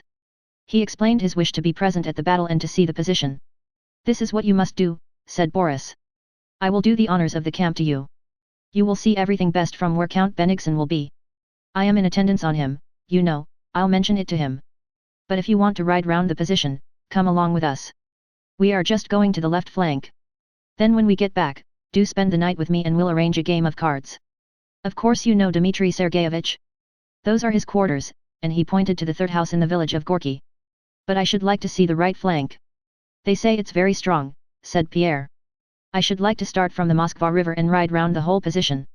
"Well, you can do that later, but the chief thing is the left flank." "Yes, yes. But where is Prince Bolkonsky's regiment? Can you point it out to me?" "Prince Andrew's? We shall pass it and I'll take you to him." "What about the left flank?" asked Pierre. "To tell you the truth, between ourselves, God only knows what state our left flank is in," said Boris confidentially lowering his voice. "It is not at all what Count Bennigsen intended. He meant to fortify that knoll quite differently, but," Boris shrugged his shoulders, "His Serene Highness would not have it, or someone persuaded him. You see," but Boris did not finish, for at that moment Kaysarov, Kutuzov's adjutant, came up to Pierre. "Ah, Kaysarov," said Boris, addressing him with an unembarrassed smile, "I was just trying to explain our position to the Count. It is amazing how His Serene Highness could so foresee the intentions of the French." "You mean the left flank?" asked Kaysarov. "Yes, exactly, the left flank is now extremely strong." Though Kutuzov had dismissed all unnecessary men from the staff, Boris had contrived to remain at headquarters after the changes. He had established himself with Count Bennigsen, who, like all on whom Boris had been in attendance, considered young Prince Drubetskoy an invaluable man. In the higher command there were two sharply defined parties, Kutuzov's party and that of Bennigsen, the chief of staff. Boris belonged to the latter and no one else, while showing servile respect to Kutuzov, could so create an impression that the old fellow was not much good and that Bennigsen managed everything. Now the decisive moment of battle had come when Kutuzov would be destroyed and the power passed to Bennigsen, or even if Kutuzov won the battle it would be felt that everything was done by Bennigsen. In any case many great rewards would have to be given for tomorrow's action, and new men would come to the front. So Boris was full of nervous vivacity all day. After Kaysarov, others whom Pierre knew came up to him, and he had not time to reply to all the questions about Moscow that were showered upon him, or to listen to all that was told him. The faces all expressed animation and apprehension, but it seemed to Pierre that the cause of the excitement shown in some of these faces lay chiefly in questions of personal success. His mind, however, was occupied by the different expression he saw on other faces, an expression that spoke not of personal matters but of the universal questions of life and death. Kutuzov noticed Pierre's figure and the group gathered round him. "Call him to me," said Kutuzov. An adjutant told Pierre of His Serene Highness' wish, and Pierre went toward Kutuzov's bench. But a militiaman got there before him. It was Dolokhov. "How did that fellow get here?" asked Pierre. "He's a creature that wriggles in anywhere," was the answer. "He has been degraded, you know. Now he wants to bob up again. He's been proposing some scheme or other and has crawled into the enemy's picket line at night. He's a brave fellow." Pierre took off his hat and bowed respectfully to Kutuzov. "I concluded that if I reported to your Serene Highness you might send me away or say that you knew what I was reporting, but then I shouldn't lose anything," Dolokhov was saying. "Yes, yes. But if I were right, I should be rendering a service to my fatherland for which I am ready to die. Yes, yes. And should your Serene Highness require a man who will not spare his skin, please think of me. Perhaps I may prove useful to your Serene Highness." "Yes. Yes," Kutuzov repeated, his laughing eye narrowing more and more as he looked at Pierre. Just then Boris, with his courtier-like adroitness, stepped up to Pierre's side near Kutuzov and in a most natural manner, without raising his voice, said to Pierre, as though continuing an interrupted conversation. "The militia have put on clean white shirts to be ready to die. What heroism, Count?" Boris evidently said this to Pierre in order to be overheard by His Serene Highness. He knew Kutuzov's attention would be caught by those words, and so it was. "What are you saying about the militia?" he asked Boris. "Preparing for tomorrow, your Serene Highness, for death, they have put on clean shirts." "Ah, a wonderful, a matchless people," said Kutuzov, and he closed his eyes and swayed his head. A matchless people, he repeated with a sigh. So you want to smell gunpowder, he said to Pierre. Yes, it's a pleasant smell. I have the honor to be one of your wife's adorers. Is she well? My quarters are at your service. And as often happens with old people, Kutuzov began looking about absent-mindedly as if forgetting all he wanted to say or do. Then, evidently remembering what he wanted, he beckoned to Andrew Kasarav, his adjutant's brother. Those verses of Marin's, how do they go, eh? Those he wrote about Garikov, lectures for the corps in Ting. Recite them, said he, evidently preparing to laugh. Kasarav recited. Kutuzov smilingly nodded his head to the rhythm of the verses. When Pierre had left Kutuzov, Dolokhov came up to him and took his hand. I am very glad to meet you here, Count, he said aloud, regardless of the presence of strangers and in a particularly resolute and solemn tone. On the eve of a day when God alone knows who of us is fated to survive, I am glad of this opportunity to tell you that I regret the misunderstandings that occurred between us and should wish you not to have any ill feeling for me. I beg you to forgive me. Pierre looked at Dolokhov with a smile, not knowing what to say to him. With tears in his eyes Dolokhov embraced Pierre and kissed him. Boris said a few words to his general, and Count Bennigsen turned to Pierre and proposed that he should ride with him along the line. It will interest you, said he. Yes, very much, replied Pierre. Half an hour later Kutuzov left for Tatarinova, and Bennigsen and his suite, with Pierre among them, set out on their ride along the line. Chapter 23. From Gorky, Bennigsen descended the highroad to the bridge which, when they had looked at it from the hill, the officer had pointed out as being the center of our position and where rows of fragrant new mown hay lay by the riverside. They rode across that bridge into the village of Borodino and thence turned to the left, passing an enormous number of troops and guns, and came to a high knoll where militiamen were digging. This was the redoubt, as yet unnamed, which afterwards became known as the Rivsky Redoubt, or the Knoll Battery, but Pierre paid no special attention to it. He did not know that it would become more memorable to him than any other spot on the plain of Borodino. They then crossed the hollow to Semenovsk, where the soldiers were dragging away the last logs from the huts and barns. Then they rode downhill and uphill, across a ryefield trodden and beaten down as if by hail, following a track freshly made by the artillery over the furrows of the ploughed land, and reached some flèches note, which were still being dug. Note. A kind of entrenchment. At the flèches Bennigsen stopped and began looking at the Shevardino redoubt opposite, which had been ours the day before and where several horsemen could be descried. The officers said that either Napoleon or Murat was there, and they all gazed eagerly at this little group of horsemen. Pierre also looked at them, trying to guess which of the scarcely discernible figures was Napoleon. At last those mounted men rode away from the mound and disappeared. Bennigsen spoke to a general who approached him, and began explaining the whole position of our troops. Pierre listened to him, straining each faculty to understand the essential points of the impending battle, but was mortified to feel that his mental capacity was inadequate for the task. He could make nothing of it. Bennigsen stopped speaking and, noticing that Pierre was listening, suddenly said to him, I don't think this interests you. On the contrary, it's very interesting, replied Pierre not quite truthfully. From the flèches they rode still farther to the left, along a road winding through a thick, low-growing birch wood. In the middle of the wood a brown hare with white feet sprang out and, scared by the tramp of the many horses, grew so confused that it leaped along the road in front of them for some time, arousing general attention and laughter, and only when several voices shouted at it did it dart to one side and disappear in the thicket. After going through the wood for about a mile and a half they came out on a glade where troops of Dujkov's corps were stationed to defend the left flank. Here, at the extreme left flank, Bennigsen talked a great deal and with much heat, and, as it seemed to Pierre, gave orders of great military importance. In front of Dujkov's troops was some high ground not occupied by troops. Bennigsen loudly criticized this mistake, saying that it was madness to leave a height which commanded the country around unoccupied and to place troops below it. Some of the generals expressed the same opinion. One in particular declared with martial heat that they were put there to be slaughtered. Bennigsen on his own authority ordered the troops to occupy the high ground. This disposition on the left flank increased Pierre's doubt of his own capacity to understand military matters. Listening to Bennigsen and the generals criticizing the position of the troops behind the hill, he quite understood them and shared their opinion, but for that very reason he could not understand how the man who put them there behind the hill could have made so gross and palpable a blunder. Pierre did not know that these troops were not, as Bennigsen supposed, put there to defend the position, but were in a concealed position as an ambush, that they should not be seen and might be able to strike an approaching enemy unexpectedly. Bennigsen did not know this and moved the troops forward according to his own ideas without mentioning the matter to the commander-in-chief. Chapter 24.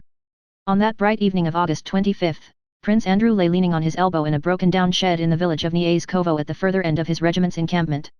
Through a gap in the broken wall he could see, beside the wooden fence, a row of 30-year-old birches with their lower branches lopped off, a field on which shocks of oats were standing, and some bushes near which rose the smoke of campfires, the soldiers' kitchens.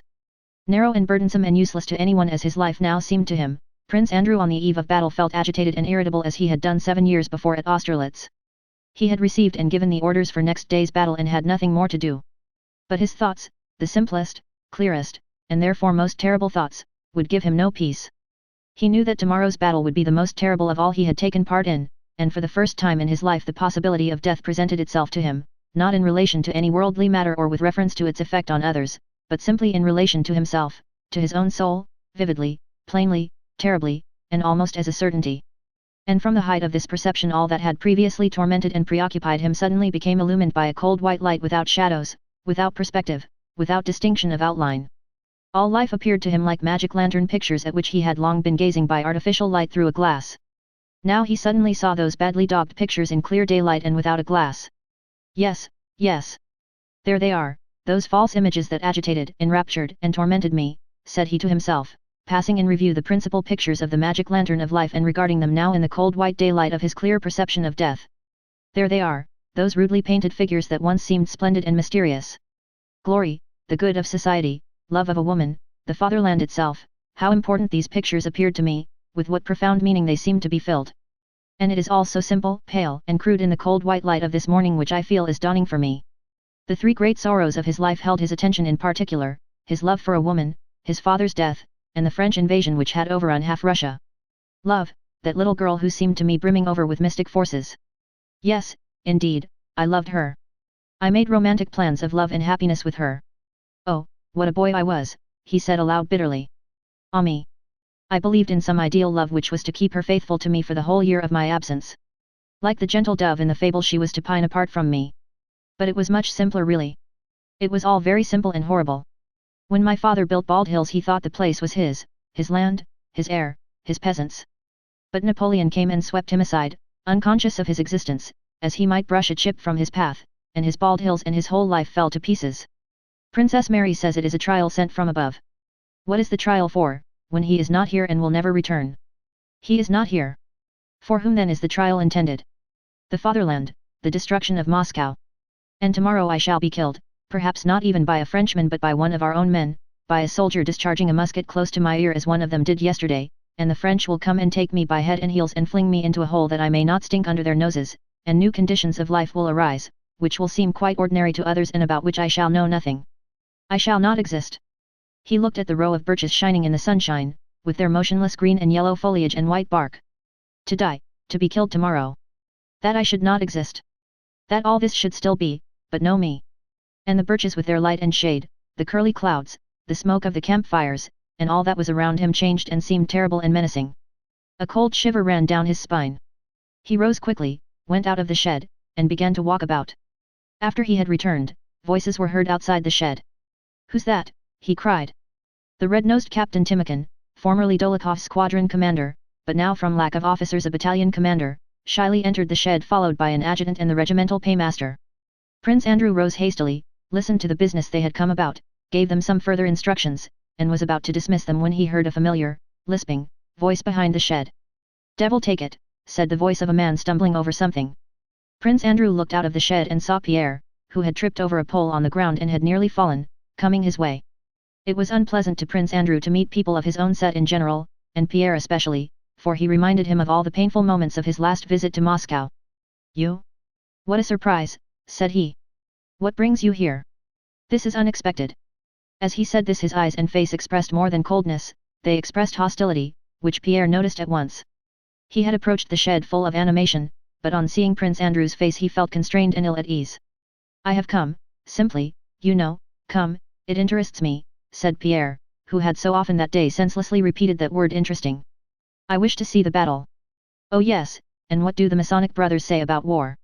How would they stop it, said Prince Andrew sarcastically.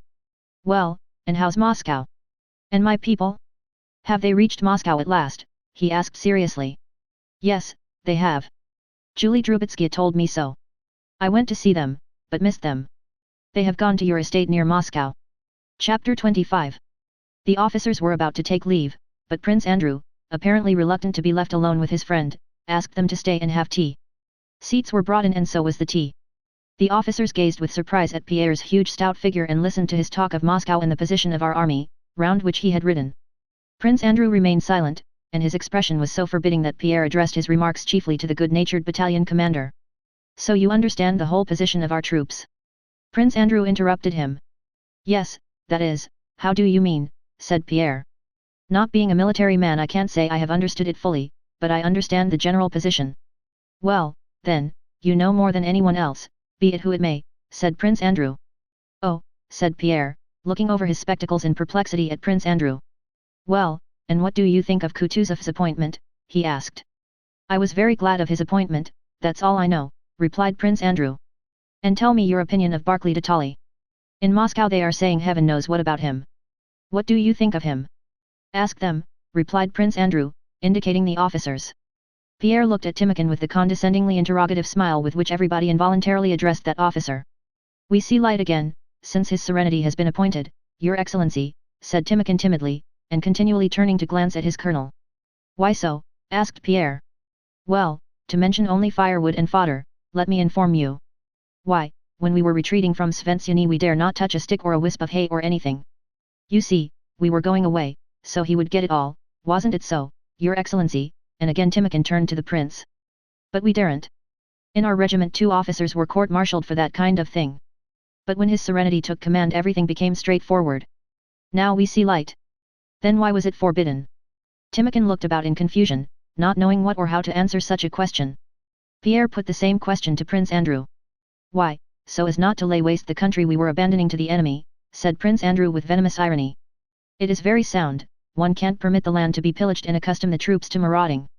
At Smolensk too he judged correctly that the French might outflank us, as they had larger forces. But he could not understand this," cried Prince Andrew in a shrill voice that seemed to escape him involuntarily, "he could not understand that there, for the first time, we were fighting for Russian soil, and that there was a spirit in the men such as I had never seen before, that we had held the French for 2 days, and that success had increased our strength tenfold. He ordered us to retreat, and all our efforts and losses went for nothing. He had no thought of betraying us, he tried to do the best he could, he thought out everything, and that is why he is unsuitable. He is unsuitable now, just because he plans out everything very thoroughly and accurately as every German has to. How can I explain? Well, say your father has a German valet, and he is a splendid valet and satisfies your father's requirements better than you could, then it's all right to let him serve. But if your father is mortally sick you'll send the valet away and attend to your father with your own unpracticed, awkward hands, and will soothe him better than a skilled man who is a stranger could. So it has been with Barclay. While Russia was well, a foreigner could serve her and be a splendid minister, but as soon as she is in danger she needs one of her own kin. But in your club they have been making him out a traitor. They slander him as a traitor, and the only result will be that afterwards, ashamed of their false accusations, they will make him out a hero or a genius instead of a traitor, and that will be still more unjust. He is an honest and very punctilious German. And they say he's a skillful commander," rejoined Pierre. "I don't understand what is meant by a skillful commander," replied Prince Andrew ironically. "A skillful commander," replied Pierre. "Why, one who foresees all contingencies, and foresees the adversary's intentions." "But that's impossible," said Prince Andrew as if it were a matter settled long ago. Pierre looked at him in surprise. "And yet they say that war is like a game of chess," he remarked. "Yes," replied Prince Andrew, "but with this little difference, that in chess you may think over each move as long as you please and are not limited for time, and with this difference too, that a knight is always stronger than a pawn, and 2 pawns are always stronger than 1, while in war a battalion is sometimes stronger than a division and sometimes weaker than a company. The relative strength of bodies of troops can never be known to anyone. Believe me," he went on, "if things depended on arrangements made by the staff, I should be there making arrangements, but instead of that I have the honor to serve here in the regiment with these gentlemen, and I consider that on us tomorrow's battle will depend and not on those others. Success never depends, and never will depend, on position, or equipment, or even on numbers, and least of all on position. But on what then? On the feeling that is in me and in him," he pointed to Timokhin, "and in each soldier." Prince Andrew glanced at Timokhin, who looked at his commander in alarm and bewilderment. In contrast to his former reticent taciturnity Prince Andrew now seemed excited. He could apparently not refrain from expressing the thoughts that had suddenly occurred to him. A battle is won by those who firmly resolve to win it. Why did we lose the battle at Austerlitz?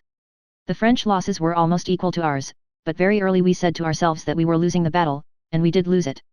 And we said so because we had nothing to fight for there, we wanted to get away from the battlefield as soon as we could. We've lost, so let us run, and we ran. If we had not said that till the evening, heaven knows what might not have happened.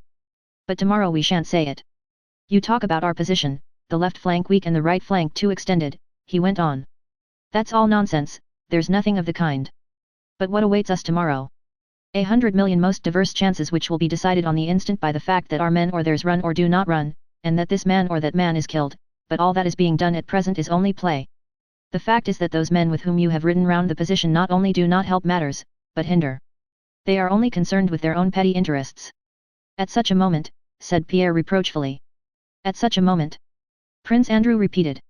To them it is only a moment affording opportunities to undermine a rival and obtain an extra cross or ribbon.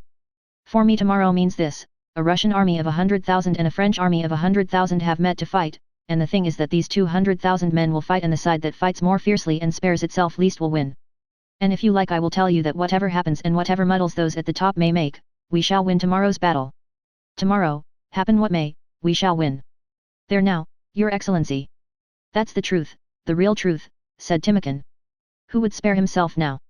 The soldiers in my battalion, believe me, wouldn't drink their vodka. It's not the day for that, they say. All were silent. The officers rose. Prince Andrew went out of the shed with them, giving final orders to the adjutant. After they had gone Pierre approached Prince Andrew and was about to start a conversation when they heard the clatter of 3 horses' hoofs on the road not far from the shed, and looking in that direction Prince Andrew recognized Wolzogen and Clausewitz accompanied by a Cossack. They rode close by continuing to converse, and Prince Andrew involuntarily heard these words. Der Krieg muss in Rom verlegt werden. Der Ansicht kann ich nicht genug preisgeben, note. Said one of them. Note. The war must be extended widely. I cannot sufficiently commend that view. Oh, J.A., said the other, der Zweck ist nur den Fein zu schwachen, so kann man gewiss nicht den Verlust der Privatpersonen in Achtung nehmen, note. Note. Oh, yes, the only aim is to weaken the enemy, so of course one cannot take into account the loss of private individuals. Oh, no, agreed the other. Extend widely, said Prince Andrew with an angry snort, when they had ridden past. In that extent were my father, son, and sister, at Bald Hills. That's all the same to him. That's what I was saying to you, those German gentlemen won't win the battle tomorrow but will only make all the mess they can, because they have nothing in their German heads but theories not worth an empty eggshell and haven't in their hearts the one thing needed tomorrow, that which Timokhin has. They have yielded up all Europe to him, and have now come to teach us. Fine teachers, and again his voice grew shrill. So you think we shall win tomorrow's battle? Asked Pierre. Yes, yes, answered Prince Andrew absently. One thing I would do if I had the power, he began again, I would not take prisoners. Why take prisoners? It's chivalry. The French have destroyed my home and are on their way to destroy Moscow, they have outraged and are outraging me every moment. They are my enemies. In my opinion they are all criminals. And so thinks Timokhin and the whole army. They should be executed. Since they are my foes they cannot be my friends, whatever may have been said at Tilsit. Yes, yes, muttered Pierre, looking with shining eyes at Prince Andrew. I quite agree with you. The question that had perturbed Pierre on the Mazeisk hill and all that day now seemed to him quite clear and completely solved. He now understood the whole meaning and importance of this war and of the impending battle.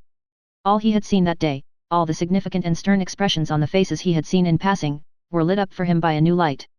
He understood that latent heat, as they say in physics, of patriotism which was present in all these men he had seen, and this explained to him why they all prepared for death calmly, and as it were light-heartedly. Not take prisoners, Prince Andrew continued, that by itself would quite change the whole war and make it less cruel. As it is we have played at war, that's what's vile. We play at magnanimity and all that stuff. Such magnanimity and sensibility are like the magnanimity and sensibility of a lady who faints when she sees a calf being killed. She is so kind-hearted that she can't look at blood, but enjoys eating the calf served up with sauce. They talk to us of the rules of war, of chivalry, of flags of truce, of mercy to the unfortunate and so on. It's all rubbish. I saw chivalry and flags of truce in 1805, they humbugged us and we humbugged them.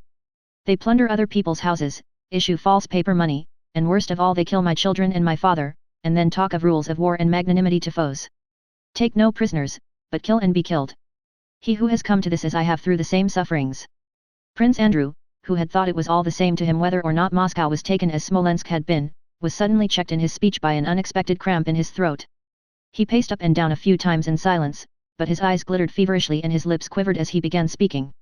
If there was none of this magnanimity in war, we should go to war only when it was worthwhile going to certain death, as now. Then there would not be war because Paul Ivanovitch had offended Michael Ivanovitch. And when there was a war, like this one, it would be war. And then the determination of the troops would be quite different. Then all these Westphalians and Hessians whom Napoleon is leading would not follow him into Russia, and we should not go to fight in Austria and Prussia without knowing why. War is not courtesy but the most horrible thing in life, and we ought to understand that and not play at war.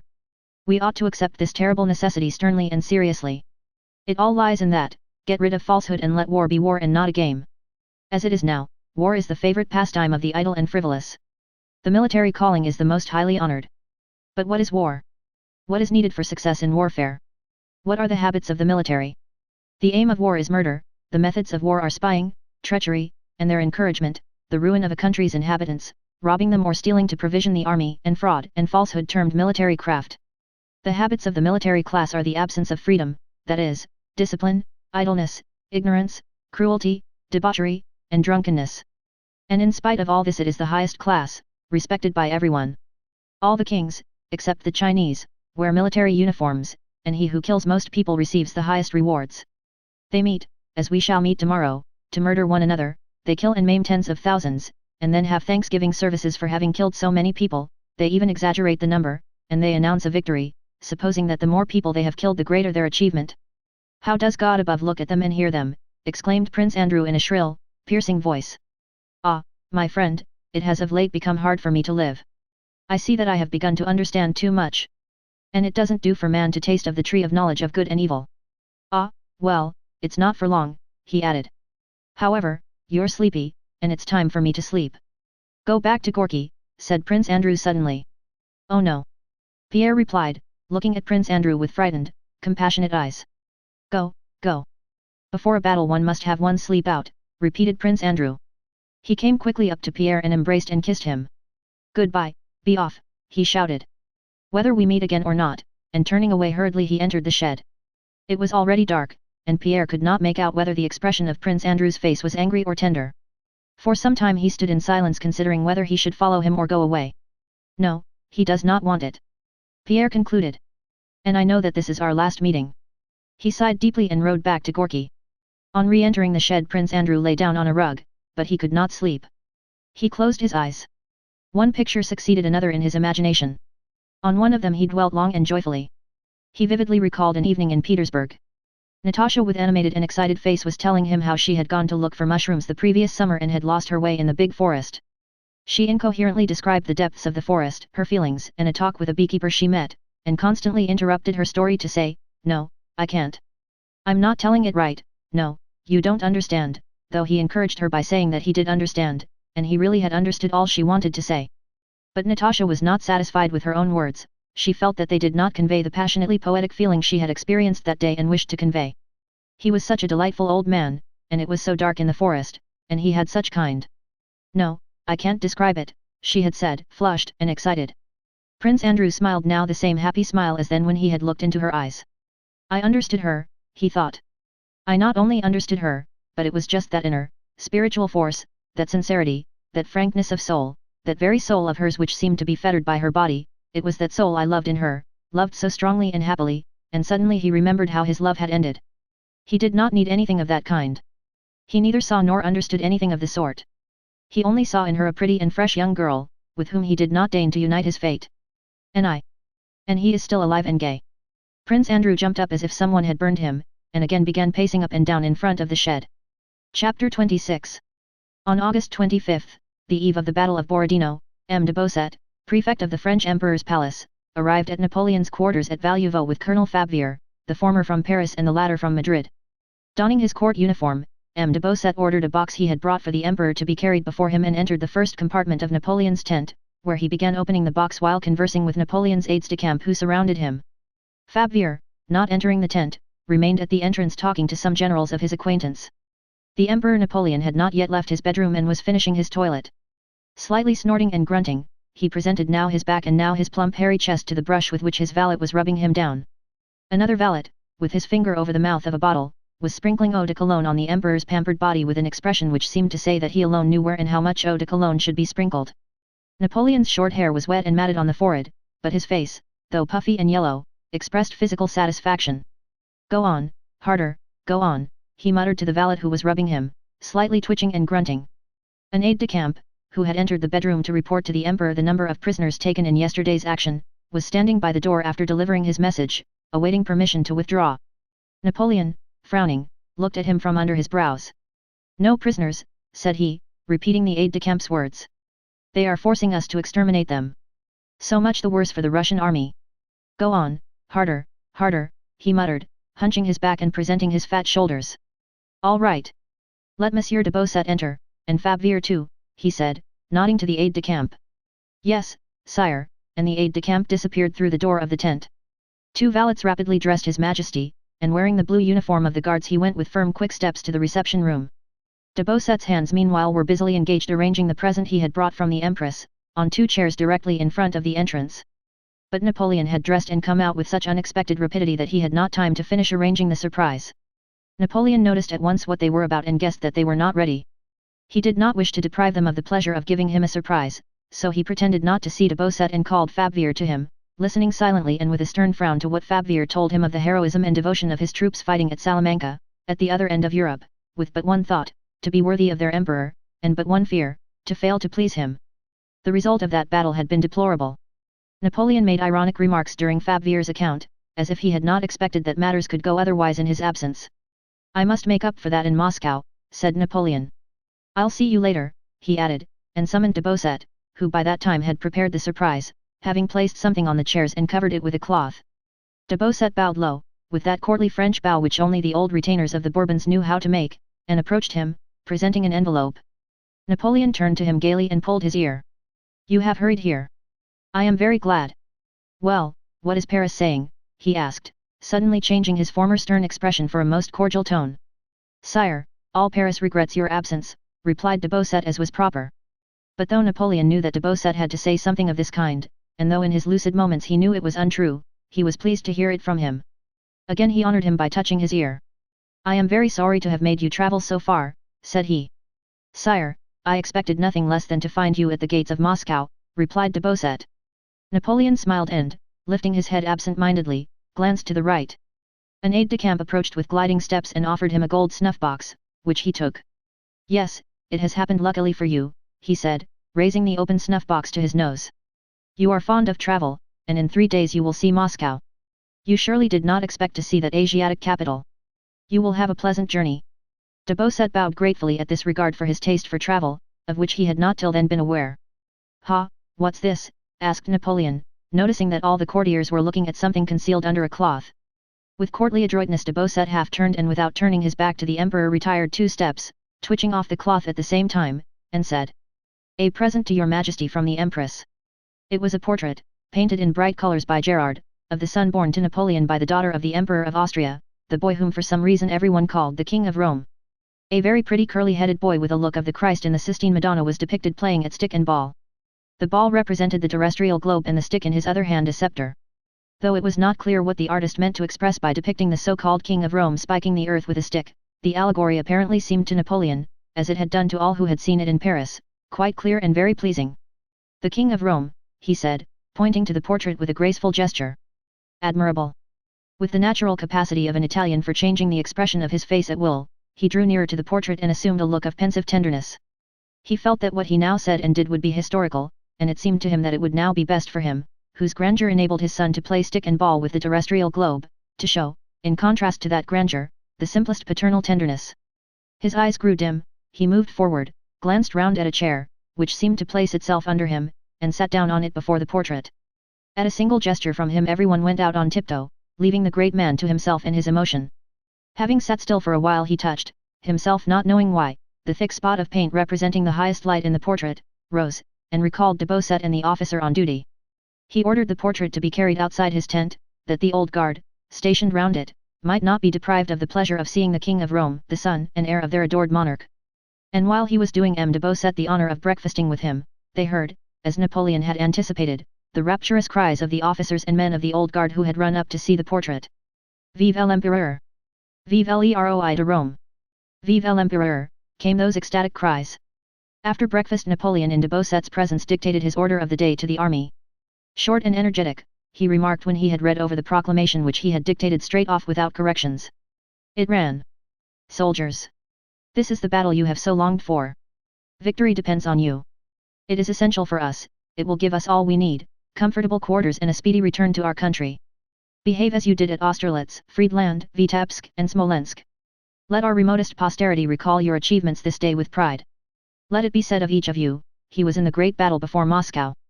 Before Moscow, repeated Napoleon, and inviting M. de Beausset, who was so fond of travel, to accompany him on his ride, he went out of the tent to where the horses stood saddled. Your Majesty is too kind, replied de Beausset to the invitation to accompany the Emperor. He wanted to sleep, did not know how to ride and was afraid of doing so. But Napoleon nodded to the traveller, and de Beausset had to mount. When Napoleon came out of the tent, the shouting of the guards before his son's portrait grew still louder. Napoleon frowned. Take him away, he said, pointing with a gracefully majestic gesture to the portrait. It is too soon for him to see a field of battle. De Beausset closed his eyes, bowed his head, and sighed deeply, to indicate how profoundly he valued and comprehended the Emperor's words. Chapter 27. On the 25th of August, so his historians tell us, Napoleon spent the whole day on horseback inspecting the locality, considering plans submitted to him by his marshals, and personally giving commands to his generals. The original line of the Russian forces along the river Kolaka had been dislocated by the capture of the Shevardino redoubt on the 24th, and part of the line, the left flank, had been drawn back. That part of the line was not entrenched, and in front of it the ground was more open and level than elsewhere. It was evident to anyone, military or not, that it was here the French should attack. It would seem that not much consideration was needed to reach this conclusion, nor any particular care or trouble on the part of the Emperor and his marshals, nor was there any need of that special and supreme quality called genius that people are so apt to ascribe to Napoleon, yet the historians who described the event later and the men who then surrounded Napoleon, and he himself, thought otherwise. Napoleon rode over the plain and surveyed the locality with a profound air and in silence, nodded with approval or shook his head dubiously, and without communicating to the generals around him the profound course of ideas which guided his decisions, merely gave them his final conclusions in the form of commands. Having listened to a suggestion from Davout, who was now called Prince d'Eckmühl, to turn the Russian left wing, Napoleon said it should not be done, without explaining why not. To a proposal made by General Campan, who was to attack the flèches, to lead his division through the woods, Napoleon agreed, though the so-called Duke of Elchingen, ventured to remark that a movement through the woods was dangerous and might disorder the division. Having inspected the country opposite the Shevardino redoubt, Napoleon pondered a little in silence and then indicated the spots where 2 batteries should be set up by the Moro to act against the Russian entrenchments, and the places where, in line with them, the field artillery should be placed. After giving these and other commands he returned to his tent, and the dispositions for the battle were written down from his dictation. These dispositions, of which the French historians write with enthusiasm and other historians with profound respect, were as follows. At dawn the 2 new batteries established during the night on the plain occupied by the Prince d'Eckmühl will open fire on the opposing batteries of the enemy. At the same time the commander of the artillery of the 1st Corps, General Pernetti, with 30 cannon of Campan's division and all the howitzers of Desaix's and Friant's divisions, will move forward, open fire, and overwhelm with shell fire the enemy's battery, against which will operate 24 guns of the artillery of the Guards, 30 guns of Campan's division, and 8 guns of Friant's and Desaix's divisions. In all 62 guns. The commander of the artillery of the 3rd Corps, General Foch, will place the howitzers of the 3rd and 8th Corps, 16 in all, on the flanks of the battery that is to bombard the entrenchment on the left, which will have 40 guns in all directed against it. General Sorbier must be ready at the first order to advance with all the howitzers of the Guards' artillery against either one or other of the entrenchments. During the cannonade Prince Poniatowski is to advance through the wood on the village and turn the enemy's position.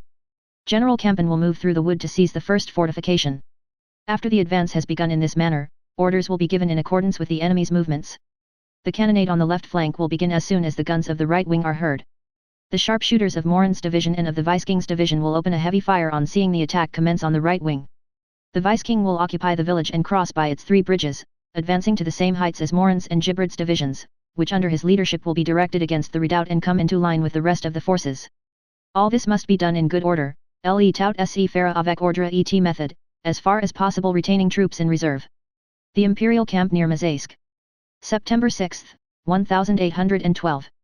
These dispositions, which are very obscure and confused if one allows oneself to regard the arrangements without religious awe of his genius, related to Napoleon's orders to deal with 4 points, 4 different orders.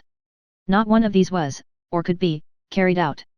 In the disposition it is said first that the batteries placed on the spot chosen by Napoleon, with the guns of Pernetti and Foch, which were to come in line with them, 102 guns in all, were to open fire and shower shells on the Russian flèches and redoubts.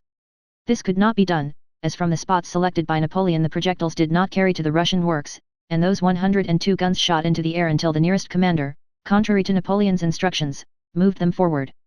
The second order was that Poniatowski, moving to the village through the wood, should turn the Russian left flank. This could not be done and was not done, because Poniatowski, advancing on the village through the wood, met Dujkov there barring his way, and could not and did not turn the Russian position.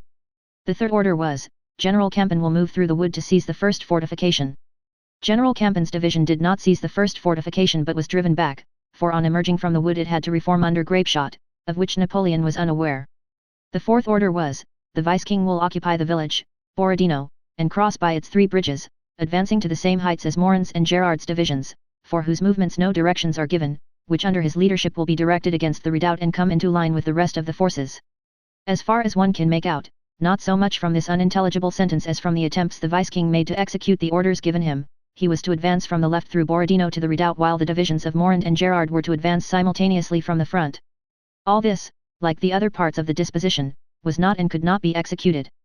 After passing through Borodino the Vice-King was driven back to the Kolaka and could get no farther, while the divisions of Morin and Gerard did not take the redoubt but were driven back, and the redoubt was only taken at the end of the battle by the cavalry, a thing probably unforeseen and not heard of by Napoleon. So not one of the orders in the disposition was, or could be, executed. But in the disposition it is said that, after the fight has commenced in this manner, orders will be given in accordance with the enemy's movements, and so it might be supposed that all necessary arrangements would be made by Napoleon during the battle. But this was not and could not be done, for during the whole battle Napoleon was so far away that, as appeared later, he could not know the course of the battle and not one of his orders during the fight could be executed. Chapter 28. Many historians say that the French did not win the Battle of Borodino because Napoleon had a cold, and that if he had not had a cold the orders he gave before and during the battle would have been still more full of genius and Russia would have been lost and the face of the world have been changed.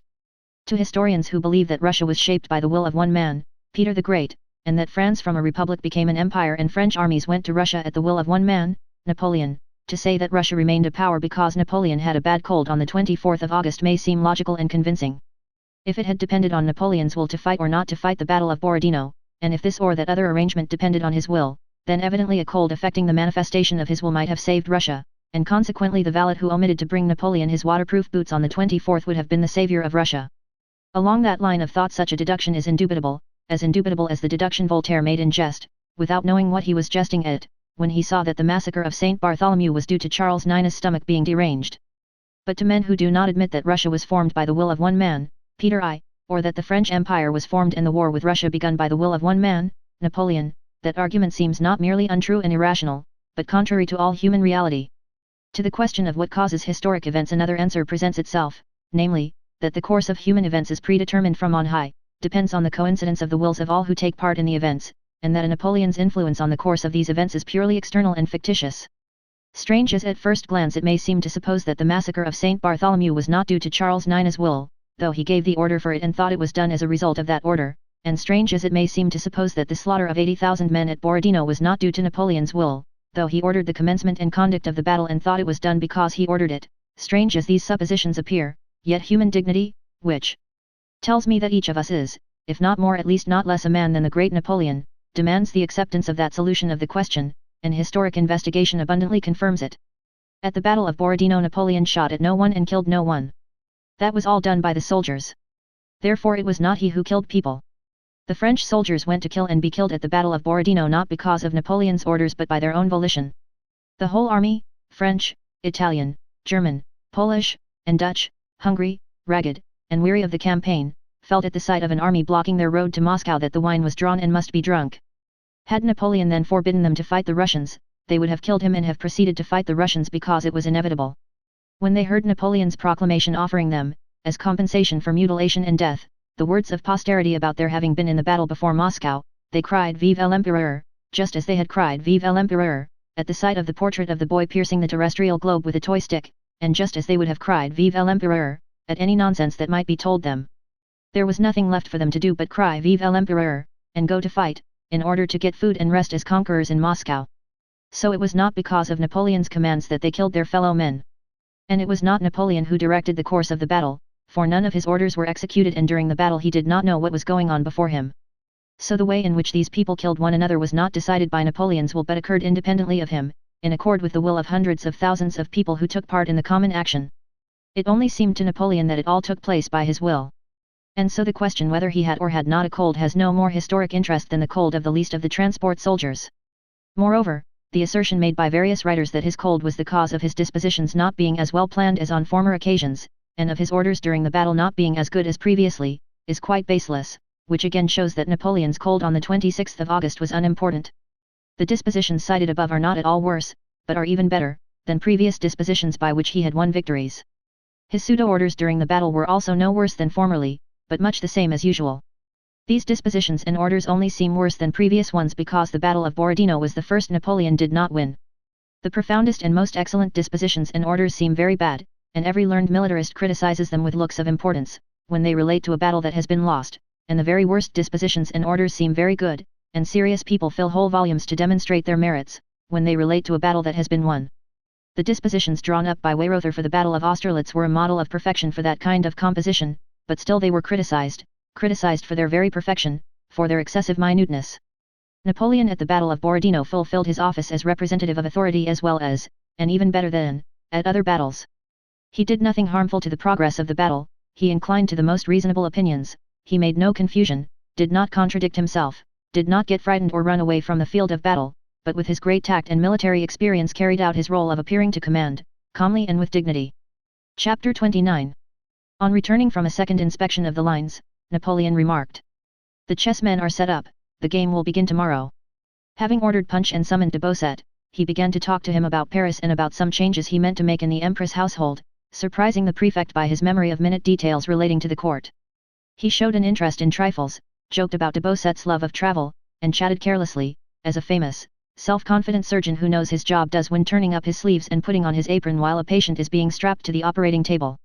"The matter is in my hands and is clear and definite in my head. When the time comes to set to work I shall do it as no one else could, but now I can jest, and the more I jest and the calmer I am the more tranquil and confident you ought to be, and the more amazed at my genius." Having finished his second glass of punch, Napoleon went to rest before the serious business which, he considered, awaited him next day. He was so much interested in that task that he was unable to sleep, and in spite of his cold which had grown worse from the dampness of the evening, he went into the large division of the tent at 3 o'clock in the morning, loudly blowing his nose. He asked whether the Russians had not withdrawn, and was told that the enemy's fires were still in the same places. He nodded approval. The adjutant in attendance came into the tent. "Well, Rapp, do you think we shall do good business today?" Napoleon asked him. "Without doubt, sire," replied Rapp. Napoleon looked at him. "Do you remember, sire, what you did me the honor to say at Smolensk?" continued Rapp. "The wine is drawn and must be drunk." Napoleon frowned and sat silent for a long time leaning his head on his hand. "This poor army," he suddenly remarked. "It has diminished greatly since Smolensk. Fortune is frankly a courtesan, Rapp. I have always said so and I am beginning to experience it." "But the guards, Rapp, the guards are intact," he remarked interrogatively. "Yes, sire," replied Rapp. Napoleon took a lozenge, put it in his mouth, and glanced at his watch. He was not sleepy and it was still not nearly morning. It was impossible to give further orders for the sake of killing time, for the orders had all been given and were now being executed. "Have the biscuits and rice been served out to the regiments of the guards?" asked Napoleon sternly. "Yes, sire." "The rice too?" Rapp replied that he had given the emperor's order about the rice, but Napoleon shook his head in dissatisfaction as if not believing that his order had been executed. An attendant came in with punch. Napoleon ordered another glass to be brought for Rapp, and silently sipped his own. "I have neither taste nor smell," he remarked, sniffing at his glass. "This cold is tiresome. They talk about medicine, what is the good of medicine when it can't cure a cold? Corvisart gave me these lozenges but they don't help at all. What can doctors cure? One can't cure anything. Our body is a machine for living. It is organized for that, it is its nature. Let life go on in it unhindered and let it defend itself, it will do more than if you paralyze it by encumbering it with remedies.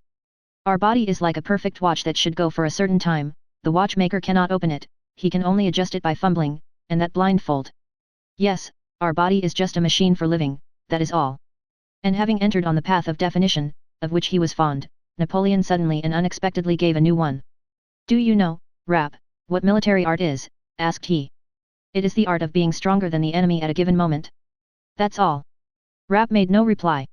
"Tomorrow we shall have to deal with Kutuzov," said Napoleon. "We shall see.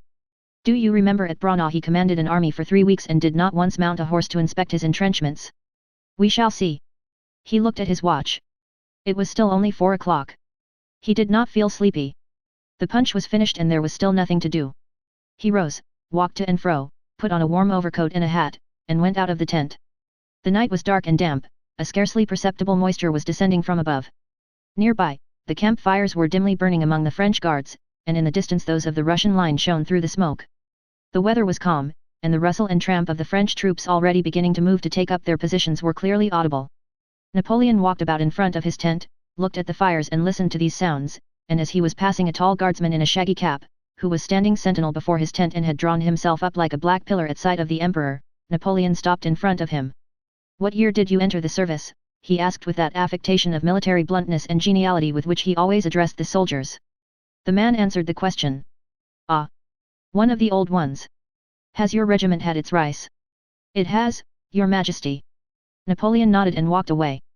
At 5:30 Napoleon rode to the village of Shevardino. It was growing light, the sky was clearing, only a single cloud lay in the east. The abandoned campfires were burning themselves out in the faint morning light. On the right a single deep report of a cannon resounded and died away in the prevailing silence. Some minutes passed. A second and a third report shook the air, then a fourth and a fifth boomed solemnly nearby on the right. The first shots had not yet ceased to reverberate before others rang out and yet more were heard mingling with and overtaking one another. Napoleon with his suite rode up to the Shevardino redoubt where he dismounted. The game had begun. Chapter 30. On returning to Gorky after having seen Prince Andrew, Pierre ordered his groom to get the horses ready and to call him early in the morning, and then immediately fell asleep behind a partition in a corner Boris had given up to him. Before he was thoroughly awake next morning everybody had already left the hut. The panes were rattling in the little windows and his groom was shaking him. "Your Excellency! Your Excellency! Your Excellency!" he kept repeating pertinaciously while he shook Pierre by the shoulder without looking at him, having apparently lost hope of getting him to wake up. "What? Has it begun? Is it time?" Pierre asked, waking up. "Hear the firing," said the groom, a discharged soldier. "All the gentlemen have gone out, and His Serene Highness himself rode past long ago." Pierre dressed hastily and ran out to the porch. Outside all was bright, fresh, dewy, and cheerful.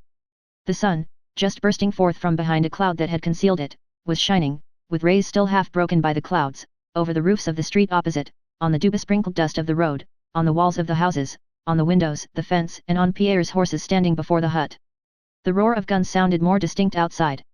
An adjutant accompanied by a Cossack passed by at a sharp trot. "It's time, Count, it's time," cried the adjutant.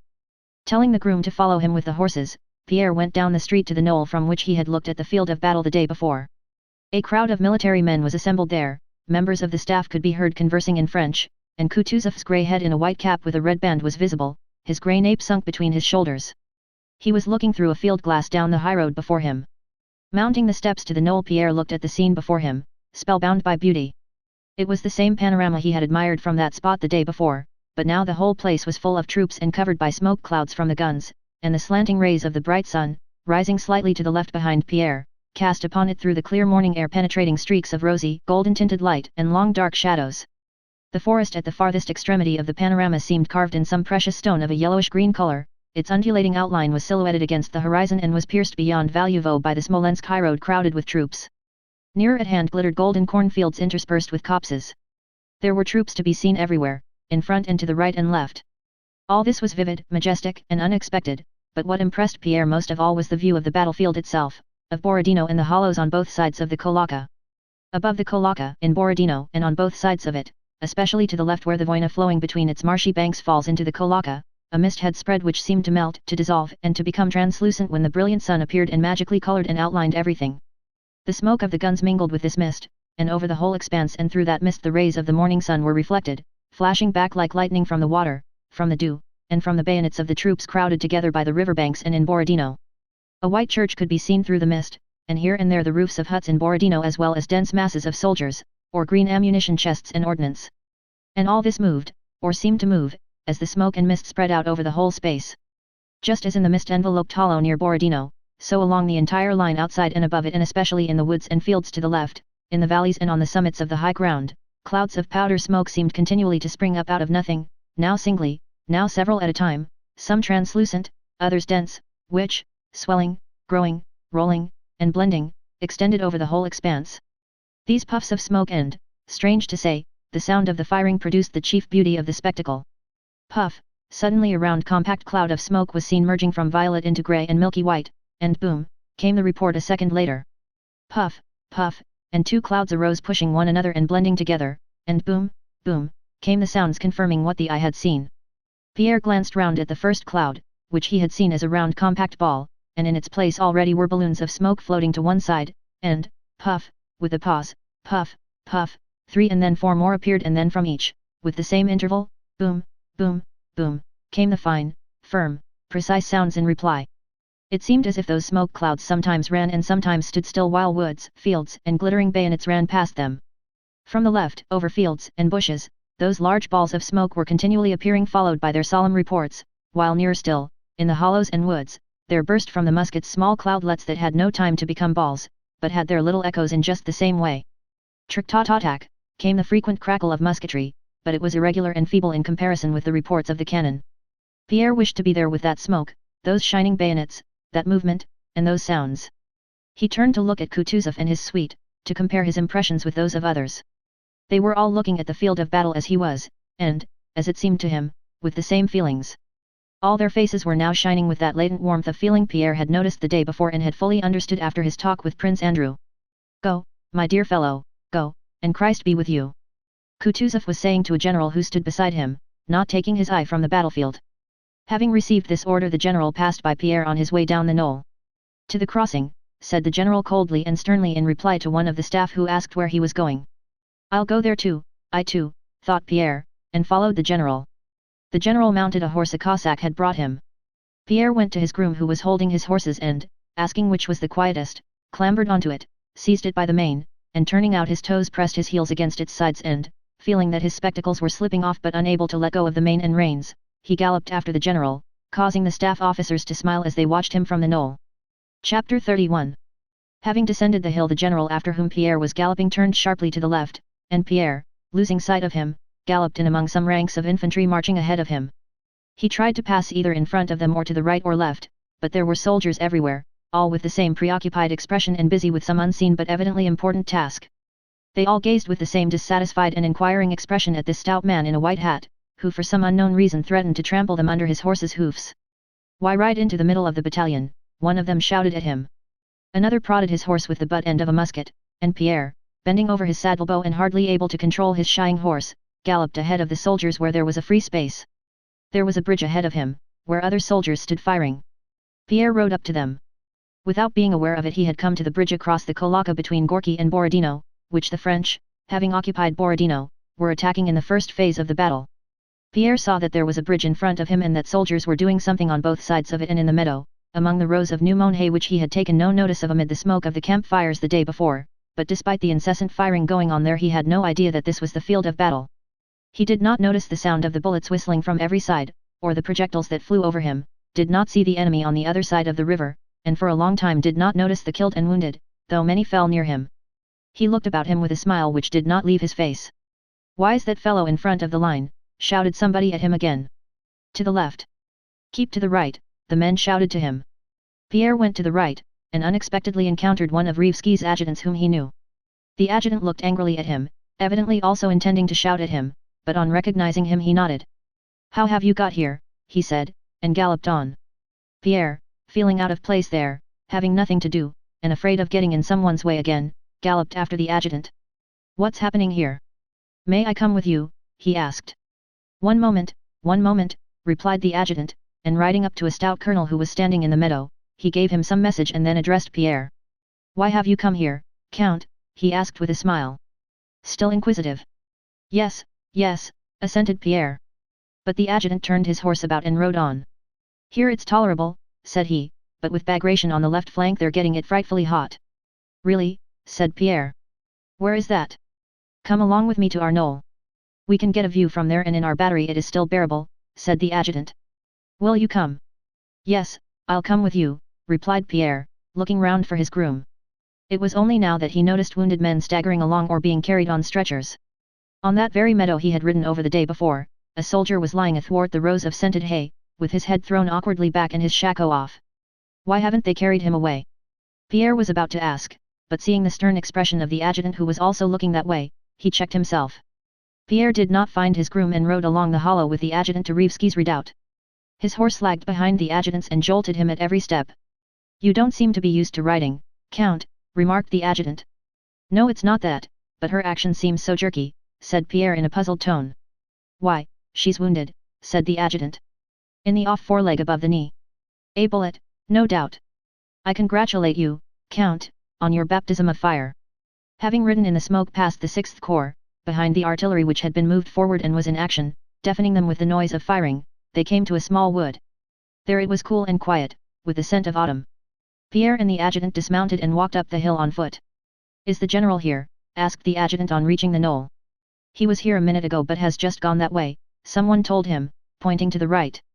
The adjutant looked at Pierre as if puzzled what to do with him now. Don't trouble about me, said Pierre. I'll go up onto the knoll if I may. Yes, do. You'll see everything from there and it's less dangerous, and I'll come for you. Pierre went to the battery and the adjutant rode on. They did not meet again, and only much later did Pierre learn that he lost an arm that day. The knoll to which Pierre ascended was that famous one afterwards known to the Russians as the Knoll Battery or Rivski's Redoubt, and to the French as La Grande Redoute, La Fatale Redoute, La Redoute du Centre, around which tens of thousands fell, and which the French regarded as the key to the whole position. This redoubt consisted of a knoll, on 3 sides of which trenches had been dug. Within the entrenchment stood 10 guns that were being fired through openings in the earthwork. In line with the knoll on both sides stood other guns which also fired incessantly. A little behind the guns stood infantry.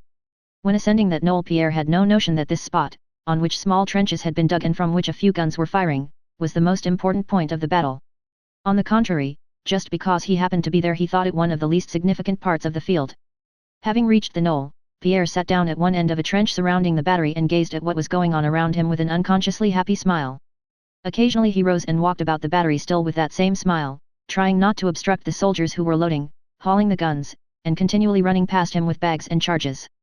The guns of that battery were being fired continually one after another with a deafening roar, enveloping the whole neighborhood in powder smoke. In contrast with the dread felt by the infantrymen placed in support, here in the battery where a small number of men busy at their work were separated from the rest by a trench, everyone experienced a common and as it were family feeling of animation. The intrusion of Pierre's non-military figure in a white hat made an unpleasant impression at first. The soldiers looked askance at him with surprise and even alarm as they went past him. The senior artillery officer, a tall, long-legged, pock-marked man, moved over to Pierre as if to see the action of the farthest gun and looked at him with curiosity. A young round-faced officer, quite a boy still and evidently only just out of the cadet college, who was zealously commanding the 2 guns entrusted to him, addressed Pierre sternly.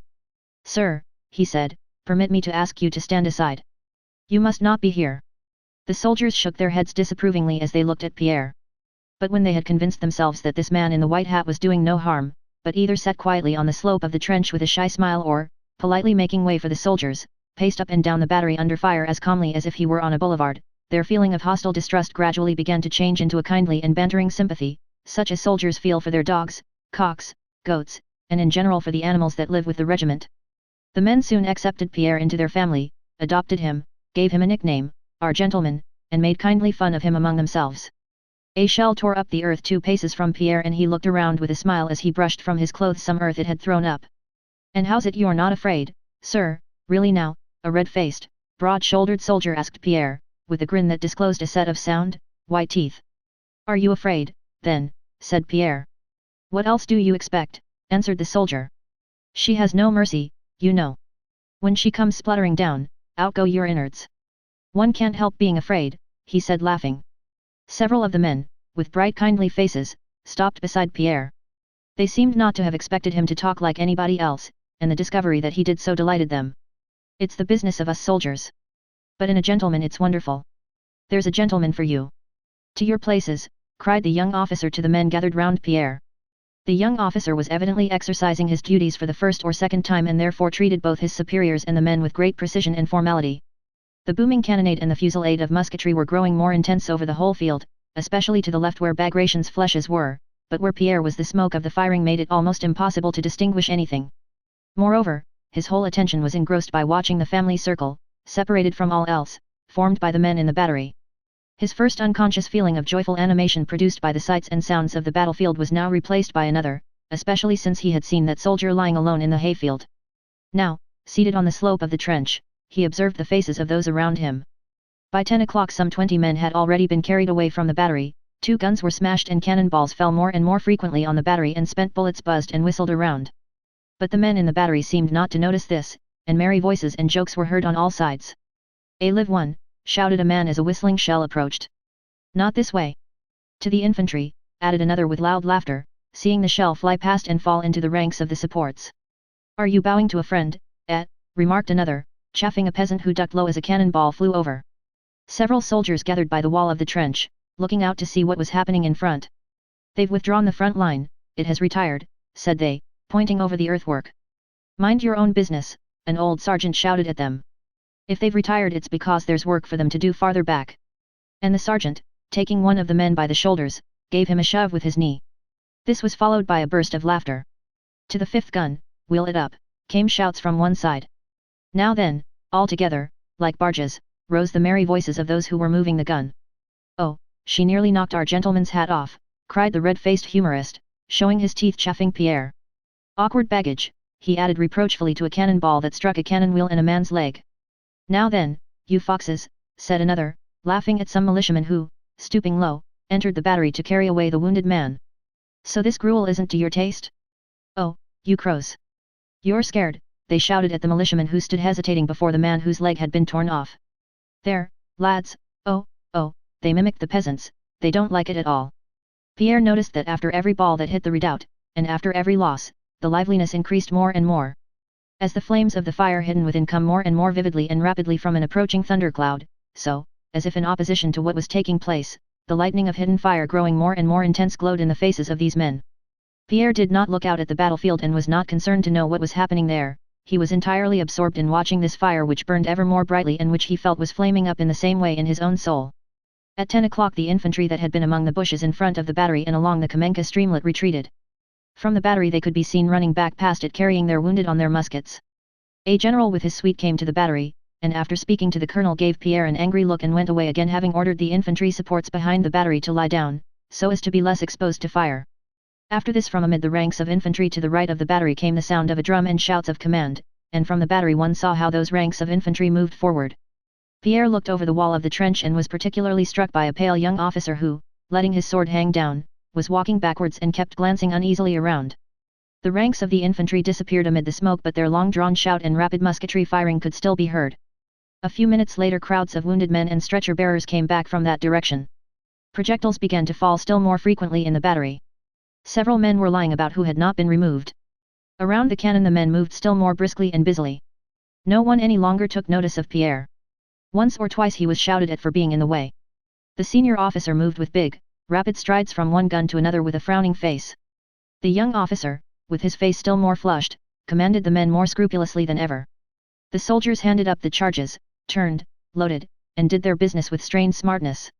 They gave little jumps as they walked, as though they were on springs. The storm cloud had come upon them, and in every face the fire which Pierre had watched kindle burned up brightly. Pierre standing beside the commanding officer. The young officer, his hand to his shako, ran up to his superior. I have the honor to report, sir, that only 8 rounds are left. Are we to continue firing? He asked. Grape shot, the senior shouted, without answering the question, looking over the wall of the trench. Suddenly something happened, the young officer gave a gasp and bending double sat down on the ground like a bird shot on the wing.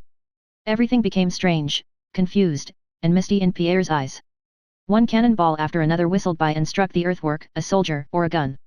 Pierre, who had not noticed these sounds before, now heard nothing else. On the right of the battery soldiers shouting hurrah, were running not forwards but backwards, it seemed to Pierre.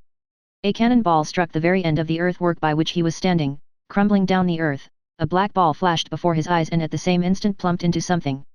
Some militiamen who were entering the battery ran back. All with grape shot, shouted the officer. The sergeant ran up to the officer and in a frightened whisper informed him, as a butler at dinner informs his master that there is no more of some wine asked for, that there were no more charges. The scoundrels! What are they doing? Shouted the officer, turning to Pierre. The officer's face was red and perspiring and his eyes glittered under his frowning brow. Run to the reserves and bring up the ammunition boxes, he yelled, angrily avoiding Pierre with his eyes and speaking to his men. I'll go, said Pierre. The officer, without answering him, strode across to the opposite side. Don't fire! Wait, he shouted. The man who had been ordered to go for ammunition stumbled against Pierre. Sir, this is no place for you, said he, and ran down the slope. Pierre ran after him, avoiding the spot where the young officer was sitting. One cannonball, another, and a third flew over him, falling in front, beside, and behind him. Pierre ran down the slope. Where am I going? He suddenly asked himself when he was already near the green ammunition wagons. He halted irresolutely, not knowing whether to return or go on. Suddenly a terrible concussion threw him backwards to the ground. At the same instant he was dazzled by a great flash of flame, and immediately a deafening roar, crackling, and whistling made his ears tingle. When he came to himself he was sitting on the ground leaning on his hands. The ammunition wagons he had been approaching no longer existed, only charred green boards and rags littered the scorched grass, and a horse, dangling fragments of its shaft behind it, galloped past, while another horse lay, like Pierre, on the ground, uttering prolonged and piercing cries. Chapter 32. Beside himself with terror, Pierre jumped up and ran back to the battery, as to the only refuge from the horrors that surrounded him. On entering the earthwork he noticed that there were men doing something there but that no shots were being fired from the battery. He had no time to realize who these men were. He saw the senior officer lying on the earth wall with his back turned as if he were examining something down below, and that one of the soldiers he had noticed before was struggling forward shouting "Brothers!" and trying to free himself from some men who were holding him by the arm. He also saw something else that was strange. But he had not time to realize that the colonel had been killed, that the soldier shouting "Brothers!" was a prisoner, and that another man had been bayoneted in the back before his eyes, for hardly had he run into the redoubt before a thin, sallow-faced, perspiring man in a blue uniform rushed on him sword in hand, shouting something. Instinctively guarding against the shock, for they had been running together at full speed before they saw one another, Pierre put out his hands and seized the man, a French officer, by the shoulder with one hand and by the throat with the other. The officer, dropping his sword, seized Pierre by his collar. For some seconds they gazed with frightened eyes at one another's unfamiliar faces, and both were perplexed at what they had done and what they were to do next. "Am I taken prisoner or have I taken him prisoner?" each was thinking. But the French officer was evidently more inclined to think he had been taken prisoner, because Pierre's strong hand, impelled by instinctive fear, squeezed his throat ever tighter and tighter. The Frenchman was about to say something, when just above their heads, terrible and low, a cannonball whistled, and it seemed to Pierre that the French officer's head had been torn off, so swiftly had he ducked it. Pierre too bent his head and let his hands fall. Without further thought as to who had taken whom prisoner, the Frenchman ran back to the battery, and Pierre ran down the slope stumbling over the dead and wounded who, it seemed to him, caught at his feet. But before he reached the foot of the knoll he was met by a dense crowd of Russian soldiers who, stumbling, tripping up, and shouting, ran merrily and wildly toward the battery. This was the attack for which Ermolov claimed the credit, declaring that only his courage and good luck made such a feat possible. It was the attack in which he was said to have thrown some St. George's crosses he had in his pocket into the battery for the first soldiers to take who got there.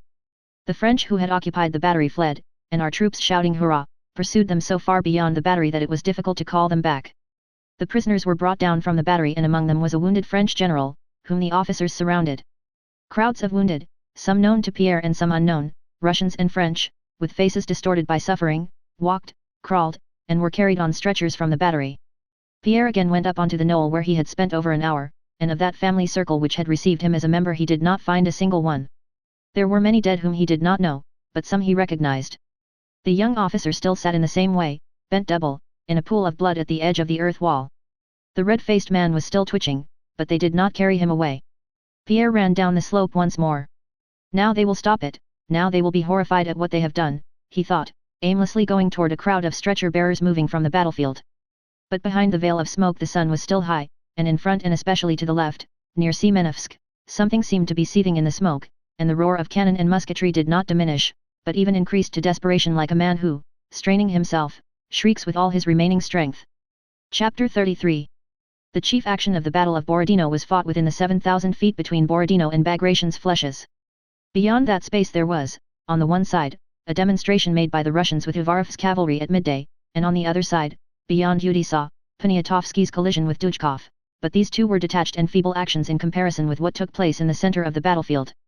On the field between Borodino and the flèches, beside the wood, the chief action of the day took place on an open space visible from both sides and was fought in the simplest and most artless way. The battle began on both sides with a cannonade from several hundred guns. Then when the whole field was covered with smoke, two divisions, Campans and Desailles, advanced from the French right, while Murat's troops advanced on Borodino from their left. From the Shevardino redoubt where Napoleon was standing the flèches were 2/3 of a mile away, and it was more than a mile as the crow flies to Borodino, so that Napoleon could not see what was happening there, especially as the smoke mingling with the mist hid the whole locality. The soldiers of Desailles' division advancing against the flèches could only be seen till they had entered the hollow that lay between them and the flèches. As soon as they had descended into that hollow, the smoke of the guns and musketry on the flèches grew so dense that it covered the whole approach on that side of it. Through the smoke glimpses could be caught of something black, probably men, and at times the glint of bayonets. But whether they were moving or stationary, whether they were French or Russian, could not be discovered from the Shevardino redoubt. The sun had risen brightly and its slanting rays struck straight into Napoleon's face as, shading his eyes with his hand, he looked at the flèches. The smoke spread out before them, and at times it looked as if the smoke were moving, at times as if the troops moved. Sometimes shouts were heard through the firing, but it was impossible to tell what was being done there. Napoleon, standing on the knoll, looked through a field glass, and in its small circlet saw smoke and men, sometimes his own and sometimes Russians, but when he looked again with the naked eye, he could not tell where what he had seen was. He descended the knoll and began walking up and down before it. Occasionally he stopped, listened to the firing, and gazed intently at the battlefield. But not only was it impossible to make out what was happening from where he was standing down below, or from the knoll above on which some of his generals had taken their stand, but even from the flèches themselves, in which by this time there were now Russian and now French soldiers, alternately or together, dead, wounded, alive, frightened, or maddened. Even at those flèches themselves it was impossible to make out what was taking place.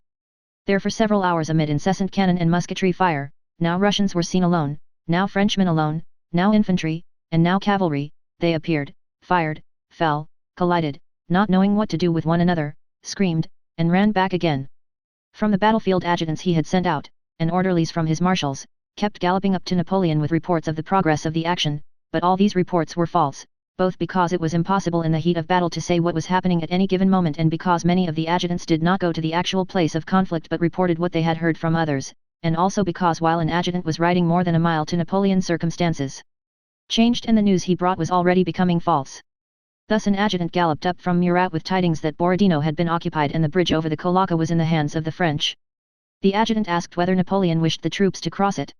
Napoleon gave orders that the troops should form up on the farther side and wait. But before that order was given, almost as soon in fact as the adjutant had left Borodino, the bridge had been retaken by the Russians and burned, in the very skirmish at which Pierre had been present at the beginning of the battle. An adjutant galloped up from the flèches with a pale and frightened face and reported to Napoleon that their attack had been repulsed, Campan wounded and Davout killed. Yet at the very time the adjutant had been told that the French had been repulsed, the flèches had in fact been recaptured by other French troops, and Davout was alive and only slightly bruised. On the basis of these necessarily untrustworthy reports Napoleon gave his orders, which had either been executed before he gave them or could not be and were not executed. The marshals and generals, who were nearer to the field of battle but, like Napoleon, did not take part in the actual fighting and only occasionally went within musket range, made their own arrangements without asking Napoleon and issued orders where and in what direction to fire and where cavalry should gallop and infantry should run. But even their orders, like Napoleon's, were seldom carried out, and then but partially. For the most part things happened contrary to their orders. Soldiers ordered to advance ran back on meeting grapeshot, soldiers ordered to remain where they were, suddenly, seeing Russians unexpectedly before them, sometimes rushed back and sometimes forward, and the cavalry dashed without orders in pursuit of the flying Russians. In this way 2 cavalry regiments galloped through the Semenovsk hollow and as soon as they reached the top of the incline turned round and galloped full speed back again. The infantry moved in the same way, sometimes running to quite other places than those they were ordered to go to. All orders as to where and when to move the guns, when to send infantry to shoot or horsemen to ride down the Russian infantry, all such orders were given by the officers on the spot nearest to the units concerned, without asking either Davout or Murat, much less Napoleon. They did not fear getting into trouble for not fulfilling orders or for acting on their own initiative. For in battle what is at stake is what is dearest to man, his own life, and it sometimes seems that safety lies in running back, sometimes in running forward, and these men who were right in the heat of the battle acted according to the mood of the moment. In reality, however, all these movements forward and backward did not improve or alter the position of the troops. All their rushing and galloping at one another did little harm, the harm of disablement and death was caused by the balls and bullets that flew over the fields on which these men were floundering about. As soon as they left the place where the balls and bullets were flying about, their superiors, located in the background, reformed them and brought them under discipline and under the influence of that discipline led them back to the zone of fire, where under the influence of fear of death they lost their discipline and rushed about according to the chance promptings of the throng. Chapter 34. Napoleon's generals, Davout, and Murat, who were near that region of fire and sometimes even entered it, repeatedly led into it huge masses of well-ordered troops. But contrary to what had always happened in their former battles, instead of the news they expected of the enemy's flight, these orderly masses returned thence as disorganized and terrified mobs. The generals reformed them, but their numbers constantly decreased. In the middle of the day Murat sent his adjutant to Napoleon to demand reinforcements. Napoleon sat at the foot of the knoll, drinking punch, when Murat's adjutant galloped up with an assurance that the Russians would be routed if His Majesty would let him have another division. Reinforcements, said Napoleon in a tone of stern surprise, looking at the adjutant, a handsome lad with long black curls arranged like Murat's own, as though he did not understand his words. Reinforcements, thought Napoleon to himself. How can they need reinforcements when they already have half the army directed against a weak, unentrenched Russian wing? Tell the King of Naples, said he sternly, that it is not noon yet, and I don't yet see my chessboard clearly. Go. The handsome boy adjutant with the long hair sighed deeply without removing his hand from his hat and galloped back to where men were being slaughtered. Napoleon rose and having summoned Caulaincourt and Berthier began talking to them about matters unconnected with the battle. In the midst of this conversation, which was beginning to interest Napoleon, Berthier's eyes turned to look at a general with a suite, who was galloping toward the knoll on a lathering horse. It was Belliard. Having dismounted he went up to the emperor with rapid strides and in a loud voice began boldly demonstrating the necessity of sending reinforcements. He swore on his honor that the Russians were lost if the emperor would give another division. Napoleon shrugged his shoulders and continued to pace up and down without replying. Belliard began talking loudly and eagerly to the generals of the suite around him. You are very fiery, Belliard, said Napoleon, when he again came up to the general. In the heat of a battle it is easy to make a mistake. Go and have another look and then come back to me. Before Belliard was out of sight, a messenger from another part of the battlefield galloped up. Now then, what do you want? Asked Napoleon in the tone of a man irritated at being continually disturbed. Sire, the prince, began the adjutant. Asks for reinforcements, said Napoleon with an angry gesture. The adjutant bent his head affirmatively and began to report, but the emperor turned from him, took a couple of steps, stopped, came back, and called Berthier. We must give reserves, he said, moving his arms slightly apart. Who do you think should be sent there? He asked of Berthier, whom he subsequently termed that Gosling I have made an eagle. Send Claparet's division, sire, replied Berthier, who knew all the division's regiments, and battalions by heart. Napoleon nodded assent. The adjutant galloped to Claparet's division and a few minutes later the young guards stationed behind the knoll moved forward. Napoleon gazed silently in that direction. No, he suddenly said to Berthier.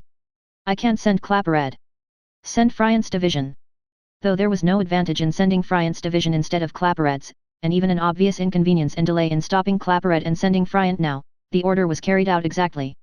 Napoleon did not notice that in regard to his army he was playing the part of a doctor who hinders by his medicines, a role he so justly understood and condemned.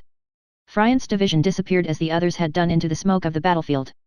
From all sides adjutants continued to arrive at a gallop and as if by agreement all said the same thing. They all asked for reinforcements and all said that the Russians were holding their positions and maintaining a hellish fire under which the French army was melting away. Napoleon sat on a camp stool, wrapped in thought. M. de Beausset, the man so fond of travel, having fasted since morning, came up to the emperor and ventured respectfully to suggest lunch to his majesty. I hope I may now congratulate your majesty on a victory, said he.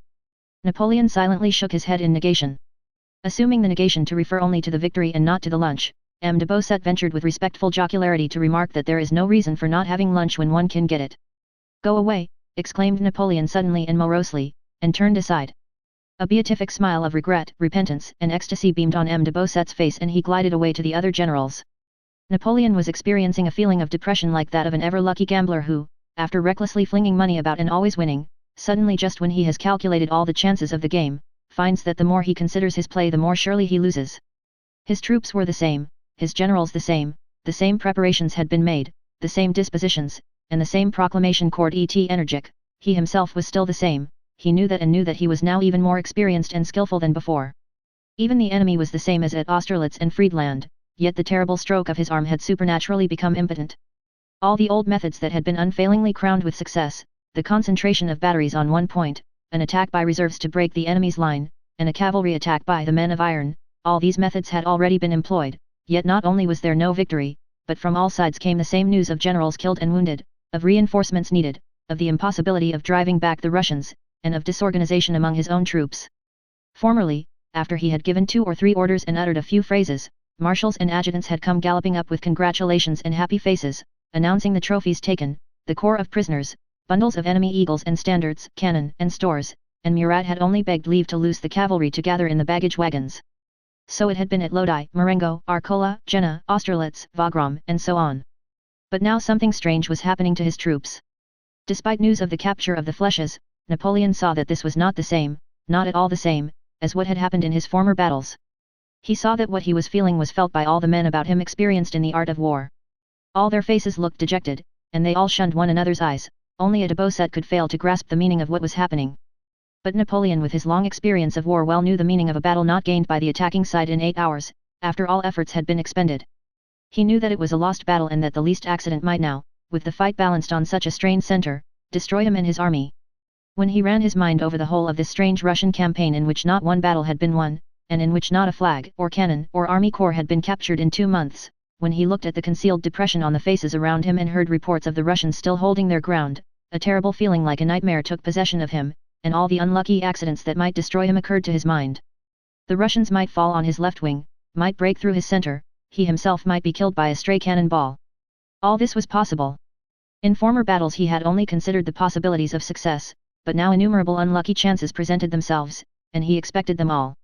Yes, it was like a dream in which a man fancies that a ruffian is coming to attack him, and raises his arm to strike that ruffian a terrible blow which he knows should annihilate him, but then feels that his arm drops powerless and limp like a rag, and the horror of unavoidable destruction seizes him in his helplessness. The news that the Russians were attacking the left flank of the French army aroused that horror in Napoleon. He sat silently on a camp stool below the knoll, with head bowed and elbows on his knees. Berthier approached and suggested that they should ride along the line to ascertain the position of affairs. "What? What do you say?" asked Napoleon. "Yes, tell them to bring me my horse." He mounted and rode toward Semenovsk. Amid the powder smoke, slowly dispersing over the whole space through which Napoleon rode, horses and men were lying in pools of blood, singly or in heaps. Neither Napoleon nor any of his generals had ever before seen such horrors or so many slain in such a small area. The roar of guns, that had not ceased for 10 hours, wearied the ear and gave a peculiar significance to the spectacle, as music does to tableaux vivants.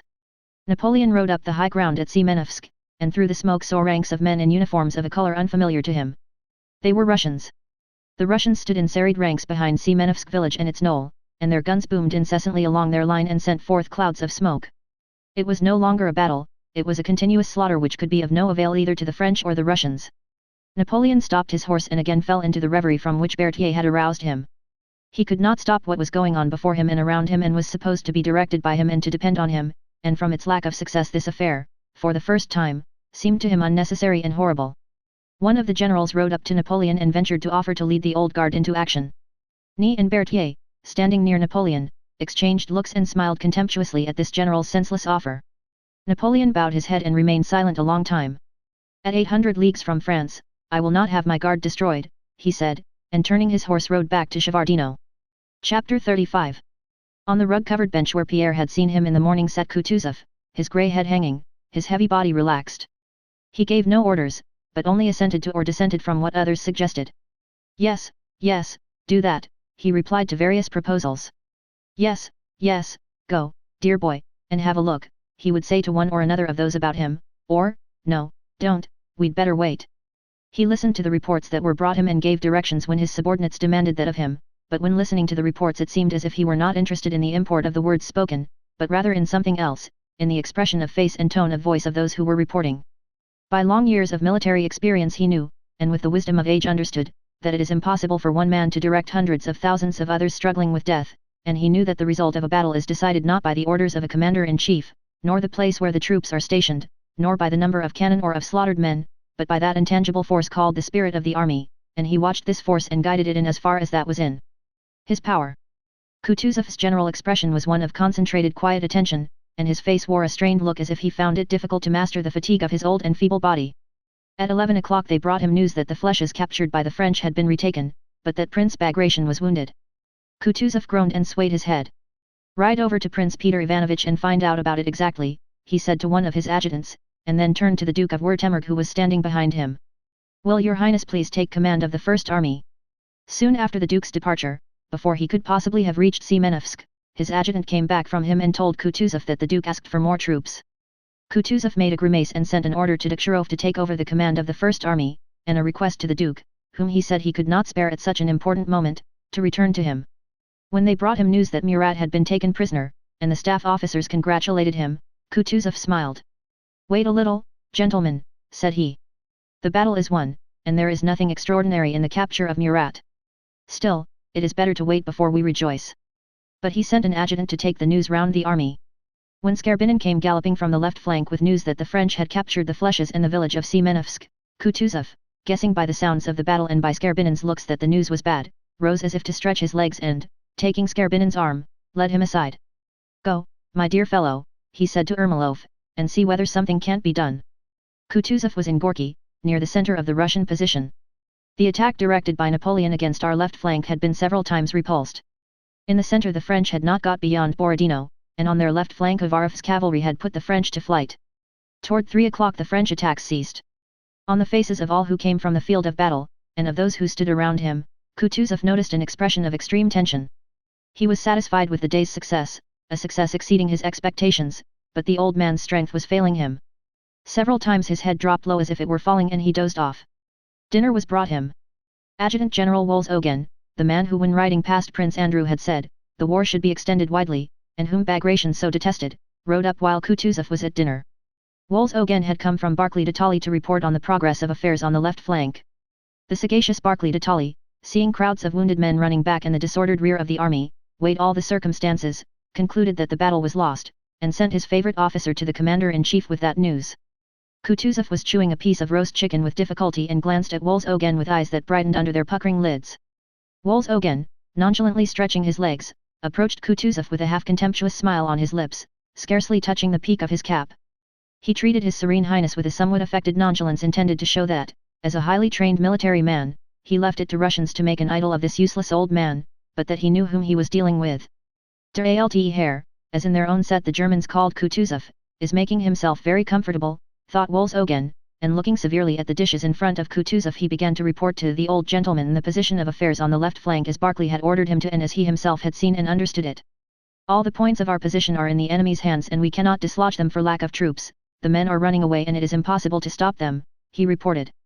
Kutuzov ceased chewing and fixed an astonished gaze on Wolzogen, as if not understanding what was said to him. Wolzogen, noticing the old gentleman's agitation, said with a smile. I have not considered it right to conceal from your Serene Highness what I have seen.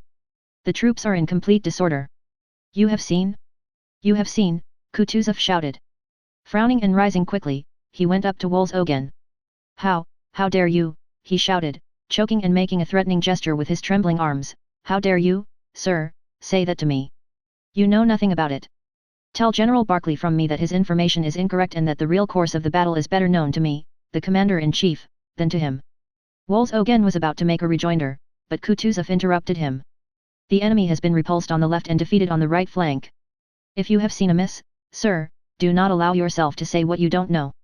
Be so good as to ride to General Barclay and inform him of my firm intention to attack the enemy tomorrow, said Kutuzov sternly. All were silent, and the only sound audible was the heavy breathing of the panting old general. They are repulsed everywhere, for which I thank God and our brave army. The enemy is beaten, and tomorrow we shall drive him from the sacred soil of Russia, said Kutuzov crossing himself, and he suddenly sobbed as his eyes filled with tears. Wolzogen, shrugging his shoulders and curling his lips, stepped silently aside, marveling at the old gentleman's conceited stupidity. Ah, here he is, my hero, said Kutuzov to a portly, handsome, dark-haired general who was just ascending the knoll. This was Rivsky, who had spent the whole day at the most important part of the field of Borodino. Rivsky reported that the troops were firmly holding their ground and that the French no longer ventured to attack. After hearing him, Kutuzov said in French. Then you do not think, like some others, that we must retreat. On the contrary, your highness, in indecisive actions it is always the most stubborn who remain victors, replied Rivsky, and in my opinion. Kesarav. Kutuzov called to his adjutant. Sit down and write out the order of the day for tomorrow. And you, he continued, addressing another, ride along the line and announce that tomorrow we attack.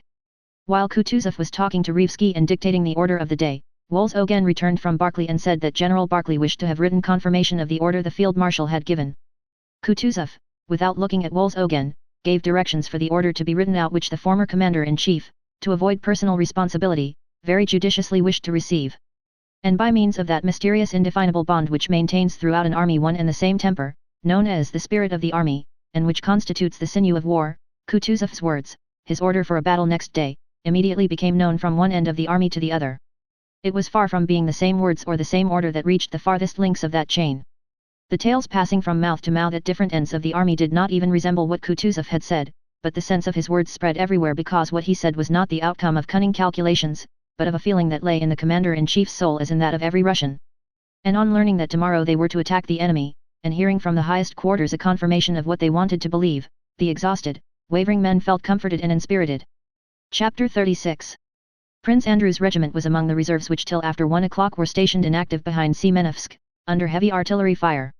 Toward 2 o'clock the regiment, having already lost more than 200 men, was moved forward into a trampled outfield in the gap between Semenovsk and the Knoll Battery, where thousands of men perished that day and on which an intense, concentrated fire from several hundred enemy guns was directed between 1 and 2 o'clock.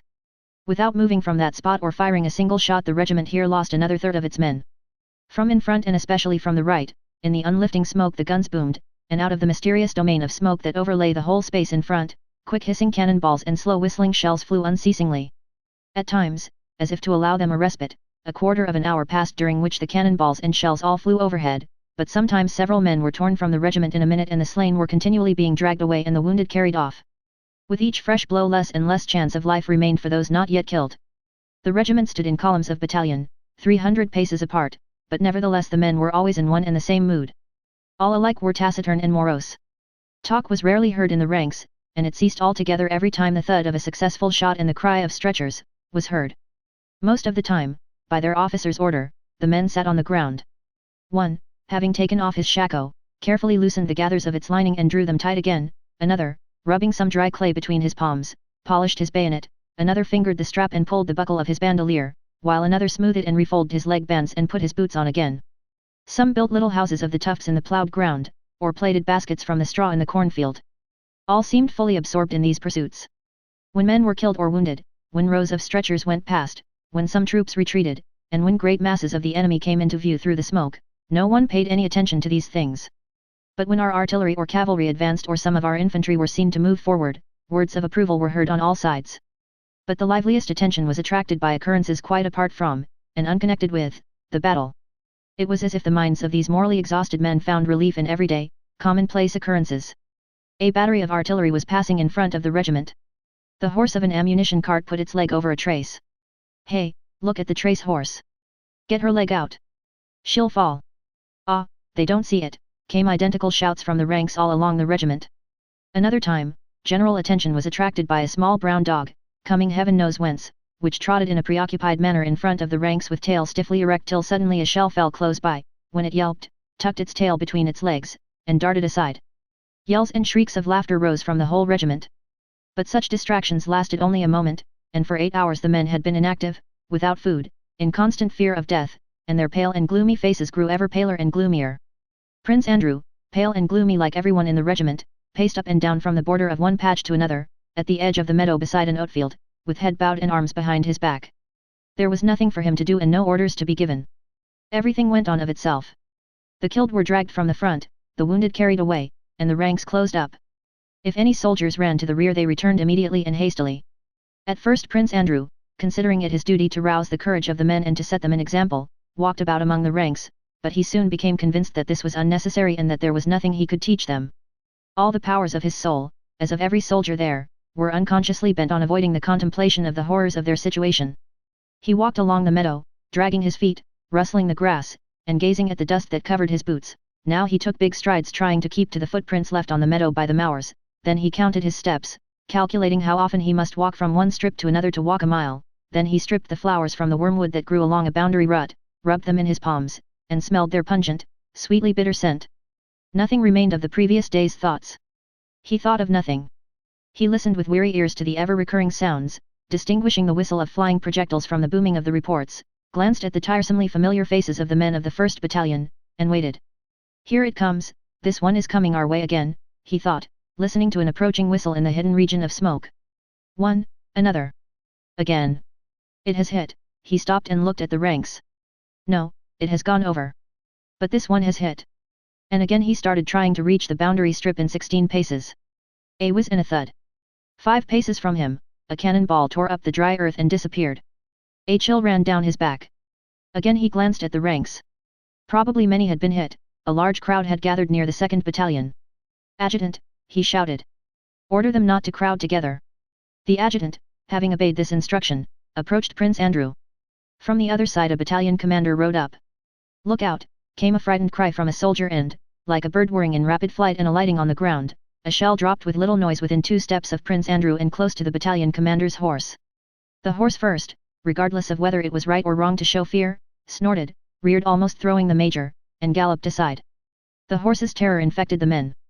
"Lie down," cried the adjutant, throwing himself flat on the ground. Prince Andrew hesitated. The smoking shell spun like a top between him and the prostrate adjutant, near a wormwood plant between the field and the meadow.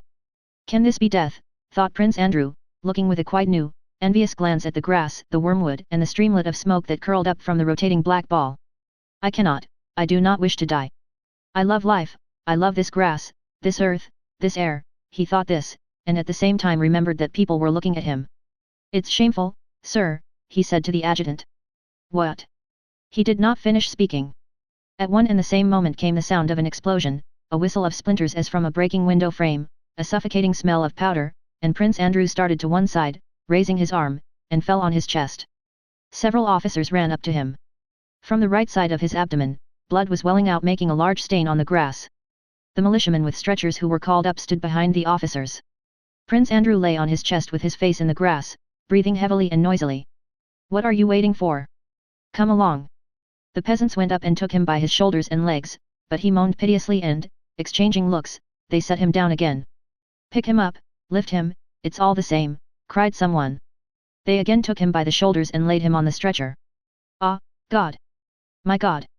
What is it? The stomach? That means death. My God, voices among the officers were heard saying. It flew a hair's breadth past my ear, said the adjutant. The peasants, adjusting the stretcher to their shoulders, started hurriedly along the path they had trodden down, to the dressing station. Keep in step. Ah, those peasants, shouted an officer, seizing by their shoulders and checking the peasants, who were walking unevenly and jolting the stretcher. Get into step, Fedor. I say, Fedor, said the foremost peasant. Now that's right, said the one behind joyfully, when he had got into step. Your Excellency. Prince, said the trembling voice of Timokhin, who had run up and was looking down on the stretcher. Prince Andrew opened his eyes and looked up at the speaker from the stretcher into which his head had sunk deep, and again his eyelids drooped. The militiamen carried Prince Andrew to the dressing station by the wood, where wagons were stationed. The dressing station consisted of 3 tents with flaps turned back, pitched at the edge of a birch wood. In the wood, wagons and horses were standing. The horses were eating oats from their movable troughs, and sparrows flew down and pecked the grains that fell. Some crows, scenting blood, flew among the birch trees, cawing impatiently. Around the tents, over more than 5 acres, blood-stained men in various garbs stood, sat, or lay. Around the wounded stood crowds of soldier stretcher bearers with dismal and attentive faces, whom the officers keeping order tried in vain to drive from the spot. Disregarding the officers' orders, the soldiers stood leaning against their stretchers and gazing intently, as if trying to comprehend the difficult problem of what was taking place before them. From the tents came now loud angry cries and now plaintive groans. Occasionally dressers ran out to fetch water, or to point out those who were to be brought in next. The wounded men awaiting their turn outside the tents groaned, sighed, wept, screamed, swore, or asked for vodka. Some were delirious. Prince Andrew's bearers, stepping over the wounded who had not yet been bandaged, took him, as a regimental commander, close up to one of the tents and there stopped, awaiting instructions. Prince Andrew opened his eyes and for a long time could not make out what was going on around him. He remembered the meadow, the wormwood, the field, the whirling black ball, and his sudden rush of passionate love of life. 2 steps from him, leaning against a branch and talking loudly and attracting general attention, stood a tall, handsome, black-haired non-commissioned officer with a bandaged head. He had been wounded in the head and leg by bullets. Around him, eagerly listening to his talk, a crowd of wounded and stretcher bearers was gathered. We kicked him out from there so that he chucked everything, we grabbed the king himself, cried he, looking around him with eyes that glittered with fever. If only reserves had come up just then, lads, there wouldn't have been nothing left of him. I tell you surely. Like all the others near the speaker, Prince Andrew looked at him with shining eyes and experienced a sense of comfort. But isn't it all the same now, thought he. And what will be there, and what has there been here? Why was I so reluctant to part with life? There was something in this life I did not and do not understand. Chapter 37. One of the doctors came out of the tent in a blood-stained apron, holding a cigar between the thumb and little finger of one of his small blood-stained hands, so as not to smear it. He raised his head and looked about him, but above the level of the wounded men. He evidently wanted a little respite. After turning his head from right to left for some time, he sighed and looked down. All right, immediately, he replied to a dresser who pointed Prince Andrew out to him, and he told them to carry him into the tent. Murmurs arose among the wounded who were waiting. It seems that even in the next world only the gentry are to have a chance, remarked one. Prince Andrew was carried in and laid on a table that had only just been cleared and which a dresser was washing down. Prince Andrew could not make out distinctly what was in that tent. The pitiful groans from all sides and the torturing pain in his thigh, stomach, and back distracted him. All he saw about him merged into a general impression of naked, bleeding human bodies that seemed to fill the whole of the low tent, as a few weeks previously, on that hot August day, such bodies had filled the dirty pond beside the Smolensk road. Yes, it was the same flesh, the same chair a cannon, the sight of which had even then filled him with horror, as by a presentiment. There were 3 operating tables in the tent. 2 were occupied, and on the third they placed Prince Andrew. For a little while he was left alone and involuntarily witnessed what was taking place on the other 2 tables. On the nearest one sat a Tartar, probably a Cossack, judging by the uniform thrown down beside him. 4 soldiers were holding him, and a spectacled doctor was cutting into his muscular brown back. "Ooh, ooh, ooh," grunted the Tartar, and suddenly lifting up his swarthy snub-nosed face with its high cheekbones, and baring his white teeth, he began to wriggle and twitch his body and utter piercing, ringing, and prolonged yells. On the other table, round which many people were crowding, a tall well-fed man lay on his back with his head thrown back. His curly hair, its color, and the shape of his head seemed strangely familiar to Prince Andrew. Several dressers were pressing on his chest to hold him down. One large, white, plump leg twitched rapidly all the time with a feverish tremor. The man was sobbing and choking convulsively. 2 doctors, one of whom was pale and trembling, were silently doing something to this man's other, gory leg. When he had finished with the Tartar, whom they covered with an overcoat, the spectacled doctor came up to Prince Andrew, wiping his hands. He glanced at Prince Andrew's face and quickly turned away. "Undress him. What are you waiting for?" he cried angrily to the dressers. His very first, remotest recollections of childhood came back to Prince Andrew's mind when the dresser with sleeves rolled up began hastily to undo the buttons of his clothes and undressed him. The doctor bent down over the wound, felt it, and sighed deeply. Then he made a sign to someone, and the torturing pain in his abdomen caused Prince Andrew to lose consciousness. When he came to himself, the splintered portions of his thigh bone had been extracted, the torn flesh cut away, and the wound bandaged. Water was being sprinkled on his face. As soon as Prince Andrew opened his eyes, the doctor bent over, kissed him silently on the lips, and hurried away. After the sufferings he had been enduring, Prince Andrew enjoyed a blissful feeling such as he had not experienced for a long time. All the best and happiest moments of his life, especially his earliest childhood, when he used to be undressed and put to bed, and when leaning over him his nurse sang him to sleep and he, burying his head in the pillow, felt happy in the mere consciousness of life, returned to his memory, not merely as something past but as something present. The doctors were busily engaged with the wounded man, the shape of whose head seemed familiar to Prince Andrew. They were lifting him up and trying to quiet him. "Show it to me." "Oh, ooh. Oh.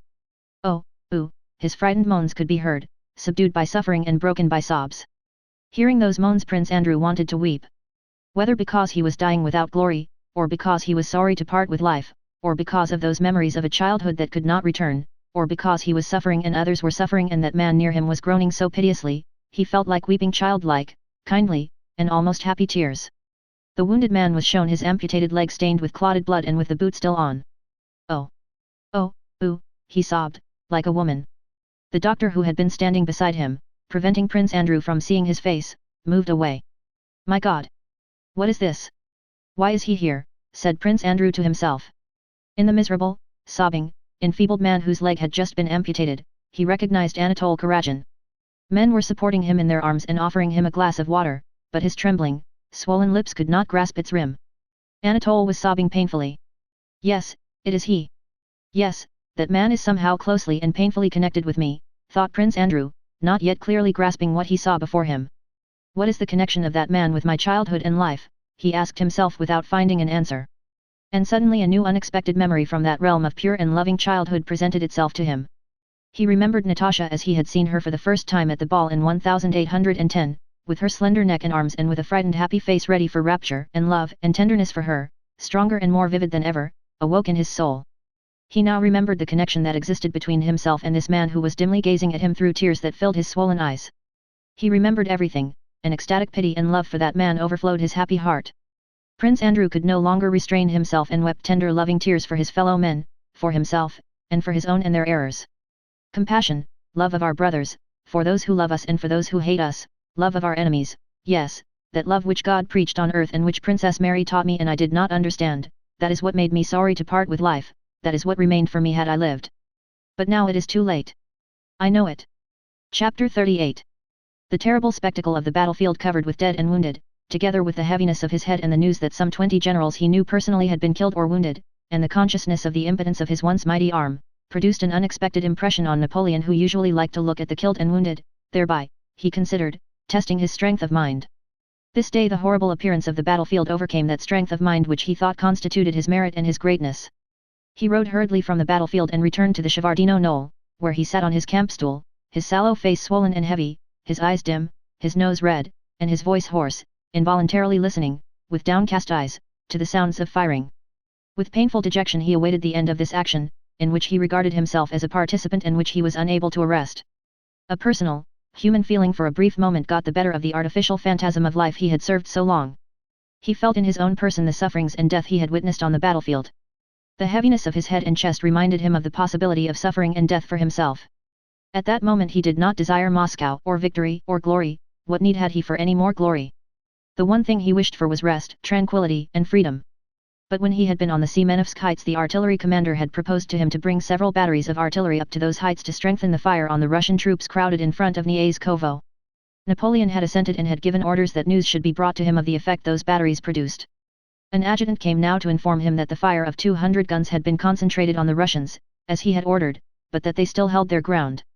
"Our fire is mowing them down by rows, but still they hold on," said the adjutant.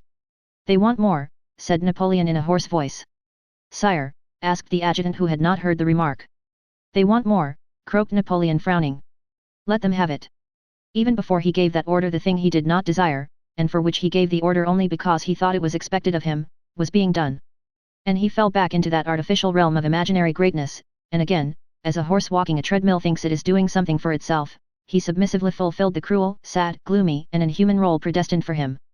And not for that day and hour alone were the mind and conscience darkened of this man on whom the responsibility for what was happening lay more than on all the others who took part in it. Never to the end of his life could he understand goodness, beauty, or truth, or the significance of his actions, which were too contrary to goodness and truth, too remote from everything human, for him ever to be able to grasp their meaning. He could not disavow his actions, valued as they were by half the world, and so he had to repudiate truth, goodness, and all humanity. Not only on that day, as he rode over the battlefield strewn with men killed and maimed, by his will as he believed, did he reckon as he looked at them how many Russians there were for each Frenchman and, deceiving himself, find reason for rejoicing in the calculation that there were 5 Russians for every Frenchman. Not on that day alone did he write in a letter to Paris that the battlefield was superb, because 50,000 corpses lay there, but even on the island of St. Helena in the peaceful solitude where he said he intended to devote his leisure to an account of the great deeds he had done, he wrote: "The Russian war should have been the most popular war of modern times. It was a war of good sense, for real interests, for the tranquility and security of all. It was purely pacific and conservative. It was a war for a great cause, the end of uncertainties and the beginning of security. A new horizon and new labors were opening out, full of well-being and prosperity for all. The European system was already founded, all that remained was to organize it. Satisfied on these great points and with tranquility everywhere, I too should have had my Congress and my Holy Alliance. Those ideas were stolen from me. In that reunion of great sovereigns we should have discussed our interests like one family, and have rendered account to the peoples as clerk to master. Europe would in this way soon have been, in fact, but one people, and anyone who travelled anywhere would have found himself always in the common fatherland. I should have demanded the freedom of all navigable rivers for everybody, that the seas should be common to all, and that the great standing armies should be reduced henceforth to mere guards for the sovereigns. On returning to France, to the bosom of the great, strong, magnificent, peaceful, and glorious fatherland, I should have proclaimed her frontiers immutable, all future wars purely defensive, all aggrandizement anti-national. I should have associated my son in the empire, my dictatorship would have been finished, and his constitutional reign would have begun. Paris would have been the capital of the world, and the French the envy of the nations. My leisure then, and my old age, would have been devoted, in company with the Empress and during the royal apprenticeship of my son, to leisurely visiting, with our own horses and like a true country couple, every corner of the empire, receiving complaints, redressing wrongs, and scattering public buildings and benefactions on all sides and everywhere." Napoleon, predestined by Providence for the gloomy role of executioner of the peoples, assured himself that the aim of his actions had been the people's welfare and that he could control the fate of millions and by the employment of power confer benefactions. Of 400,000 who crossed the Vistula, he wrote further of the Russian war, half were Austrians, Prussians, Saxons, Poles, Bavarians, Württembergers, Mecklenburgers, Spaniards, Italians, and Neapolitans. The imperial army, strictly speaking, was 1/3 composed of Dutch, Belgians, men from the borders of the Rhine, Piedmontese, Swiss, Genoese, Tuscans, Romans, inhabitants of the 32nd Military Division, of Bremen, of Hamburg, and so on. It included scarcely 140,000 who spoke French. The Russian expedition actually cost France less than 50,000 men. The Russian army in its retreat from Vilna to Moscow lost in the various battles 4 times more men than the French army. The burning of Moscow cost the lives of 100,000 Russians who died of cold and want in the woods. Finally, in its march from Moscow to the Oder the Russian army also suffered from the severity of the season, so that by the time it reached Vilna it numbered only 50,000, and at Kalish less than 18,000. He imagined that the war with Russia came about by his will, and the horrors that occurred did not stagger his soul. He boldly took the whole responsibility for what happened, and his darkened mind found justification in the belief that among the hundreds of thousands who perished there were fewer Frenchmen than Hessians and Bavarians. Chapter 39. Several tens of thousands of the slain lay in diverse postures and various uniforms on the fields and meadows belonging to the Davidoff family and to the crown serfs. Those fields and meadows were for hundreds of years the peasants of Borodino, Gorky, Shevardino, and Semenovsk had reaped their harvests and pastured their cattle. At the dressing stations the grass and earth were soaked with blood for a space of some 3 acres around. Crowds of men of various arms, wounded and unwounded, with frightened faces, dragged themselves back to Mazaisk from the one army and back to Valuvo from the other. Other crowds, exhausted and hungry, went forward led by their officers. Others held their ground and continued to fire. Over the whole field, previously so gaily beautiful with the glitter of bayonets and cloudlets of smoke in the morning sun, there now spread a mist of damp and smoke and a strange acid smell of saltpeter and blood. Clouds gathered and drops of rain began to fall on the dead and wounded, on the frightened, exhausted and hesitating men, as if to say, "Enough, men. Enough. Cease, bethink yourselves. What are you doing?" To the men of both sides alike, worn out by want of food and rest, it began equally to appear doubtful whether they should continue to slaughter one another. All the faces expressed hesitation, and the question arose in every soul, for what, for whom, must I kill and be killed? You may go and kill whom you please, but I don't want to do so any more. By evening this thought had ripened in every soul. At any moment these men might have been seized with horror at what they were doing and might have thrown up everything and run away anywhere. But though toward the end of the battle the men felt all the horror of what they were doing, though they would have been glad to leave off, some incomprehensible, mysterious power continued to control them, and they still brought up the charges, loaded, aimed, and applied the match, though only one artilleryman survived out of every 3, and though they stumbled and panted with fatigue, perspiring and stained with blood and powder. The cannonballs flew just as swiftly and cruelly from both sides, crushing human bodies, and that terrible work which was not done by the will of a man but at the will of him who governs men and worlds continued. Anyone looking at the disorganized rear of the Russian army would have said that, if only the French made one more slight effort, it would disappear, and anyone looking at the rear of the French army would have said that the Russians need only make one more slight effort and the French would be destroyed. But neither the French nor the Russians made that effort, and the flame of battle burned slowly out. The Russians did not make that effort because they were not attacking the French. At the beginning of the battle they stood blocking the way to Moscow and they still did so at the end of the battle as at the beginning. But even had the aim of the Russians been to drive the French from their positions, they could not have made this last effort, for all the Russian troops had been broken up, there was no part of the Russian army that had not suffered in the battle, and though still holding their positions they had lost 1/2 of their army. The French, with the memory of all their former victories during 15 years, with the assurance of Napoleon's invincibility, with the consciousness that they had captured part of the battlefield and had lost only 1/4 of their men and still had their guards intact, 20,000 strong, might easily have made that effort. The French who had attacked the Russian army in order to drive it from its position ought to have made that effort, for as long as the Russians continued to block the road to Moscow as before, the aim of the French had not been attained and all their efforts and losses were in vain. But the French did not make that effort. Some historians say that Napoleon need only have used his old guards, who were intact, and the battle would have been won. To speak of what would have happened had Napoleon sent his guards is like talking of what would happen if autumn became spring. It could not be. Napoleon did not give his guards, not because he did not want to, but because it could not be done. All the generals, officers and soldiers of the French army knew it could not be done, because the flagging spirit of the troops would not permit it.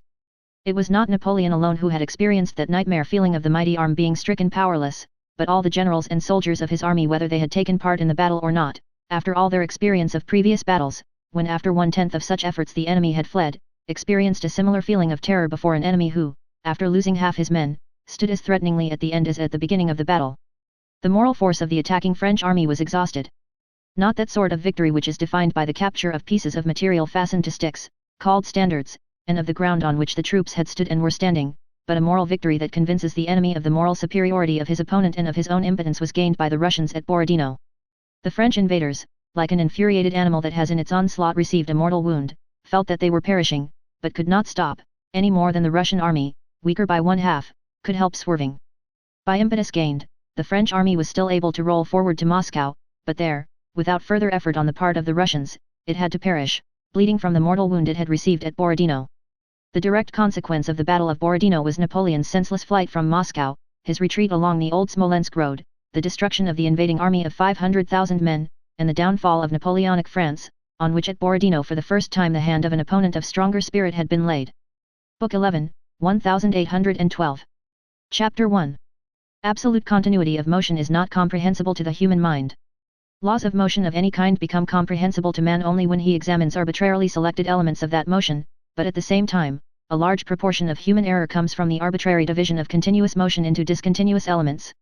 There is a well-known, so-called sophism of the ancients consisting in this, that Achilles could never catch up with the tortoise he was following, in spite of the fact that he traveled 10 times as fast as the tortoise. By the time Achilles has covered the distance that separated him from the tortoise has covered 1/10 of that distance ahead of him. When Achilles has covered that 10th, the tortoise has covered another 100th, and so on forever. This problem seemed to the ancients insoluble. The absurd answer, that Achilles could never overtake the tortoise, resulted from this, that motion was arbitrarily divided into discontinuous elements, whereas the motion both of Achilles and of the tortoise was continuous. By adopting smaller and smaller elements of motion we only approach a solution of the problem, but never reach it.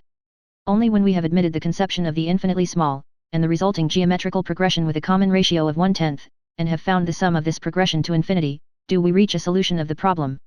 A modern branch of mathematics having achieved the art of dealing with the infinitely small can now yield solutions in other more complex problems of motion which used to appear insoluble.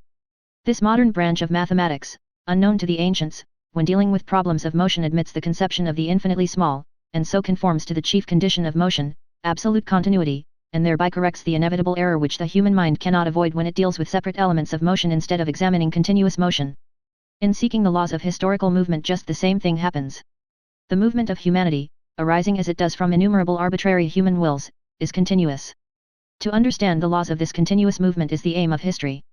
But to arrive at these laws, resulting from the sum of all those human wills, man's mind postulates arbitrary and disconnected units.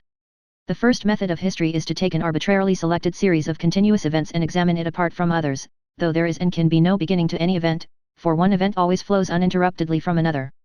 The second method is to consider the actions of some one man, a king or a commander, as equivalent to the sum of many individual wills, whereas the sum of individual wills is never expressed by the activity of a single historic personage. Historical science in its endeavor to draw nearer to truth continually takes smaller and smaller units for examination. But however small the units it takes, we feel that to take any unit disconnected from others, or to assume a beginning of any phenomenon, or to say that the will of many men is expressed by the actions of any one historic personage, is in itself false. It needs no critical exertion to reduce utterly to dust any deductions drawn from history. It is merely necessary to select some larger or smaller unit as the subject of observation, as criticism has every right to do, seeing that whatever unit history observes must always be arbitrarily selected.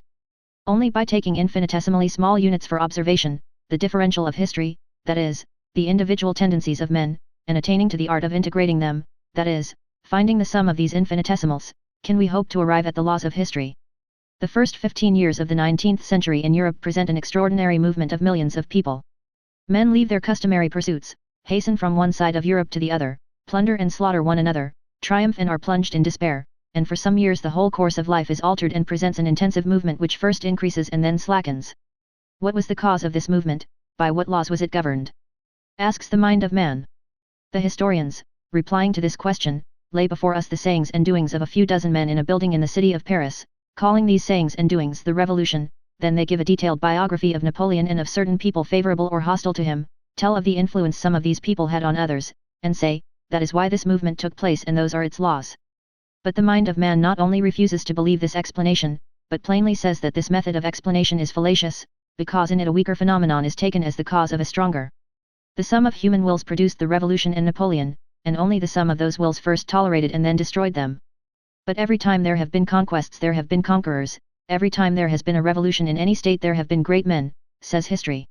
And, indeed, human reason replies, every time conquerors appear there have been wars, but this does not prove that the conquerors caused the wars and that it is possible to find the laws of a war in the personal activity of a single man. Whenever I look at my watch and its hands point to 10, I hear the bells of the neighboring church, but because the bells begin to ring when the hands of the clock reach 10, I have no right to assume that the movement of the bells is caused by the position of the hands of the watch. Whenever I see the movement of a locomotive I hear the whistle and see the valves opening and wheels turning, but I have no right to conclude that the whistling and the turning of wheels are the cause of the movement of the engine. The peasants say that a cold wind blows in late spring because the oaks are budding, and really every spring cold winds do blow when the oak is budding.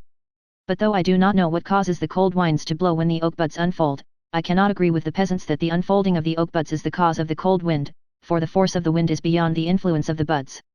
I see only a coincidence of occurrences such as happens with all the phenomena of life, and I see that however much and however carefully I observe the hands of the watch, and the valves and wheels of the engine, and the oak, I shall not discover the cause of the bells ringing, the engine moving, or of the winds of spring. To that I must entirely change my point of view and study the laws of the movement of steam, of the bells, and of the wind. History must do the same. And attempts in this direction have already been made. To study the laws of history we must completely change the subject of our observation, must leave aside kings, ministers, and generals, and study the common, infinitesimally small elements by which the masses are moved. No one can say in how far it is possible for man to advance in this way toward an understanding of the laws of history, but it is evident that only along that path does the possibility of discovering the laws of history lie, and that as yet not a millionth part as much mental effort has been applied in this direction by historians as has been devoted to describing the actions of various kings, commanders, and ministers and propounding the historian's own reflections concerning these actions. Chapter 2. The forces of a dozen European nations burst into Russia. The Russian army and people avoided a collision till Smolensk was reached, and again from Smolensk to Borodino. The French army pushed on to Moscow, its goal, its impetus ever increasing as it neared its aim, just as the velocity of a falling body increases as it approaches the earth. Behind it were 700 miles of hunger-stricken, hostile country, ahead were a few dozen miles separating it from its goal. Every soldier in Napoleon's army felt this, and the invasion moved on by its own momentum. The more the Russian army retreated, the more fiercely a spirit of hatred of the enemy flared up, and while it retreated the army increased and consolidated. At Borodino a collision took place. Neither army was broken up, but the Russian army retreated immediately after the collision as inevitably as a ball recoils after colliding with another having a greater momentum, and with equal inevitability the ball of invasion that had advanced with such momentum rolled on for some distance, though the collision had deprived it of all its force. The Russians retreated 80 miles, to beyond Moscow, and the French reached Moscow and there came to a standstill. For 5 weeks after that there was not a single battle. The French did not move. As a bleeding, mortally wounded animal licks its wounds, they remained inert in Moscow for 5 weeks, and then suddenly, with no fresh reason, fled back. They made a dash for the Kaluga road, and, after a victory, for at Maloyaroslavets the field of conflict again remained theirs, without undertaking a single serious battle, they fled still more rapidly back to Smolensk, beyond the Berezina, beyond Vilna, and farther still. On the evening of the 26th of August, Kutuzov and the whole Russian army were convinced that the Battle of Borodino was a victory. Kutuzov reported so to the emperor. He gave orders to prepare for a fresh conflict to finish the enemy and did this not to deceive anyone, but because he knew that the enemy was beaten, as everyone who had taken part in the battle knew it. But all that evening and next day reports came in one after another of unheard of losses, of the loss of half the army, and a fresh battle proved physically impossible. It was impossible to give battle before information had been collected, the wounded gathered in, the supplies of ammunition replenished, the slain reckoned up, new officers appointed to replace those who had been killed, and before the men had had food and sleep. And meanwhile, the very next morning after the battle, the French army advanced of itself upon the Russians, carried forward by the force of its own momentum now seemingly increased in inverse proportion to the square of the distance from its aim.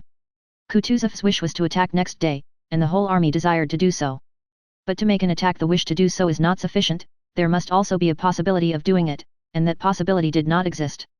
It was impossible not to retreat a day's march, and then in the same way it was impossible not to retreat another and a third day's march, and at last, on the 1st of September when the army drew near Moscow, despite the strength of the feeling that had arisen in all ranks, the force of circumstances compelled it to retire beyond Moscow.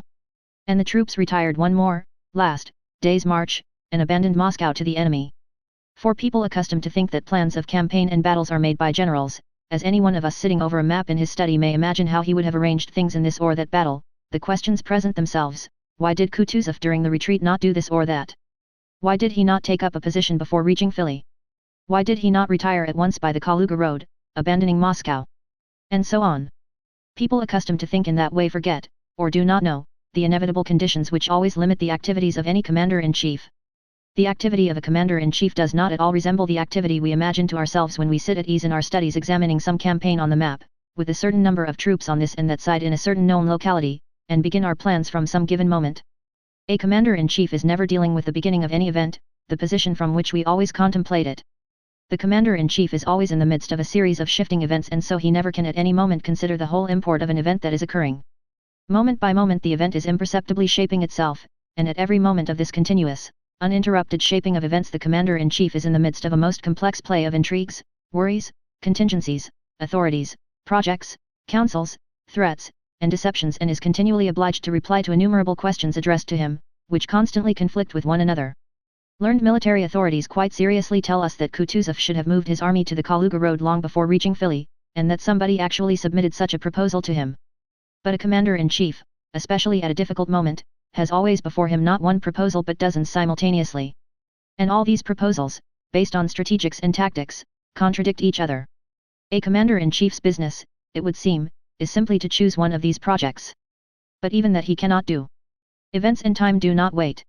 For instance, on the 28th it is suggested to him to cross to the Kaluga road, but just then an adjutant gallops up from Miloradovic asking whether he is to engage the French or retire. An order must be given him at once, that instant. And the order to retreat carries us past the turn to the Kaluga road.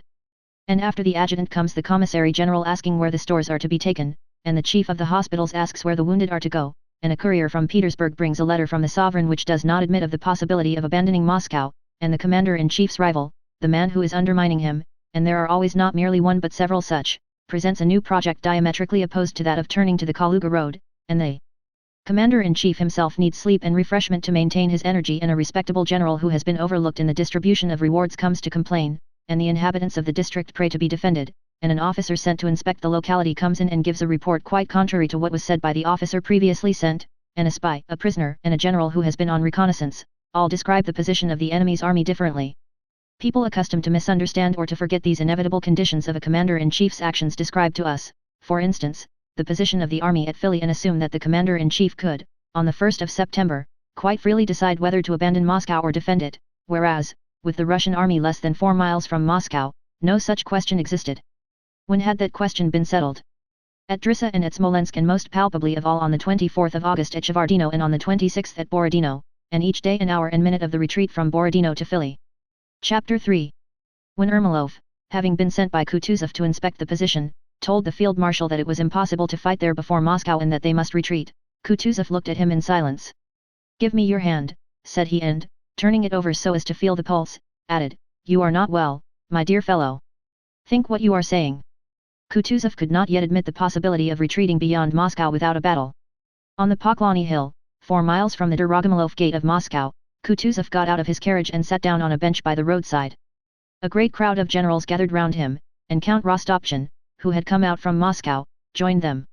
This brilliant company separated into several groups who all discussed the advantages and disadvantages of the position, the state of the army, the plans suggested, the situation of Moscow, and military questions generally. Though they had not been summoned for the purpose, and though it was not so called, they all felt that this was really a council of war. The conversations all dealt with public questions. If anyone gave or asked for personal news, it was done in a whisper and they immediately reverted to general matters.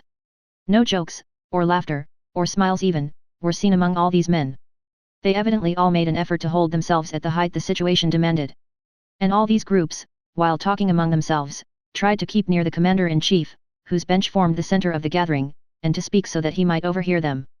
The commander-in-chief listened to what was being said and sometimes asked them to repeat their remarks, but did not himself take part in the conversations or express any opinion.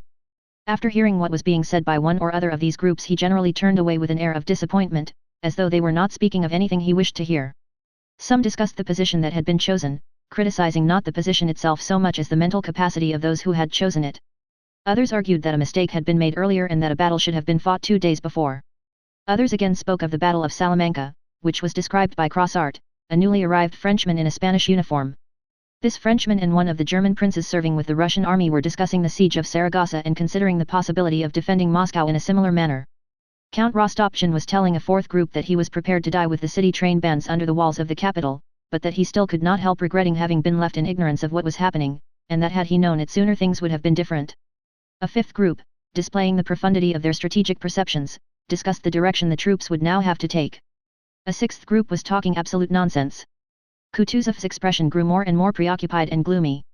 From all this talk he saw only one thing, that to defend Moscow was a physical impossibility in the full meaning of those words, that is to say, so utterly impossible that if any senseless commander were to give orders to fight, confusion would result but the battle would still not take place. It would not take place because the commanders not merely all recognized the position to be impossible, but in their conversations were only discussing what would happen after its inevitable abandonment. How could the commanders lead their troops to a field of battle they considered impossible to hold? The lower grade officers and even the soldiers, who to reason, also considered the position impossible and therefore could not go to fight, fully convinced as they were of defeat. If Bennigsen insisted on the position being defended and others still discussed it, the question was no longer important in itself but only as a pretext for disputes and intrigue. This Kutuzov knew well. Bennigsen, who had chosen the position, warmly displayed his Russian patriotism. Kutuzov could not listen to this without wincing, by insisting that Moscow must be defended.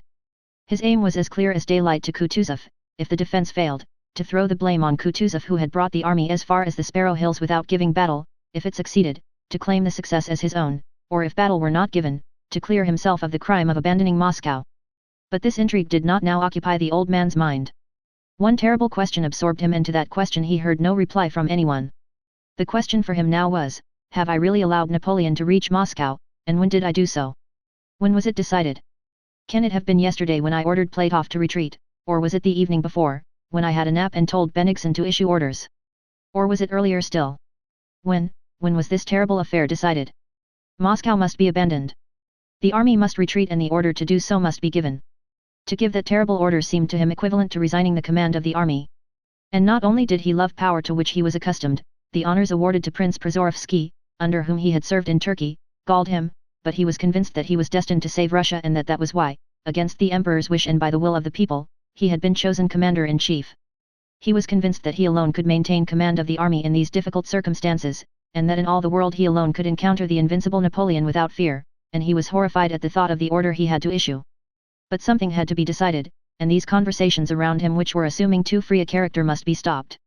He called the most important generals to him. "My head, be it good or bad, must depend on itself," said he, rising from the bench, and he rode to Philly, where his carriages were waiting. Chapter 4. The Council of War began to assemble at 2 in the afternoon in the better and roomier part of Andrew Sevastianov's hut. The men, women, and children of the large peasant family crowded into the back room across the passage. Only Malisha, Andrew's 6-year-old granddaughter, whom His Serene Highness had petted and to whom he had given a lump of sugar while drinking his tea, remained on the top of the brick oven in the larger room. Malisha looked down from the oven with shy delight at the faces, uniforms, and decorations of the generals, who one after another came into the room and sat down on the broad benches in the corner under the icons. Grandad himself, as Malisha in her own mind called Kutuzov, sat apart in a dark corner behind the oven. He sat, sunk deep in a folding armchair, and continually cleared his throat and pulled at the collar of his coat, which, though it was unbuttoned, still seemed to pinch his neck. Those who entered went up one by one to the field marshal. He pressed the hands of some and nodded to others. His adjutant Kaysarov was about to draw back the curtain of the window facing Kutuzov, but the latter moved his hand angrily, and Kaysarov understood that His Serene Highness did not wish his face to be seen. Round the peasant's deal table, on which lay maps, plans, pencils, and papers, so many people gathered that the orderlies brought in another bench and put it beside the table. Ermolov, Kaysarov, and Toll, who had just arrived, sat down on this bench. In the foremost place, immediately under the icons, sat Barclay de Tolly, his high forehead merging into his bald crown. He had a St. George's cross round his neck and looked pale and ill. He had been feverish for 2 days and was now shivering and in pain. Beside him sat Uvarov, who with rapid gesticulations was giving him some information, speaking in low tones as they all did. Chubby little Dikshirov was listening attentively with eyebrows raised and arms folded on his stomach. On the other side sat Count Osterman Tolstoy, seemingly absorbed in his own thoughts. His broad head with its bold features and glittering eyes was resting on his hand. Rivsky, twitching forward the black hair on his temples as was his habit, glanced now at Kutuzov and now at the door with a look of impatience. Konovnitsin's firm, handsome, and kindly face was lit up by a tender, sly smile. His glance met Malisha's, and the expression of his eyes caused the little girl to smile. They were all waiting for Bennigsen, who on the pretext of inspecting the position was finishing his savory dinner. They waited for him from 4 till 6 o'clock and did not begin their deliberations all that time, but talked in low tones of other matters. Only when Bennigsen had entered the hut did Kutuzov leave his corner and draw toward the table, but not near enough for the candles that had been placed there to light up his face. Bennigsen opened the council with the question: are we to abandon Russia's ancient and sacred capital without a struggle, or are we to defend it? A prolonged and general silence followed. There was a frown on every face, and only Kutuzov's angry grunts and occasional cough broke the silence. All eyes were gazing at him. Malisha too looked at Grandad. She was nearest to him and saw how his face puckered. He seemed about to cry, but this did not last long. Russia's ancient and sacred capital, he suddenly said, repeating Bennigsen's words in an angry voice and thereby drawing attention to the false note in them. Allow me to tell you, Your Excellency, that question has no meaning for a Russian. He lurched his heavy body forward. Such a question cannot be put, it is senseless. The question I have asked these gentlemen to meet to discuss is a military one. The question is that of saving Russia. Is it better to give up Moscow without a battle, or by accepting battle to risk losing the army as well as Moscow? That is the question on which I want your opinion, and he sank back in his chair. The discussion began. Bennigsen did not yet consider his game lost. Admitting the view of Barclay and others that a defensive battle at Philly was impossible, but imbued with Russian patriotism and the love of Moscow, he proposed to move troops from the right to the left flank during the night and attack the French right flank the following day. Opinions were divided, and arguments were advanced for and against that project. Ermolov, Dokhtярov, and Rivsky agreed with Bennigsen. Whether feeling it necessary to make a sacrifice before abandoning the capital or guided by other, personal considerations, these generals seemed not to understand that this council could not alter the inevitable course of events and that Moscow was in effect already abandoned. The other generals, however, understood it and, leaving aside the question of Moscow, spoke of the direction the army should take in its retreat. Malisha, who kept her eyes fixed on what was going on before her, understood the meaning of the council differently. It seemed to her that it was only a personal struggle between Grandad and Longcoat as she termed Bennigsen. She saw that they grew spiteful when they spoke to one another, and in her heart she sided with Grandad. In the midst of the conversation she noticed Grandad give Bennigsen a quick, subtle glance, and then to her joy she saw that Grandad said something to Longcoat which settled him. Bennigsen suddenly reddened and paced angrily up and down the room. What so affected him was Kutuzov's calm and quiet comment on the advantage or disadvantage of Bennigsen's proposal to move troops by night from the right to the left flank to attack the French right wing. "Gentlemen," said Kutuzov, "I cannot approve of the Count's plan. Moving troops in close proximity to an enemy is always dangerous, and military history supports that view." For instance, Kutuzov seemed to reflect, searching for an example, then with a clear, naive look at Bennigsen he added, "Oh yes, take the Battle of Friedland, which I think the Count well remembers, and which was, not fully successful, only because our troops were rearranged too near the enemy." There followed a momentary pause, which seemed very long to them all. The discussion recommenced, but pauses frequently occurred and they all felt that there was no more to be said. During one of these pauses Kutuzov heaved a deep sigh as if preparing to speak. They all looked at him. "Well, gentlemen, I see that it is I who will have to pay for the broken crockery," said he, and rising slowly he moved to the table. "Gentlemen, I have heard your views. Some of you will not agree with me. But I," he paused, "by the authority entrusted to me by my sovereign and country, order a retreat." After that the generals began to disperse with the solemnity and circumspect silence of people who are leaving, after a funeral. Some of the generals, in low tones and in a strain very different from the way they had spoken during the council, communicated something to their commander-in-chief. Malisha, who had long been expected for supper, climbed carefully backwards down from the oven, her bare little feet catching at its projections, and slipping between the legs of the generals she darted out of the room.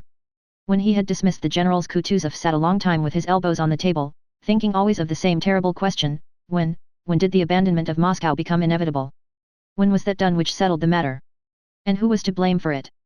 "I did not expect this," said he to his adjutant Schneider when the latter came in late that night. "I did not expect this. I did not think this would happen." "You should take some rest, your Serene Highness," replied Schneider. "But no. They shall eat horseflesh yet, like the Turks," exclaimed Kutuzov without replying, striking the table with his podgy fist. "They shall too, if only." Chapter 5. At that very time, in circumstances even more important than retreating without a battle, namely the evacuation and burning of Moscow, Rostopchin, who is usually represented as being the instigator of that event, acted in an altogether different manner from Kutuzov. After the Battle of Borodino the abandonment and burning of Moscow was as inevitable as the retreat of the army beyond Moscow without fighting. Every Russian might have predicted it, not by reasoning but by the feeling implanted in each of us and in our fathers. The same thing that took place in Moscow had happened in all the towns and villages on Russian soil beginning with Smolensk, without the participation of Count Rostopchin and his broadsheets. The people awaited the enemy unconcernedly, did not riot or become excited or tear anyone to pieces, but faced its fate, feeling within it the strength to find what it should do at that most difficult moment. And as soon as the enemy drew near the wealthy classes went away abandoning their property, while the poorer remained and burned and destroyed what was left. The consciousness that this would be so and would always be so was and is present in the heart of every Russian. And a consciousness of this, and a foreboding that Moscow would be taken, was present in Russian Moscow society in 1812. Those who had quitted Moscow already in July and at the beginning of August showed that they expected this. Those who went away, taking what they could and abandoning their houses and half their belongings, did so from the latent patriotism which expresses itself not by phrases or by giving one's children to save the fatherland and similar unnatural exploits, but unobtrusively, simply, organically, and therefore in the way that always produces the most powerful results. It is disgraceful to run away from danger, only cowards are running away from Moscow, they were told. In his broadsheets Rostopchin impressed on them that to leave Moscow was shameful. They were ashamed to be called cowards, ashamed to leave, but still they left, knowing it had to be done. Why did they go? It is impossible to suppose that Rostopchin had scared them by his accounts of horrors Napoleon had committed in conquered countries. The first people to go away were the rich educated people who knew quite well that Vienna and Berlin had remained intact and that during Napoleon's occupation the inhabitants had spent their time pleasantly in the company of the charming Frenchmen whom the Russians, and especially the Russian ladies, then liked so much. They went away because for Russians there could be no question as to whether things would go well or ill under French rule in Moscow. It was out of the question to be under French rule, it would be the worst thing that could happen. They went away even before the Battle of Borodino and still more rapidly after it, despite Rostopchin's calls to defend Moscow or the announcement of his intention to take the wonder-working icon of the Iberian Mother of God and go to fight, or of the balloons that were to destroy the French, and despite all the nonsense Rostopchin wrote in his broadsheets. They knew that it was for the army to fight, and that if it could not succeed it would not do to take young ladies and house serfs to the Three Hills quarter of Moscow to fight Napoleon, and that they must go away, sorry as they were to abandon their property to destruction. They went away without thinking of the tremendous significance of that immense and wealthy city being given over to destruction, for a great city with wooden buildings was certain when abandoned by its inhabitants to be burned. They went away each on his own account, and yet it was only in consequence of their going away that the momentous event was accomplished that will always remain the greatest glory of the Russian people. The lady who, afraid of being stopped by Count Rostopchin's orders, had already in June moved with her Negroes and her women jesters from Moscow to her Saratov estate, with the vague consciousness that she was not Bonaparte's servant, was really, simply, and truly carrying out the great work which saved Russia. But Count Rostopchin, who now taunted those who left Moscow and now had the government offices removed, now distributed quite useless weapons to the drunken rabble, now had processions displaying the icons, and now forbade Father Augustin to remove icons or the relics of saints, now seized all the private carts in Moscow and on 136 of them removed the balloon that was being constructed by Lepage, now hinted that he would burn Moscow and related how he had set fire to his own house, now wrote a proclamation to the French solemnly upbraiding them for having destroyed his orphanage, now claimed the glory of having hinted that he would burn Moscow and now repudiated the deed, now ordered the people to catch all spies and bring them to him, and now reproached them for doing so, now expelled all the French residents from Moscow, and now allowed Madame Auberchalm, the center of the whole French colony in Moscow, to remain. But ordered the venerable old postmaster Klyucharev to be arrested and exiled for no particular offense, now assembled the people at the Three Hills to fight the French and now, to get rid of them, handed over to them a man to be killed and himself drove away by a back gate, now declared that he would not survive the fall of Moscow, and now wrote French verses in albums concerning his share in the affair. This man did not understand the meaning of what was happening but merely wanted to do something himself that would astonish people, to perform some patriotically heroic feat, and like a child he made sport of the momentous, an unavoidable event, the abandonment and burning of Moscow, and tried with his puny hand now to speed and now to stay the enormous, popular tide that bore him along with it. Chapter 6. Helen, having returned with the court from Vilna to Petersburg, found herself in a difficult position. In Petersburg she had enjoyed the special protection of a grandee who occupied one of the highest posts in the empire. In Vilna she had formed an intimacy with a young foreign prince. When she returned to Petersburg both the magnate and the prince were there, and both claimed their rights. Helen was faced by a new problem, how to preserve her intimacy with both without offending either. What would have seemed difficult or even impossible to another woman did not cause the least embarrassment to Countess Bezukhova, who evidently deserved her reputation of being a very clever woman.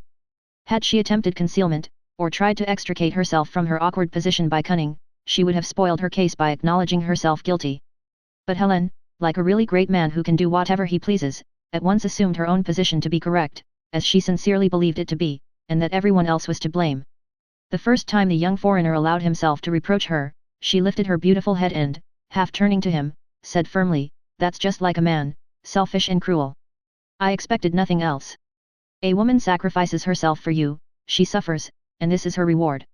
What right have you, Monseigneur, to demand an account of my attachments and friendships? He is a man who has been more than a father to me."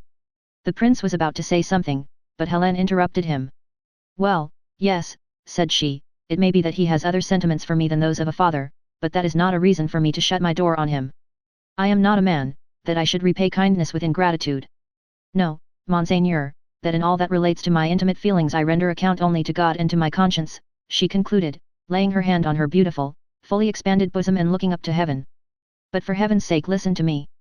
Marry me, and I will be your slave." "But that's impossible.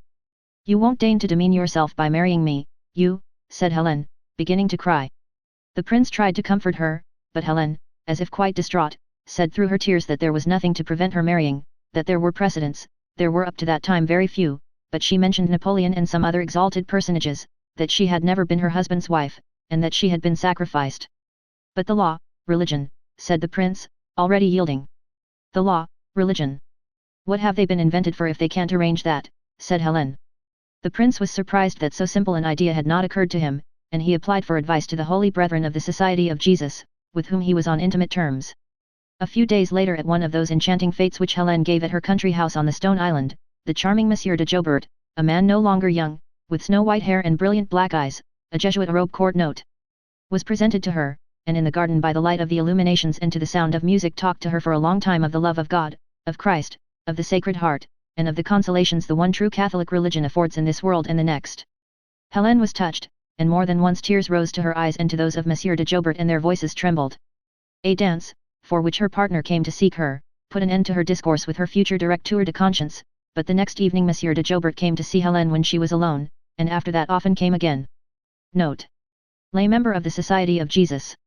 One day he took the Countess to a Roman Catholic church, where she knelt down before the altar to which she was led. The enchanting, middle-aged Frenchman laid his hands on her head and, as she herself afterward described it, she felt something like a fresh breeze wafted into her soul. It was explained to her that this was La Grace. After that a long-frocked abbé was brought to her. She confessed to him, and he absolved her from her sins.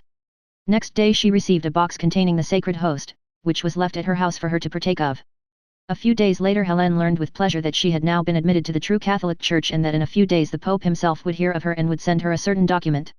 All that was done around her and to her at this time, all the attention devoted to her by so many clever men and expressed in such pleasant, refined ways, and the state of dove-like purity she was now in, she wore only white dresses and white ribbons all that time, gave her pleasure, but her pleasure did not cause her for a moment to forget her aim. And as it always happens in contests of cunning that a stupid person gets the better of cleverer ones, Helene, having realized that the main object of all these words and all this trouble was, after converting her to Catholicism, to obtain money from her for Jesuit institutions, as to which she received indications, before parting with her money insisted that the various operations necessary to free her from her husband should be performed. In her view the aim of every religion was merely to preserve certain proprieties while affording satisfaction to human desires. And with this aim, in one of her talks with her father confessor, she insisted on an answer to the question, in how far was she bound by her marriage. They were sitting in the twilight by a window in the drawing room. The scent of flowers came in at the window. Helene was wearing a white dress, transparent over her shoulders and bosom. The abbé, a well-fed man with a plump, clean-shaven chin, a pleasant firm mouth, and white hands meekly folded on his knees, sat close to Helene and, with a subtle smile on his lips and a peaceful look of delight at her beauty, occasionally glanced at her face as he explained his opinion on the subject. Helene with an uneasy smile looked at his curly hair and his plump, clean-shaven, blackish cheeks and every moment expected the conversation to take a fresh turn. But the abbé, though he evidently enjoyed the beauty of his companion, was absorbed in his mastery of the matter. The course of the father confessor's arguments ran as follows: ignorant of the import of what you were undertaking, you made a vow of conjugal fidelity to a man who on his part, by entering the married state without faith in the religious significance of marriage, committed an act of sacrilege. That marriage lacked the dual significance it should have had. Yet in spite of this your vow was binding. You swerved from it. What did you commit by so acting? A venial, or a mortal, sin? A venial sin, for you acted without evil intention.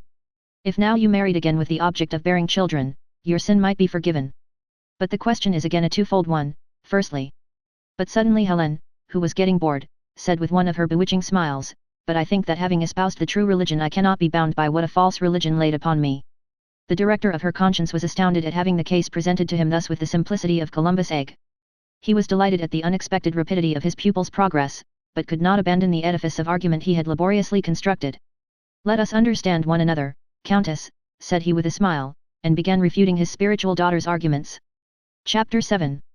Helene understood that the question was very simple and easy from the ecclesiastical point of view, and that her directors were making difficulties only because they were apprehensive as to how the matter would be regarded by the secular authorities. So she decided that it was necessary to prepare the opinion of society. She provoked the jealousy of the elderly magnate and told him what she had told her other suitor, that is, she put the matter so that the only way for him to obtain a right over her was to marry her. The elderly magnate was at first as much taken aback by this suggestion of marriage with a woman whose husband was alive, as the younger man had been, but Helene's imperturbable conviction that it was as simple and natural as marrying a maiden had its effect on him too.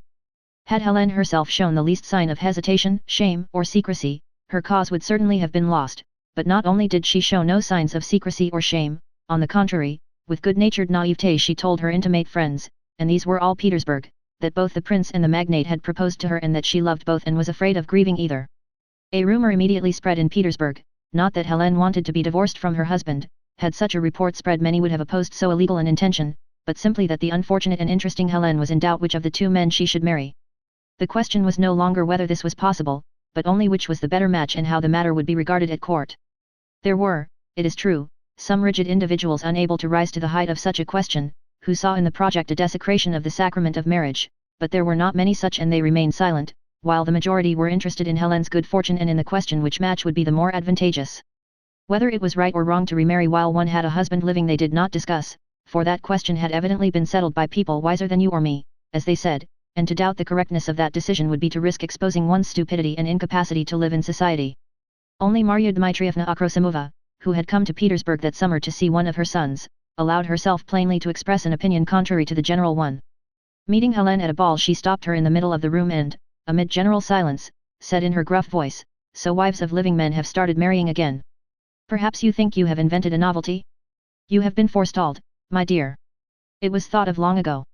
It is done in all the brothels," and with these words Marya Dmitrievna, turning up her wide sleeves with her usual threatening gesture and glancing sternly round, moved across the room. Though people were afraid of Marya Dmitrievna she was regarded in Petersburg as a buffoon, and so of what she had said they only noticed, and repeated in a whisper, the one coarse word she had used, supposing the whole sting of her remark to lie in that word. Prince Vasily, who of late very often forgot what he had said and repeated one and the same thing 100 times, remarked to his daughter whenever he chanced to see her, "Hélène, I have a word to say to you," and he would lead her aside, drawing her hand downward. "I have heard of certain projects concerning, you know. Well, my dear child, you know how your father's heart rejoices to know that you have suffered so much. But, my dear child, consult only your own heart. That is all I have to say," and concealing his unvarying emotion he would press his cheek against his daughter's and move away. Bilibin, who had not lost his reputation of an exceedingly clever man, and who was one of the disinterested friends so brilliant a woman as Hélène always has, men friends who can never change into lovers, once gave her his view of the matter at a small and intimate gathering. "Listen, Bilibin," said Hélène, she always called friends of that sort by their surnames, and she touched his coat sleeve with her white, bearing fingers. "Tell me, as you would a sister, what I ought to do. Which of the two?" Bilibin wrinkled up the skin over his eyebrows and pondered, with a smile on his lips. "You are not taking me unawares, you know," said he. "As a true friend, I have thought and thought again about your affair. You see, if you marry the prince," he meant the younger man, and he crooked one finger, "you forever lose the chance of marrying the other, and you will displease the court besides. You know there is some kind of connection. But if you marry the old count you will make his last days happy, and as widow of the grand, the prince would no longer be making a mésalliance by marrying you," and Bilibin smoothed out his forehead. "That's a true friend," said Hélène beaming, and again touching Bilibin's sleeve. "But I love them, you know, and don't want to distress either of them. I would give my life for the happiness of them both." Bilibin shrugged his shoulders, as much as to say that not even he could help in that difficulty. "Un maîtresse femme, note. That's what is called putting things squarely. She would like to be married to all three at the same time," thought he. Note. A masterly woman. "But tell me, how will your husband look at the matter?" Bilibin asked, his reputation being so well established that he did not fear to ask so naive a question. "Will he agree?" "Oh, he loves me so," said Hélène, who for some reason imagined that Pierre too loved her. "He will do anything for me." Bilibin puckered his skin in preparation for something witty. "Even divorce you," said he. Hélène laughed. Among those who ventured to doubt the justifiability of the proposed marriage was Hélène's mother, Princess Karagina. She was continually tormented by jealousy of her daughter, and now that jealousy concerned a subject near to her own heart, she could not reconcile herself to the idea. She consulted a Russian priest as to the possibility of divorce and remarriage during a husband's lifetime, and the priest told her that it was impossible, and to her delight showed her a text in the Gospel which, as it seemed to him, plainly forbids remarriage while the husband is alive. Armed with these arguments, which appeared to her unanswerable, she drove to her daughter's early one morning so as to find her alone. Having listened to her mother's objections, Hélène smiled blandly and ironically. "But it says plainly, whosoever shall marry her that is divorced," said the old princess.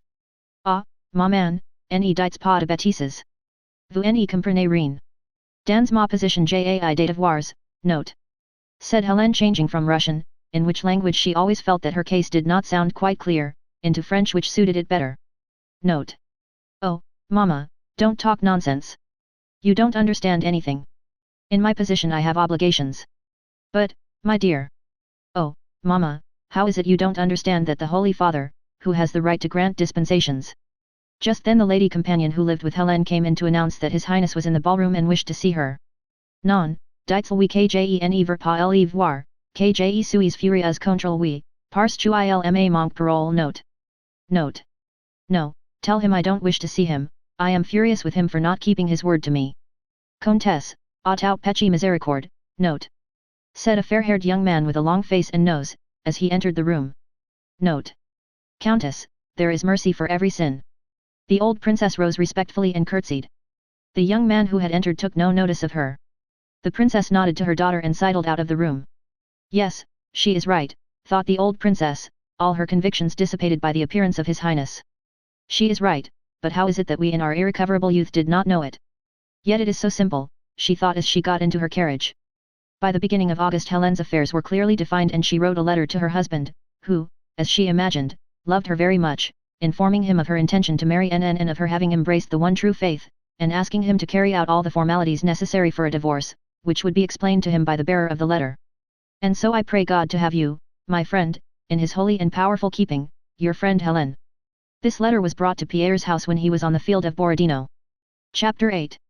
Toward the end of the Battle of Borodino, Pierre, having run down from Rivski's battery a second time, made his way through a gully to Niezkovo with a crowd of soldiers, reached the dressing station, and seeing blood and hearing cries and groans hurried on, still entangled in the crowds of soldiers. The one thing he now desired with his whole soul was to get away quickly from the terrible sensations amid which he had lived that day and return to ordinary conditions of life and sleep quietly in a room in his own bed. He felt that only in the ordinary conditions of life would he be able to understand himself and all he had seen and felt. But such ordinary conditions of life were nowhere to be found. Though shells and bullets did not whistle over the road along which he was going, still on all sides there was what there had been on the field of battle. There were still the same suffering, exhausted, and sometimes strangely indifferent faces, the same blood, the same soldiers' overcoats, the same sounds of firing which, though distant now, still aroused terror, and besides this there were the foul air and the dust. Having gone a couple of miles along the Mazaisk road, Pierre sat down by the roadside. Dusk had fallen, and the roar of guns died away. Pierre lay leaning on his elbow for a long time, gazing at the shadows that moved past him in the darkness. He was continually imagining that a cannonball was flying toward him with a terrific whiz, and then he shuddered and sat up. He had no idea how long he had been there. In the middle of the night 3 soldiers, having brought some firewood, settled down near him and began lighting a fire. The soldiers, who threw sidelong glances at Pierre, got the fire to burn and placed an iron pot on it into which they broke some dried bread and put a little dripping. The pleasant odor of greasy viands mingled with the smell of smoke. Pierre sat up and sighed. The 3 soldiers were eating and talking among themselves, taking no notice of him. "And who may you be?" one of them suddenly asked Pierre, evidently meaning what Pierre himself had in mind, namely, "If you want to eat we'll give you some food, only let us know whether you are an honest man." I, said Pierre, feeling it necessary to minimize his social position as much as possible so as to be nearer to the soldiers and better understood by them. "By rights I am a militia officer, but my men are not here. I came to the battle and have lost them." "There now," said one of the soldiers. Another shook his head. "Would you like a little mash?" the first soldier asked, and handed Pierre a wooden spoon after licking it clean. Pierre sat down by the fire and began eating the mash, as they called the food in the cauldron, and he thought it more delicious than any food he had ever tasted. As he sat bending greedily over it, helping himself to large spoonfuls and chewing one after another, his face was lit up by the fire and the soldiers looked at him in silence. "Where have you to go to?" "Tell us," said one of them. "To Mazaisk." "You're a gentleman, aren't you?" "Yes." "And what's your name?" "Peter Kirillik." "Well then, Peter Kirillik, come along with us, we'll take you there." In the total darkness the soldiers walked with Pierre to Mazaisk. By the time they got near Mazaisk and began ascending the steep hill into the town, the cocks were already crowing. Pierre went on with the soldiers, quite forgetting that his inn was at the bottom of the hill and that he had already passed it. He would not soon have remembered this, such was his state of forgetfulness, had he not halfway up the hill stumbled upon his groom, who had been to look for him in the town and was returning to the inn. The groom recognized Pierre in the darkness by his white hat. "Your Excellency," he said. "Why, we were beginning to despair. How is it you are on foot? And where are you going, please?" "Oh, yes," said Pierre. The soldiers stopped. "So you found your folk," said one of them. "Well, goodbye, Peter Kirillik, isn't it?" "Goodbye, Peter Kirillik." Pierre heard the other voices repeat. "Goodbye," he said and turned with his groom toward the inn. "I ought to give them something," he thought, and felt in his pocket. "No, better not," said another, inner voice. There was not a room to be had at the inn, they were all occupied. Pierre went out into the yard and, covering himself up head and all, lay down in his carriage. Chapter 9. Scarcely had Pierre laid his head on the pillow before he felt himself falling asleep, but suddenly, almost with the distinctness of reality, he heard the boom, boom, boom of firing, the thud of projectiles, groans and cries, and smelled blood and powder, and a feeling of horror and dread of death seized him. Filled with fright he opened his eyes and lifted his head from under his cloak. All was tranquil in the yard. Only someone's orderly passed through the gateway, splashing through the mud, and talked to the innkeeper. Above Pierre's head some pigeons, disturbed by the movement he had made in sitting up, fluttered under the dark roof of the penthouse. The whole courtyard was permeated by a strong peaceful smell of stable yards, delightful to Pierre at that moment. He could see the clear starry sky between the dark roofs of 2 penthouses. Thank God, there is no more of that, he thought, covering up his head again. Oh, what a terrible thing is fear, and how shamefully I yielded to it. But they were steady and calm all the time, to the end, thought he. They, in Pierre's mind, were the soldiers, those who had been at the battery, those who had given him food, and those who had prayed before the icon. They, those strange men he had not previously known, stood out clearly and sharply from everyone else. To be a soldier, just a soldier, thought Pierre as he fell asleep, to enter communal life completely, to be imbued by what makes them what they are. But how to cast off all the superfluous, devilish burden of my outer man? There was a time when I could have done it. I could have run away from my father, as I wanted to. Or I might have been sent to serve as a soldier after the duel with Dolokhov. And the memory of the dinner at the English club when he had challenged Dolokhov flashed through Pierre's mind, and then he remembered his benefactor at Torzhok. And now a picture of a solemn meeting of the lodge presented itself to his mind. It was taking place at the English club and someone near and dear to him sat at the end of the table. Yes, that is he. It is my benefactor. But he died, thought Pierre. Yes, he died, and I did not know he was alive. How sorry I am that he died, and how glad I am that he is alive again. On one side of the table sat Anatole, Dolokhov, Nesvitsky, Denisov, and others like them. In his dream the category to which these men belonged was as clearly defined in his mind as the category of those he termed they, and he heard those people, Anatole and Dolokhov, shouting and singing loudly, yet through their shouting the voice of his benefactor was heard speaking all the time and the sound of his words was as weighty and uninterrupted as the booming on the battlefield, but pleasant and comforting. Pierre did not understand what his benefactor was saying, but he knew, the categories of thoughts were also quite distinct in his dream, that he was talking of goodness and the possibility of being what they were. And they with their simple, kind, firm faces surrounded his benefactor on all sides. But though they were kindly they did not look at Pierre and did not know him. Wishing to speak and to attract their attention, he got up, but at that moment his legs grew cold and bare. He felt ashamed, and with one arm covered his legs from which his cloak had in fact slipped. For a moment as he was rearranging his cloak Pierre opened his eyes and saw the same penthouse roofs, posts, and yard, but now they were all bluish, lit up, and glittering with frost or dew. It is dawn, thought Pierre. But that's not what I want. I want to hear and understand my benefactor's words. Again he covered himself up with his cloak, but now neither the lodge nor his benefactor was there. There were only thoughts clearly expressed in words, thoughts that someone was uttering or that he himself was formulating. Afterwards when he recalled those thoughts Pierre was convinced that someone outside himself had spoken them, though the impressions of that day had evoked them. He had never, it seemed to him, been able to think and express his thoughts like that when awake. To endure war is the most difficult subordination of man's freedom to the law of God, the voice had said. Simplicity is submission to the will of God, you cannot escape from him. And they are simple. They do not talk, but act. The spoken word is silver but the unspoken is golden. Man can be master of nothing while he fears death, but he who does not fear it possesses all. If there were no suffering, man would not know his limitations, would not know himself. The hardest thing, Pierre went on thinking, or hearing, in his dream, is to be able in your soul to unite the meaning of all. To unite all, he asked himself. No, not to unite. Thoughts cannot be united, but to harness all these thoughts together is what we need. Yes, one must harness them, he repeated to himself with inward rapture, feeling that these words and they alone expressed what he wanted to say and solved the question that tormented him. Yes, one must harness, it is time to harness. Time to harness, Your Excellency. Your Excellency, some voice was repeating. We must harness, it is time to harness. It was the voice of the groom, trying to wake him. The sun shone straight into Pierre's face. He glanced at the dirty innyard in the middle of which soldiers were watering their lean horses at the pump while carts were passing out of the gate. Pierre turned away with repugnance, and closing his eyes quickly fell back on the carriage seat. No, I don't want that, I don't want to see and understand that. I want to understand what was revealing itself to me in my dream. 1 second more and I should have understood it all. But what am I to do? Harness, but how can I harness everything, and Pierre felt with horror that the meaning of all he had seen and thought in the dream had been destroyed. The groom, the coachman, and the innkeeper told Pierre that an officer had come with news that the French were already near Mazaisk and that our men were leaving it. Pierre got up and, having told them to harness and overtake him, went on foot through the town. The troops were moving on, leaving about 10,000 wounded behind them. There were wounded in the yards, at the windows of the houses, and the streets were crowded with them. In the streets, around carts that were to take some of the wounded away, shouts, curses, and blows could be heard.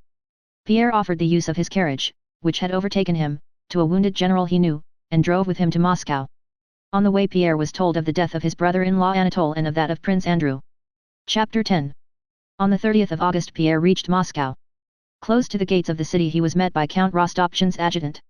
"We have been looking for you everywhere," said the adjutant. "The Count wants to see you particularly. He asks you to come to him at once on a very important matter."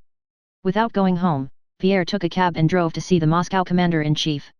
Count Rostopchin had only that morning returned to town from his summer villa at Sokonniki. The anteroom and reception room of his house were full of officials who had been summoned or had come for orders. Vasilkikov and Platov had already seen the Count and explained to him that it was impossible to defend Moscow and that it would have to be surrendered. Though this news was being concealed from the inhabitants, the officials, the heads of the various government departments, knew that Moscow would soon be in the enemy's hands, just as Count Rostopchin himself knew it, and to escape personal responsibility they had all come to the governor to ask how they were to deal with their various departments. As Pierre was entering the reception room a courier from the army came out of Rostopchin's private room. In answer to questions with which he was greeted, the courier made a despairing gesture with his hand and passed through the room. While waiting in the reception room Pierre with weary eyes watched the various officials, old and young, military and civilian, who were there. They all seemed dissatisfied and uneasy. Pierre went up to a group of men, one of whom he knew. After greeting Pierre they continued their conversation. "If they're sent out and brought back again later on it will do no harm, but as things are now one can't answer for anything." "But you see what he writes," said another, pointing to a printed sheet he held in his hand. "That's another matter." "That's necessary for the people," said the first. "What is it?" asked Pierre. "Oh, it's a fresh broadsheet." Pierre took it and began reading. "His Serene Highness has passed through Mazaisk in order to join up with the troops moving toward him and has taken up a strong position where the enemy will not soon attack him. 48 guns with ammunition have been sent him from here, and His Serene Highness says he will defend Moscow to the last drop of blood and is even ready to fight in the streets. Do not be upset, brothers, that the law courts are closed, things have to be put in order, and we will deal with villains in our own way. When the time comes I shall want both town and peasant lads and will raise the cry a day or two beforehand, but they are not wanted yet so I hold my peace. An axe will be useful, a hunting spear not bad, but a three-pronged fork will be best of all, a Frenchman is no heavier than a sheaf of rye. Tomorrow after dinner I shall take the Iberian icon of the Mother of God to the wounded in the Catherine Hospital where we will have some water blessed. That will help them to get well quicker. I, too, am well now, one of my eyes was sore but now I am on the lookout with both. But military men have told me that it is impossible to fight in the town," said Pierre, "and that the position—" "Well, of course. That's what we were saying," replied the first speaker. "And what does he mean by one of my eyes was sore but now I am on the lookout with both?" asked Pierre. "The Count had a sty," replied the adjutant smiling, "and was very much upset when I told him people had come to ask what was the matter with him. By the by, Count," he added suddenly, addressing Pierre with a smile, "we heard that you have family troubles and that the Countess, your wife—" "I have heard nothing," Pierre replied unconcernedly. "But what have you heard?" "Oh, well, you know people often invent things. I only say what I heard." "But what did you hear?" "Well, they say," continued the adjutant with the same smile, "that the Countess, your wife, is preparing to go abroad." "I expect it's nonsense." "Possibly," remarked Pierre, looking about him absent-mindedly. "And who is that?" he asked, indicating a short old man in a clean blue peasant overcoat, with a big snow-white beard and eyebrows and a ruddy face. "He? That's a tradesman, that is to say, he's the restaurant keeper, Vereshchagin. Perhaps you have heard of that affair with the proclamation." "Oh, so that is Vereshchagin," said Pierre, looking at the firm, calm face of the old man and seeking any indication of his being a traitor. "That's not he himself, that's the father of the fellow who wrote the proclamation," said the adjutant. "The young man is in prison and I expect it will go hard with him." An old gentleman wearing a star and another official, a German wearing a cross round his neck, approached the speaker. "It's a complicated story, you know," said the adjutant. "That proclamation appeared about 2 months ago. The Count was informed of it. He gave orders to investigate the matter. Gabriel Ivanovich here made the inquiries. The proclamation had passed through exactly 63 hands. He asked one, 'From whom did you get it?' 'From so-and-so.' He went to the next one. From whom did you get it, and so on till he reached Vereshchagin, a half-educated tradesman, you know, a pet of a trader, said the adjutant smiling. They asked him, who gave it you? And the point is that we knew whom he had it from. He could only have had it from the postmaster. But evidently they had come to some understanding. He replied, from no one, I made it up myself. They threatened and questioned him, but he stuck to that, I made it up myself. And so it was reported to the count, who sent for the man. From whom did you get the proclamation? I wrote it myself. Well, you know the count, said the adjutant cheerfully, with a smile of pride. He flared up dreadfully, and just think of the fellow's audacity, lying, and obstinacy. And the count wanted him to say it was from Klyucharev? I understand, said Pierre. Not at all, rejoined the adjutant in dismay. Klyucharev had his own sins to answer for without that, and that is why he has been banished. But the point is that the count was much annoyed. How could you have written it yourself, said he, and he took up the Hamburg Gazette that was lying on the table. Here it is. You did not write it yourself but translated it, and translated it abominably, because you don't even know French, you fool. And what do you think? No, said he, I have not read any papers, I made it up myself. If that's so, you're a traitor and I'll have you tried, and you'll be hanged. Say from whom you had it. I have seen no papers, I made it up myself. And that was the end of it. The count had the father fetched, but the fellow stuck to it. He was sent for trial and condemned to hard labor, I believe. Now the father has come to intercede for him. But he's a good-for-nothing lad. You know that sort of tradesman's son, a dandy and lady killer. He attended some lectures somewhere and imagines that the devil is no match for him. That's the sort of fellow he is.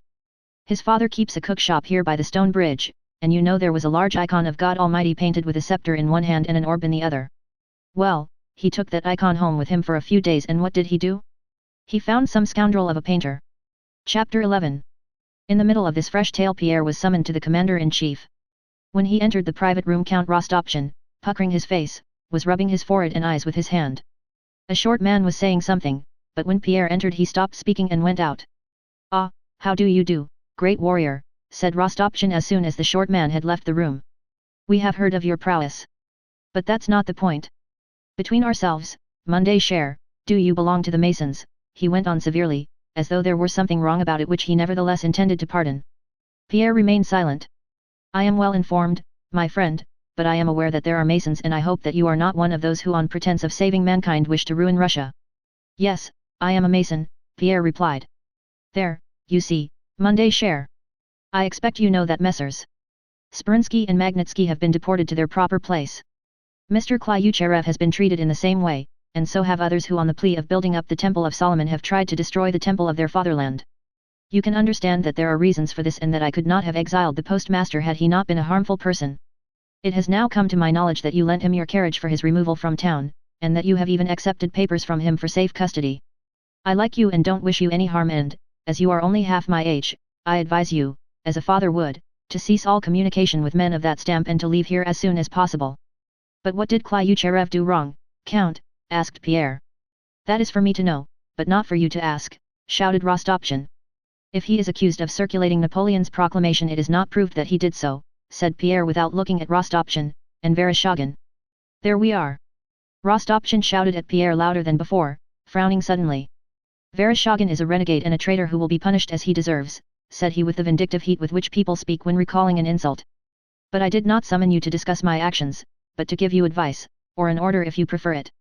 I beg you to leave the town and break off all communication with such men as Klyucharev. And I will knock the nonsense out of anybody, but probably realizing that he was shouting at Bezukov, who so far was not guilty of anything, he added, taking Pierre's hand in a friendly manner, we are on the eve of a public disaster and I haven't time to be polite to everybody who has business with me. My head is sometimes in a whirl. Well, Monday Cher, what are you doing personally? Why, nothing, answered Pierre without raising his eyes or changing the thoughtful expression of his face. The Count frowned. A word of friendly advice, Monday Cher. Be off as soon as you can, that's all I have to tell you. Happy he who has ears to hear. Goodbye, my dear fellow. Oh, by the by, he shouted through the doorway after Pierre, is it true that the Countess has fallen into the clutches of the Holy Fathers of the Society of Jesus? Pierre did not answer and left Rostopchin's room more sullen and angry than he had ever before shown himself. When he reached home it was already getting dark. Some 8 people had come to see him that evening, the secretary of a committee, the colonel of his battalion, his steward, his major domo, and various petitioners. They all had business with Pierre and wanted decisions from him. Pierre did not understand and was not interested in any of these questions and only answered them in order to get rid of these people. When left alone at last he opened and read his wife's letter. They, the soldiers at the battery, Prince Andrew killed, that old man. Simplicity is submission to God. Suffering is necessary, the meaning of all, one must harness, my wife is getting married. One must forget and understand, and going to his bed he threw himself on it without undressing and immediately fell asleep. When he awoke next morning the major domo came to inform him that a special messenger, a police officer, had come from Count Rostopchin to know whether Count Bezukhov had left or was leaving the town. A dozen persons who had business with Pierre were awaiting him in the drawing room. Pierre dressed hurriedly and, instead of going to see them, went to the back porch and out through the gate. From that time till the end of the destruction of Moscow no one of Bezukhov's household, despite all the search they made, saw Pierre again or knew where he was. Chapter 12. The Rostovs remained in Moscow till the 1st of September, that is, till the eve of the enemy's entry into the city. After Petya had joined Obolensky's regiment of Cossacks and left for Belyad-Tsurkov where that regiment was forming, the countess was seized with terror. The thought that both her sons were at the war, had both gone from under her wing, that today or tomorrow either or both of them might be killed like the 3 sons of one of her acquaintances, struck her that summer for the first time with cruel clearness. She tried to get Nicholas back and wished to go herself to join Petya, or to get him an appointment somewhere in Petersburg, but neither of these proved possible. Petya could not return unless his regiment did so or unless he was transferred to another regiment on active service. Nicholas was somewhere with the army and had not sent a word since his last letter, in which he had given a detailed account of his meeting with Princess Mary. The countess did not sleep at night, or when she did fall asleep dreamed that she saw her sons lying dead. After many consultations and conversations, the count at last devised means to tranquilize her. He got Petya transferred from Obolensky's regiment to Bezukhov's, which was in training near Moscow. Though Petya would remain in the service, this transfer would give the countess the consolation of seeing at least one of her sons under her wing, and she hoped to arrange matters for her Petya so as not to let him go again, but always get him appointed to places where he could not possibly take part in a battle. As long as Nicholas alone was in danger the countess imagined that she loved her firstborn more than all her other children and even reproached herself for it, but when her youngest, the scapegrace who had been bad at lessons, was always breaking things in the house and making himself a nuisance to everybody, that snub-nosed Petya with his merry black eyes and fresh rosy cheeks where soft down was just beginning to show, when he was thrown amid those big, dreadful, cruel men who were fighting somewhere about something and apparently finding pleasure in it, then his mother thought she loved him more, much more, than all her other children. The nearer the time came for Petya to return, the more uneasy grew the countess. She began to think she would never live to see such happiness. The presence of Sonia, of her beloved Natasha, or even of her husband irritated her. What do I want with them? I want no one but Petya, she thought. At the end of August the Rostovs received another letter from Nicholas. He wrote from the province of Voronezh where he had been sent to procure remounts, but that letter did not set the countess at ease. Knowing that one son was out of danger she became the more anxious about Petya. Though by the 20th of August nearly all the Rostovs' acquaintances had left Moscow, and though everybody tried to persuade the countess to get away as quickly as possible, she would not hear of leaving before her treasure, her adored Petya, returned.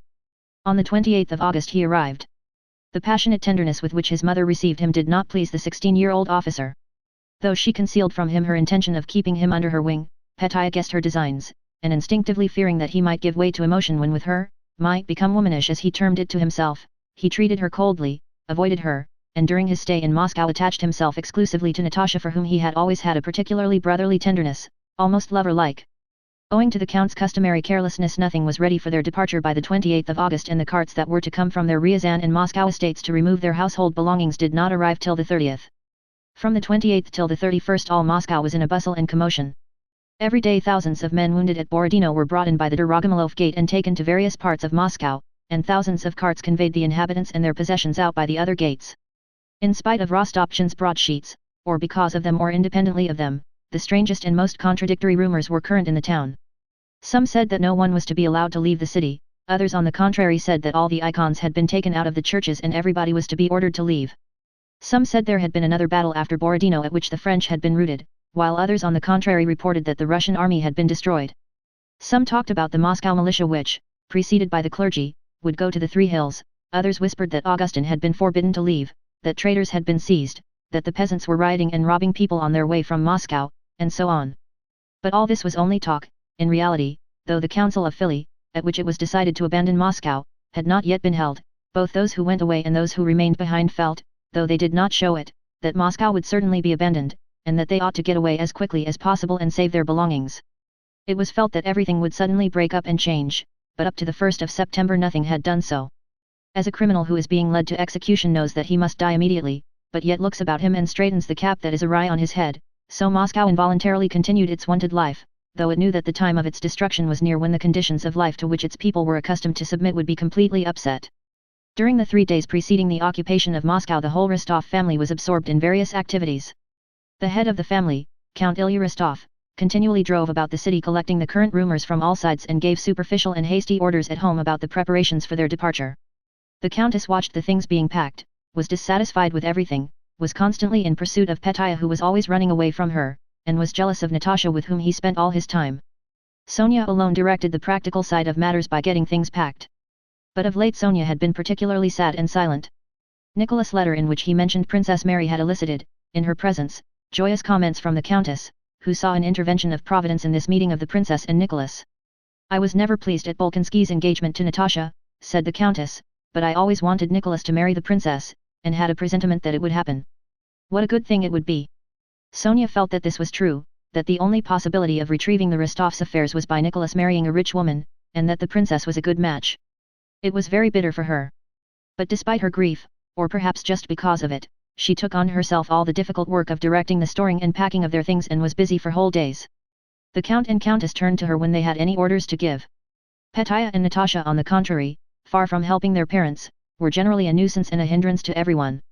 Almost all day long the house resounded with their running feet, their cries, and their spontaneous laughter. They laughed and were gay not because there was any reason to laugh, but because gaiety and mirth were in their hearts, and so everything that happened was a cause for gaiety and laughter to them. Petya was in high spirits because having left home a boy he had returned, as everybody told him, a fine young man, because he was at home, because he had left Belyazorkov where there was no hope of soon taking part in a battle and had come to Moscow where there was to be fighting in a few days, and chiefly because Natasha, whose lead he always followed, was in high spirits. Natasha was gay because she had been sad too long and now nothing reminded her of the cause of her sadness, and because she was feeling well. She was also happy because she had someone to adore her. The adoration of others was a lubricant the wheels of her machine needed to make them run freely, and Petya adored her. Above all, they were gay because there was a war near Moscow, there would be fighting at the town gates, arms were being given out, everybody was escaping, going away somewhere, and in general something extraordinary was happening, and that is always exciting, especially to the young. Chapter 13. On Saturday, the 31st of August, everything in the Rostovs' house seemed topsy-turvy. All the doors were open, all the furniture was being carried out or moved about, and the mirrors and pictures had been taken down. There were trunks in the rooms, and hay, wrapping paper, and ropes were scattered about. The peasants and house serfs carrying out the things were treading heavily on the parquet floors. The yard was crowded with peasant carts, some loaded high and already corded up, others still empty. The voices and footsteps of the many servants and of the peasants who had come with the carts resounded as they shouted to one another in the yard and in the house. The Count had been out since morning. The Countess had a headache brought on by all the noise and turmoil and was lying down in the new sitting room with a vinegar compress on her head. Petya was not at home, he had gone to visit a friend with whom he meant to obtain a transfer from the militia to the active army. Sonia was in the ballroom looking after the packing of the glass and china. Natasha was sitting on the floor of her dismantled room with dresses, ribbons, and scarves strewn all about her, gazing fixedly at the floor and holding in her hands the old ball dress, already out of fashion, which she had worn at her first Petersburg ball. Natasha was ashamed of doing nothing when everyone else was so busy, and several times that morning had tried to set to work, but her heart was not in it, and she could not and did not know how to do anything except with all her heart and all her might.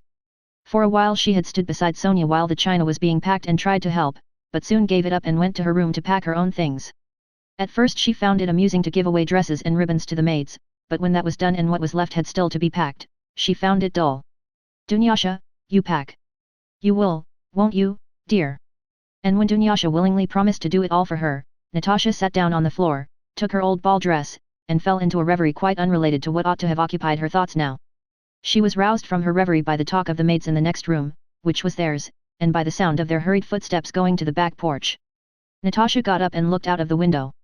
An enormously long row of carts full of wounded men had stopped in the street. The housekeeper, the old nurse, the cooks, coachmen, maids, footmen, postilions, and scullions stood at the gate, staring at the wounded. Natasha, throwing a clean pocket handkerchief over her hair and holding an end of it in each hand, went out into the street. The former housekeeper, old Mavra Kuzminikna, had stepped out of the crowd by the gate, gone up to a cart with a hood constructed of bast mats, and was speaking to a pale young officer who lay inside. Natasha moved a few steps forward and stopped shyly, still holding her handkerchief, and listened to what the housekeeper was saying. Then you have nobody in Moscow, she was saying. You would be more comfortable somewhere in a house, in ours, for instance, the family are leaving. I don't know if it would be allowed, replied the officer in a weak voice. Here is our commanding officer, ask him, and he pointed to a stout major who was walking back along the street past the row of carts. Natasha glanced with frightened eyes at the face of the wounded officer and at once went to meet the major. May the wounded men stay in our house, she asked. The major raised his hand to his cap with a smile. Which one do you want, Ma'amselle, said he, screwing up his eyes and smiling. Natasha quietly repeated her question, and her face and whole manner were so serious, though she was still holding the ends of her handkerchief, that the major ceased smiling and after some reflection, as if considering in how far the thing was possible, replied in the affirmative. Oh yes, why not? They may, he said. With a slight inclination of her head, Natasha stepped back quickly to Mavra Kuzminikna, who stood talking compassionately to the officer. They may. He says they may, whispered Natasha. The cart in which the officer lay was turned into the Rostovs' yard, and dozens of carts with wounded men began at the invitation of the townsfolk to turn into the yards and to draw up at the entrances of the houses in Povarskia Street. Natasha was evidently pleased to be dealing with new people outside the ordinary routine of her life. She and Mavra Kuzminikna tried to get as many of the wounded as possible into their yard. Your papa must be told, though, said Mavra Kuzminikna. Never mind, what does it matter? For one day we can move into the drawing room. They can have all our half of the house. There now, young lady, you do take things into your head. Even if we put them into the wing, the men's room, or the nurse's room, we must ask permission. Well, I'll ask. Natasha ran into the house and went on tiptoe through the half-open door into the sitting room, where there was a smell of vinegar and Hoffman's drops. Are you asleep, Mama? Oh, what sleep, said the Countess, waking up just as she was dropping into a doze. Mama darling, said Natasha, kneeling by her mother and bringing her face close to her mother's, I am sorry, forgive me, I'll never do it again, I woke you up. Mavra Kuzminikna has sent me, they have brought some wounded here, officers. Will you let them come? They have nowhere to go. I knew you'd let them come, she said quickly all in one breath. What officers? Whom have they brought? I don't understand anything about it, said the Countess. Natasha laughed, and the Countess too smiled slightly. I knew you'd give permission, so I'll tell them, and, having kissed her mother, Natasha got up and went to the door. In the hall she met her father, who had returned with bad news. We've stayed too long, said the Count with involuntary vexation. The club is closed and the police are leaving. Papa, is it all right? I've invited some of the wounded into the house, said Natasha. Of course it is, he answered absently. That's not the point. I beg you not to indulge in trifles now, but to help to pack, and tomorrow we must go. And the Count gave a similar order to the major domo and the servants. At dinner Petya having returned home told them the news he had heard. He said the people had been getting arms in the Kremlin, and that though Rostopchin's broadsheet had said that he would sound a call 2 or 3 days in advance, the order had certainly already been given for everyone to go armed to the Three Hills tomorrow, and that there would be a big battle there. The Countess looked with timid horror at her son's eager, excited face as he said this. She realized that if she said a word about his not going to the battle, she knew he enjoyed the thought of the impending engagement, he would say something about men, honor, and the fatherland, something senseless, masculine, and obstinate which there would be no contradicting, and her plans would be spoiled, and so, hoping to arrange to leave before then and take Petya with her as their protector and defender, she did not answer him, but after dinner called the Count aside and implored him, with tears, to take her away quickly, that very night if possible. With a woman's involuntary loving cunning she, who till then had not shown any alarm, said that she would die of fright if they did not leave that very night. Without any pretense she was now afraid of everything. Chapter 14. Madame Schoss, who had been out to visit her daughter, increased the Countess' fears still more by telling what she had seen at a spirit dealer's in Myasnitsky Street. When returning by that street she had been unable to pass because of a drunken crowd rioting in front of the shop. She had taken a cab and driven home by a side street, and the cabman had told her that the people were breaking open the barrels at the drink store, having received orders to do so. After dinner the whole Rostov household set to work with enthusiastic haste packing their belongings and preparing for their departure. The old Count, suddenly setting to work, kept passing from the yard to the house and back again, shouting confused instructions to the hurrying people, and flurrying them still more. Petya directed things in the yard. Sonia, owing to the Count's contradictory orders, lost her head and did not know what to do. The servants ran noisily about the house and yard, shouting and disputing. Natasha, with the ardor characteristic of all she did, suddenly set to work too. At first her intervention in the business of packing was received skeptically. Everybody expected some prank from her and did not wish to obey her, but she resolutely and passionately demanded obedience, grew angry and nearly cried because they did not heed her, and at last succeeded in making them believe her. Her first exploit, which cost her immense effort and established her authority, was the packing of the carpets. The Count had valuable Gobelin tapestries and Persian carpets in the house. When Natasha set to work, 2 cases were standing open in the ballroom, one almost full up with crockery, the other with carpets. There was also much china standing on the tables, and still more was being brought in from the storeroom. A 3rd case was needed and servants had gone to fetch it. "Sonia, wait a bit, we'll pack everything into these," said Natasha. "You can't, miss, we have tried to," said the butler's assistant. "No, wait a minute, please." And Natasha began rapidly taking out of the case dishes and plates wrapped in paper. "The dishes must go in here among the carpets," said she. "Why, it's a mercy if we can get the carpets alone into 3 cases," said the butler's assistant. "Oh, wait, please." And Natasha began rapidly and deftly sorting out the things. "These aren't needed," said she, putting aside some plates of Kiev ware. "These, yes, these must go among the carpets," she said, referring to the Saxony china dishes. "Don't, Natasha. Leave it alone. We'll get it all packed," urged Sonia reproachfully. "What a young lady she is," remarked the major domo. But Natasha would not give in. She turned everything out and began quickly repacking, deciding that the inferior Russian carpets and unnecessary crockery should not be taken at all. When everything had been taken out of the cases, they recommenced packing, and it turned out that when the cheaper things not worth taking had nearly all been rejected, the valuable ones really did all go into the 2 cases. Only the lid of the case containing the carpets would not shut down. A few more things might have been taken out, but Natasha insisted on having her own way. She packed, repacked, pressed, made the butler's assistant and Petya, whom she had drawn into the business of packing, press on the lid, and made desperate efforts herself. "That's enough, Natasha," said Sonia. "I see you were right, but just take out the top one." "I won't," cried Natasha, with one hand holding back the hair that hung over her perspiring face, while with the other she pressed down the carpets. "Now press, Petya. Press, Vasilik, press hard," she cried. The carpets yielded and the lid closed. Natasha, clapping her hands, screamed with delight and tears fell from her eyes. But this only lasted a moment. She at once set to work afresh and they now trusted her completely. The Count was not angry even when they told him that Natasha had countermanded an order of his, and the servants now came to her to ask whether a cart was sufficiently loaded, and whether it might be corded up. Thanks to Natasha's directions the work now went on expeditiously, unnecessary things were left, and the most valuable packed as compactly as possible. But hard as they all worked till quite late that night, they could not get everything packed. The Countess had fallen asleep and the Count, having put off their departure till next morning, went to bed. Sonia and Natasha slept in the sitting room without undressing. That night another wounded man was driven down the Povarskia, and Mavra Kuzminikna, who was standing at the gate, had him brought into the Rostovs' yard.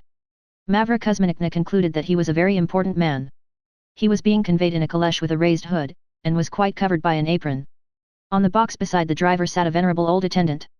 A doctor and 2 soldiers followed the carriage in a cart. "Please come in here. The masters are going away and the whole house will be empty," said the old woman to the old attendant. "Well, perhaps," said he with a sigh. "We don't expect to get him home alive. We have a house of our own in Moscow, but it's a long way from here, and there's nobody living in it. Do us the honor to come in, there's plenty of everything in the master's house." "Come in," said Mavra Kuzminikna. "Is he very ill?" she asked. The attendant made a hopeless gesture. "We don't expect to get him home. We must ask the doctor." And the old servant got down from the box and went up to the cart. "All right," said the doctor. The old servant returned to the caleche, looked into it, shook his head disconsolately, told the driver to turn into the yard, and stopped beside Mavra Kuzminikna. "Oh, Lord Jesus Christ," she murmured. She invited them to take the wounded man into the house. "The masters won't object," she said. But they had to avoid carrying the man upstairs, and so they took him into the wing and put him in the room that had been Madame Shaw's. This wounded man was Prince Andrew Bolkonsky. Chapter 15. Moscow's last day had come. It was a clear bright autumn day, a Sunday. The church bells everywhere were ringing for service, just as usual on Sundays. Nobody seemed yet to realize what awaited the city. Only 2 things indicated the social condition of Moscow: the rabble, that is the poor people, and the price of commodities. An enormous crowd of factory hands, house serfs and peasants, with whom some officials, seminarists and gentry were mingled, had gone early that morning to the 3 Hills. Having waited there for Rostopchin who did not turn up, they became convinced that Moscow would be surrendered, and then dispersed all about the town to the public houses and cookshops. Prices too that day indicated the state of affairs. The price of weapons, of gold, of carts and horses, kept rising, but the value of paper money and city articles kept falling, so that by midday there were instances of carters removing valuable goods, such as cloth, and receiving in payment a half of what they carted, while peasant horses were fetching 500 rubles each, and furniture, mirrors, and bronzes were being given away for nothing. In the Rostovs' old-fashioned house the dissolution of former conditions of life was but little noticeable. As to the serfs, the only indication was that 3 out of their huge retinue disappeared during the night, but nothing was stolen, and as to the value of their possessions, the 30 peasant carts that had come in from their estates and which many people envied proved to be extremely valuable, and they were offered enormous sums of money for them. Not only were huge sums offered for the horses and carts, but on the previous evening and early in the morning of the 1st of September, orderlies and servants sent by wounded officers came to the Rostovs, and wounded men dragged themselves there from the Rostovs and from neighboring houses where they were accommodated, entreating the servants to try to get them a lift out of Moscow. The major domo, to whom these entreaties were addressed, though he was sorry for the wounded, resolutely refused, saying that he dare not even mention the matter to the count. Pity these wounded men as one might, it was evident that if they were given one cart there would be no reason to refuse another, or all the carts and one's own carriages as well. 30 carts could not save all the wounded, and in the general catastrophe one could not disregard oneself and one's own family. So thought the major domo on his master's behalf. On waking up that morning, Count Ilya Rostov left his bedroom softly, so as not to wake the countess, who had fallen asleep only toward morning, and came out to the porch in his lilac silk dressing gown. In the yard stood the carts ready corded. The carriages were at the front porch. The major domo stood at the porch talking to an elderly orderly and to a pale young officer with a bandaged arm. On seeing the count, the major domo made a significant and stern gesture to them both to go away. "Well, Vasilik, is everything ready?" asked the count, and stroking his bald head he looked good-naturedly at the officer and the orderly and nodded to them. He liked to see new faces. "We can harness at once, Your Excellency." "Well, that's right. As soon as the countess wakes we'll be off, God willing. What is it, gentlemen?" he added, turning to the officer. "Are you staying in my house?" The officer came near and suddenly his face flushed crimson. "Count, be so good as to allow me, for God's sake, to get into some corner of one of your carts. I have nothing here with me. I shall be all right on a loaded cart." Before the officer had finished speaking the orderly made the same request on behalf of his master. "Oh, yes, yes, yes," said the count hastily. "I shall be very pleased, very pleased. Vasilik, you'll see to it. Just unload 1 or 2 carts." "Well, what of it? Do what's necessary," said the count, muttering some indefinite order. But at the same moment an expression of warm gratitude on the officer's face had already sealed the order. The count looked around him. In the yard, at the gates, at the window of the wings, wounded officers and their orderlies were to be seen. They were all looking at the count and moving toward the porch. "Please step into the gallery, Your Excellency," said the major domo. "What are your orders about the pictures?" The count went into the house with him, repeating his order not to refuse the wounded who asked for a lift.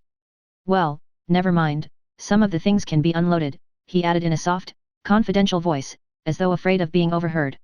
At 9 o'clock the countess woke up, and Matrina Timofeevna, who had been her lady's maid before her marriage and now performed a sort of chief gendarme's duty for her, came to say that Madame Schoss was much offended and the young lady's summer dresses could not be left behind. On inquiry, the countess learned that Madame Schoss was offended because her trunk had been taken down from its cart, and all the loads were being uncouried and the luggage taken out of the carts to make room for wounded men whom the count in the simplicity of his heart had ordered that they should take with them. The countess sent for her husband. "What is this, my dear? I hear that the luggage is being unloaded." "You know, love, I wanted to tell you. Countess dear, an officer came to me to ask for a few carts for the wounded. After all, ours are things that can be bought, but think what being left behind means to them. Really now, in our own yard, we asked them in ourselves and there are officers among them. You know, I think, my dear, let them be taken, where's the hurry?" The count spoke timidly, as he always did when talking of money matters. The countess was accustomed to this tone as a precursor of news of something detrimental to the children's interests, such as the building of a new gallery or conservatory, the inauguration of a private theatre or an orchestra. She was accustomed always to oppose anything announced in that timid tone and considered it her duty to do so. She assumed her dolefully submissive manner and said to her husband, "Listen to me, Count. You have managed matters so that we are getting nothing for the house, and now you wish to throw away all the children's property. You said yourself that we have 100,000 rubles worth of things in the house. I don't consent, my dear, I don't. Do as you please. It's the government's business to look after the wounded, they know that. Look at the Lopukins opposite, they cleared out everything 2 days ago. That's what other people do. It's only we who are such fools.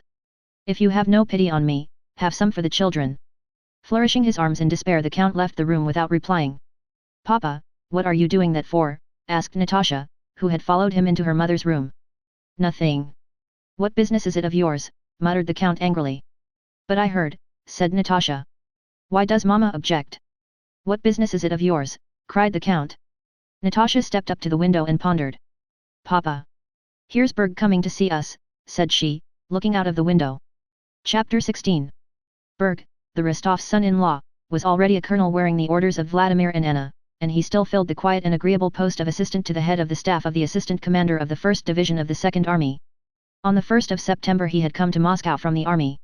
He had nothing to do in Moscow, but he had noticed that everyone in the army was asking for leave to visit Moscow and had something to do there. So he considered it necessary to ask for leave of absence for family and domestic reasons. Berg drove up to his father-in-law's house in his spruce little trap with a pair of sleek roans, exactly like those of a certain prince. He looked attentively at the carts in the yard and while going up to the porch took out a clean pocket handkerchief and tied a knot in it.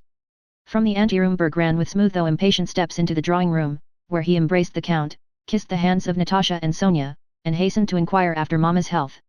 Health, at a time like this, said the count. Come, tell us the news.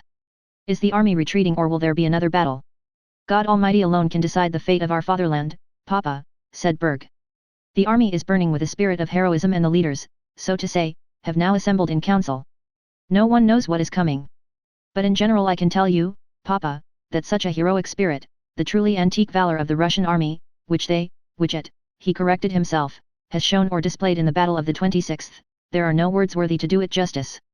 I tell you, Papa, he smote himself on the breast as a general he had heard speaking had done, but Berg did it a trifle late for he should have struck his breast at the words Russian army. I tell you frankly that we, the commanders, far from having to urge the men on or anything of that kind, could hardly restrain those exploits of antique valor, he went on rapidly. General Barclay de Tolly risked his life everywhere at the head of the troops, I can assure you. Our corps was stationed on a hillside. You can imagine. And Berg related all that he remembered of the various tales he had heard those days. Natasha watched him with an intent gaze that confused him, as if she were trying to find in his face the answer to some question. Altogether such heroism as was displayed by the Russian warriors cannot be imagined or adequately praised, said Berg, glancing round at Natasha, and as if anxious to conciliate her, replying to her intent look with a smile. Russia is not in Moscow, she lives in the hearts of her sons. Isn't it so, Papa? Said he. Just then the Countess came in from the sitting room with a weary and dissatisfied expression.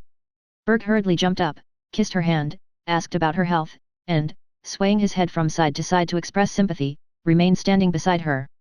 Yes, Mama, I tell you sincerely that these are hard and sad times for every Russian. But why are you so anxious? You have still time to get away. I can't think what the servants are about, said the Countess, turning to her husband. I have just been told that nothing is ready yet. Somebody after all must see to things. One misses Mitenxa at such times. There won't be any end to it. The Count was about to say something, but evidently restrained himself. He got up from his chair and went to the door.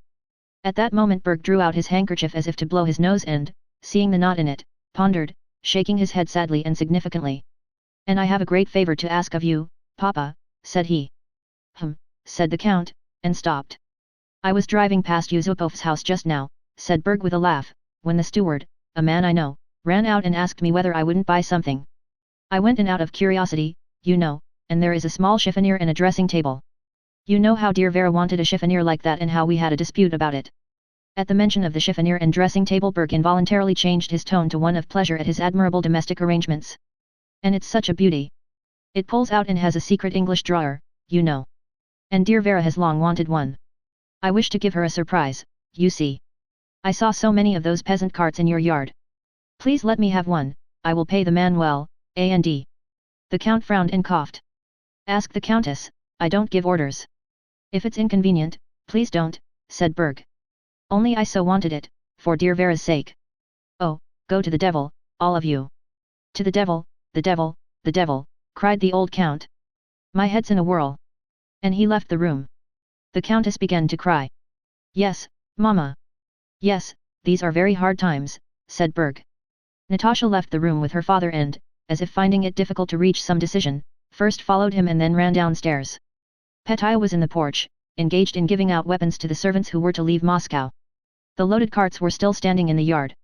2 of them had been uncouried and a wounded officer was climbing into one of them helped by an orderly. Do you know what it's about? Petya asked Natasha. She understood that he meant what were their parents quarreling about. She did not answer. It's because Papa wanted to give up all the carts to the wounded, said Petya. Vasilek told me.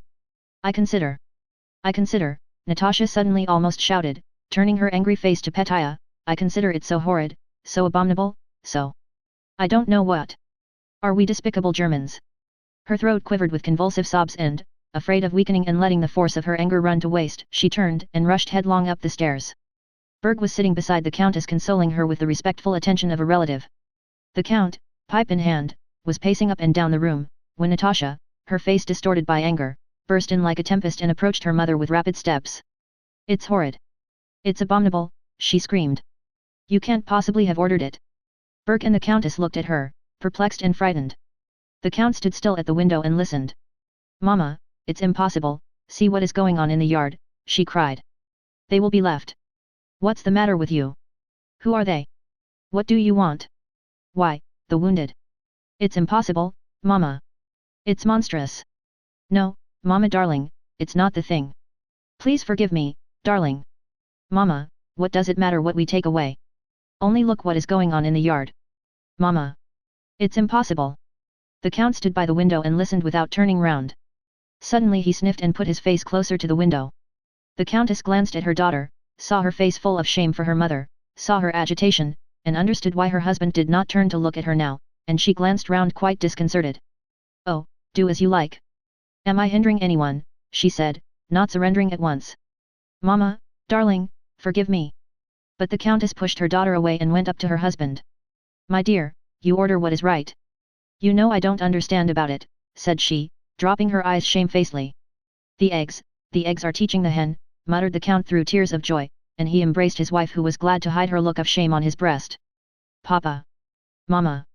May I see to it? May I? Asked Natasha. We will still take all the most necessary things. The Count nodded affirmatively, and Natasha, at the rapid pace at which she used to run when playing at tag, ran through the ballroom to the anteroom and downstairs into the yard. The servants gathered round Natasha, but could not believe the strange order she brought them until the Count himself, in his wife's name, confirmed the order to give up all the carts to the wounded and take the trunks to the storerooms. When they understood that order, the servants set to work at this new task with pleasure and zeal. It no longer seemed strange to them, but on the contrary it seemed the only thing that could be done, just as a quarter of an hour before it had not seemed strange to anyone that the wounded should be left behind and the goods carted away, but that had seemed the only thing to do. The whole household, as if to atone for not having done it sooner, set eagerly to work at the new task of placing the wounded in the carts.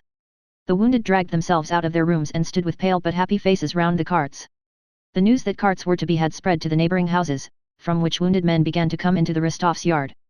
Many of the wounded asked them not to unload the carts but only to let them sit on the top of the things. But the work of unloading, once started, could not be arrested. It seemed not to matter whether all or only half the things were left behind. Cases full of china, bronzes, pictures, and mirrors that had been so carefully packed the night before now lay about the yard, and still they went on searching for and finding possibilities of unloading this or that and letting the wounded have another and yet another cart. We can take 4 more men, said the steward. They can have my trap, or else what is to become of them? Let them have my wardrobe cart, said the Countess. Dunyasha can go with me in the carriage. They unloaded the wardrobe cart and sent it to take wounded men from a house 2 doors off. The whole household, servants included, was bright and animated. Natasha was in a state of rapturous excitement such as she had not known for a long time. What could we fasten this onto? Asked the servants, trying to fix a trunk on the narrow footboard behind a carriage. We must keep at least 1 cart. What's in it? Asked Natasha. The Count's books. Leave it, Vasilek will put it away. It's not wanted. The phaeton was full of people and there was a doubt as to where Count Peter could sit. On the box. You'll sit on the box, won't you, Petya? Cried Natasha. Sonia too was busy all this time, but the aim of her efforts was quite different from Natasha's. She was putting away the things that had to be left behind and making a list of them as the Countess wished, and she tried to get as much taken away with them as possible. Chapter 17. Before 2 o'clock in the afternoon the Rostovs' 4 carriages, packed full and with the horses harnessed, stood at the front door. One by one the carts with the wounded had moved out of the yard. The caleche in which Prince Andrew was being taken attracted Sonia's attention as it passed the front porch. With the help of a maid she was arranging a seat for the Countess in the huge high coach that stood at the entrance. Whose caleche is that? She inquired, leaning out of the carriage window. Why, didn't you know, miss, replied the maid. The wounded prince, he spent the night in our house and is going with us. But who is it? What's his name? It's our intended that was, Prince Bolkonsky himself. They say he is dying, replied the maid with a sigh. Sonia jumped out of the coach and ran to the countess. The countess, tired out and already dressed in shawl and bonnet for her journey, was pacing up and down the drawing room, waiting for the household to assemble for the usual silent prayer with closed doors before starting. Natasha was not in the room. Mama, said Sonia, Prince Andrew is here, mortally wounded. He is going with us. The countess opened her eyes in dismay and, seizing Sonia's arm, glanced around. Natasha, she murmured. At that moment this news had only one significance for both of them. They knew their Natasha, an alarm as to what would happen if she heard this news stifled all sympathy for the man they both liked. Natasha does not know yet, but he is going with us, said Sonia. You say he is dying? Sonia nodded. The countess put her arms around Sonia and began to cry. The ways of God are past finding out, she thought, feeling that the almighty hand, hitherto unseen, was becoming manifest in all that was now taking place. Well, Mama? Everything is ready. What's the matter? Asked Natasha, as with animated face she ran into the room. Nothing, answered the countess. If everything is ready let us start. And the countess bent over her reticule to hide her agitated face. Sonia embraced Natasha and kissed her. Natasha looked at her inquiringly. What is it? What has happened? Nothing. No. Is it something very bad for me? What is it? Persisted Natasha with her quick intuition. Sonia sighed and made no reply. The Count, Petya, Madame Schoss, Mavra Kuzminikna and Vasilik came into the drawing room and, having closed the doors, they all sat down and remained for some moments silently seated without looking at one another. The Count was the first to rise, and with a loud sigh crossed himself before the icon. All the others did the same. Then the Count embraced Mavra Kuzminikna and Vasilik, who were to remain in Moscow, and while they caught at his hand and kissed his shoulder he patted their backs lightly with some vaguely affectionate and comforting words. The Countess went into the oratory and there Sonia found her on her knees before the icons that had been left here and there hanging on the wall. The most precious ones, with which some family tradition was connected, were being taken with them. In the porch and in the yard the men whom Petya had armed with swords and daggers, with trousers tucked inside their high boots and with belts and girdles tightened, were taking leave of those remaining behind.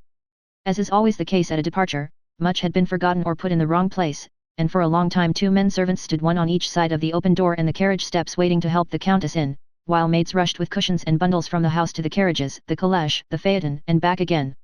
They always will forget everything, said the Countess. Don't you know I can't sit like that? And Dunyasha, with clenched teeth, without replying but with an aggrieved look on her face, hastily got into the coach to rearrange the seat. Oh, those servants, said the Count, swaying his head. Efim, the old coachman, who was the only one the Countess trusted to drive her, sat perched up high on the box and did not so much as glance round at what was going on behind him. From 30 years' experience he knew it would be some time yet before the order, "Be off, in God's name," would be given him, and he knew that even when it was said he would be stopped once or twice more while they sent back to fetch something that had been forgotten, and even after that he would again be stopped and the Countess herself would lean out of the window and beg him for the love of heaven to drive carefully down the hill. He knew all this and therefore waited calmly for what would happen, with more patience than the horses, especially the near one, the chestnut falcon, who was pawing the ground and champing his bit. At last all were seated, the carriage steps were folded and pulled up, the door was shut, somebody was sent for a travelling case, and the Countess leaned out and said what she had to say. Then Efim deliberately doffed his hat and began crossing himself. The postilion and all the other servants did the same. "Off, in God's name," said Efim, putting on his hat. "Start." The postilion started the horses, the off-pole horse tugged at his collar, the high springs creaked, and the body of the coach swayed. The footman sprang onto the box of the moving coach which jolted as it passed out of the yard onto the uneven roadway, the other vehicles jolted in their turn, and the procession of carriages moved up the street. In the carriages, the caleche and the phaeton, all crossed themselves as they passed the church opposite the house. Those who were to remain in Moscow walked on either side of the vehicle seeing the travellers off. Rarely had Natasha experienced so joyful a feeling as now, sitting in the carriage beside the Countess and gazing at the slowly receding walls of forsaken, agitated Moscow. Occasionally she leaned out of the carriage window and looked back and then forward at the long train of wounded in front of them. Almost at the head of the line she could see the raised hood of Prince Andrew's caleche. She did not know who was in it, but each time she looked at the procession her eyes sought that caleche. She knew it was right in front. In Kudryno, from the Nikitsky, Prisna, and Podnovinsk streets came several other trains of vehicles similar to the Rostovs, and as they passed along the Sadovaya street the carriages and carts formed two rows abreast. As they were going round the Sukhurov water tower Natasha, who was inquisitively and alertly scrutinizing the people driving or walking past, suddenly cried out in joyful surprise. "Dear me! Mama, Sonia, look, it's he!" "Who?" Who? Look. Yes, on my word, it's Bezukhov, said Natasha, putting her head out of the carriage and staring at a tall, stout man in a coachman's long coat, who from his manner of walking and moving was evidently a gentleman in disguise, and who was passing under the arch of the Sukharov Tower accompanied by a small, sallow-faced, beardless old man in a frieze coat. Yes, it really is Bezukhov in a coachman's coat, with a queer-looking old boy.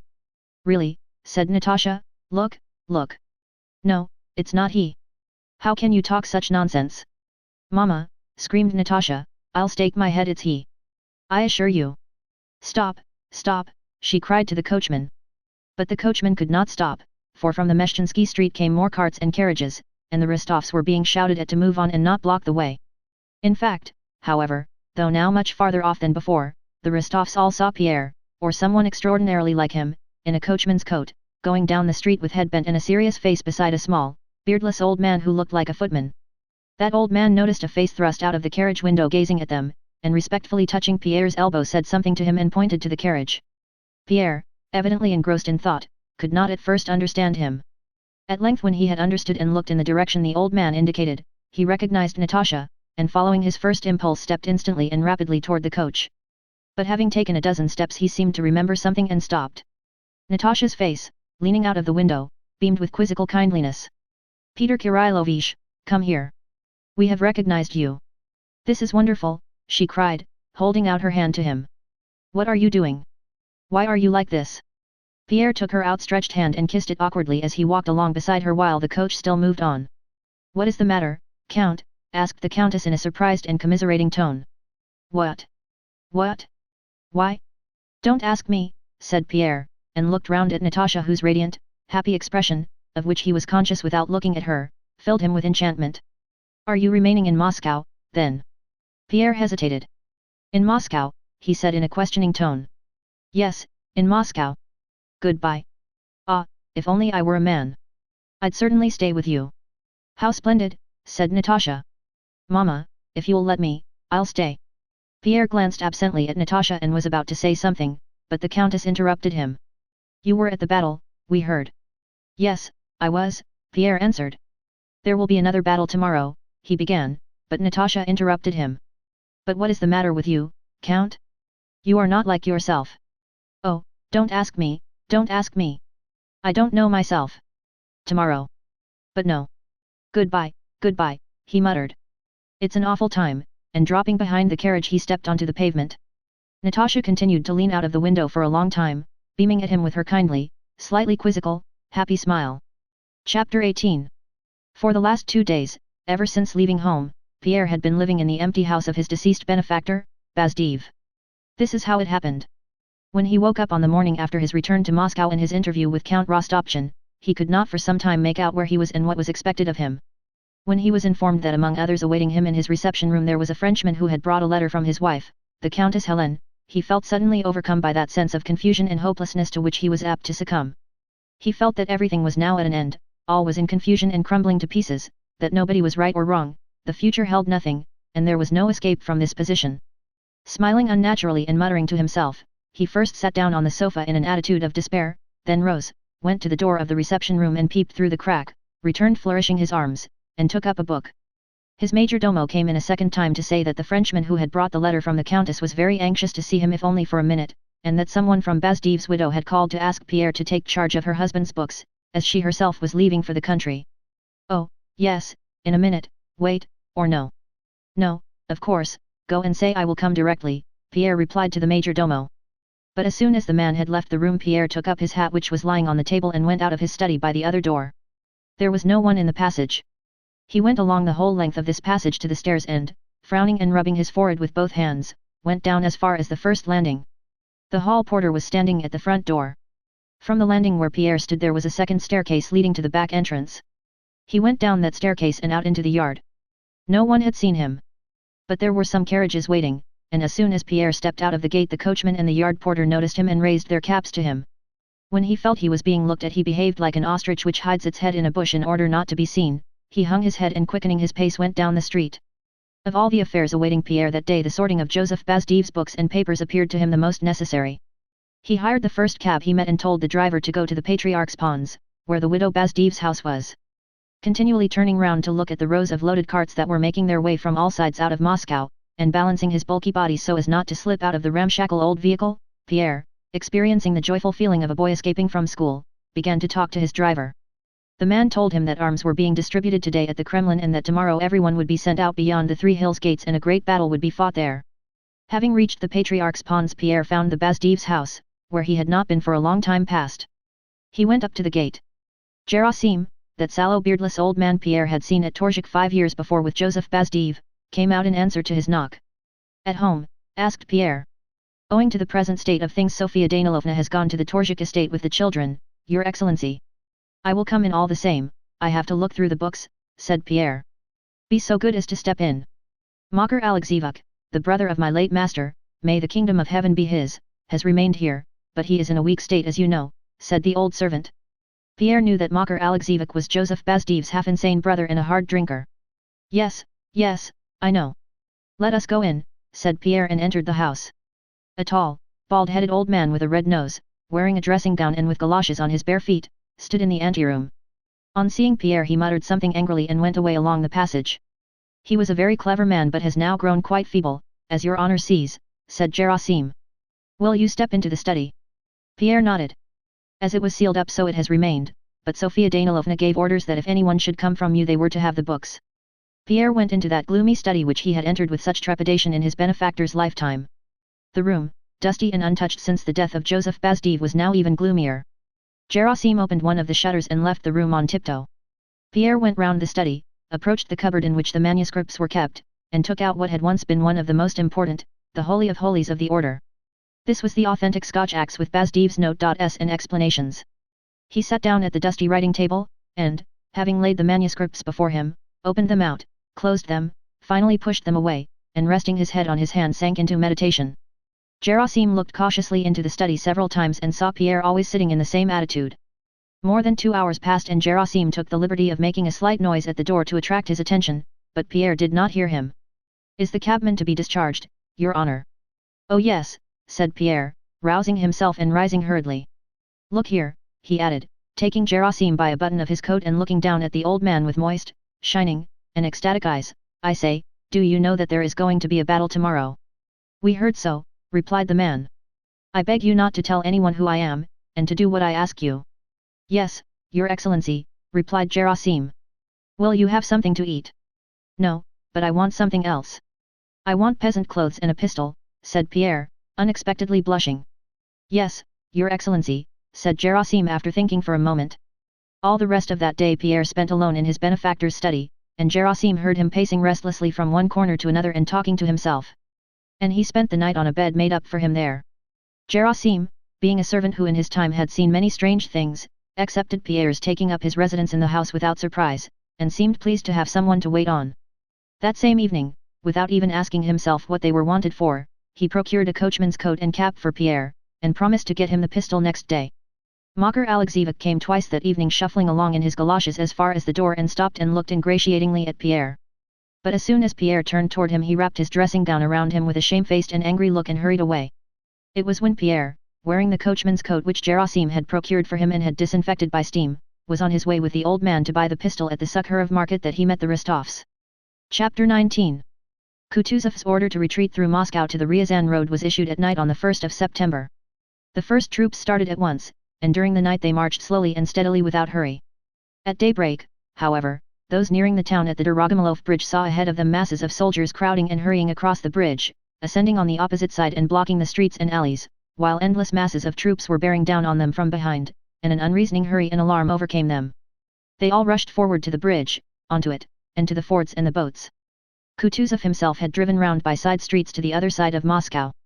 By 10 o'clock in the morning of the 2nd of September, only the rear guard remained in the Dorogomilov suburb, where they had ample room. The main army was on the other side of Moscow or beyond it. At that very time, at 10 in the morning of the 2nd of September, Napoleon was standing among his troops on the Poklony hill looking at the panorama spread out before him. From the 26th of August to the 2nd of September, that is from the Battle of Borodino to the entry of the French into Moscow, during the whole of that agitating, memorable week, there had been the extraordinary autumn weather that always comes as a surprise, when the sun hangs low and gives more heat than in spring, when everything shines so brightly in the rare clear atmosphere that the eyes smart, when the lungs are strengthened and refreshed by inhaling the aromatic autumn air.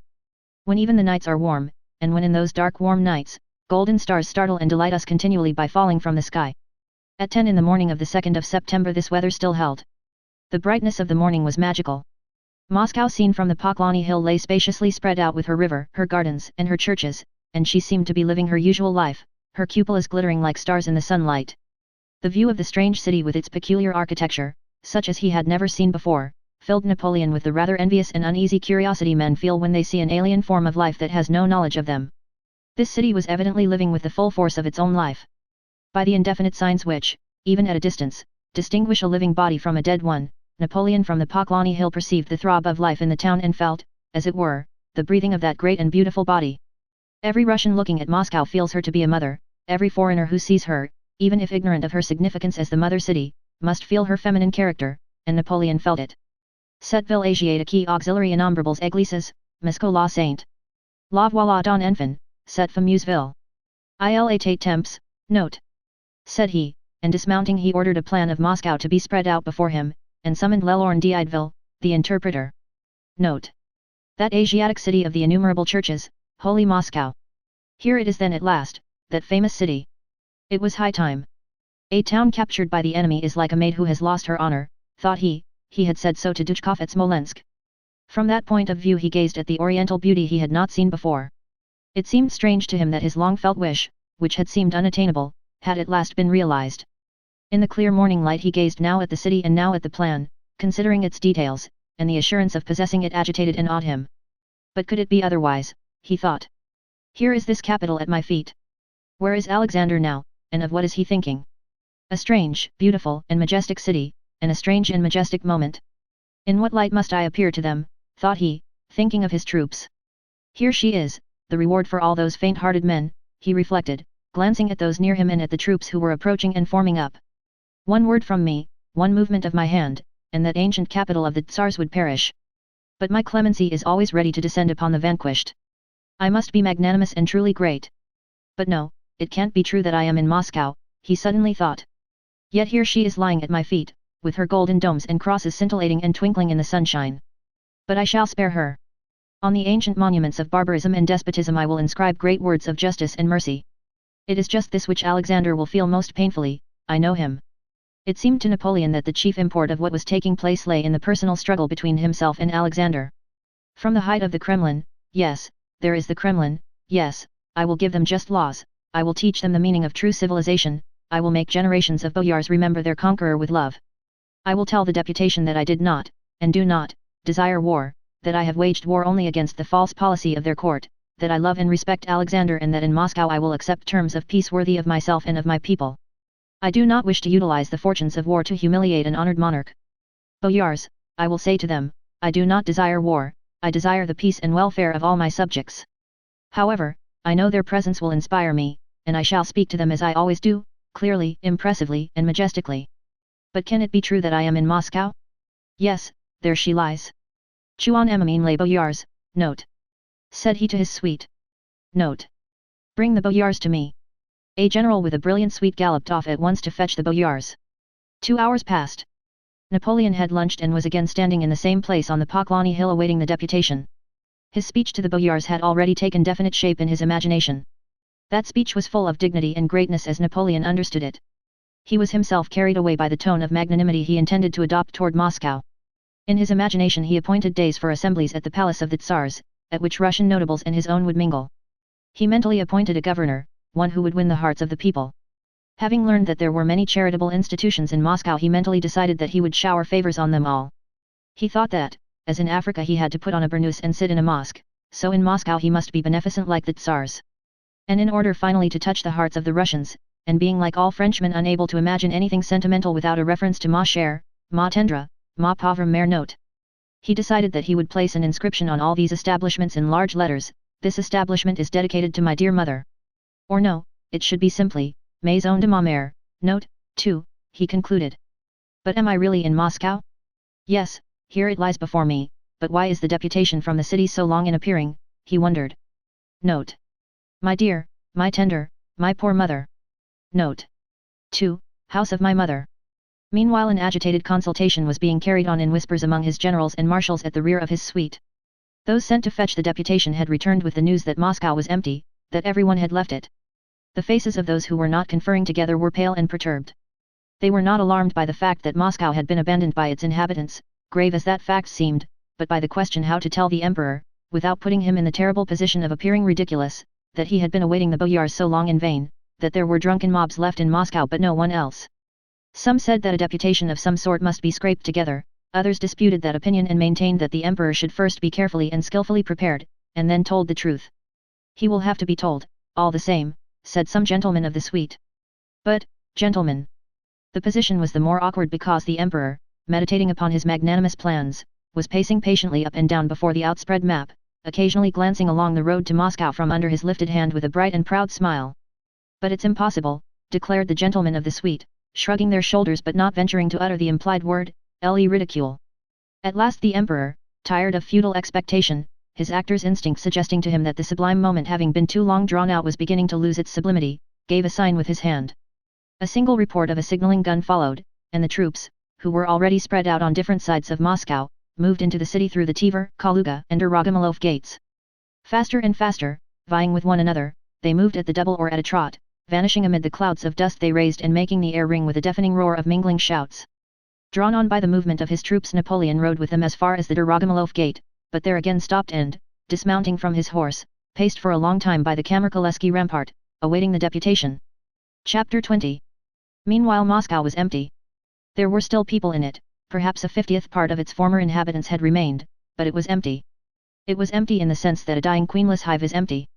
In a queenless hive no life is left, though to a superficial glance it seems as much alive as other hives. The bees circle round a queenless hive in the hot beams of the midday sun as gaily as around the living hives. From a distance it smells of honey like the others, and bees fly in and out in the same way. But one has only to observe that hive to realize that there is no longer any life in it. The bees do not fly in the same way, the smell and the sound that meet the beekeeper are not the same. To the beekeeper's tap on the wall of the sick hive, instead of the former instant unanimous humming of tens of thousands of bees with their abdomens threateningly compressed, and producing by the rapid vibration of their wings an aerial living sound, the only reply is a disconnected buzzing from different parts of the deserted hive. From the alighting board, instead of the former spirituous fragrant smell of honey and venom, and the warm whiffs of crowded life, comes an odor of emptiness and decay mingling with the smell of honey.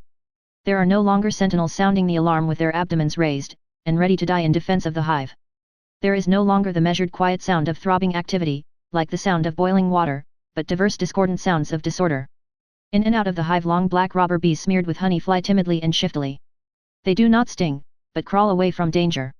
Formerly only bees laden with honey flew into the hive, and they flew out empty, now they fly out laden. The beekeeper opens the lower part of the hive and peers in. Instead of black, glossy bees, tamed by toil, clinging to one another's legs and drawing out the wax, with the ceaseless hum of labor, that used to hang in long clusters down to the floor of the hive, drowsy shriveled bees crawl about separately in various directions on the floor and walls of the hive. Instead of a neatly glued floor, swept by the bees with the fanning of their wings, there is a floor littered with bits of wax, excrement, dying bees scarcely moving their legs, and dead ones that have not been cleared away. The beekeeper opens the upper part of the hive and examines the super. Instead of serried rows of bees sealing up every gap in the combs and keeping the brood warm, he sees the skillful complex structures of the combs, but no longer in their former state of purity. All is neglected and foul. Black robber bees are swiftly and stealthily prowling about the combs, and the short home bees, shriveled and listless as if they were old, creep slowly about without trying to hinder the robbers, having lost all motive and all sense of life. Drones, bumblebees, wasps, and butterflies knock awkwardly against the walls of the hive in their flight. Here and there among the cells containing dead brood and honey an angry buzzing can sometimes be heard. Here and there a couple of bees, by force of habit and custom cleaning out the brood cells, with efforts beyond their strength laboriously drag away a dead bee or bumblebee without knowing why they do it. In another corner two old bees are languidly fighting, or cleaning themselves, or feeding one another, without themselves knowing whether they do it with friendly or hostile intent. In a third place a crowd of bees, crushing one another, attack some victim and fight and smother it, and the victim, enfeebled or killed, drops from above slowly and lightly as a feather, among the heap of corpses. The keeper opens the two center partitions to examine the brood cells. In place of the former closed dark circles formed by thousands of bees sitting back to back and guarding the high mystery of generation, he sees hundreds of dull, listless, and sleepy shells of bees. They have almost all died unawares, sitting in the sanctuary they had guarded and which is now no more. They reek of decay and death. Only a few of them still move, rise, and feebly fly to settle on the enemy's hand, lacking the spirit to die stinging him, the rest are dead and fall as lightly as fish scales. The beekeeper closes the hive, chalks a mark on it, and when he has time tears out its contents and burns it clean. So in the same way Moscow was empty when Napoleon, weary, uneasy, and morose, paced up and down in front of the Kamarkolesky rampart, awaiting what to his mind was a necessary, if but formal, observance of the proprieties, a deputation. In various corners of Moscow there still remained a few people aimlessly moving about, following their old habits and hardly aware of what they were doing. When with due circumspection Napoleon was informed that Moscow was empty, he looked angrily at his informant, turned away, and silently continued to walk to and fro. "My carriage," he said.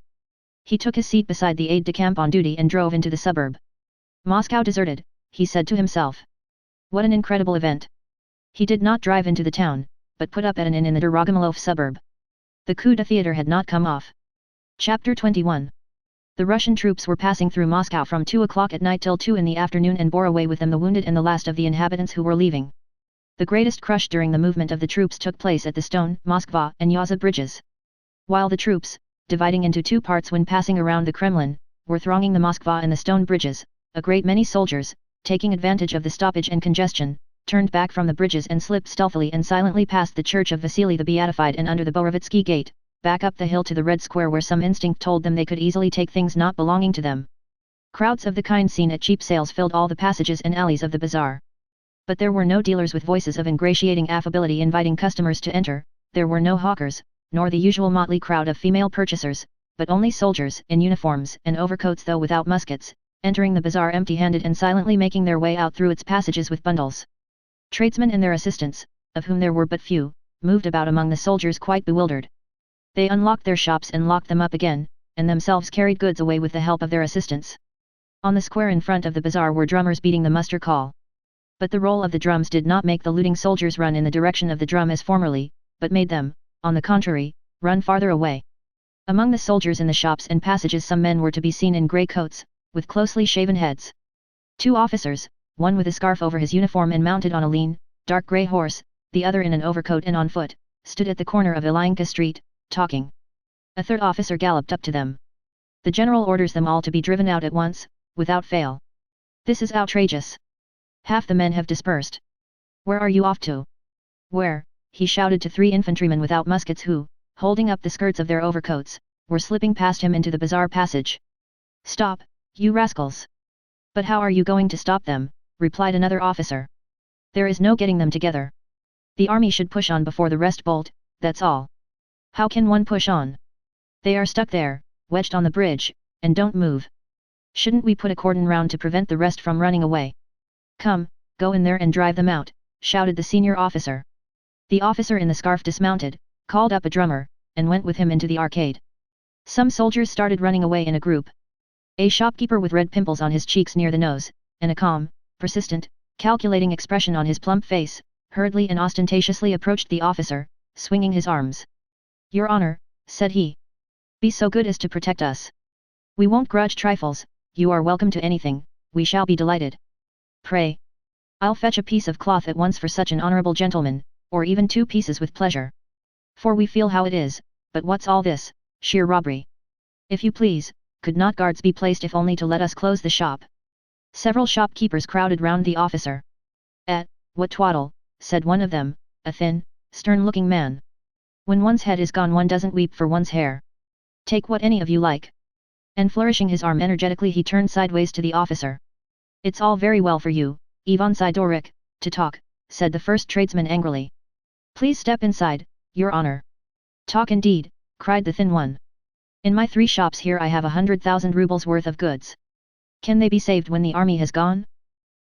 What people? Against God's might our hands can't fight. Come inside, Your Honor, repeated the tradesman, bowing. The officer stood perplexed and his face showed indecision. It's not my business, he exclaimed, and strode on quickly down one of the passages. From one open shop came the sound of blows and vituperation, and just as the officer came up to it a man in a grey coat with a shaven head was flung out violently. This man, bent double, rushed past the tradesman and the officer. The officer pounced on the soldiers who were in the shops, but at that moment fearful screams reached them from the huge crowd on the Moskva bridge and the officer ran out into the square. What is it? What is it? He asked, but his comrade was already galloping off past Vasily the Beatified in the direction from which the screams came. The officer mounted his horse and rode after him. When he reached the bridge he saw 2 unlimbered guns, the infantry crossing the bridge, several overturned carts and frightened and laughing faces among the troops. Beside the cannon a cart was standing to which 2 horses were harnessed. 4 borzois with collars were pressing close to the wheels. The cart was loaded high, and at the very top, beside a child's chair with its legs in the air, sat a peasant woman uttering piercing and desperate shrieks. He was told by his fellow officers that the screams of the crowd and the shrieks of the woman were due to the fact that General Ermolov, coming up to the crowd and learning that soldiers were dispersing among the shops while crowds of civilians blocked the bridge, had ordered 2 guns to be unlimbered and made a show of firing at the bridge. The crowd, crushing one another, upsetting carts, and shouting and squeezing desperately, had cleared off the bridge and the troops were now moving forward. Chapter 22. Meanwhile, the city itself was deserted. There was hardly anyone in the streets. The gates and shops were all closed, only here and there round the taverns solitary shouts or drunken songs could be heard. Nobody drove through the streets and footsteps were rarely heard. The Povarskia was quite still and deserted. The huge courtyard of the Rostovs' house was littered with wisps of hay and with dung from the horses, and not a soul was to be seen there. In the great drawing room of the house, which had been left with all it contained, were 2 people. They were the yard porter Ignat, and the page boy Mishka, Vasilika's grandson who had stayed in Moscow with his grandfather. Mishka had opened the clavichord and was strumming on it with one finger. The yard porter, his arms akimbo, stood smiling with satisfaction before the large mirror. "Isn't it fine, Uncle Ignat?" said the boy, suddenly beginning to strike the keyboard with both hands. "Only fancy," answered Ignat, surprised at the broadening grin on his face in the mirror. "Impudence! Impudence!" they heard behind them the voice of Mavra Kuzminikna who had entered silently. "How he's grinning, the fat mug! Is that what you're here for? Nothing's cleared away down there and Vasilik is worn out. Just you wait a bit." Ignat left off smiling, adjusted his belt, and went out of the room with meekly downcast eyes. "Aunt, I did it gently," said the boy. "I'll give you something gently, you monkey you," cried Mavra Kuzminikna, raising her arm threateningly. "Go and get the samovar to boil for your grandfather." Mavra Kuzminikna flicked the dust off the clavichord and closed it, and with a deep sigh left the drawing room and locked its main door. Going out into the yard she paused to consider where she should go next, to drink tea in the servants' wing with Vasilik, or into the storeroom to put away what still lay about. She heard the sound of quick footsteps in the quiet street. Someone stopped at the gate, and the latch rattled as someone tried to open it. Mavra Kuzminikna went to the gate. "Who do you want?" "The Count, Count Ilya Andreevich Rostov." "And who are you?" "An officer, I have to see him," came the reply in a pleasant, well-bred Russian voice. Mavra Kuzminikna opened the gate and an officer of 18, with the round face of a Rostov, entered the yard. "They have gone away, sir." "Went away yesterday at vesper time," said Mavra Kuzminikna cordially. The young officer standing in the gateway, as if hesitating whether to enter or not, clicked his tongue. "Ah, how annoying," he muttered. "I should have come yesterday. Ah, what a pity." Meanwhile, Mavra Kuzminikna was attentively and sympathetically examining the familiar Rostov features of the young man's face, his tattered coat and trodden-down boots. "What did you want to see the Count for?" she asked. "Oh well, it can't be helped," said he in a tone of vexation and placed his hand on the gate as if to leave. He again paused in indecision. "You see," he suddenly said, "I am a kinsman of the Count's and he has been very kind to me. As you see," he glanced with an amused air and good-natured smile at his coat and boots, "my things are worn out and I have no money, so I was going to ask the Count." Mavra Kuzminikna did not let him finish. "Just wait a minute, sir. One little moment," said she. And as soon as the officer let go of the gate handle she turned and, hurrying away on her old legs, went through the backyard to the servants' quarters. While Mavra Kuzminikna was running to her room the officer walked about the yard gazing at his worn-out boots with lowered head and a faint smile on his lips. "What a pity I've missed uncle. What a nice old woman. Where has she run off to? And how am I to find the nearest way to overtake my regiment, which must by now be getting near the Rogozhinsky gate," thought he. Just then Mavra Kuzminikna appeared from behind the corner of the house with a frightened yet resolute look, carrying a rolled-up check kerchief in her hand. While still a few steps from the officer she unfolded the kerchief and took out of it a white 25-ruble assignat and hastily handed it to him. If His Excellency had been at home, as a kinsman he would of course, but as it is. Mavra Kuzminikna grew abashed and confused. The officer did not decline, but took the note quietly and thanked her. If the Count had been at home, Mavra Kuzminikna went on apologetically. "Christ be with you, sir." "May God preserve you," said she, bowing as she saw him out. Swaying his head and smiling as if amused at himself, the officer ran almost at a trot through the deserted streets toward the Yaza bridge to overtake his regiment. But Mavra Kuzminikna stood at the closed gate for some time with moist eyes, pensively swaying her head and feeling an unexpected flow of motherly tenderness and pity for the unknown young officer. Chapter 23. From an unfinished house on the Varvarka, the ground floor of which was a dram shop, came drunken shouts and songs. On benches round the tables in a dirty little room sat some 10 factory hands. Tipsy and perspiring, with dim eyes and wide open mouths, they were all laboriously singing some song or other. They were singing discordantly, arduously and with great effort, evidently not because they wished to sing, but because they wanted to show they were drunk and on a spree. One, a tall, fair-haired lad in a clean blue coat, was standing over the others. His face with its fine straight nose would have been handsome had it not been for his thin, compressed, twitching lips and dull, gloomy, fixed eyes. Evidently possessed by some idea, he stood over those who were singing, and solemnly and jerkily flourished above their heads his white arm with the sleeve turned up to the elbow, trying unnaturally to spread out his dirty fingers. The sleeve of his coat kept slipping down and he always carefully rolled it up again with his left hand, as if it were most important that the sinewy white arm he was flourishing should be bare. In the midst of the song cries were heard, and fighting, and blows in the passage and porch. The tall lad waved his arm. "Stop it," he exclaimed peremptorily. "There's a fight, lads." And, still rolling up his sleeve, he went out to the porch. The factory hands followed him.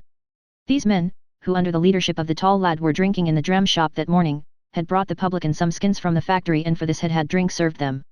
The blacksmiths from a neighbouring smithy, hearing the sounds of revelry in the tavern and supposing it to have been broken into, wished to force their way into and a fight in the porch had resulted. The publican was fighting one of the smiths at the door, and when the workman came out the smith, wrenching himself free from the tavern keeper, fell face downward on the pavement. Another smith tried to enter the doorway, pressing against the publican with his chest. The lad with the turned-up sleeve gave the smith a blow in the face and cried wildly, "They're fighting us, lads." At that moment the first smith got up and, scratching his bruised face to make it bleed, shouted in a tearful voice, "Police! Murder! They've killed a man, lads!"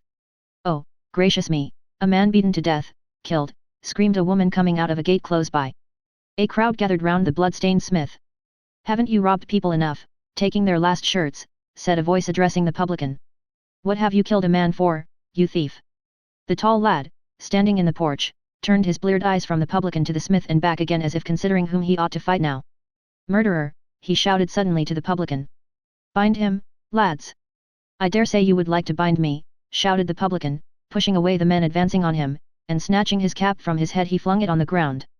As if this action had some mysterious and menacing significance, the workmen surrounding the publican paused in indecision. "I know the law very well, mates. I'll take the matter to the captain of police." "You think I won't get to him?" "Robbery is not permitted to anybody nowadays," shouted the publican, picking up his cap. "Come along then. Come along then," the publican and the tall young fellow repeated one after the other, and they moved up the street together. The blood-stained smith went beside them. The factory hands and others followed behind, talking and shouting. At the corner of the Morozika, opposite a large house with closed shutters and bearing a bootmaker's signboard, stood a score of thin, worn-out, gloomy-faced bootmakers, wearing overalls and long tattered coats. "He should pay folks off properly," a thin working man, with frowning brows and a straggly beard, was saying. "But he's sucked our blood and now he thinks he's quit of us. He's been misleading us all the week and now that he's brought us to this pass he's made off." On seeing the crowd and the blood-stained man the workmen ceased speaking, and with eager curiosity all the bootmakers joined the moving crowd. "Where are all the folks going?" "Why, to the police, of course." "I say, is it true that we have been beaten?" "And what did you think? Look what folks are saying." Questions and answers were heard. The publican, taking advantage of the increased crowd, dropped behind and returned to his tavern. The tall youth, not noticing the disappearance of his foe, waved his bare arm and went on talking incessantly, attracting general attention to himself. It was around him that the people chiefly crowded, expecting answers from him to the questions that occupied all their minds. "He must keep order, keep the law, that's what the government is there for. Am I not right, good Christians?" said the tall youth, with a scarcely perceptible smile. "He thinks there's no government. How can one do without government? Or else there would be plenty who'd rob us." "Why talk nonsense?" rejoined voices in the crowd. "Will they give up Moscow like this? They told you that for fun, and you believed it. Aren't there plenty of troops on the march? Let him in, indeed. That's what the government is for." "You'd better listen to what people are saying," said some of the mob pointing to the tall youth. By the wall of Chinatown a smaller group of people were gathered round a man in a frieze coat who held a paper in his hand. "A new case, they are reading a new case. Reading a new case," cried voices in the crowd, and the people rushed toward the reader. The man in the frieze coat was reading the broadsheet of August 31st. When the crowd collected round him he seemed confused, but at the demand of the tall lad who had pushed his way up to him, he began in a rather tremulous voice to read the sheet from the beginning. Early tomorrow I shall go to His Serene Highness, he read. Serene Highness, said the tall fellow with a triumphant smile on his lips and a frown on his brow, to consult with him to act, and to aid the army to exterminate these scoundrels. We too will take part, the reader went on, and then paused. Do you see, shouted the youth victoriously, he's going to clear up the whole affair for you, in destroying them, and will send these visitors to the devil. I will come back to dinner, and we'll set to work. We will completely do and undo these scoundrels. The last words were read out in the midst of complete silence. The tall lad hung his head gloomily. It was evident that no one had understood the last part. In particular, the words "I will come back to dinner," evidently displeased both reader and audience. The people's minds were tuned to a high pitch and this was too simple and needlessly comprehensible. It was what any one of them might have said and therefore was what a new case emanating from the highest authority should not say. They all stood despondent and silent. The tall youth moved his lips and swayed from side to side. We should ask him, that's he himself. Yes, ask him indeed. Why not? He'll explain, voices in the rear of the crowd were suddenly heard saying, and the general attention turned to the police superintendent's trap which drove into the square attended by 2 mounted dragoons. The superintendent of police, who had gone that morning by Count Rostopchin's orders to burn the barges and had in connection with that matter acquired a large sum of money which was at that moment in his pocket, on seeing a crowd bearing down upon him told his coachman to stop.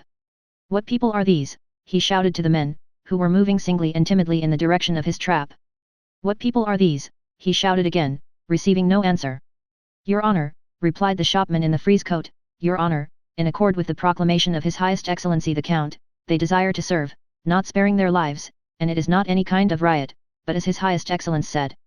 The Count has not left, he is here, and an order will be issued concerning you, said the superintendent of police. Go on, he ordered his coachman. The crowd halted, pressing around those who had heard what the superintendent had said, and looking at the departing trap. The superintendent of police turned round at that moment with a scared look, said something to his coachman, and his horses increased their speed. It's a fraud, lads. Lead the way to him, himself, shouted the tall youth. Don't let him go, lads. Let him answer us. Keep him, shouted different people and the people dashed in pursuit of the trap. Following the superintendent of police and talking loudly the crowd went in the direction of the Lubyanka street. There now, the gentry and merchants have gone away and left us to perish. Do they think we're dogs? Voices in the crowd were heard saying more and more frequently. Chapter 24. On the evening of the 1st of September, after his interview with Kutuzov, Count Rostopchin had returned to Moscow mortified and offended because he had not been invited to attend the Council of War, and because Kutuzov had paid no attention to his offer to take part in the defense of the city, amazed also at the novel outlook revealed to him at the camp, which treated the tranquility of the capital and its patriotic fervor as not merely secondary but quite irrelevant and unimportant matters. Distressed, offended, and surprised by all this, Rostopchin had returned to Moscow. After supper he lay down on a sofa without undressing, and was awakened soon after midnight by a courier bringing him a letter from Kutuzov. This letter requested the Count to send police officers to guide the troops through the town, as the army was retreating to the Ryazan road beyond Moscow. This was not news to Rostopchin. He had known that Moscow would be abandoned not merely since his interview the previous day with Kutuzov on the Poklony Hill but ever since the Battle of Borodino, for all the generals who came to Moscow after that battle had said unanimously that it was impossible to fight another battle, and since then the government property had been removed every night, and half the inhabitants had left the city with Rostopchin's own permission. Yet all the same this information astonished and irritated the Count, coming as it did in the form of a simple note. With an order from Kutuzov, and received at night, breaking in on his beauty sleep. When later on in his memoirs Count Rostopchin explained his actions at this time, he repeatedly says that he was then actuated by 2 important considerations, to maintain tranquility in Moscow and expedite the departure of the inhabitants. If one accepts this twofold aim all Rostopchin's actions appear irreproachable. Why were the holy relics, the arms, ammunition, gunpowder, and stores of corn not removed? Why were thousands of inhabitants deceived into believing that Moscow would not be given up, and thereby ruined? To preserve the tranquility of the city, explains Count Rostopchin. Why were bundles of useless papers from the government offices, and Lepitch's balloon and other articles removed? To leave the town empty, explains Count Rostopchin. One need only admit that public tranquility is in danger and any action finds a justification. All the horrors of the Reign of Terror were based only on solicitude for public tranquility. On what, then, was Count Rostopchin's fear for the tranquility of Moscow based in 1812? What reason was there for assuming any probability of an uprising in the city? The inhabitants were leaving it and the retreating troops were filling it. Why should that cause the masses to riot? Neither in Moscow nor anywhere in Russia did anything resembling an insurrection ever occur when the enemy entered a town. More than 10,000 people were still in Moscow on the 1st and 2nd of September, and except for a mob in the governor's courtyard, assembled there at his bidding, nothing happened. It is obvious that there would have been even less reason to expect a disturbance among the people if after the Battle of Borodino, when the surrender of Moscow became certain or at least probable, Rostopchin instead of exciting the people by distributing arms and broadsheets had taken steps to remove all the holy relics, the gunpowder, munitions, and money, and had told the population plainly that the town would be abandoned. Rostopchin, though he had patriotic sentiments, was a sanguine and impulsive man who had always moved in the highest administrative circles and had no understanding at all of the people he supposed himself to be guiding.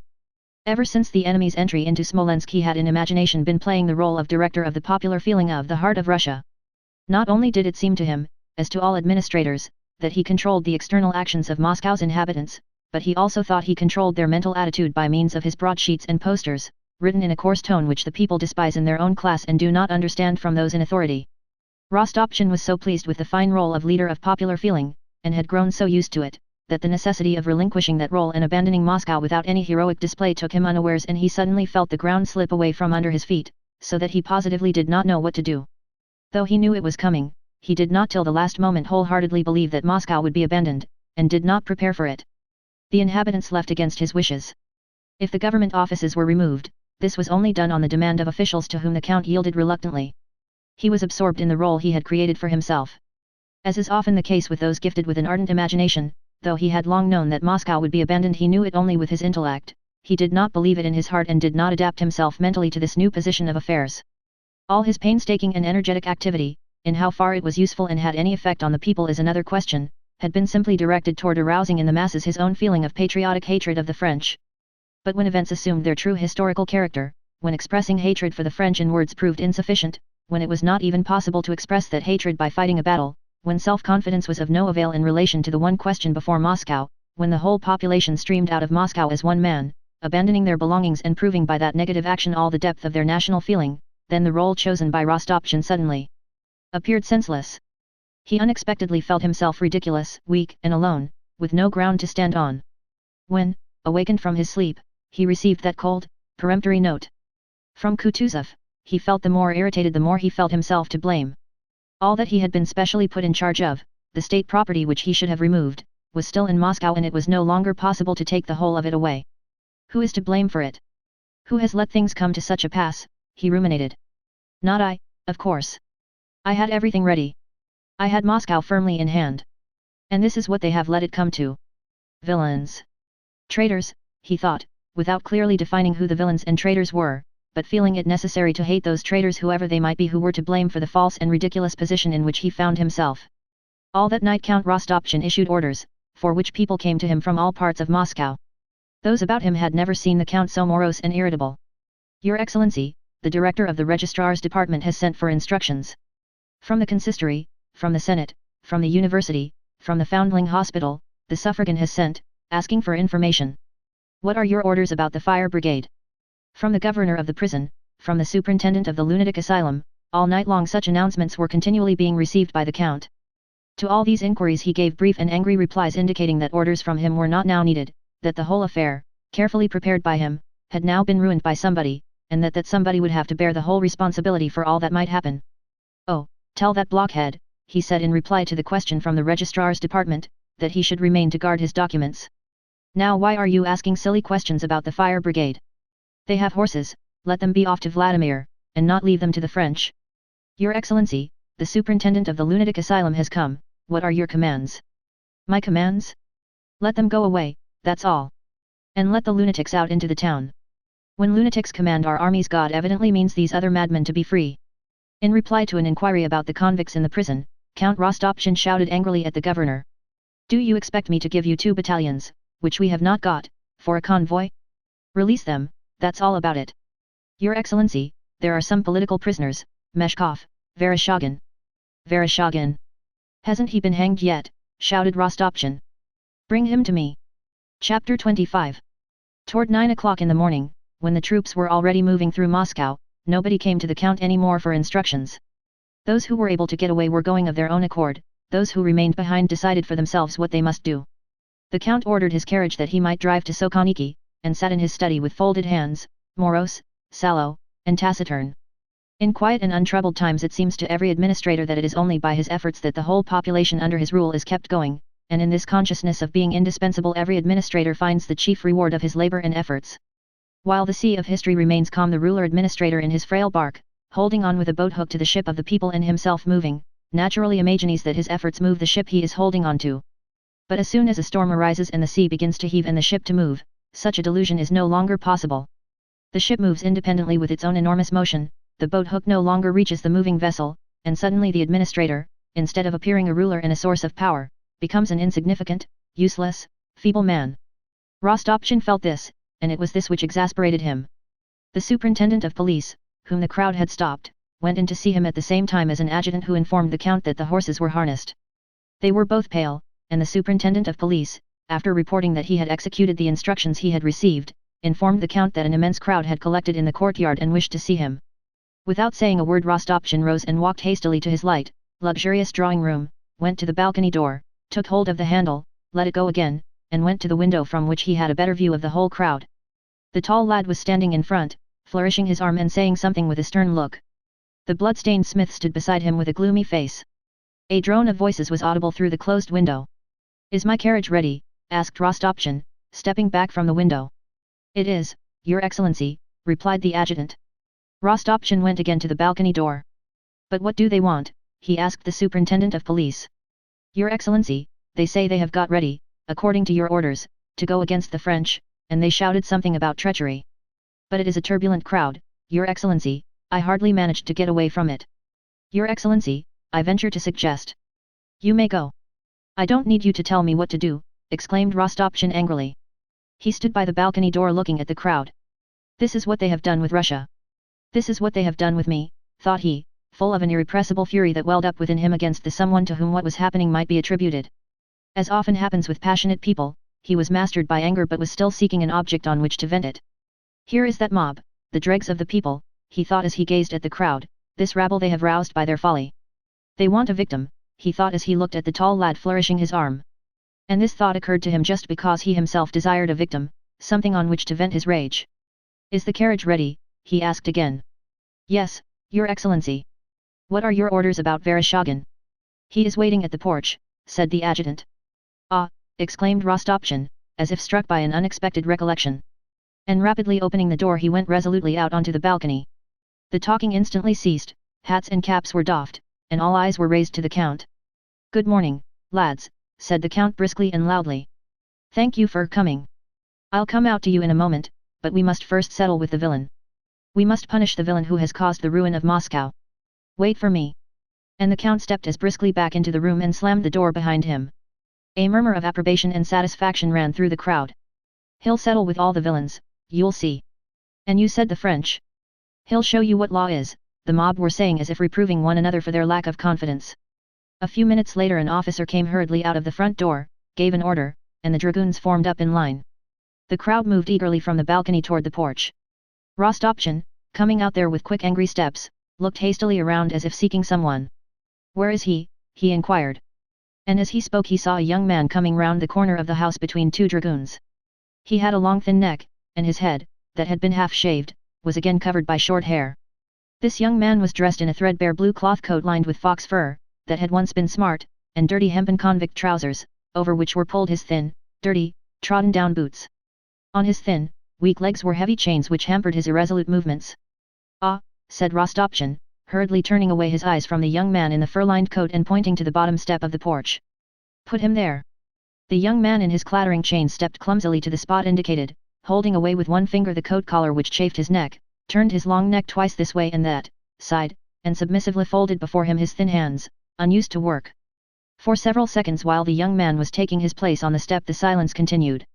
Only among the back rows of the people, who were all pressing toward the one spot, could sighs, groans, and the shuffling of feet be heard. While waiting for the young man to take his place on the step Rostopchin stood frowning and rubbing his face with his hand. "Lads," said he, with a metallic ring in his voice. "This man, Vereshchagin, is the scoundrel by whose doing Moscow is perishing." The young man in the fur-lined coat, stooping a little, stood in a submissive attitude, his fingers clasped before him. His emaciated young face, disfigured by the half-shaven head, hung down hopelessly. At the count's first words he raised it slowly and looked up at him as if wishing to say something or at least to meet his eye. But Rostopchin did not look at him. A vein in the young man's long thin neck swelled like a cord and went blue behind the ear, and suddenly his face flushed. All eyes were fixed on him. He looked at the crowd, and rendered more hopeful by the expression he read on the faces there, he smiled sadly and timidly, and lowering his head shifted his feet on the step. He has betrayed his Tsar and his country, he has gone over to Bonaparte.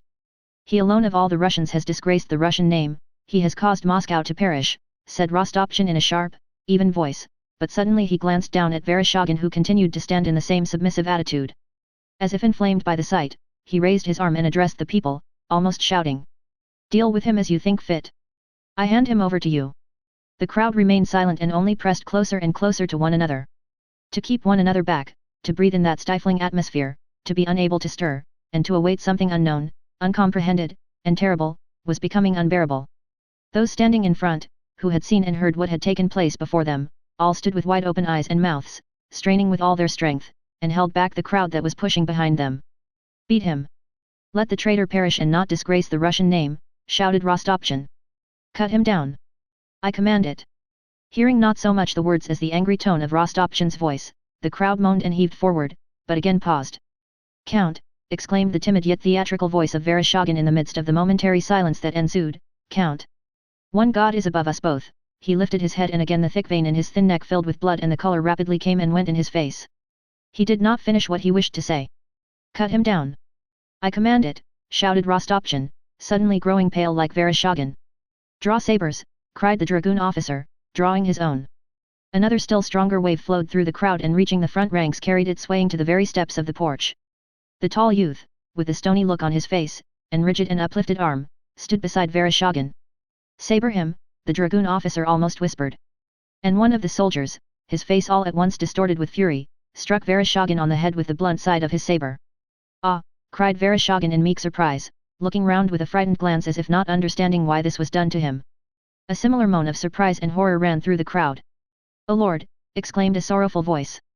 But after the exclamation of surprise that had escaped from Vereshchagin he uttered a plaintive cry of pain, and that cry was fatal.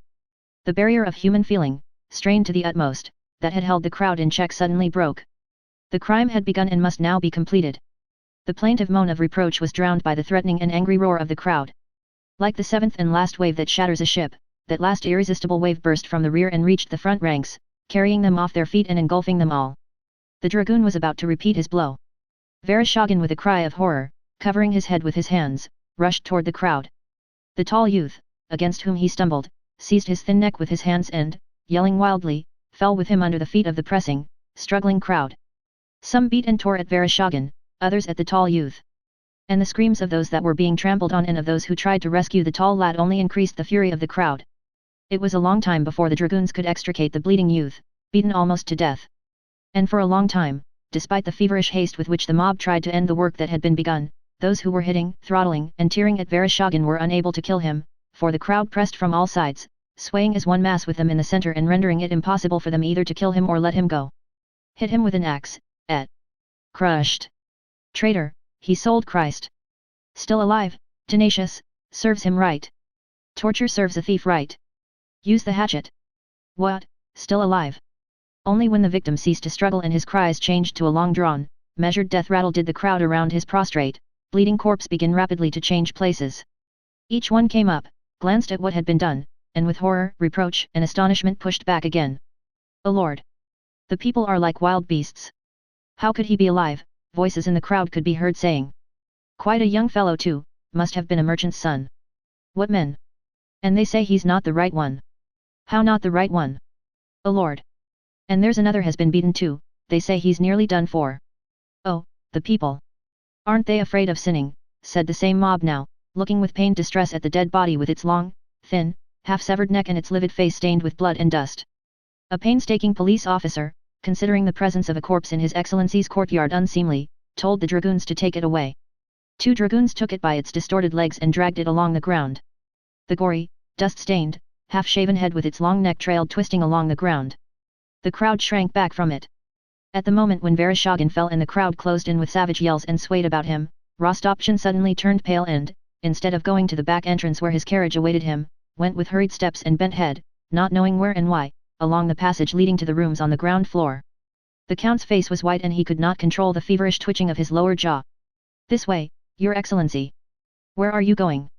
"This way, please," said a trembling, frightened voice behind him. Count Rostopchin was unable to reply and, turning obediently, went in the direction indicated. At the back entrance stood his caleche. The distant roar of the yelling crowd was audible even there. He hastily took his seat and told the coachman to drive him to his country house in Sokhaniki. When they reached the Myasnitsky street and could no longer hear the shouts of the mob, the Count began to repent. He remembered with dissatisfaction the agitation and fear he had betrayed before his subordinates. "The mob is terrible, disgusting," he said to himself in French. "They are like wolves whom nothing but flesh can appease." "Count. One God is above us both," Vereshchagin's words suddenly recurred to him, and a disagreeable shiver ran down his back. But this was only a momentary feeling and Count Rostopchin smiled disdainfully at himself. "I had other duties," thought he. "The people had to be appeased. Many other victims have perished and are perishing for the public good," and he began thinking of his social duties to his family and to the city entrusted to him, and of himself, not himself as Theodore Vasilyevich Rostopchin. He fancied that Theodore Vasilyevich Rostopchin was sacrificing himself for the public good, but himself as governor, the representative of authority and of the Tsar. "Had I been simply Theodore Vasilyevich, my course of action would have been quite different, but it was my duty to safeguard my life and dignity as commander-in-chief." Lightly swaying on the flexible springs of his carriage and no longer hearing the terrible sounds of the crowd, Rostopchin grew physically calm and, as always happens, as soon as he became physically tranquil his mind devised reasons why he should be mentally tranquil too. The thought which tranquilized Rostopchin was not a new one. Since the world began and men have killed one another, no one has ever committed such a crime against his fellow man without comforting himself with this same idea. This idea is le bien public, the hypothetical welfare of other people. To a man not swayed by passion that welfare is never certain, but he who commits such a crime always knows just where that welfare lies. And Rostopchin now knew it. Not only did his reason not reproach him for what he had done, but he even found cause for self-satisfaction in having so successfully contrived to avail himself of a convenient opportunity to punish a criminal and at the same time pacify the mob. Vereshchagin was tried and condemned to death, thought Rostopchin, though the Senate had only condemned Vereshchagin to hard labor. He was a traitor and a spy. I could not let him go unpunished, and so I have killed two birds with one stone. To appease the mob I gave them a victim and at the same time punished a miscreant. Having reached his country house and begun to give orders about domestic arrangements, the Count grew quite tranquil. Half an hour later he was driving with his fast horses across the Sokhaniki field, no longer thinking of what had occurred but considering what was to come. He was driving to the Yaza bridge where he had heard that Kutuzov was. Count Rostopchin was mentally preparing the angry and stinging reproaches he meant to address to Kutuzov for his deception. He would make that foxy old courtier feel that the responsibility for all the calamities that would follow the abandonment of the city and the ruin of Russia, as Rostopchin regarded it, would fall upon his doting old head. Planning beforehand what he would say to Kutuzov, Rostopchin turned angrily in his caleche and gazed sternly from side to side. The Sokhaniki field was deserted. Only at the end of it, in front of the almshouse and the lunatic asylum, could be seen some people in white and others like them walking singly across the field shouting and gesticulating. One of these was running to cross the path of Count Rostopchin's carriage, and the Count himself, his coachman, and his dragoons looked with vague horror and curiosity at these released lunatics and especially at the one running toward them. Swaying from side to side on his long, thin legs in his fluttering dressing gown, this lunatic was running impetuously, his gaze fixed on Rostopchin, shouting something in a hoarse voice and making signs to him to stop. The lunatic's solemn, gloomy face was thin and yellow, with its beard growing in uneven tufts. His black, agate pupils with saffron yellow whites moved restlessly near the lower eyelids. "Stop! Pull up, I tell you," he cried in a piercing voice, and again shouted something breathlessly with emphatic intonations and gestures. Coming abreast of the caleche he ran beside it. "Thrice have they slain me, thrice have I risen from the dead. They stoned me, crucified me. I shall rise, shall rise, shall rise. They have torn my body. The kingdom of God will be overthrown. Thrice will I overthrow it and thrice re-establish it," he cried, raising his voice higher and higher. Count Rostopchin suddenly grew pale as he had done when the crowd closed in on Vereshchagin. He turned away. "Go faster," he cried in a trembling voice to his coachman. The caleche flew over the ground as fast as the horses could draw it, but for a long time Count Rostopchin still heard the insane despairing screams growing fainter in the distance, while his eyes saw nothing but the astonished, frightened, blood-stained face of the traitor in the fur-lined coat. Recent as that mental picture was, Rostopchin already felt that it had cut deep into his heart and drawn blood. Even now he felt clearly that the gory trace of that recollection would not pass with time, but that the terrible memory would, on the contrary, dwell in his heart ever more cruelly and painfully to the end of his life. He seemed still to hear the sound of his own words, "Cut him down. I command it. Why did I utter those words? It was by some accident I said them. I need not have said them, he thought. And then nothing would have happened. He saw the frightened and then infuriated face of the dragoon who dealt the blow, the look of silent, timid reproach that boy in the fur-lined coat had turned upon him. But I did not do it for my own sake. I was bound to act that way. The mob, the traitor, the public welfare, thought he. Troops were still crowding at the Yaza bridge. It was hot. Kutuzov, dejected and frowning, sat on a bench by the bridge toying with his whip in the sand when a caleche dashed up noisily. A man in a general's uniform with plumes in his hat went up to Kutuzov and said something in French. It was Count Rostopchin. He told Kutuzov that he had come because Moscow, the capital, was no more and only the army remained. Things would have been different if your Serene Highness had not told me that you would not abandon Moscow without another battle, all this would not have happened, he said. Kutuzov looked at Rostopchin as if, not grasping what was said to him, he was trying to read something peculiar written at that moment on the face of the man addressing him. Rostopchin grew confused and became silent. Kutuzov slightly shook his head and not taking his penetrating gaze from Rostopchin's face muttered softly. No. I shall not give up Moscow without a battle. Whether Kutuzov was thinking of something entirely different when he spoke those words, or uttered them purposely, knowing them to be meaningless, at any rate Rostopchin made no reply and hastily left him. And strange to say, the governor of Moscow, the proud Count Rostopchin, took up a Cossack whip and went to the bridge where he began with shouts to drive on the carts that blocked the way. Chapter 26. Toward 4 o'clock in the afternoon Murat's troops were entering Moscow. In front rode a detachment of Wurtemberg hussars and behind them rode the King of Naples himself accompanied by a numerous suite. About the middle of the Arbut Street, near the church of the miraculous icon of St. Nicholas, Murat halted to await news from the advanced detachment as to the condition in which they had found the citadel, le Kremlin. Around Murat gathered a group of those who had remained in Moscow. They all stared in timid bewilderment at the strange, long-haired commander dressed up in feathers and gold. Is that their Tsar himself? He's not bad, low voices could be heard saying. An interpreter rode up to the group. Take off your cap, your caps. These words went from one to another in the crowd. The interpreter addressed an old porter and asked if it was far to the Kremlin. The porter, listening in perplexity to the unfamiliar Polish accent and not realizing that the interpreter was speaking Russian, did not understand what was being said to him and slipped behind the others. Murat approached the interpreter and told him to ask where the Russian army was. One of the Russians understood what was asked and several voices at once began answering the interpreter. A French officer, returning from the advanced detachment, rode up to Murat and reported that the gates of the citadel had been barricaded and that there was probably an ambuscade there. Good, said Murat and, turning to one of the gentlemen in his suite, ordered 4 light guns to be moved forward to fire at the gates. The guns emerged at a trot from the column following Murat and advanced up the Arbut. When they reached the end of the Vozdvizhnka street they halted and drew in the square. Several French officers superintended the placing of the guns and looked at the Kremlin through field glasses. The bells in the Kremlin were ringing for vespers, and this sound troubled the French. They imagined it to be a call to arms. A few infantrymen ran to the Kutafiv gate. Beams and wooden screens had been put there, and 2 musket shots rang out from under the gate as soon as an officer and men began to run toward it. A general who was standing by the guns shouted some words of command to the officer, and the latter ran back again with his men. The sound of 3 more shots came from the gate. One shot struck a French soldier's foot, and from behind the screens came the strange sound of a few voices shouting. Instantly as at a word of command the expression of cheerful serenity on the faces of the French general, officers and men changed to one of determined concentrated readiness for strife and suffering. To all of them from the marshal to the least soldier, that place was not the Vozdvizhnka, Makavea or Kutafiv street, nor the Troitsa gate, places familiar in Moscow, but a new battlefield which would probably prove sanguinary. And all made ready for that battle. The cries from the gates ceased.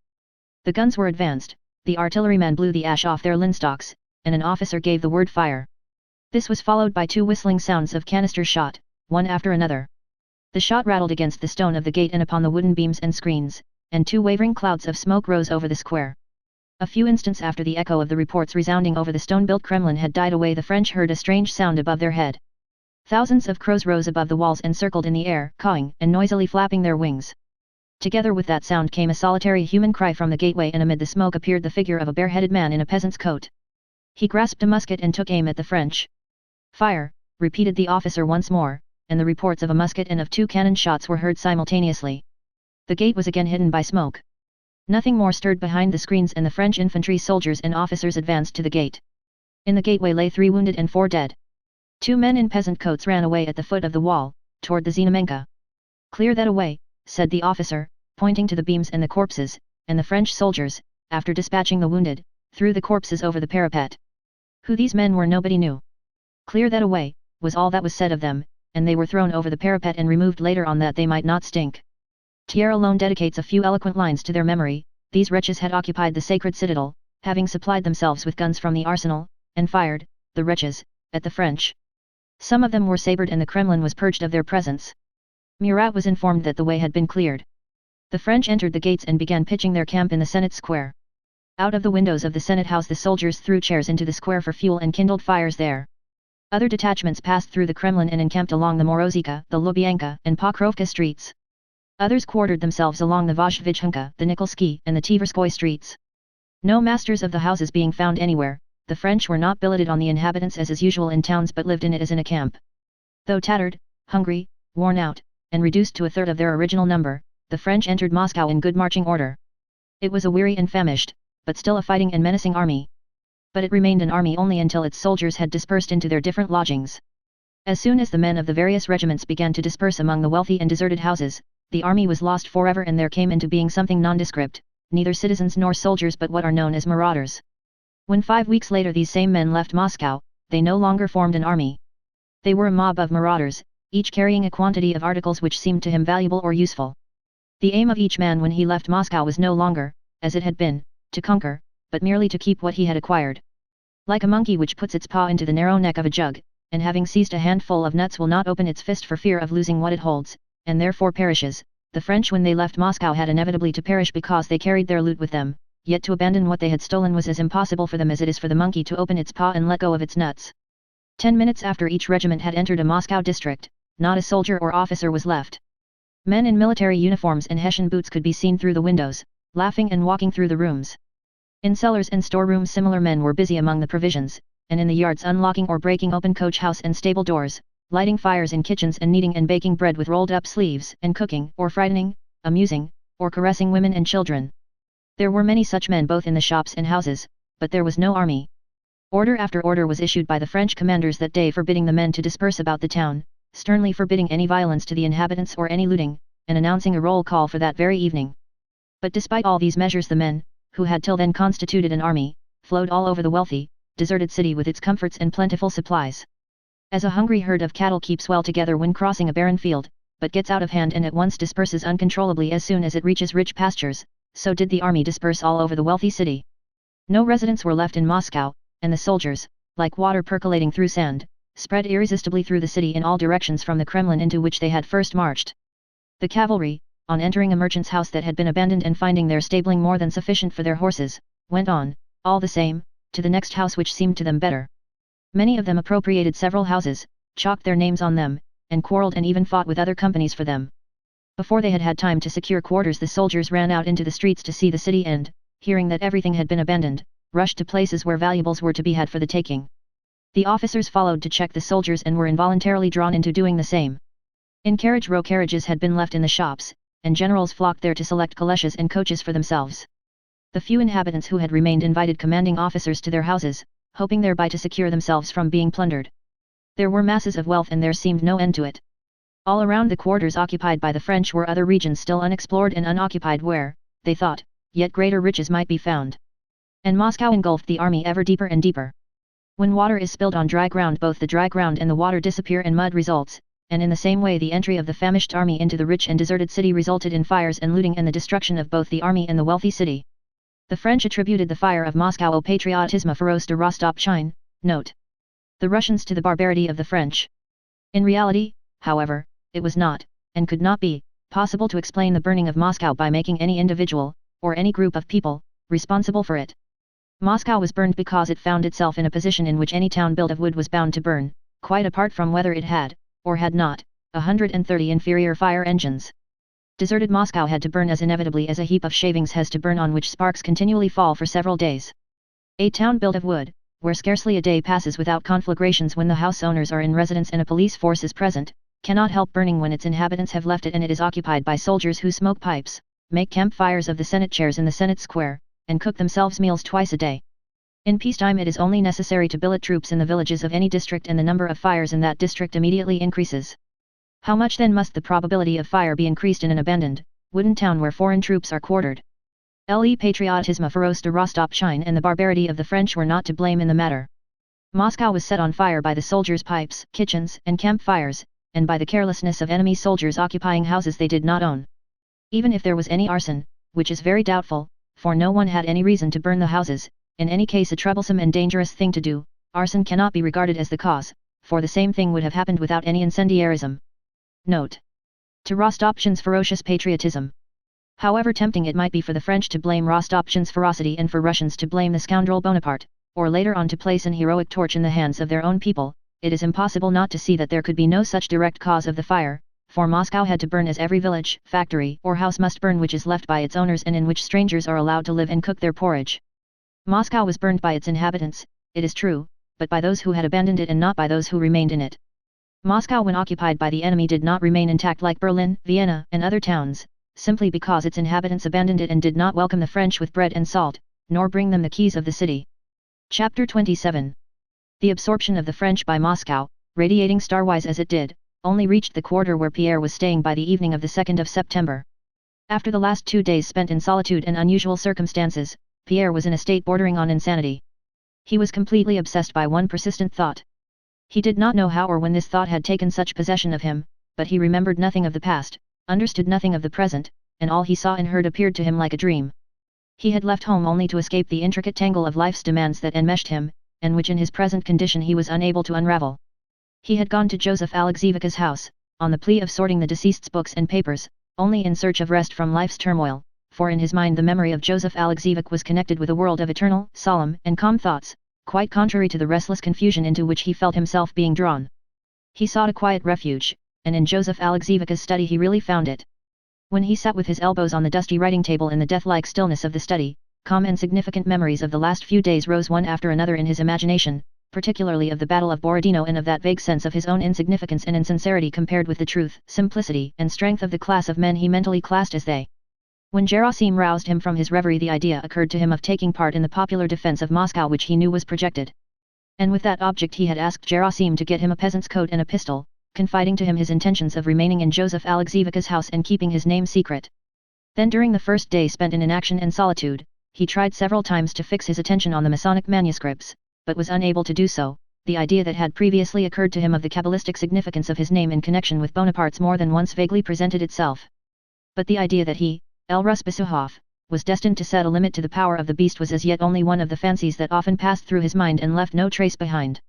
When, having bought the coat merely with the object of taking part among the people in the defense of Moscow, Pierre had met the Rostovs and Natasha had said to him, "Are you remaining in Moscow?" How splendid, the thought flashed into his mind that it really would be a good thing, even if Moscow were taken, for him to remain there and do what he was predestined to do. Next day, with the sole idea of not sparing himself and not lagging in any way behind them, Pierre went to the Three Hills Gate. But when he returned to the house convinced that Moscow would not be defended, he suddenly felt that what before had seemed to him merely a possibility had now become absolutely necessary and inevitable. He must remain in Moscow, concealing his name, and must meet Napoleon and kill him, and either perish or put an end to the misery of all Europe, which it seemed to him was solely due to Napoleon. Pierre knew all the details of the attempt on Bonaparte's life in 1809 by a German student in Vienna, and knew that the student had been shot. And the risk to which he would expose his life by carrying out his design excited him still more. Two equally strong feelings drew Pierre irresistibly to this purpose. The first was a feeling of the necessity of sacrifice and suffering in view of the common calamity, the same feeling that had caused him to go to Mazaisk on the 25th and to make his way to the very thick of the battle and had now caused him to run away from his home and, in place of the luxury and comfort to which he was accustomed, to sleep on a hard sofa without undressing and eat the same food as Gerasim. The other was that vague and quite Russian feeling of contempt for everything conventional, artificial, and human, for everything the majority of men regard as the greatest good in the world. Pierre had first experienced this strange and fascinating feeling at the Sloboda Palace, when he had suddenly felt that wealth, power, and life, all that men so painstakingly acquire and guard, if it has any worth has so only by reason of the joy with which it can all be renounced. It was the feeling that induces a volunteer recruit to spend his last penny on drink, and a drunken man to smash mirrors or glasses for no apparent reason and knowing that it will cost him all the money he possesses, the feeling which causes a man to perform actions which from an ordinary point of view are insane, to test, as it were, his personal power and strength, affirming the existence of a higher, non-human criterion of life. From the very day Pierre had experienced this feeling for the first time at the Sloboda Palace he had been continuously under its influence, but only now found full satisfaction for it. Moreover, at this moment Pierre was supported in his design and prevented from renouncing it by what he had already done in that direction. If he were now to leave Moscow like everyone else, his flight from home, the peasant coat, the pistol, and his announcement to the Rostovs that he would remain in Moscow would all become not merely meaningless but contemptible and ridiculous, and to this Pierre was very sensitive. Pierre's physical condition, as is always the case, corresponded to his mental state. The unaccustomed coarse food, the vodka he drank during those days, the absence of wine and cigars, his dirty unchanged linen, 2 almost sleepless nights passed on a short sofa without bedding, all this kept him in a state of excitement bordering on insanity. It was 2 o'clock in the afternoon. The French had already entered Moscow. Pierre knew this, but instead of acting he only thought about his undertaking, going over its minutest details in his mind. In his fancy he did not clearly picture to himself either the striking of the blow or the death of Napoleon, but with extraordinary vividness and melancholy enjoyment imagined his own destruction and heroic endurance. Yes, alone, for the sake of all, I must do it or perish, he thought. Yes, I will approach, and then suddenly, with pistol or dagger. But that is all the same. It is not I but the hand of Providence that punishes thee, I shall say, thought he, imagining what he would say when killing Napoleon. Well then, take me and execute me, he went on, speaking to himself and bowing his head with a sad but firm expression. While Pierre, standing in the middle of the room, was talking to himself in this way, the study door opened and on the threshold appeared the figure of Makar Alexeyevich, always so timid before but now quite transformed. His dressing gown was unfastened, his face red and distorted. He was obviously drunk. On seeing Pierre he grew confused at first, but noticing embarrassment on Pierre's face immediately grew bold and, staggering on his thin legs, advanced into the middle of the room. They're frightened, he said confidentially in a hoarse voice. I say I won't surrender, I say. Am I not right, sir? He paused and then suddenly seeing the pistol on the table seized it with unexpected rapidity and ran out into the corridor. Gerasim and the porter, who had followed Makar Alexeyevich, stopped him in the vestibule and tried to take the pistol from him. Pierre, coming out into the corridor, looked with pity and repulsion at the half-crazy old man. Makar Alexeyevich, frowning with exertion, held on to the pistol and screamed hoarsely, evidently with some heroic fancy in his head. To arms! Board them! No, you shan't get it, he yelled. That will do, please, that will do. Have the goodness, please, sir, to let go.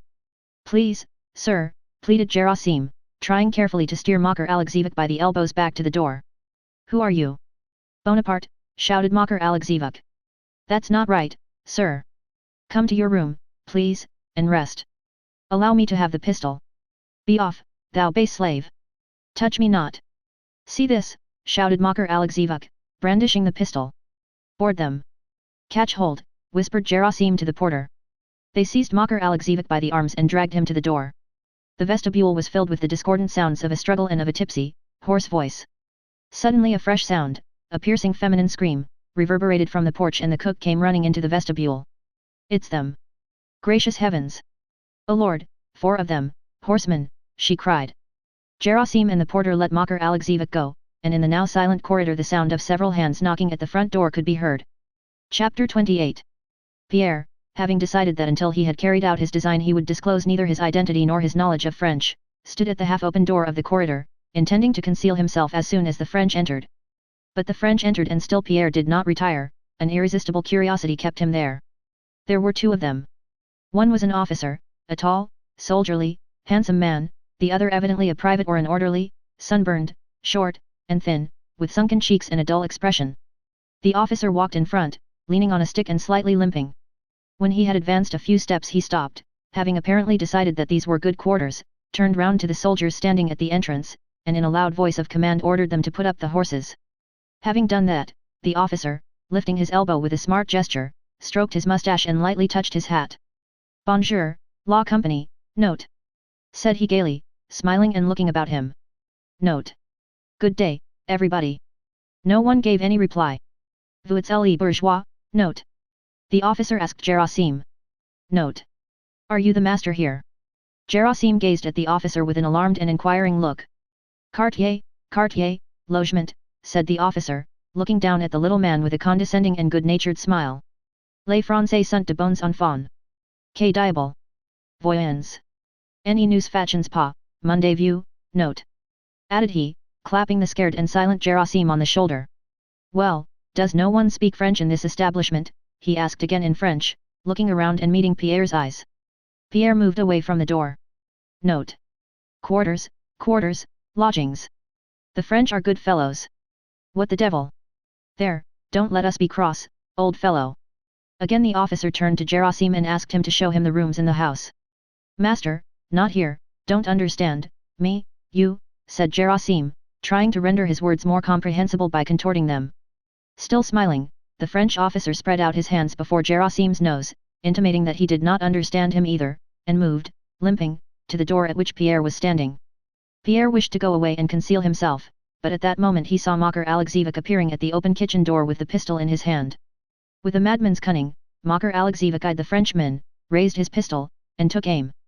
Board them, yelled the tipsy man, trying to press the trigger. Hearing the yell the officer turned round, and at the same moment Pierre threw himself on the drunkard. Just when Pierre snatched at and struck up the pistol, Makar Alexeyevich at last got his fingers on the trigger, there was a deafening report, and all were enveloped in a cloud of smoke. The Frenchman turned pale and rushed to the door. Forgetting his intention of concealing his knowledge of French, Pierre, snatching away the pistol and throwing it down, ran up to the officer and addressed him in French. "You are not wounded?" he asked. "I think not," answered the Frenchman, feeling himself over. "But I have had a lucky escape this time," he added, pointing to the damaged plaster of the wall. "Who is that man?" said he, looking sternly at Pierre. "Oh, I am really in despair at what has occurred," said Pierre rapidly, quite forgetting the part he had intended to play. "He is an unfortunate madman who did not know what he was doing." The officer went up to Makar Alexeyevich and took him by the collar. Makar Alexeyevich was standing with parted lips, swaying, as if about to fall asleep, as he leaned against the wall. "Brigand! You shall pay for this," said the Frenchman, letting go of him. "We French are merciful after victory, but we do not pardon traitors," he added, with a look of gloomy dignity and a fine energetic gesture. Pierre continued, in French, to persuade the officer not to hold that drunken imbecile to account. The Frenchman listened in silence with the same gloomy expression, but suddenly turned to Pierre with a smile. For a few seconds he looked at him in silence. His handsome face assumed a melodramatically gentle expression and he held out his hand. "You have saved my life. You are French," said he. For a Frenchman that deduction was indubitable. Only a Frenchman could perform a great deed, and to save his life, the life of M. Rambal, captain of the 13th Light Regiment, was undoubtedly a very great deed. But however indubitable that conclusion and the officer's conviction based upon it, Pierre felt it necessary to disillusion him. "I am Russian," he said quickly. "Tut, tut, tut. Tell that to others," said the officer, waving his finger before his nose and smiling. "You shall tell me all about that presently.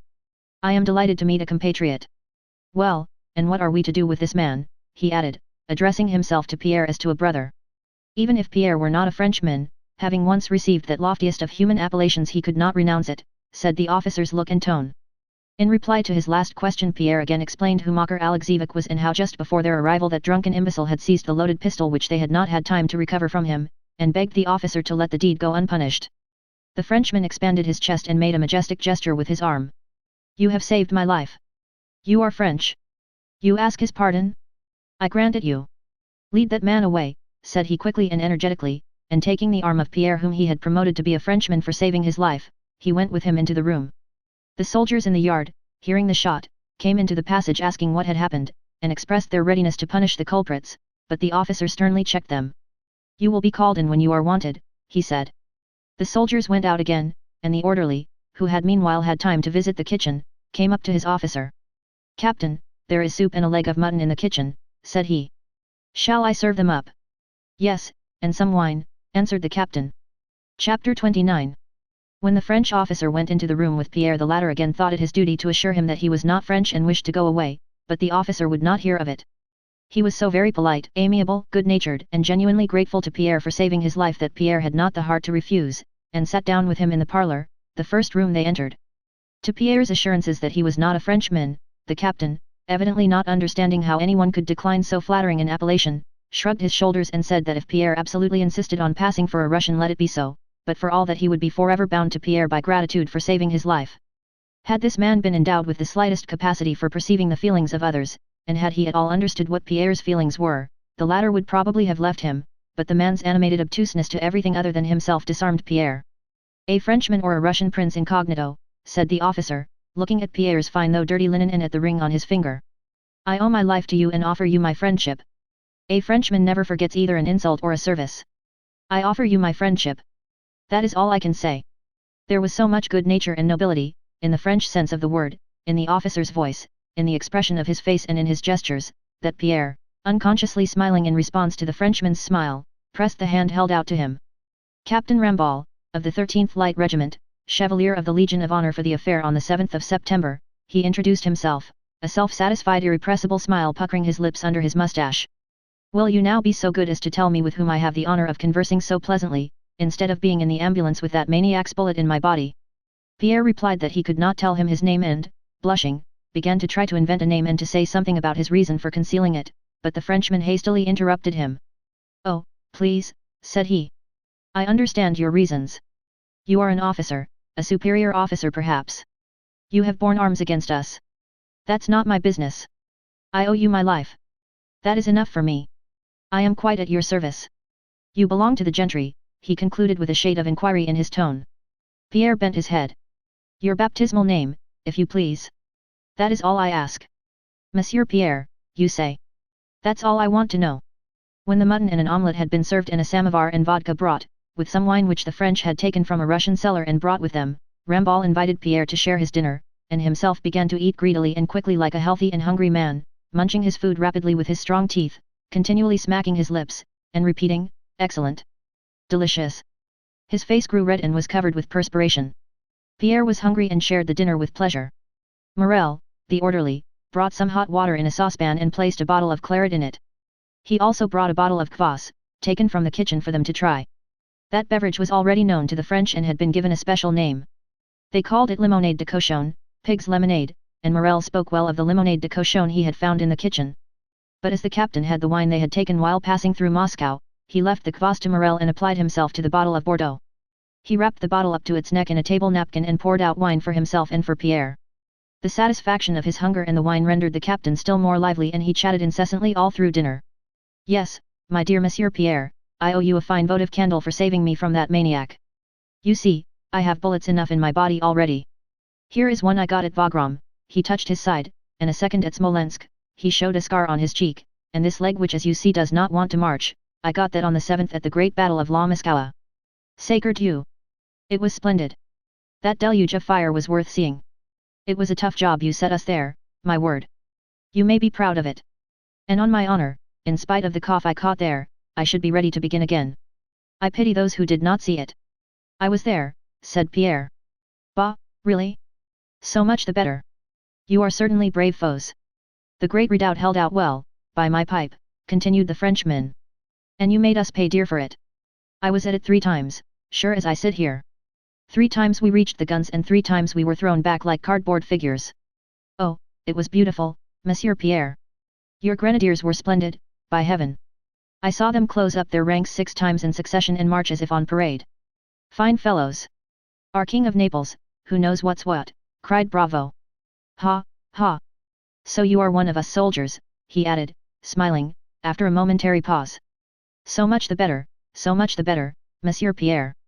Terrible in battle, gallant, with the fair, he winked and smiled, that's what the French are, Monsieur Pierre, aren't they? The captain was so naively and good-humouredly gay, so real, and so pleased with himself that Pierre almost winked back as he looked merrily at him. Probably the word gallant turned the captain's thoughts to the state of Moscow. Apropos, tell me please, is it true that the women have all left Moscow? What a queer idea. What had they to be afraid of? Would not the French ladies leave Paris if the Russians entered it? Asked Pierre. Ha, ha, ha. The Frenchman emitted a merry, sanguine chuckle, patting Pierre on the shoulder. What a thing to say, he exclaimed. Paris. But Paris, Paris. Paris, the capital of the world, Pierre finished his remark for him. The captain looked at Pierre. He had a habit of stopping short in the middle of his talk and gazing intently with his laughing, kindly eyes. Well, if you hadn't told me you were Russian, I should have wagered that you were Parisian. You have that. I don't know what, that, and having uttered this compliment, he again gazed at him in silence. I have been in Paris. I spent years there, said Pierre. Oh yes, one sees that plainly. Paris. A man who doesn't know Paris is a savage. You can tell a Parisian 2 leagues off. Paris is Talma, La Duchesnois, Poitiers, the Sorbonne, the boulevards, and noticing that his conclusion was weaker than what had gone before, he added quickly, there is only one Paris in the world. You have been to Paris and have remained Russian. Well, I don't esteem you the less for it. Under the influence of the wine he had drunk, and after the days he had spent alone with his depressing thoughts, Pierre involuntarily enjoyed talking with this cheerful and good-natured man. To return to your ladies, I hear they are lovely. What a wretched idea to go and bury themselves in the steppes when the French army is in Moscow. What a chance those girls have missed. You're peasants, now, that's another thing, but you civilized people, you ought to know us better than that. We took Vienna, Berlin, Madrid, Naples, Rome, Warsaw, all the world's capitals. We are feared, but we are loved. We are nice to know. And then the Emperor, he began, but Pierre interrupted him. The Emperor, Pierre repeated, and his face suddenly became sad and embarrassed, is the Emperor. The Emperor? He is generosity, mercy, justice, order, genius, that's what the Emperor is. It is I, Rambal, who tell you so. I assure you I was his enemy 8 years ago. My father was an emigrant count. But that man has vanquished me. He has taken hold of me. I could not resist the sight of the grandeur and glory with which he has covered France. When I understood what he wanted, when I saw that he was preparing a bed of laurels for us, you know, I said to myself, that is a monarch, and I devoted myself to him. So there. Oh yes, Monday cher, he is the greatest man of the ages past or future. Is he in Moscow? Pierre stammered with a guilty look. The Frenchman looked at his guilty face and smiled. No, he will make his entry tomorrow, he replied, and continued his talk. Their conversation was interrupted by the cries of several voices at the gate and by Morel, who came to say that some Württemberg hussars had come and wanted to put up their horses in the yard where the captain's horses were.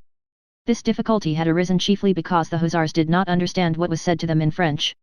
The captain had their senior sergeant called in, and in a stern voice asked him to what regiment he belonged, who was his commanding officer, and by what right he allowed himself to claim quarters that were already occupied.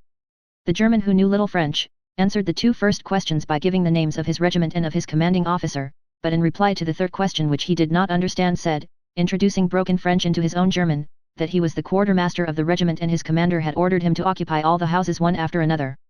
Pierre, who knew German, translated what the German said to the captain and gave the captain's reply to the Württemberg hussar in German. When he had understood what was said to him, the German submitted and took his men elsewhere. The captain went out into the porch and gave some orders in a loud voice. When he returned to the room, Pierre was sitting in the same place as before, with his head in his hands. His face expressed suffering. He really was suffering at that moment. When the captain went out and he was left alone, suddenly he came to himself and realized the position he was in. It was not that Moscow had been taken or that the happy conquerors were masters in it and were patronizing him. Painful as that was, it was not that which tormented Pierre at the moment. He was tormented by the consciousness of his own weakness.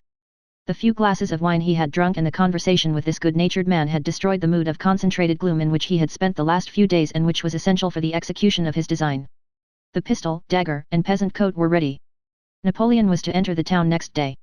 Pierre still considered that it would be a useful and worthy action to slay the evildoer, but now he felt that he would not do it. He did not know why, but he felt a foreboding that he would not carry out his intention. He struggled against the confession of his weakness but dimly felt that he could not overcome it and that his former gloomy frame of mind, concerning vengeance, killing, and self-sacrifice, had been dispersed like dust by contact with the first man he met. The captain returned to the room, limping slightly and whistling a tune. The Frenchman's chatter, which had previously amused Pierre, now repelled him. The tune he was whistling, his gait, and the gesture with which he twirled his mustache, all now seemed offensive. I will go away immediately. I won't say another word to him, thought Pierre. He thought this, but still sat in the same place. A strange feeling of weakness tied him to the spot. He wished to get up and go away, but could not do so. The captain, on the other hand, seemed very cheerful. He paced up and down the room twice. His eyes shone and his mustache twitched as if he were smiling to himself at some amusing thought. The colonel of those Württembergers is delightful, he suddenly said. He's a German, but a nice fellow all the same. But he's a German. He sat down facing Pierre. By the way, you know German, then? Pierre looked at him in silence. What is the German for shelter? Shelter. Pierre repeated. The German for shelter is Unterkunft. How do you say it? The captain asked quickly and doubtfully. Unterkunft, Pierre repeated. Unterkopf, said the captain and looked at Pierre for some seconds with laughing eyes. These Germans are first-rate fools, don't you think so, Monsieur Pierre, he concluded. Well, let's have another bottle of this Moscow Bordeaux, shall we? Morel will warm us up another little bottle. Morel, he called out gaily. Morel brought candles and a bottle of wine. The captain looked at Pierre by the candlelight and was evidently struck by the troubled expression on his companion's face. Rambal, with genuine distress and sympathy in his face, went up to Pierre and bent over him. There now, we're sad, said he, touching Pierre's hand. Have I upset you?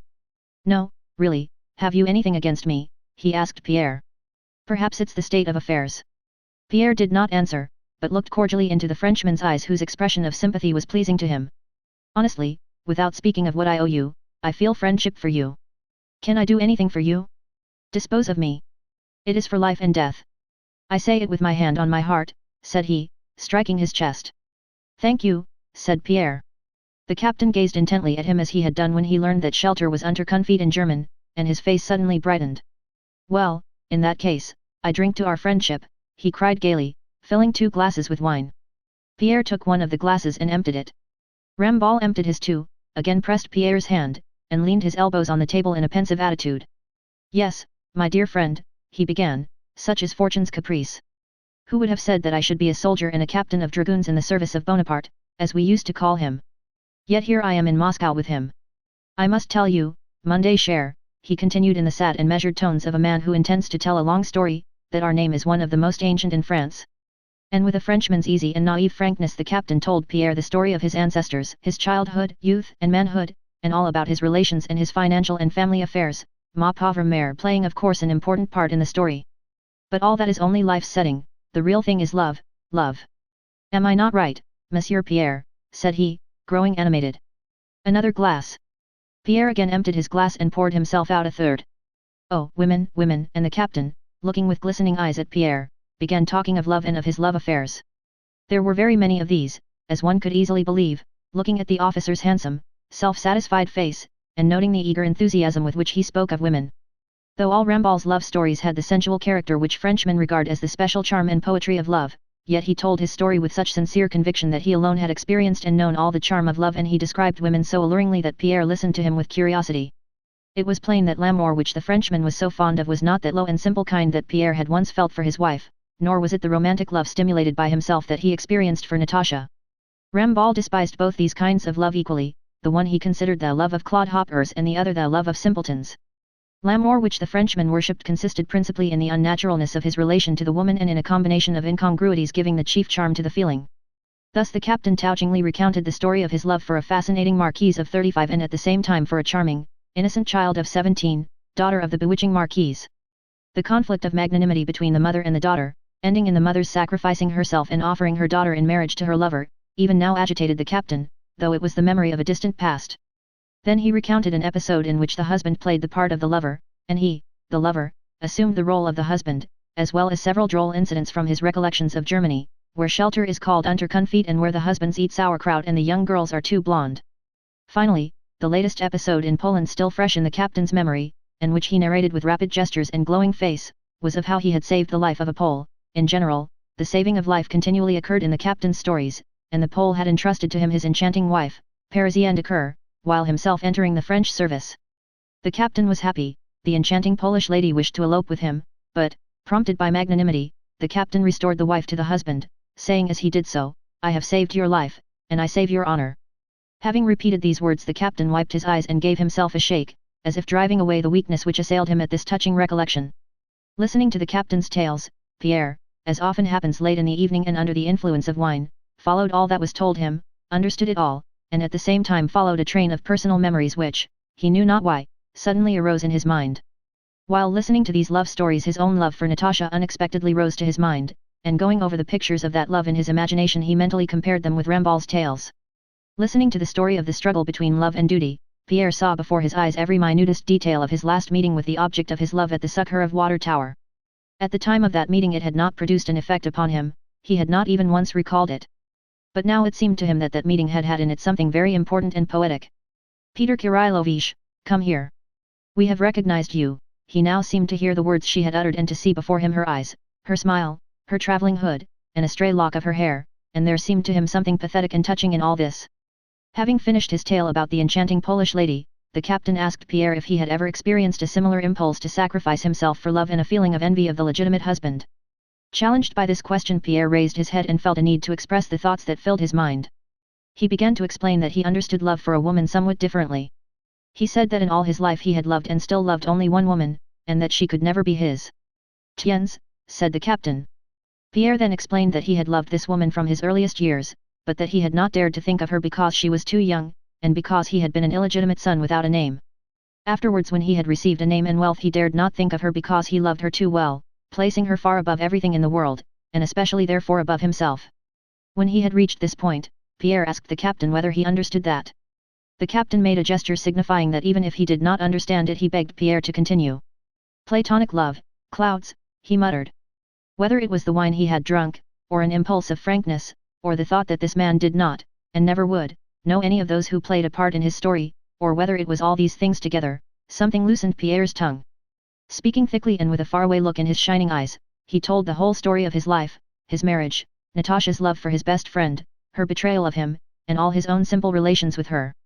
Urged on by Rambal's questions, he also told what he had at first concealed, his own position and even his name.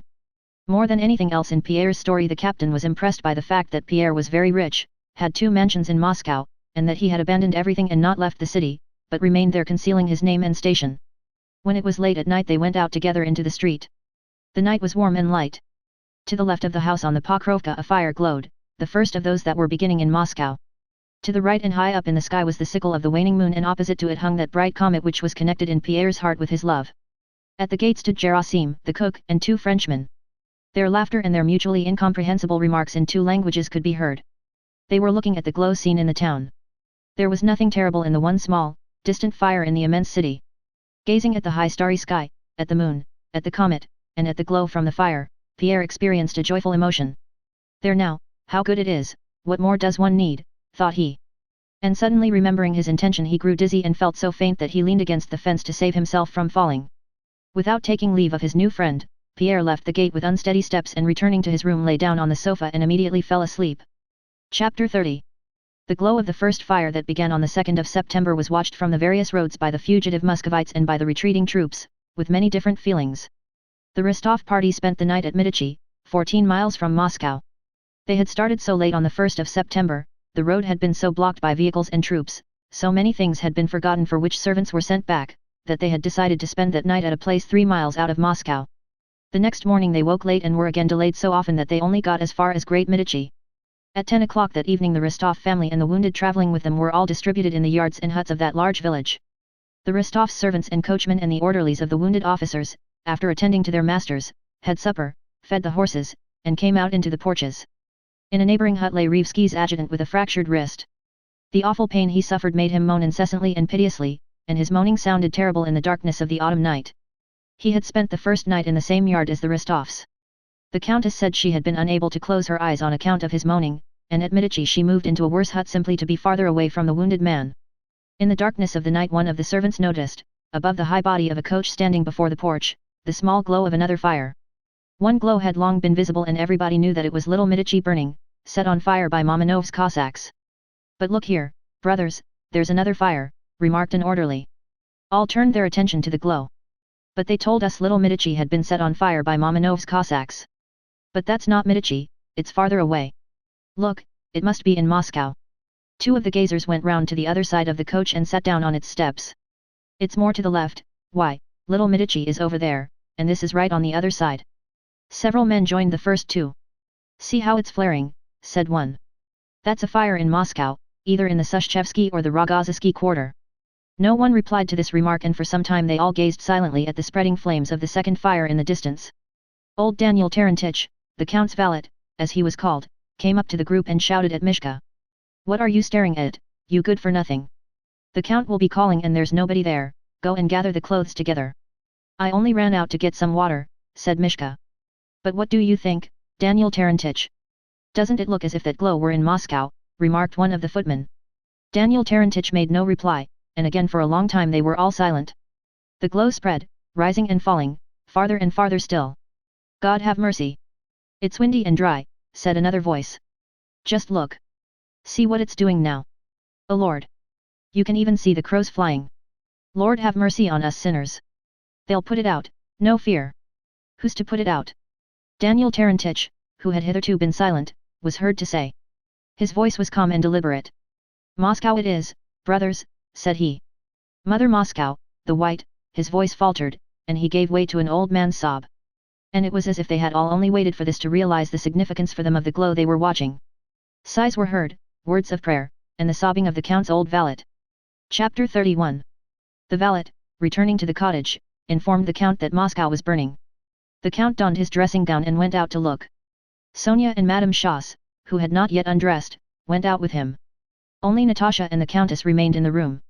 Petya was no longer with the family, he had gone on with his regiment which was making for Troitsa. The Countess, on hearing that Moscow was on fire, began to cry.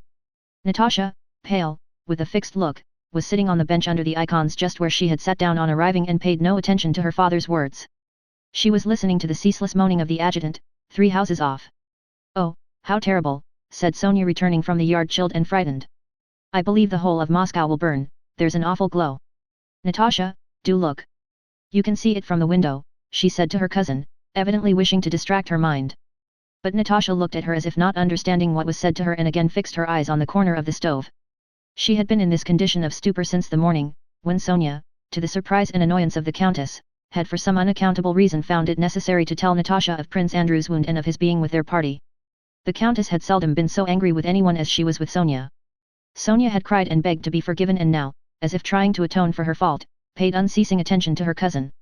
"Look, Natasha, how dreadfully it is burning," said she. "What's burning?" asked Natasha. "Oh, yes, Moscow." And as if in order not to offend Sonia and to get rid of her, she turned her face to the window, looked out in such a way that it was evident that she could not see anything, and again settled down in her former attitude. "But you didn't see it?" "Yes, really I did," Natasha replied in a voice that pleaded to be left in peace. Both the Countess and Sonia understood that, naturally, neither Moscow nor the burning of Moscow nor anything else could seem of importance to Natasha. The Count returned and lay down behind the partition. The Countess went up to her daughter and touched her head with the back of her hand as she was wont to do when Natasha was ill, then touched her forehead with her lips as if to feel whether she was feverish, and finally kissed her. "You are cold. You are trembling all over. You'd better lie down," said the Countess. "Lie down? All right, I will. I'll lie down at once," said Natasha. When Natasha had been told that morning that Prince Andrew was seriously wounded and was traveling with their party, she had at first asked many questions. Where was he going? How was he wounded? Was it serious? And could she see him? But after she had been told that she could not see him, that he was seriously wounded but that his life was not in danger, she ceased to ask questions or to speak at all, evidently disbelieving what they told her, and convinced that say what she might she would still be told the same. All the way she had sat motionless in a corner of the coach with wide open eyes, and the expression in them which the Countess knew so well and feared so much, and now she sat in the same way on the bench where she had seated herself on arriving. She was planning something and either deciding or had already decided something in her mind.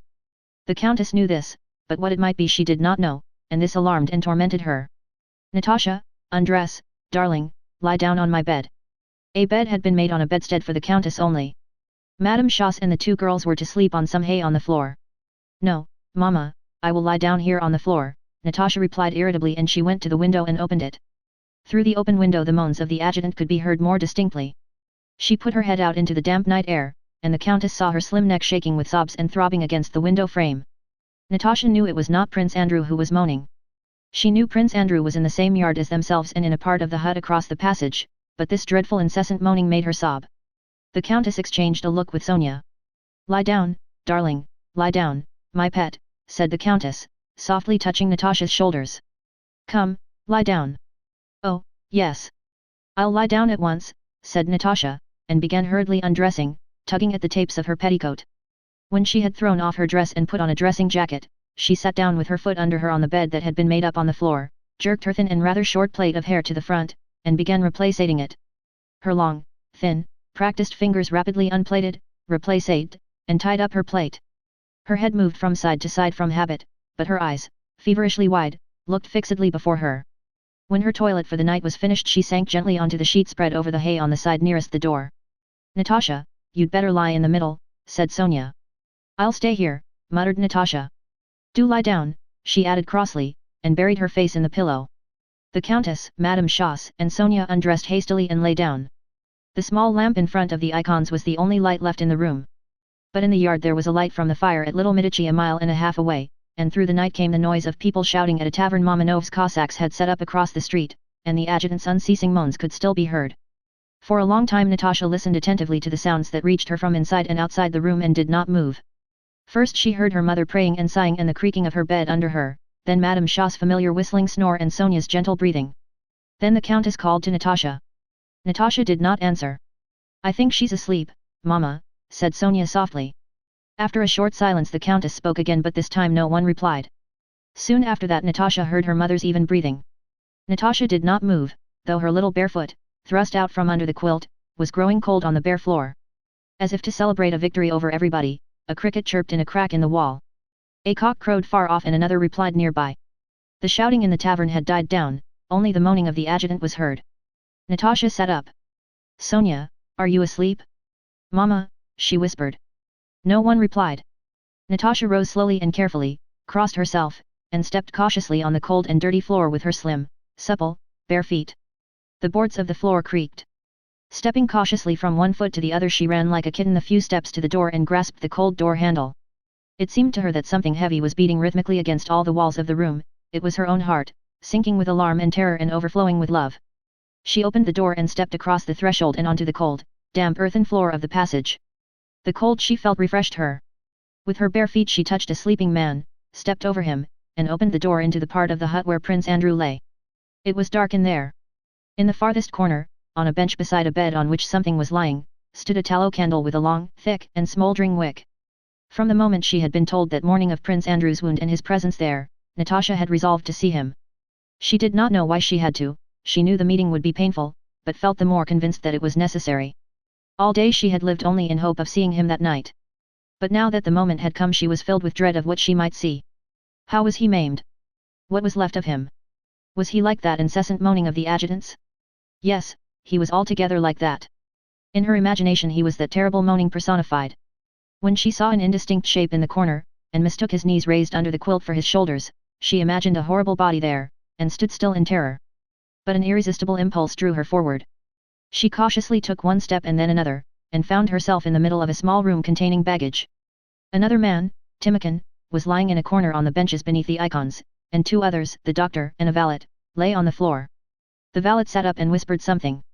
Timokhin, kept awake by the pain in his wounded leg, gazed with wide-open eyes at this strange apparition of a girl in a white chemise, dressing jacket and nightcap.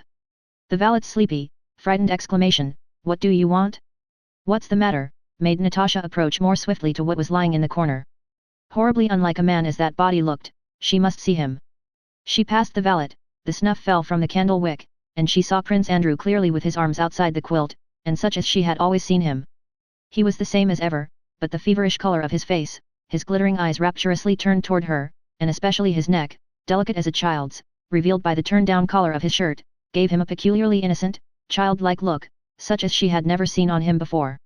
She went up to him and with a swift, flexible, youthful movement dropped on her knees. He smiled and held out his hand to her. Chapter 32. 7 days had passed since Prince Andrew found himself in the ambulance station on the field of Borodino. His feverish state and the inflammation of his bowels, which were injured, were in the doctor's opinion sure to carry him off. But on the 7th day he ate with pleasure a piece of bread with some tea, and the doctor noticed that his temperature was lower. He had regained consciousness that morning. The first night after they left Moscow had been fairly warm and he had remained in the caleche, but at Medici the wounded man himself asked to be taken out and given some tea. The pain caused by his removal into the hut had made him groan aloud and again lose consciousness. When he had been placed on his camp bed he lay for a long time motionless with closed eyes. Then he opened them and whispered softly, "And the tea." His remembering such a small detail of everyday life astonished the doctor. He felt Prince Andrew's pulse, and to his surprise and dissatisfaction found it had improved. He was dissatisfied because he knew by experience that if his patient did not die now, he would do so a little later with greater suffering. Timokhin, the red-nosed major of Prince Andrew's regiment, had joined him in Moscow and was being taken along with him, having been wounded in the leg at the Battle of Borodino. They were accompanied by a doctor, Prince Andrew's valet, his coachman and 2 orderlies. They gave Prince Andrew some tea. He drank it eagerly, looking with feverish eyes at the door in front of him as if trying to understand and remember something. "I don't want any more." "Is Timokhin here?" he asked. Timokhin crept along the bench to him. "I am here, Your Excellency." "How's your wound?" "Mine, sir? All right. But how about you?" Prince Andrew again pondered as if trying to remember something. "Couldn't one get a book?" he asked. "What book?" "The Gospels." "I haven't one." The doctor promised to procure it for him and began to ask how he was feeling. Prince Andrew answered all his questions reluctantly but reasonably, and then said he wanted a bolster placed under him as he was uncomfortable and in great pain. The doctor and valet lifted the cloak with which he was covered and, making wry faces at the noisome smell of mortifying flesh that came from the wound, began examining that dreadful place. The doctor was very much displeased about something and made a change in the dressings, turning the wounded man over so that he groaned again and grew unconscious and delirious from the agony. He kept asking them to get him the book and put it under him. "What trouble would it be to you?" he said. "I have not got one. Please get it for me and put it under for a moment," he pleaded in a piteous voice. The doctor went into the passage to wash his hands. "You fellows have no conscience," said he to the valet who was pouring water over his hands. "For just one moment I didn't look after you. It's such pain, you know, that I wonder how he can bear it." "By the Lord Jesus Christ, I thought we had put something under him," said the valet. The first time Prince Andrew understood where he was and what was the matter with him and remembered being wounded and how was when he asked to be carried into the hut after his caleche had stopped at Medici. After growing confused from pain while being carried into the hut he again regained consciousness, and while drinking tea once more recalled all that had happened to him, and above all vividly remembered the moment at the ambulance station when, at the sight of the sufferings of a man he disliked, those new thoughts had come to him which promised him happiness. And those thoughts, though now vague and indefinite, again possessed his soul. He remembered that he had now a new source of happiness and that this happiness had something to do with the Gospels. That was why he asked for a copy of them. The uncomfortable position in which they had put him and turned him over again confused his thoughts, and when he came to himself a third time it was in the complete stillness of the night. Everybody near him was sleeping. A cricket chirped from across the passage, someone was shouting and singing in the street, cockroaches rustled on the table, on the icons, and on the walls, and a big fly flopped at the head of the bed and around the candle beside him, the wick of which was charred and had shaped itself like a mushroom. His mind was not in a normal state. A healthy man usually thinks of, feels, and remembers innumerable things simultaneously, but has the power and will to select one sequence of thoughts or events on which to fix his whole attention. A healthy man can tear himself away from the deepest reflections to say a civil word to someone who comes in and can then return again to his own thoughts. But Prince Andrew's mind was not in a normal state in that respect. All the powers of his mind were more active and clearer than ever, but they acted apart from his will. Most diverse thoughts and images occupied him simultaneously. At times his brain suddenly began to work with a vigor, clearness, and depth it had never reached when he was in health, but suddenly in the midst of its work it would turn to some unexpected idea and he had not the strength to turn it back again. "Yes, a new happiness was revealed to me of which man cannot be deprived," he thought as he lay in the semi-darkness of the quiet hut, gazing fixedly before him with feverish wide-open eyes. A happiness lying beyond material forces, outside the material influences that act on man, a happiness of the soul alone, the happiness of loving. Every man can understand it, but to conceive it and enjoin it was possible only for God. But how did God enjoin that law? And why was the sun? And suddenly the sequence of these thoughts broke off, and Prince Andrew heard, without knowing whether it was a delusion or reality, a soft whispering voice incessantly and rhythmically repeating pity pity pity, and then tt, and then again pity pity pity, and ti once more. At the same time he felt that above his face, above the very middle of it, some strange airy structure was being erected out of slender needles or splinters, to the sound of this whispered music. He felt that he had to balance carefully, though it was difficult, so that this airy structure should not collapse, but nevertheless it kept collapsing and again slowly rising to the sound of whispered rhythmic music. "It stretches, stretches, spreading out and stretching," said Prince Andrew to himself.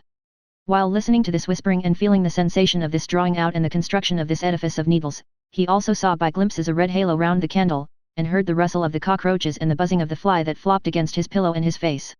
Each time the fly touched his face it gave him a burning sensation and yet to his surprise it did not destroy the structure, though it knocked against the very region of his face where it was rising. But besides this there was something else of importance. It was something white by the door, the statue of a sphinx, which also oppressed him. "But perhaps that's my shirt on the table," he thought, "and that's my legs, and that is the door, but why is it always stretching and drawing itself out, and pity pity pity and ti and pity pity pity? That's enough, please leave off." Prince Andrew painfully entreated someone. And suddenly thoughts and feelings again swam to the surface of his mind with peculiar clearness and force. "Yes, love," he thought again quite clearly. "But not love which loves for something, for some quality, for some purpose, or for some reason, but the love which I, while dying, first experienced when I saw my enemy and yet loved him. I experienced that feeling of love which is the very essence of the soul and does not require an object. Now again I feel that bliss. To love one's neighbors, to love one's enemies, to love everything, to love God in all his manifestations. It is possible to love someone dear to you with human love, but an enemy can only be loved by divine love. That is why I experienced such joy when I felt that I loved that man. What has become of him? Is he alive? When loving with human love one may pass from love to hatred, but divine love cannot change. No, neither death nor anything else can destroy it.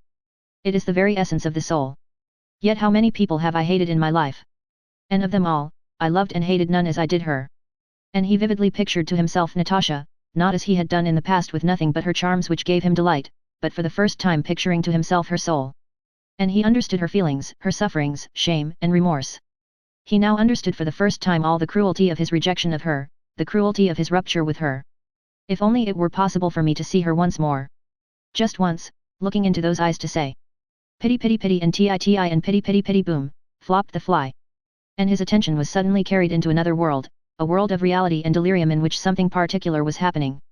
In that world some structure was still being erected and did not fall, something was still stretching out, and the candle with its red halo was still burning, and the same shirt-like sphinx lay near the door, but besides all this something creaked, there was a whiff of fresh air, and a new white sphinx appeared, standing at the door.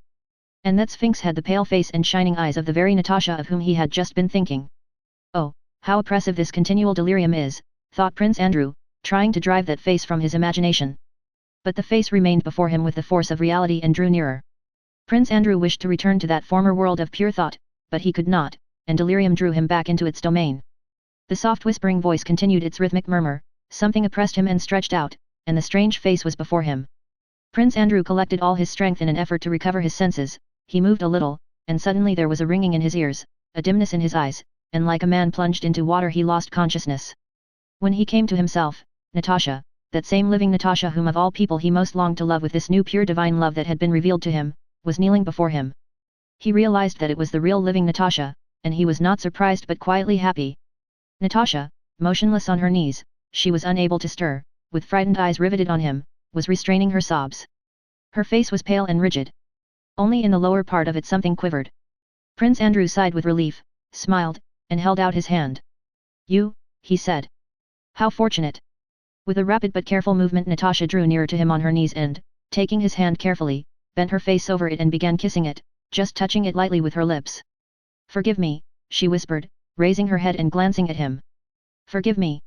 I love you, said Prince Andrew. Forgive. Forgive what? He asked. Forgive me for what I have do any, faltered Natasha in a scarcely audible, broken whisper, and began kissing his hand more rapidly, just touching it with her lips. I love you more, better than before, said Prince Andrew, lifting her face with his hand so as to look into her eyes. Those eyes, filled with happy tears, gazed at him timidly, compassionately and with joyous love. Natasha's thin pale face, with its swollen lips, was more than plain, it was dreadful. But Prince Andrew did not see that, he saw her shining eyes which were beautiful. They heard the sound of voices behind them. Peter the valet, who was now wide awake, had roused the doctor. Timokhin, who had not slept at all because of the pain in his leg, had long been watching all that was going on, carefully covering his bare body with the sheet as he huddled up on his bench. What's this? Said the doctor, rising from his bed.